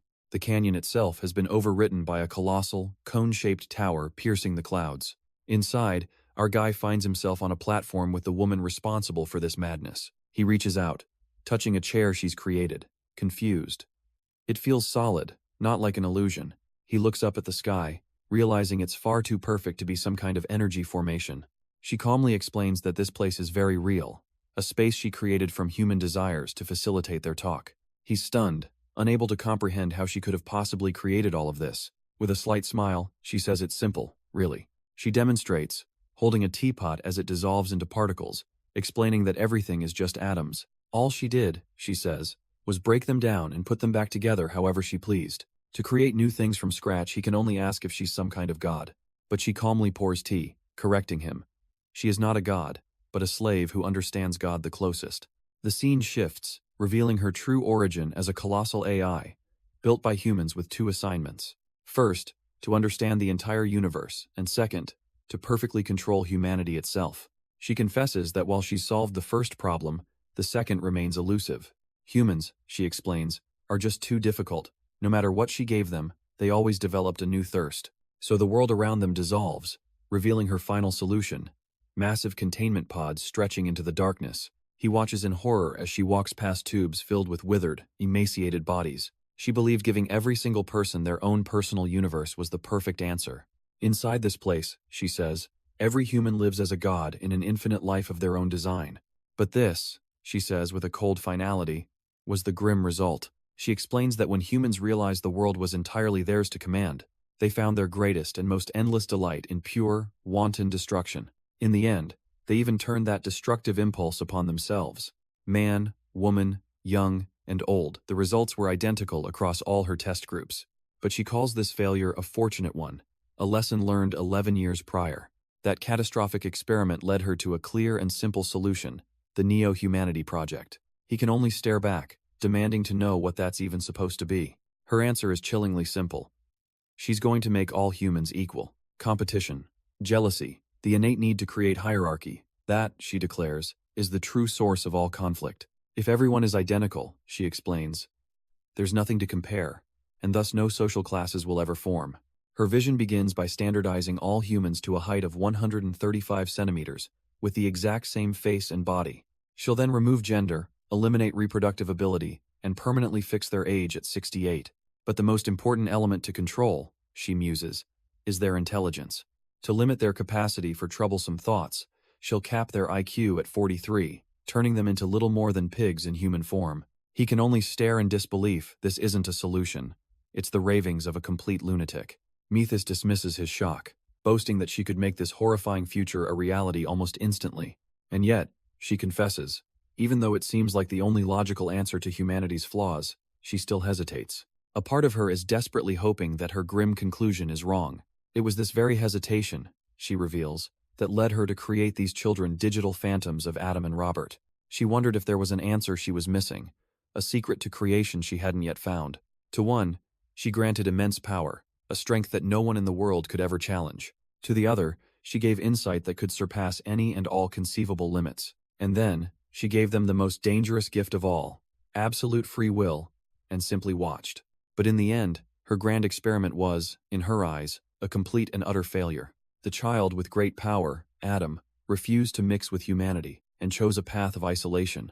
And the one with profound insight, Robert, ended up sharing his destiny with humans she deemed unworthy. She was just about to enact her neo-humanity project today, but then, she met him, a human seemingly freed from all desire, a data point she has never, ever collected. A flicker of movement, and she reaches out, deciding she must confirm this anomaly for herself. She declares that she'll find out for herself whether he's a pure human or not. He remains perfectly still in the water, his face an unreadable mask.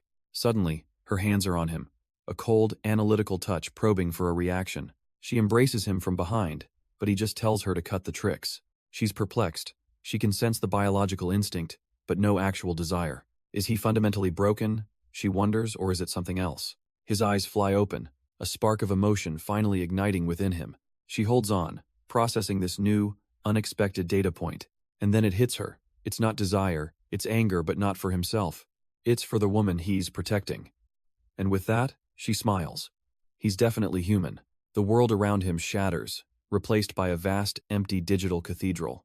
A single, monstrous eye descends Methys, revealing another piece of her true self. He's completely unfazed by the display, demanding she just get to the point already. She declares him a new hope, a human who has managed to transcend his base desires. And because of this potential, she'll halt her entire project just to observe him. With that decision made, she begins to send him back. Time itself rewinds, flashing through every battle, every ally, every life or death moment. The chaos settles, leaving a lone ship drifting through the silent darkness of space. On board, the spiky-haired man holds up their last sausage, complaining about the dire food situation. From the shadows, Sunja coolly tells him he'd better learn how to share. He cheerfully announces they're approaching Carrot Planet, a perfect place to sell a part for supplies. But the man in the black hoodie cuts him off with a single word. He insists they'll just share the last of their food. Sunja, oblivious, points out the window, promising everyone a feast is just around the corner. Suddenly, the school uniform girl erupts, refusing to go to that creepy planet, saying she'd rather starve. Sunja can only stand there, completely confused by everyone's sudden change in attitude. The black hoodie guy watches his companion, knowing exactly what she's feeling. Her eyes flash with a chilling memory. She saw that weird eye too, and she vows to kill it on sight. He silently adds the android to that list, his face grim with resolve. Unseen by the others, Dagu stands at a massive window, gazing down at the world below. And there it is, the planet they've been traveling toward. Somewhere, a digital echo of Adam, the silver-haired swordsman, looks on with grim purpose, while his companion Robert makes a solemn vow to find him, no matter what it takes. Meanwhile, Dogu's ship cuts through the void, closing in on its final destination. The small vessel descends toward the rust-colored world, unaware of what's waiting. Because this planet isn't a planet at all, it's a colossal, living eye. It stares out into the cosmos, its observation period officially set for 1 year. The ship continues its journey, now locked in the gaze of this cosmic entity. But then, somewhere else entirely, Sunja jolts awake, a single word escaping her lips. What? A strange figure in a basket hat announces that 72 days have passed, and it's time to repay her debt. While trying to relax, Sunja is interrupted by the monk's hologram, coldly listing her total debt, a staggering 98,000 credits. The scene flashes back to a meal, where the spiky-haired man insists the loan wasn't even his to begin with. The monk continues, explaining he only approved the credit because of the fearsome reputation of Lady Blazing Devil Suryung. He'd heard that despite her many shortcomings, her word on money was as good as gold. But Sunja has to come clean, the rumors are true. She's so broke she's only eating once a day. Seeing his chance, the monk proposes an alternative: work off the debt with a little labor. Sunja's expression hardens. She's not about to run his errands again. She vividly remembers the last time she played taxi driver for him, a mission with Gunther Reznov that nearly cost her everything. The monk sweetens the pot, offering to wipe out all of the interest. But Sunja isn't budging. No deal, she yells, unless he's erasing the principal too. The monk puts his hands together, seemingly agreeing to her terms. Fine, they'll settle it her way. Back in her messy room, the hologram winks out, leaving Sunja alone with her thoughts. but a strange feeling creeps in, the nagging suspicion that she's just been completely played. And she's right. The monk's call ends. His business with her concluded for now. Because in reality, he's a little preoccupied. As blood splatters across his basket helm, he calmly wipes a trickle from his lips, thanking his opponent for their patience. The camera pulls back to reveal the truth. He's on a desolate battlefield, surrounded by an entire army. With a ferocious energy, he dares them to come at him again, ready to smash some more skulls. Far away from the chaos, the sun rises over the curve of the planet, and we find Sunya, now standing under a strange, multi-moonlit sky, with our protagonist right behind her. This new world is an abandoned amusement park, with Sunja staring down a derelict building. She can't help but feel like they've made a massive mistake coming here. The black hoodie man, however, just smirks, noting how badly this business must have failed. Sunja turns to him, wondering if he's also here to collect a debt. But before he can answer, a voice calls out from a shabby tent pitched nearby. A grizzled man with a mohawk emerges, telling them they're better off just giving up now. Has a veteran debt collector, and has never seen a more hopeless case in his entire life.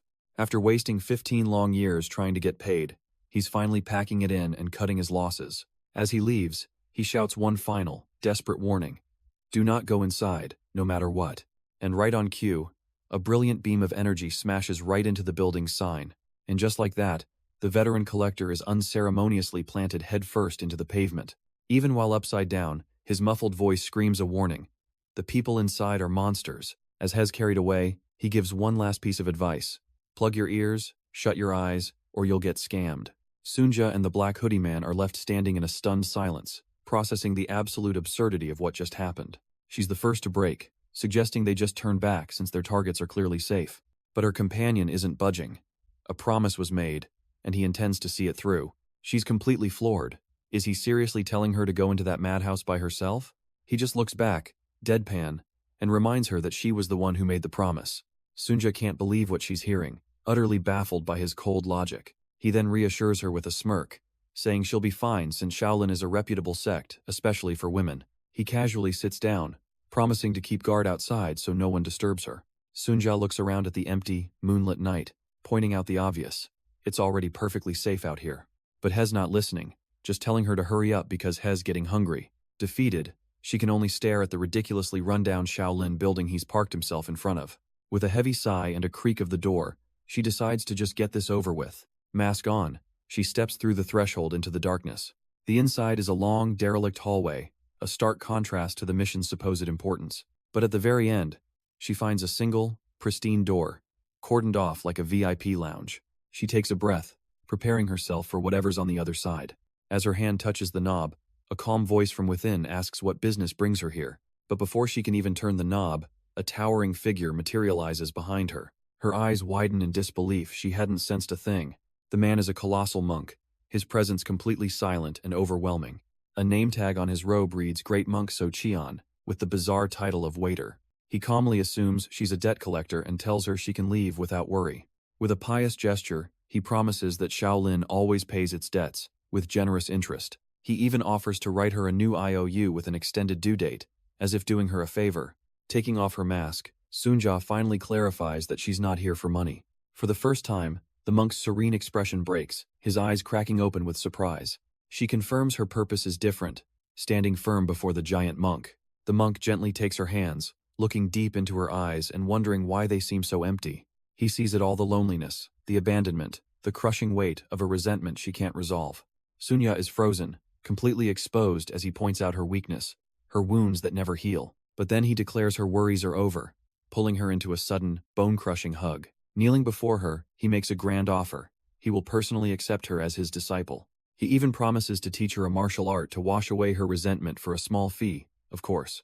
The monk's hand extends, not in blessing, but in demand for 9,000 credits, cash only. His entire demeanor shifts from a wise master to a pushy salesman trying to close a deal. Sunja can only stare back, completely bewildered by this bizarre, transactional turn of events. He then presents a glowing, woven basket, mysteriously declaring that it and something else are the same. And as this bizarre negotiation unfolds, the scene shifts to a strange night sky, lit by 4 moons. Elsewhere, a man in a black hoodie sits in quiet meditation, a picture of absolute calm. He gets to his feet and begins to walk, his destination unknown.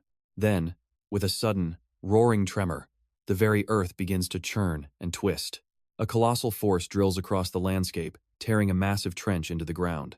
The man simply looks on, completely unfazed by the devastation he's just unleashed. The sheer scale of the destruction stretches out before him, a testament to his terrifying power. Back in the temple, the monk's eyes narrow with a sudden, dawning horror. She doesn't have any money? Sunja finally finds her voice, trying to explain that the truth is, she's here because… But he cuts her off, excitedly offering her a job as a hostess at his new premium entertainment business. But the great monk So Cheon has heard enough, turning his back and walking away. From the shadows, a diminutive, jewel-encrusted old monk watches with shrewd, calculating eyes. He assumes this girl must have been sent by someone named Yo Siju to check up on them. Hearing this, So Cheon whips around, utterly shocked that a rotten guy like that could have such a beautiful woman in his employ. Sunja is just left standing there, completely baffled by this bizarre misunderstanding. She looks around the massive, dilapidated hall, wondering what kind of strange operation she's walked into. Elsewhere, a massive, land-shredding vehicle barrels forward, its crew spotting a lone figure meditating in their path. The driver reports that he's just an unmodified natural, suggesting they could just go around him. But the command comes back with cold arrogance, ram right through him, because true professionals are merciless to the weak. The order is confirmed, and the colossal machine accelerates, aiming to turn the man into dust. The massive wheel grinds closer, about to turn the meditating man into a red paste. He barely seems to notice, a slight flicker of awareness crossing his face. But inside the vehicle, the driver is screaming in pure, unadulterated panic to hit the brakes. The man in the hoodie finally opens his eyes, looking completely unfazed by his near-death experience. Because the crew that was about to kill him is now kneeling on the ground before him. Two of the subordinates are utterly baffled, asking their boss what in the world he's doing. The leader furiously orders them to shut up and bow, revealing this is the very master he always talks about. The shock hits them both. They were about to run over that guy? In an instant, all three are prostrated on the asphalt, greeting their revered grandmaster.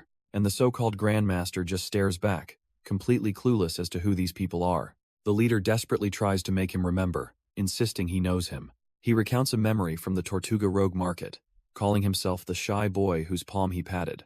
And a faint flicker of recognition finally crosses the grandmaster's face.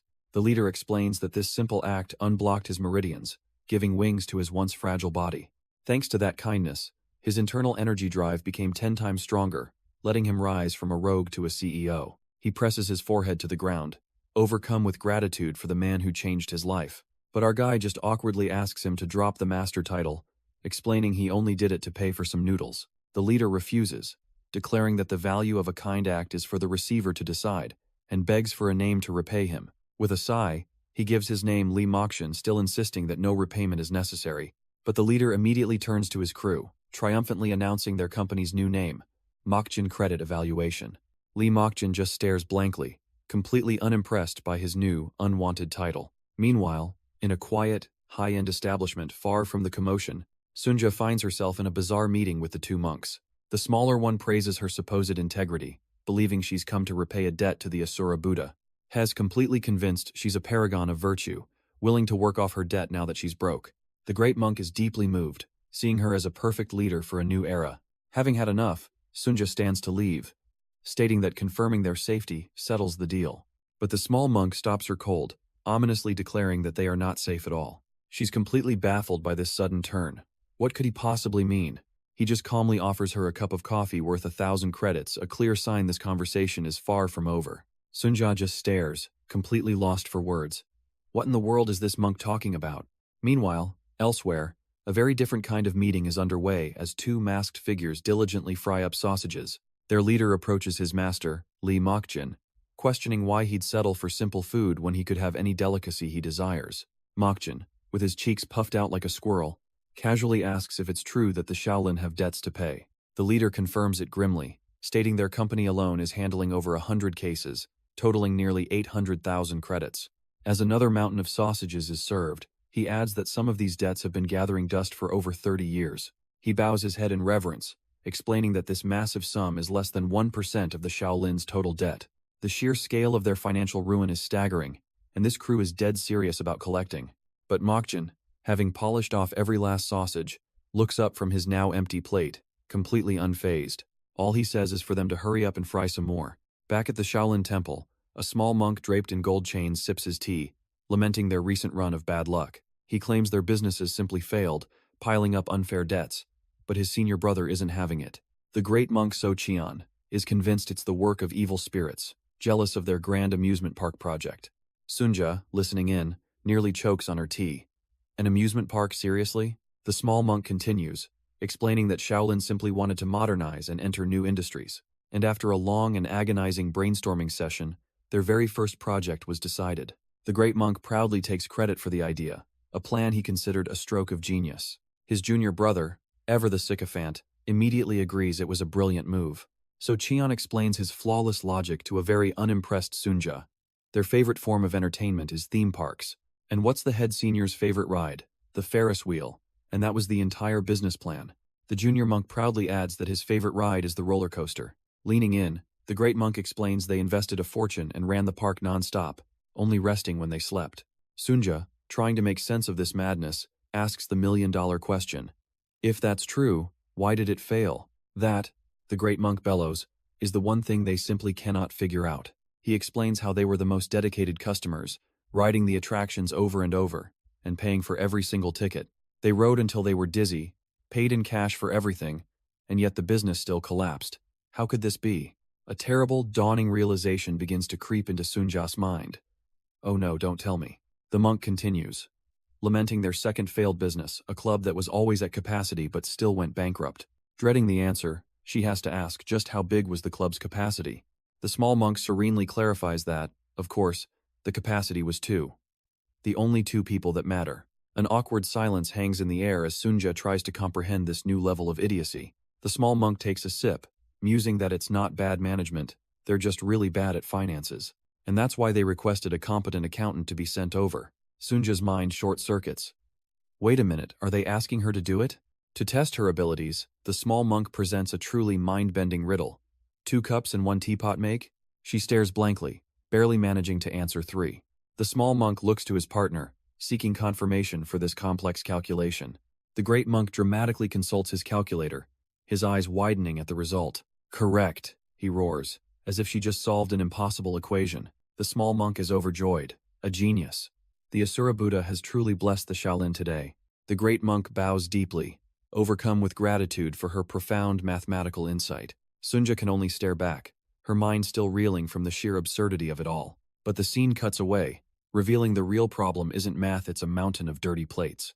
Elsewhere, a masked crew leader roars at his men to fry up more food and bring it immediately. His subordinates hesitate, nervously pointing out that it's getting late.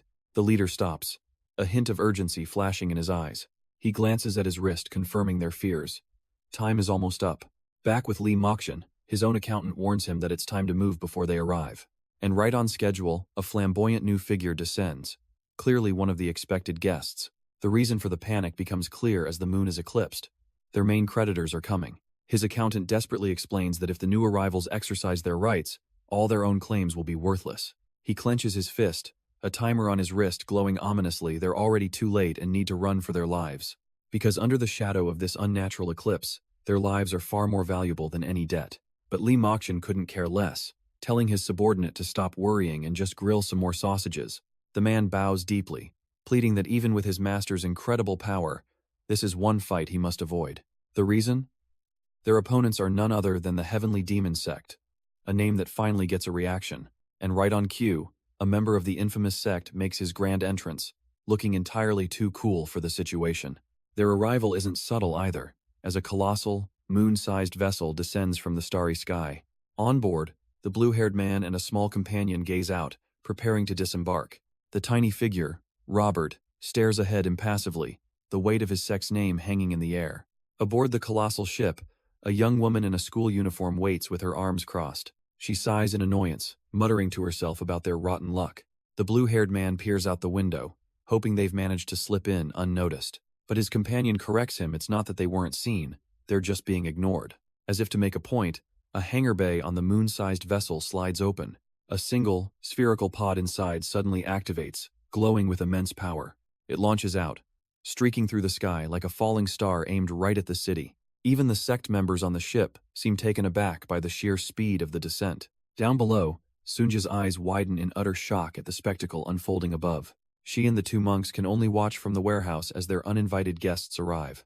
Sunja stares in disbelief at a literal mountain of paperwork, wondering what on earth she's looking at. The small monk calmly explains it's just miscellaneous records from their business deals a full century's worth. She can't believe her ears. They just left it all piled up like this? He casually admits they're terrible with numbers, so they never bothered, telling her to take her time sorting it. She immediately objects this wasn't the deal. Her 98,000 credit debt was supposed to be cleared just for checking on them. With a sigh, the monk laments that the more of a genius you are, the worse your social skills must be. Sunja is completely lost, having no idea what he's even talking about. He begins a condescending lecture, saying words are just wrapping paper for the real meaning inside. He offers an example. Say a friend asks you to check on their parents out in the country. But what would you do if you arrived and found them collapsed on the floor, barely breathing? And just like that, the ridiculous analogy clicks in Sunja's mind. The monks praise her, calling her a true genius for finally understanding their twisted logic. He explains that asking her to check on them was really a cry for help in an emergency. Suddenly, as if on cue, a piercing alarm blares through the entire warehouse. Sunja whips her head around, startled by the sudden red alert. The small monk, however, remains perfectly calm, dismissing it as a broken alarm that goes off randomly. But she knows better that's no malfunction. This is a real emergency alarm. And just outside, a group of imposing, masked figures stands ready. A massive, spherical ship has descended from the starry sky, its ramp lowering ominously. From within, robed figures bearing a demonic sigil begin to emerge. The emergency has arrived. The sigil on their robes says it all. These are members of the infamous demonic cult, and their target, Lee Mokchin, just sits there with his back to them, completely unbothered. His crew, however, is clearly on edge as they approach their seemingly oblivious boss. Across the rooftop, the cult's enforcers stand like statues, their strange helmets betraying no emotion. One of them, a chilling figure with a third eye, appears to be leading the ominous procession. The two groups face off under the full moon, a silent, tense standoff. Mokchin's crew leader steps forward, ready to warn his master of the impending danger. But Mokchin is far too busy to be concerned with cultists, focusing on a mountain of sausages. His subordinate makes a grand, dramatic speech, ready to sacrifice himself to buy his master more time to eat. Mokchin just cuts him off, telling him to stop talking nonsense and get back to grilling. And as this rooftop drama unfolds, another group descends, claiming they have hungry children to feed. The cultists watch the debt collectors, dismissing them as third-rate thugs they could easily crush. But their leader holds them back, stating that their heavenly demon sect doesn't prey on the weak. Mokchin's crew finally arrives, striding purposefully through the cultists' ranks. The crew leader glares ahead, his expression hidden behind a menacing skull mask. And so the two groups stand off, with Mokchin at the center of it all, still completely absorbed in his meal. The cultists, however, have had enough of being ignored and begin to approach his table. One of them reaches for a sausage, delivering a quiet threat about learning to lower your eyes. He takes a bite, smugly warning Mokchin that his luck has just run out. But in the next instant, he and his companion are sent flying, slammed into the ground with brutal force. The leader of the heavenly demon sect watches as his underling gets put in his place. It was Mokchin's crew leader who moved, a blur of motion leaving the stolen sausage to fall uselessly to the ground. He roars at the downed cultist, furious that anyone would dare interrupt his master's meal. But he quickly bows to Mokchin, apologizing for acting on impulse, only to be told he did well. The other cultists are stunned into silence, unable to process the sudden violence. Their leader, however, is merely intrigued, analyzing the crewman's cheap martial arts and low-grade energy core. He strolls forward, musing that he might be witnessing a rare moment that defies all logic. Pulling back his hood, the three-eyed man demands to know just who they are. Mokchin's crew leader freezes, his tough facade instantly shattering into pure shock. He stammers to his master that this is Sam Mokwi, a law protector elder of the heavenly demon sect. Mokchin, however, is completely unfazed, casually eating a sausage and sighing that he just wanted them grilled. But his crew leader, despite his terror, stands firm, spreading his arms to shield his master. The cult elder, Sam Mokwi, looks on with cold amusement, noting he asked for a name and got a challenge instead. A smirk crosses his face. If the man won't talk, he can just give his answers in the afterlife. The crew leader's eyes widen, knowing full well the power gap between them. He braces himself, accepting his fate. He can't win, but he can die trying to buy time.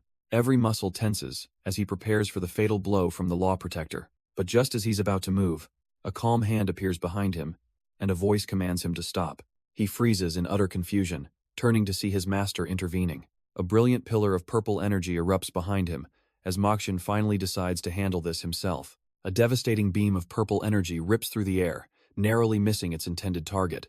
The crew leader stands frozen, his mind reeling. He didn't even move, so how did he survive? The cult elder, Sam Mokwi, is equally confused, wondering if this mortal somehow overcame his illusion technique, or was he just too weak to dodge properly?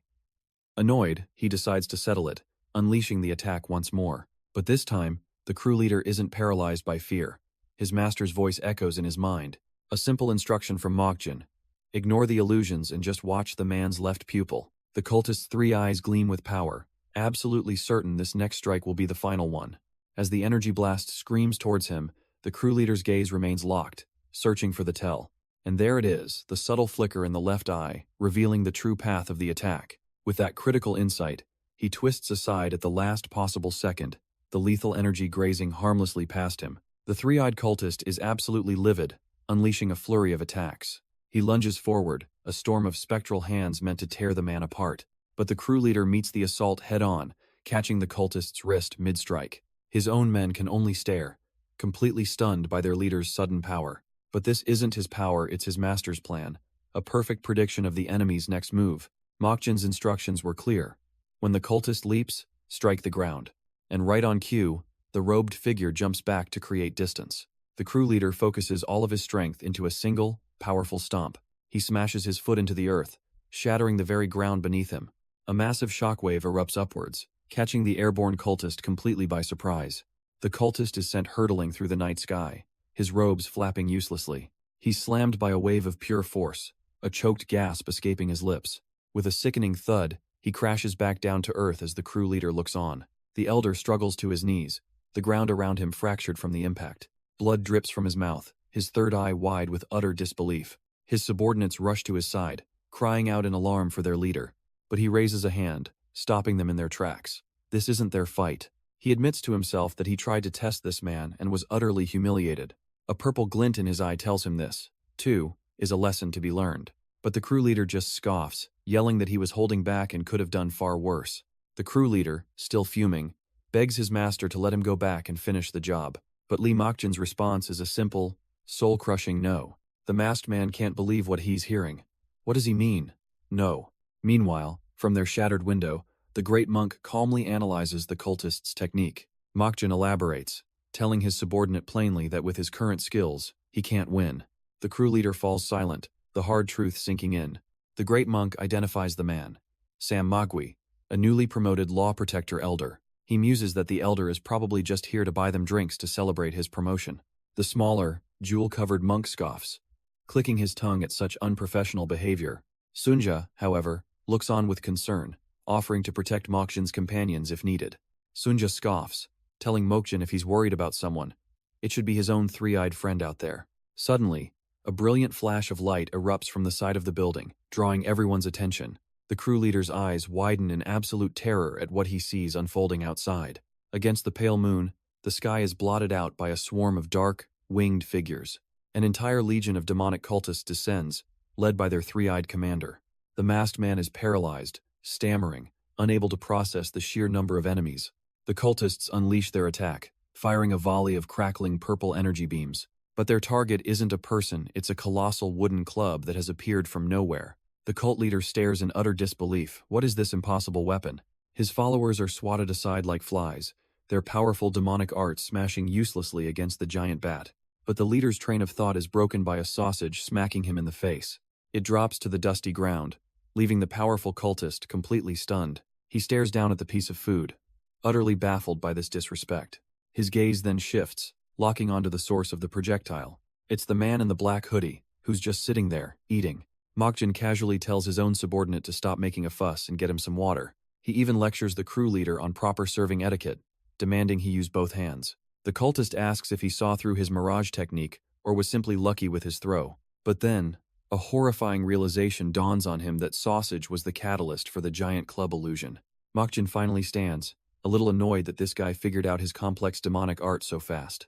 Meanwhile, a group of powerful monks peer through the shattered wall, having witnessed the whole exchange. The great monk, So Chian, recognizes the technique the young man used. It's a demonic art.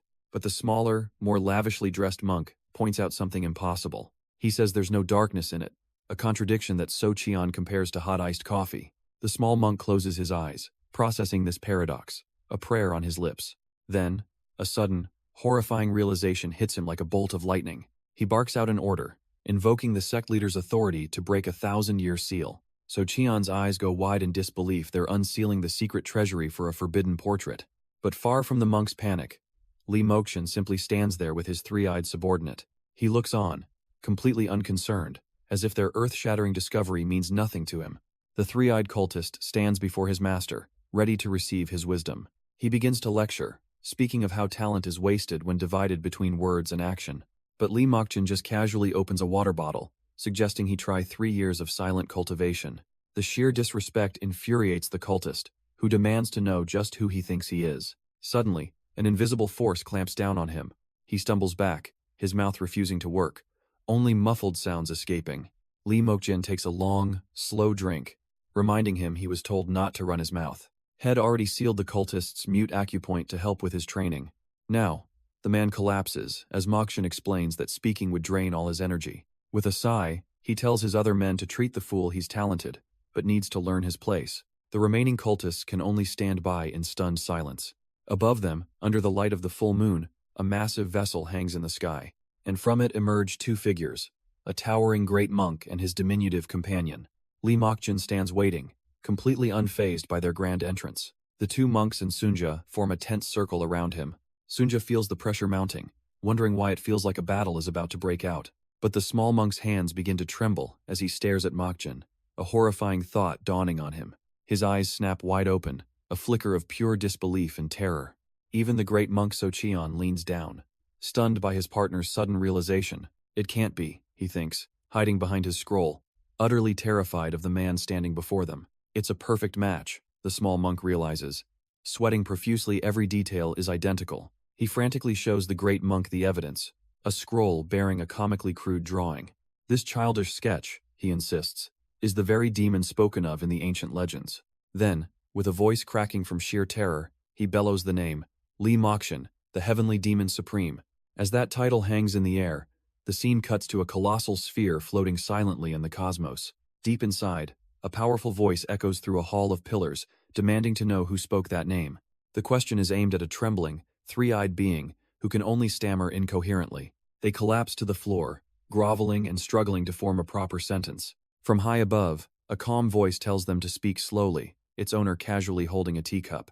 The full picture reveals the true power dynamic, a terrified servant prostrated before a master on an immense, intimidating throne. The master on the throne simply sighs, telling the groveling servant he can't understand a word of his panicked babbling. Meanwhile, back at the cafe, the imposing figure of the great monk So Qian looms over the table. Li Mokshin, however, remains completely unbothered, watching as his coffee is calmly poured. But the one serving him is So Qian himself, his aura flaring with a dangerous, contained energy. The great monk begins to speak, his voice grave as he brings up a Shaolin legend passed down for 2,000 years. The story flashes back to a snowy winter, when a lone, demonic figure arrived at the temple gates.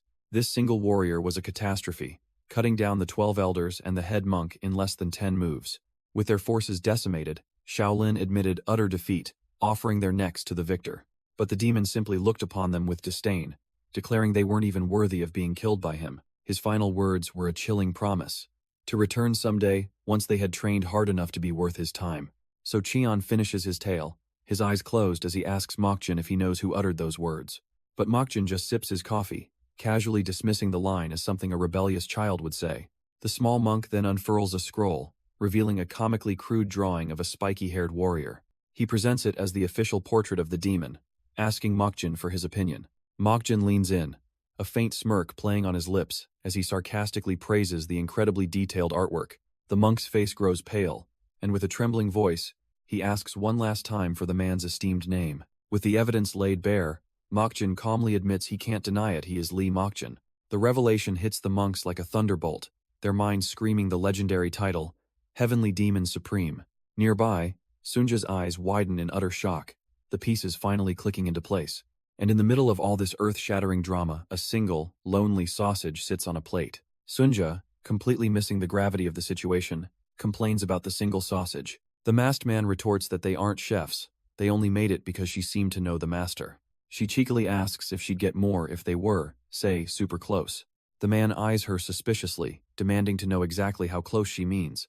With a straight face, Sunja claims they're so inseparable he can't even eat a meal without her. The masked man's eyes widen in horrified realization he's just disrespected the master's woman. Without a moment's hesitation, he hits the floor, paying his deepest respects to the mistress. He screams at his subordinates to grill an entire box of sausages for her immediately.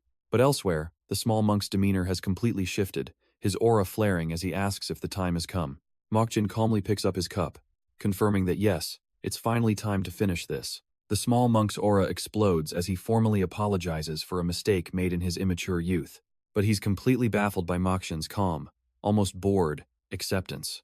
Mokjin simply looks at him and admits that yes, he does owe a debt to the Shaolin. He even promises to repay it if he ever gets the chance, which sends the small monk reeling. The great monk Sochion is equally stunned by this unexpectedly easy confession. Seizing the moment, the monk roars that the chance to repay it is right now. The shout cuts through the air, interrupting Sunja's hard-earned sausage feast. Mokjin turns to her, telling her to stop eating and go figure out the exact total of Shaolin's debts.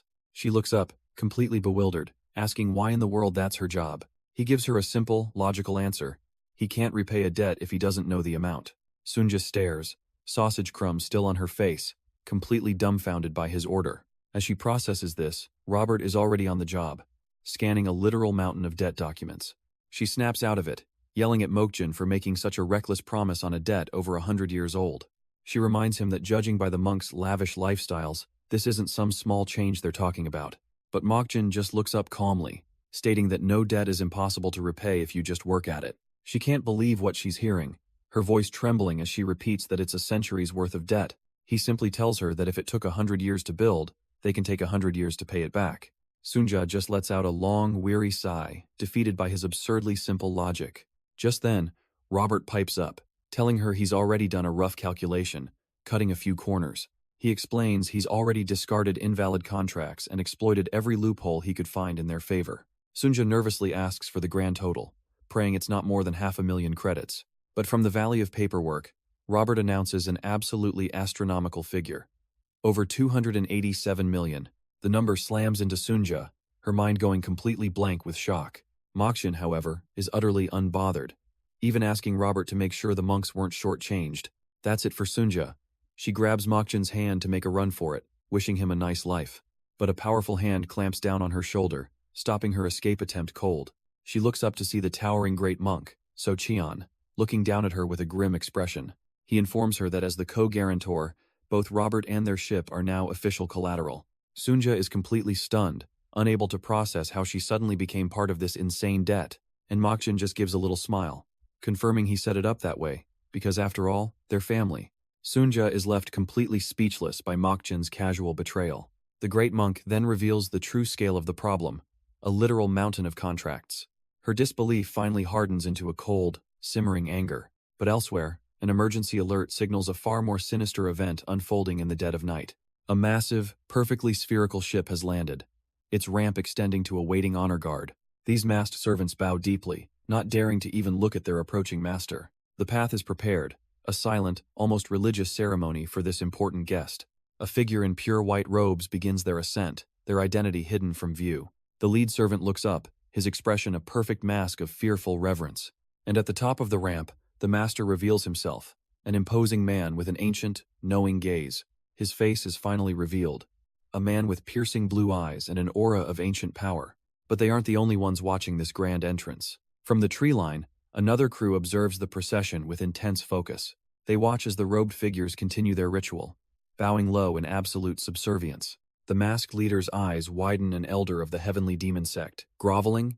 There's only one person he'd do that for. Unaware of his audience, the master continues his silent walk, his presence demanding submission. One of the crew members, completely out of his depth, dares to whisper to his boss. He's immediately silenced with a sharp backhand, the leader hissing at him not to even twitch a muscle. A cold, primal fear washes over him. He knows exactly who has just arrived, and without a moment's hesitation, he drops to his knees, bowing his head in utter terror. But the master isn't here for pleasantries, confronting the elder and his two lackeys.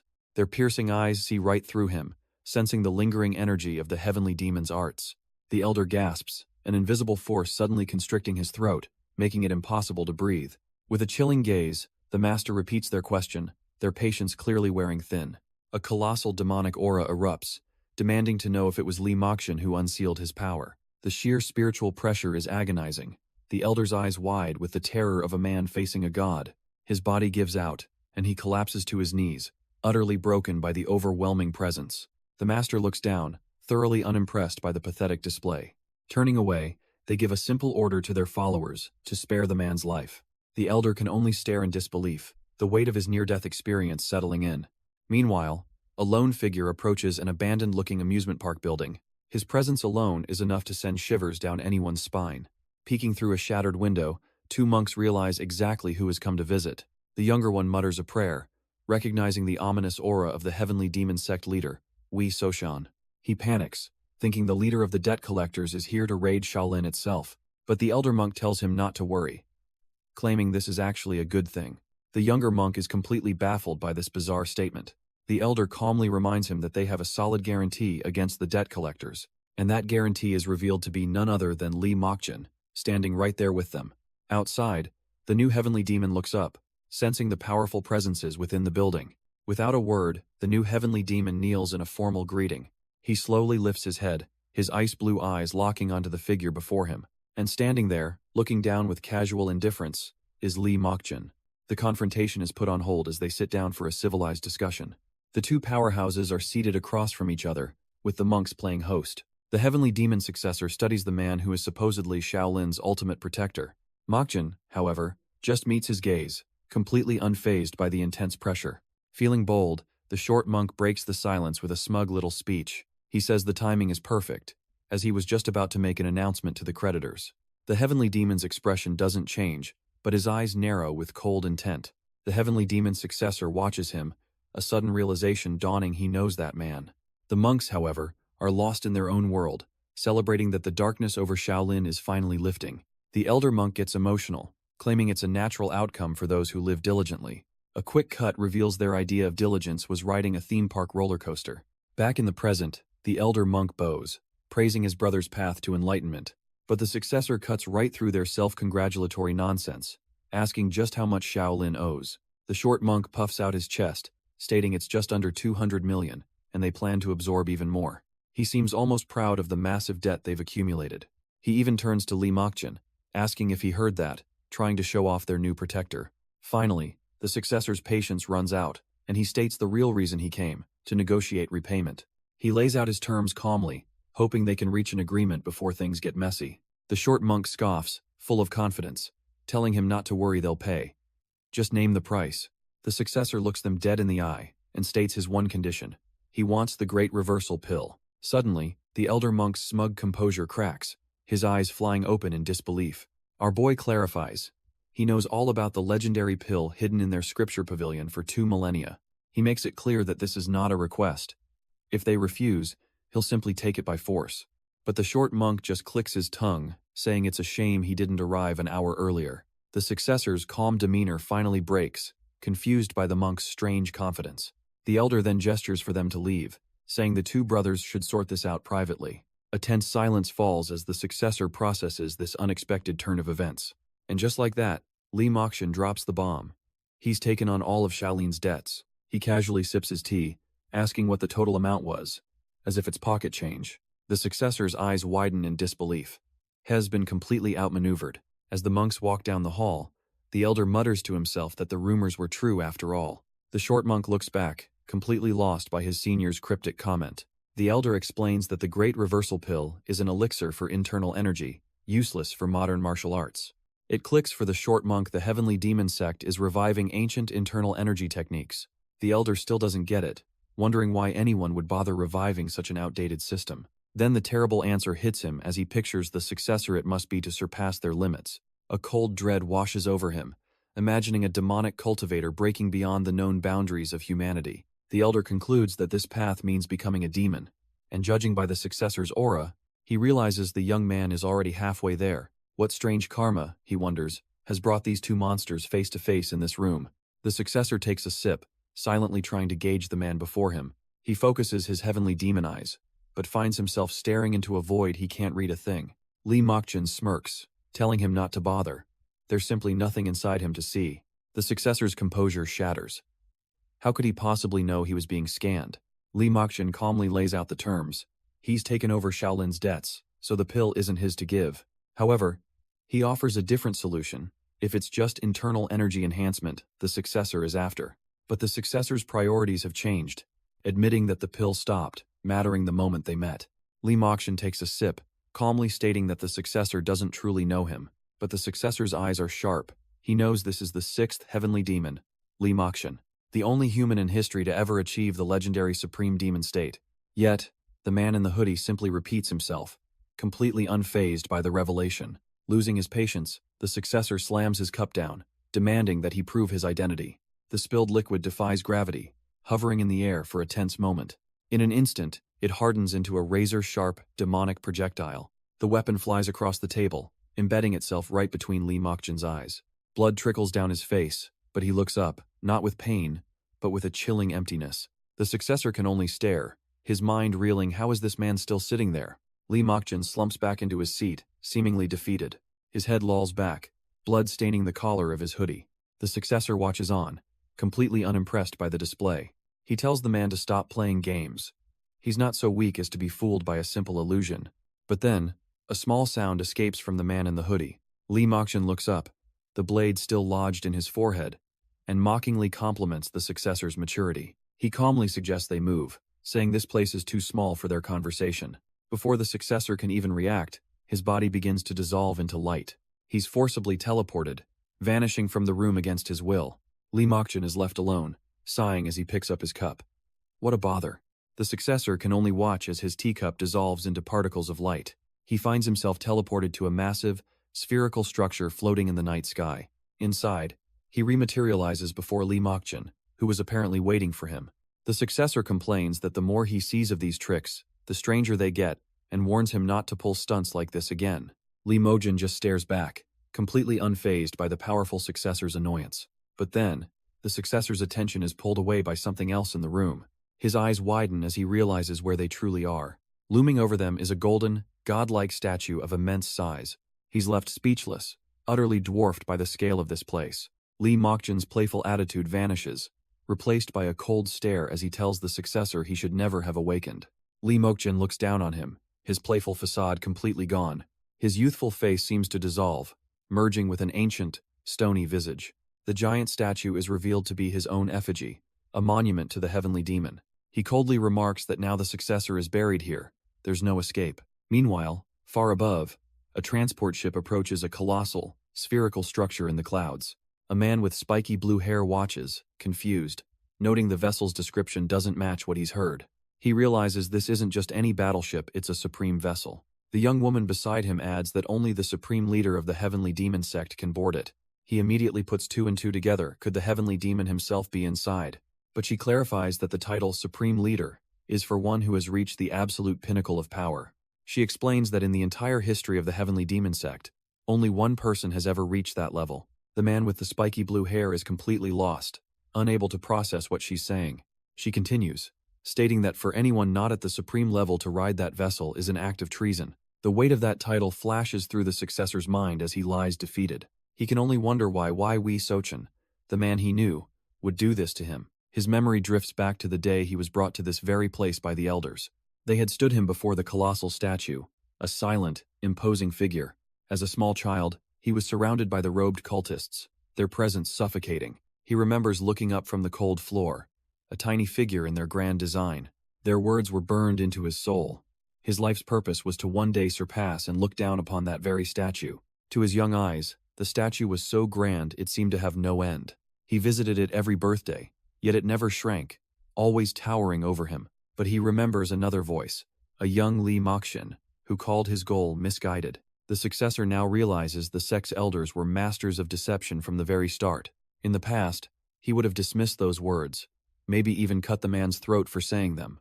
But standing before that impossible figure, he had no choice but to accept the truth. The statue was erected at the highest point of their domain, on a snow-covered peak. Followers were forbidden from ever meeting its gaze directly. Instead, they were forced to bow to it 3 times a day in absolute reverence. No one ever spoke its name, for you do not call upon a god so lightly." He remembers the legend they drilled into him, of a time 2,000 years ago when their sect faced total destruction.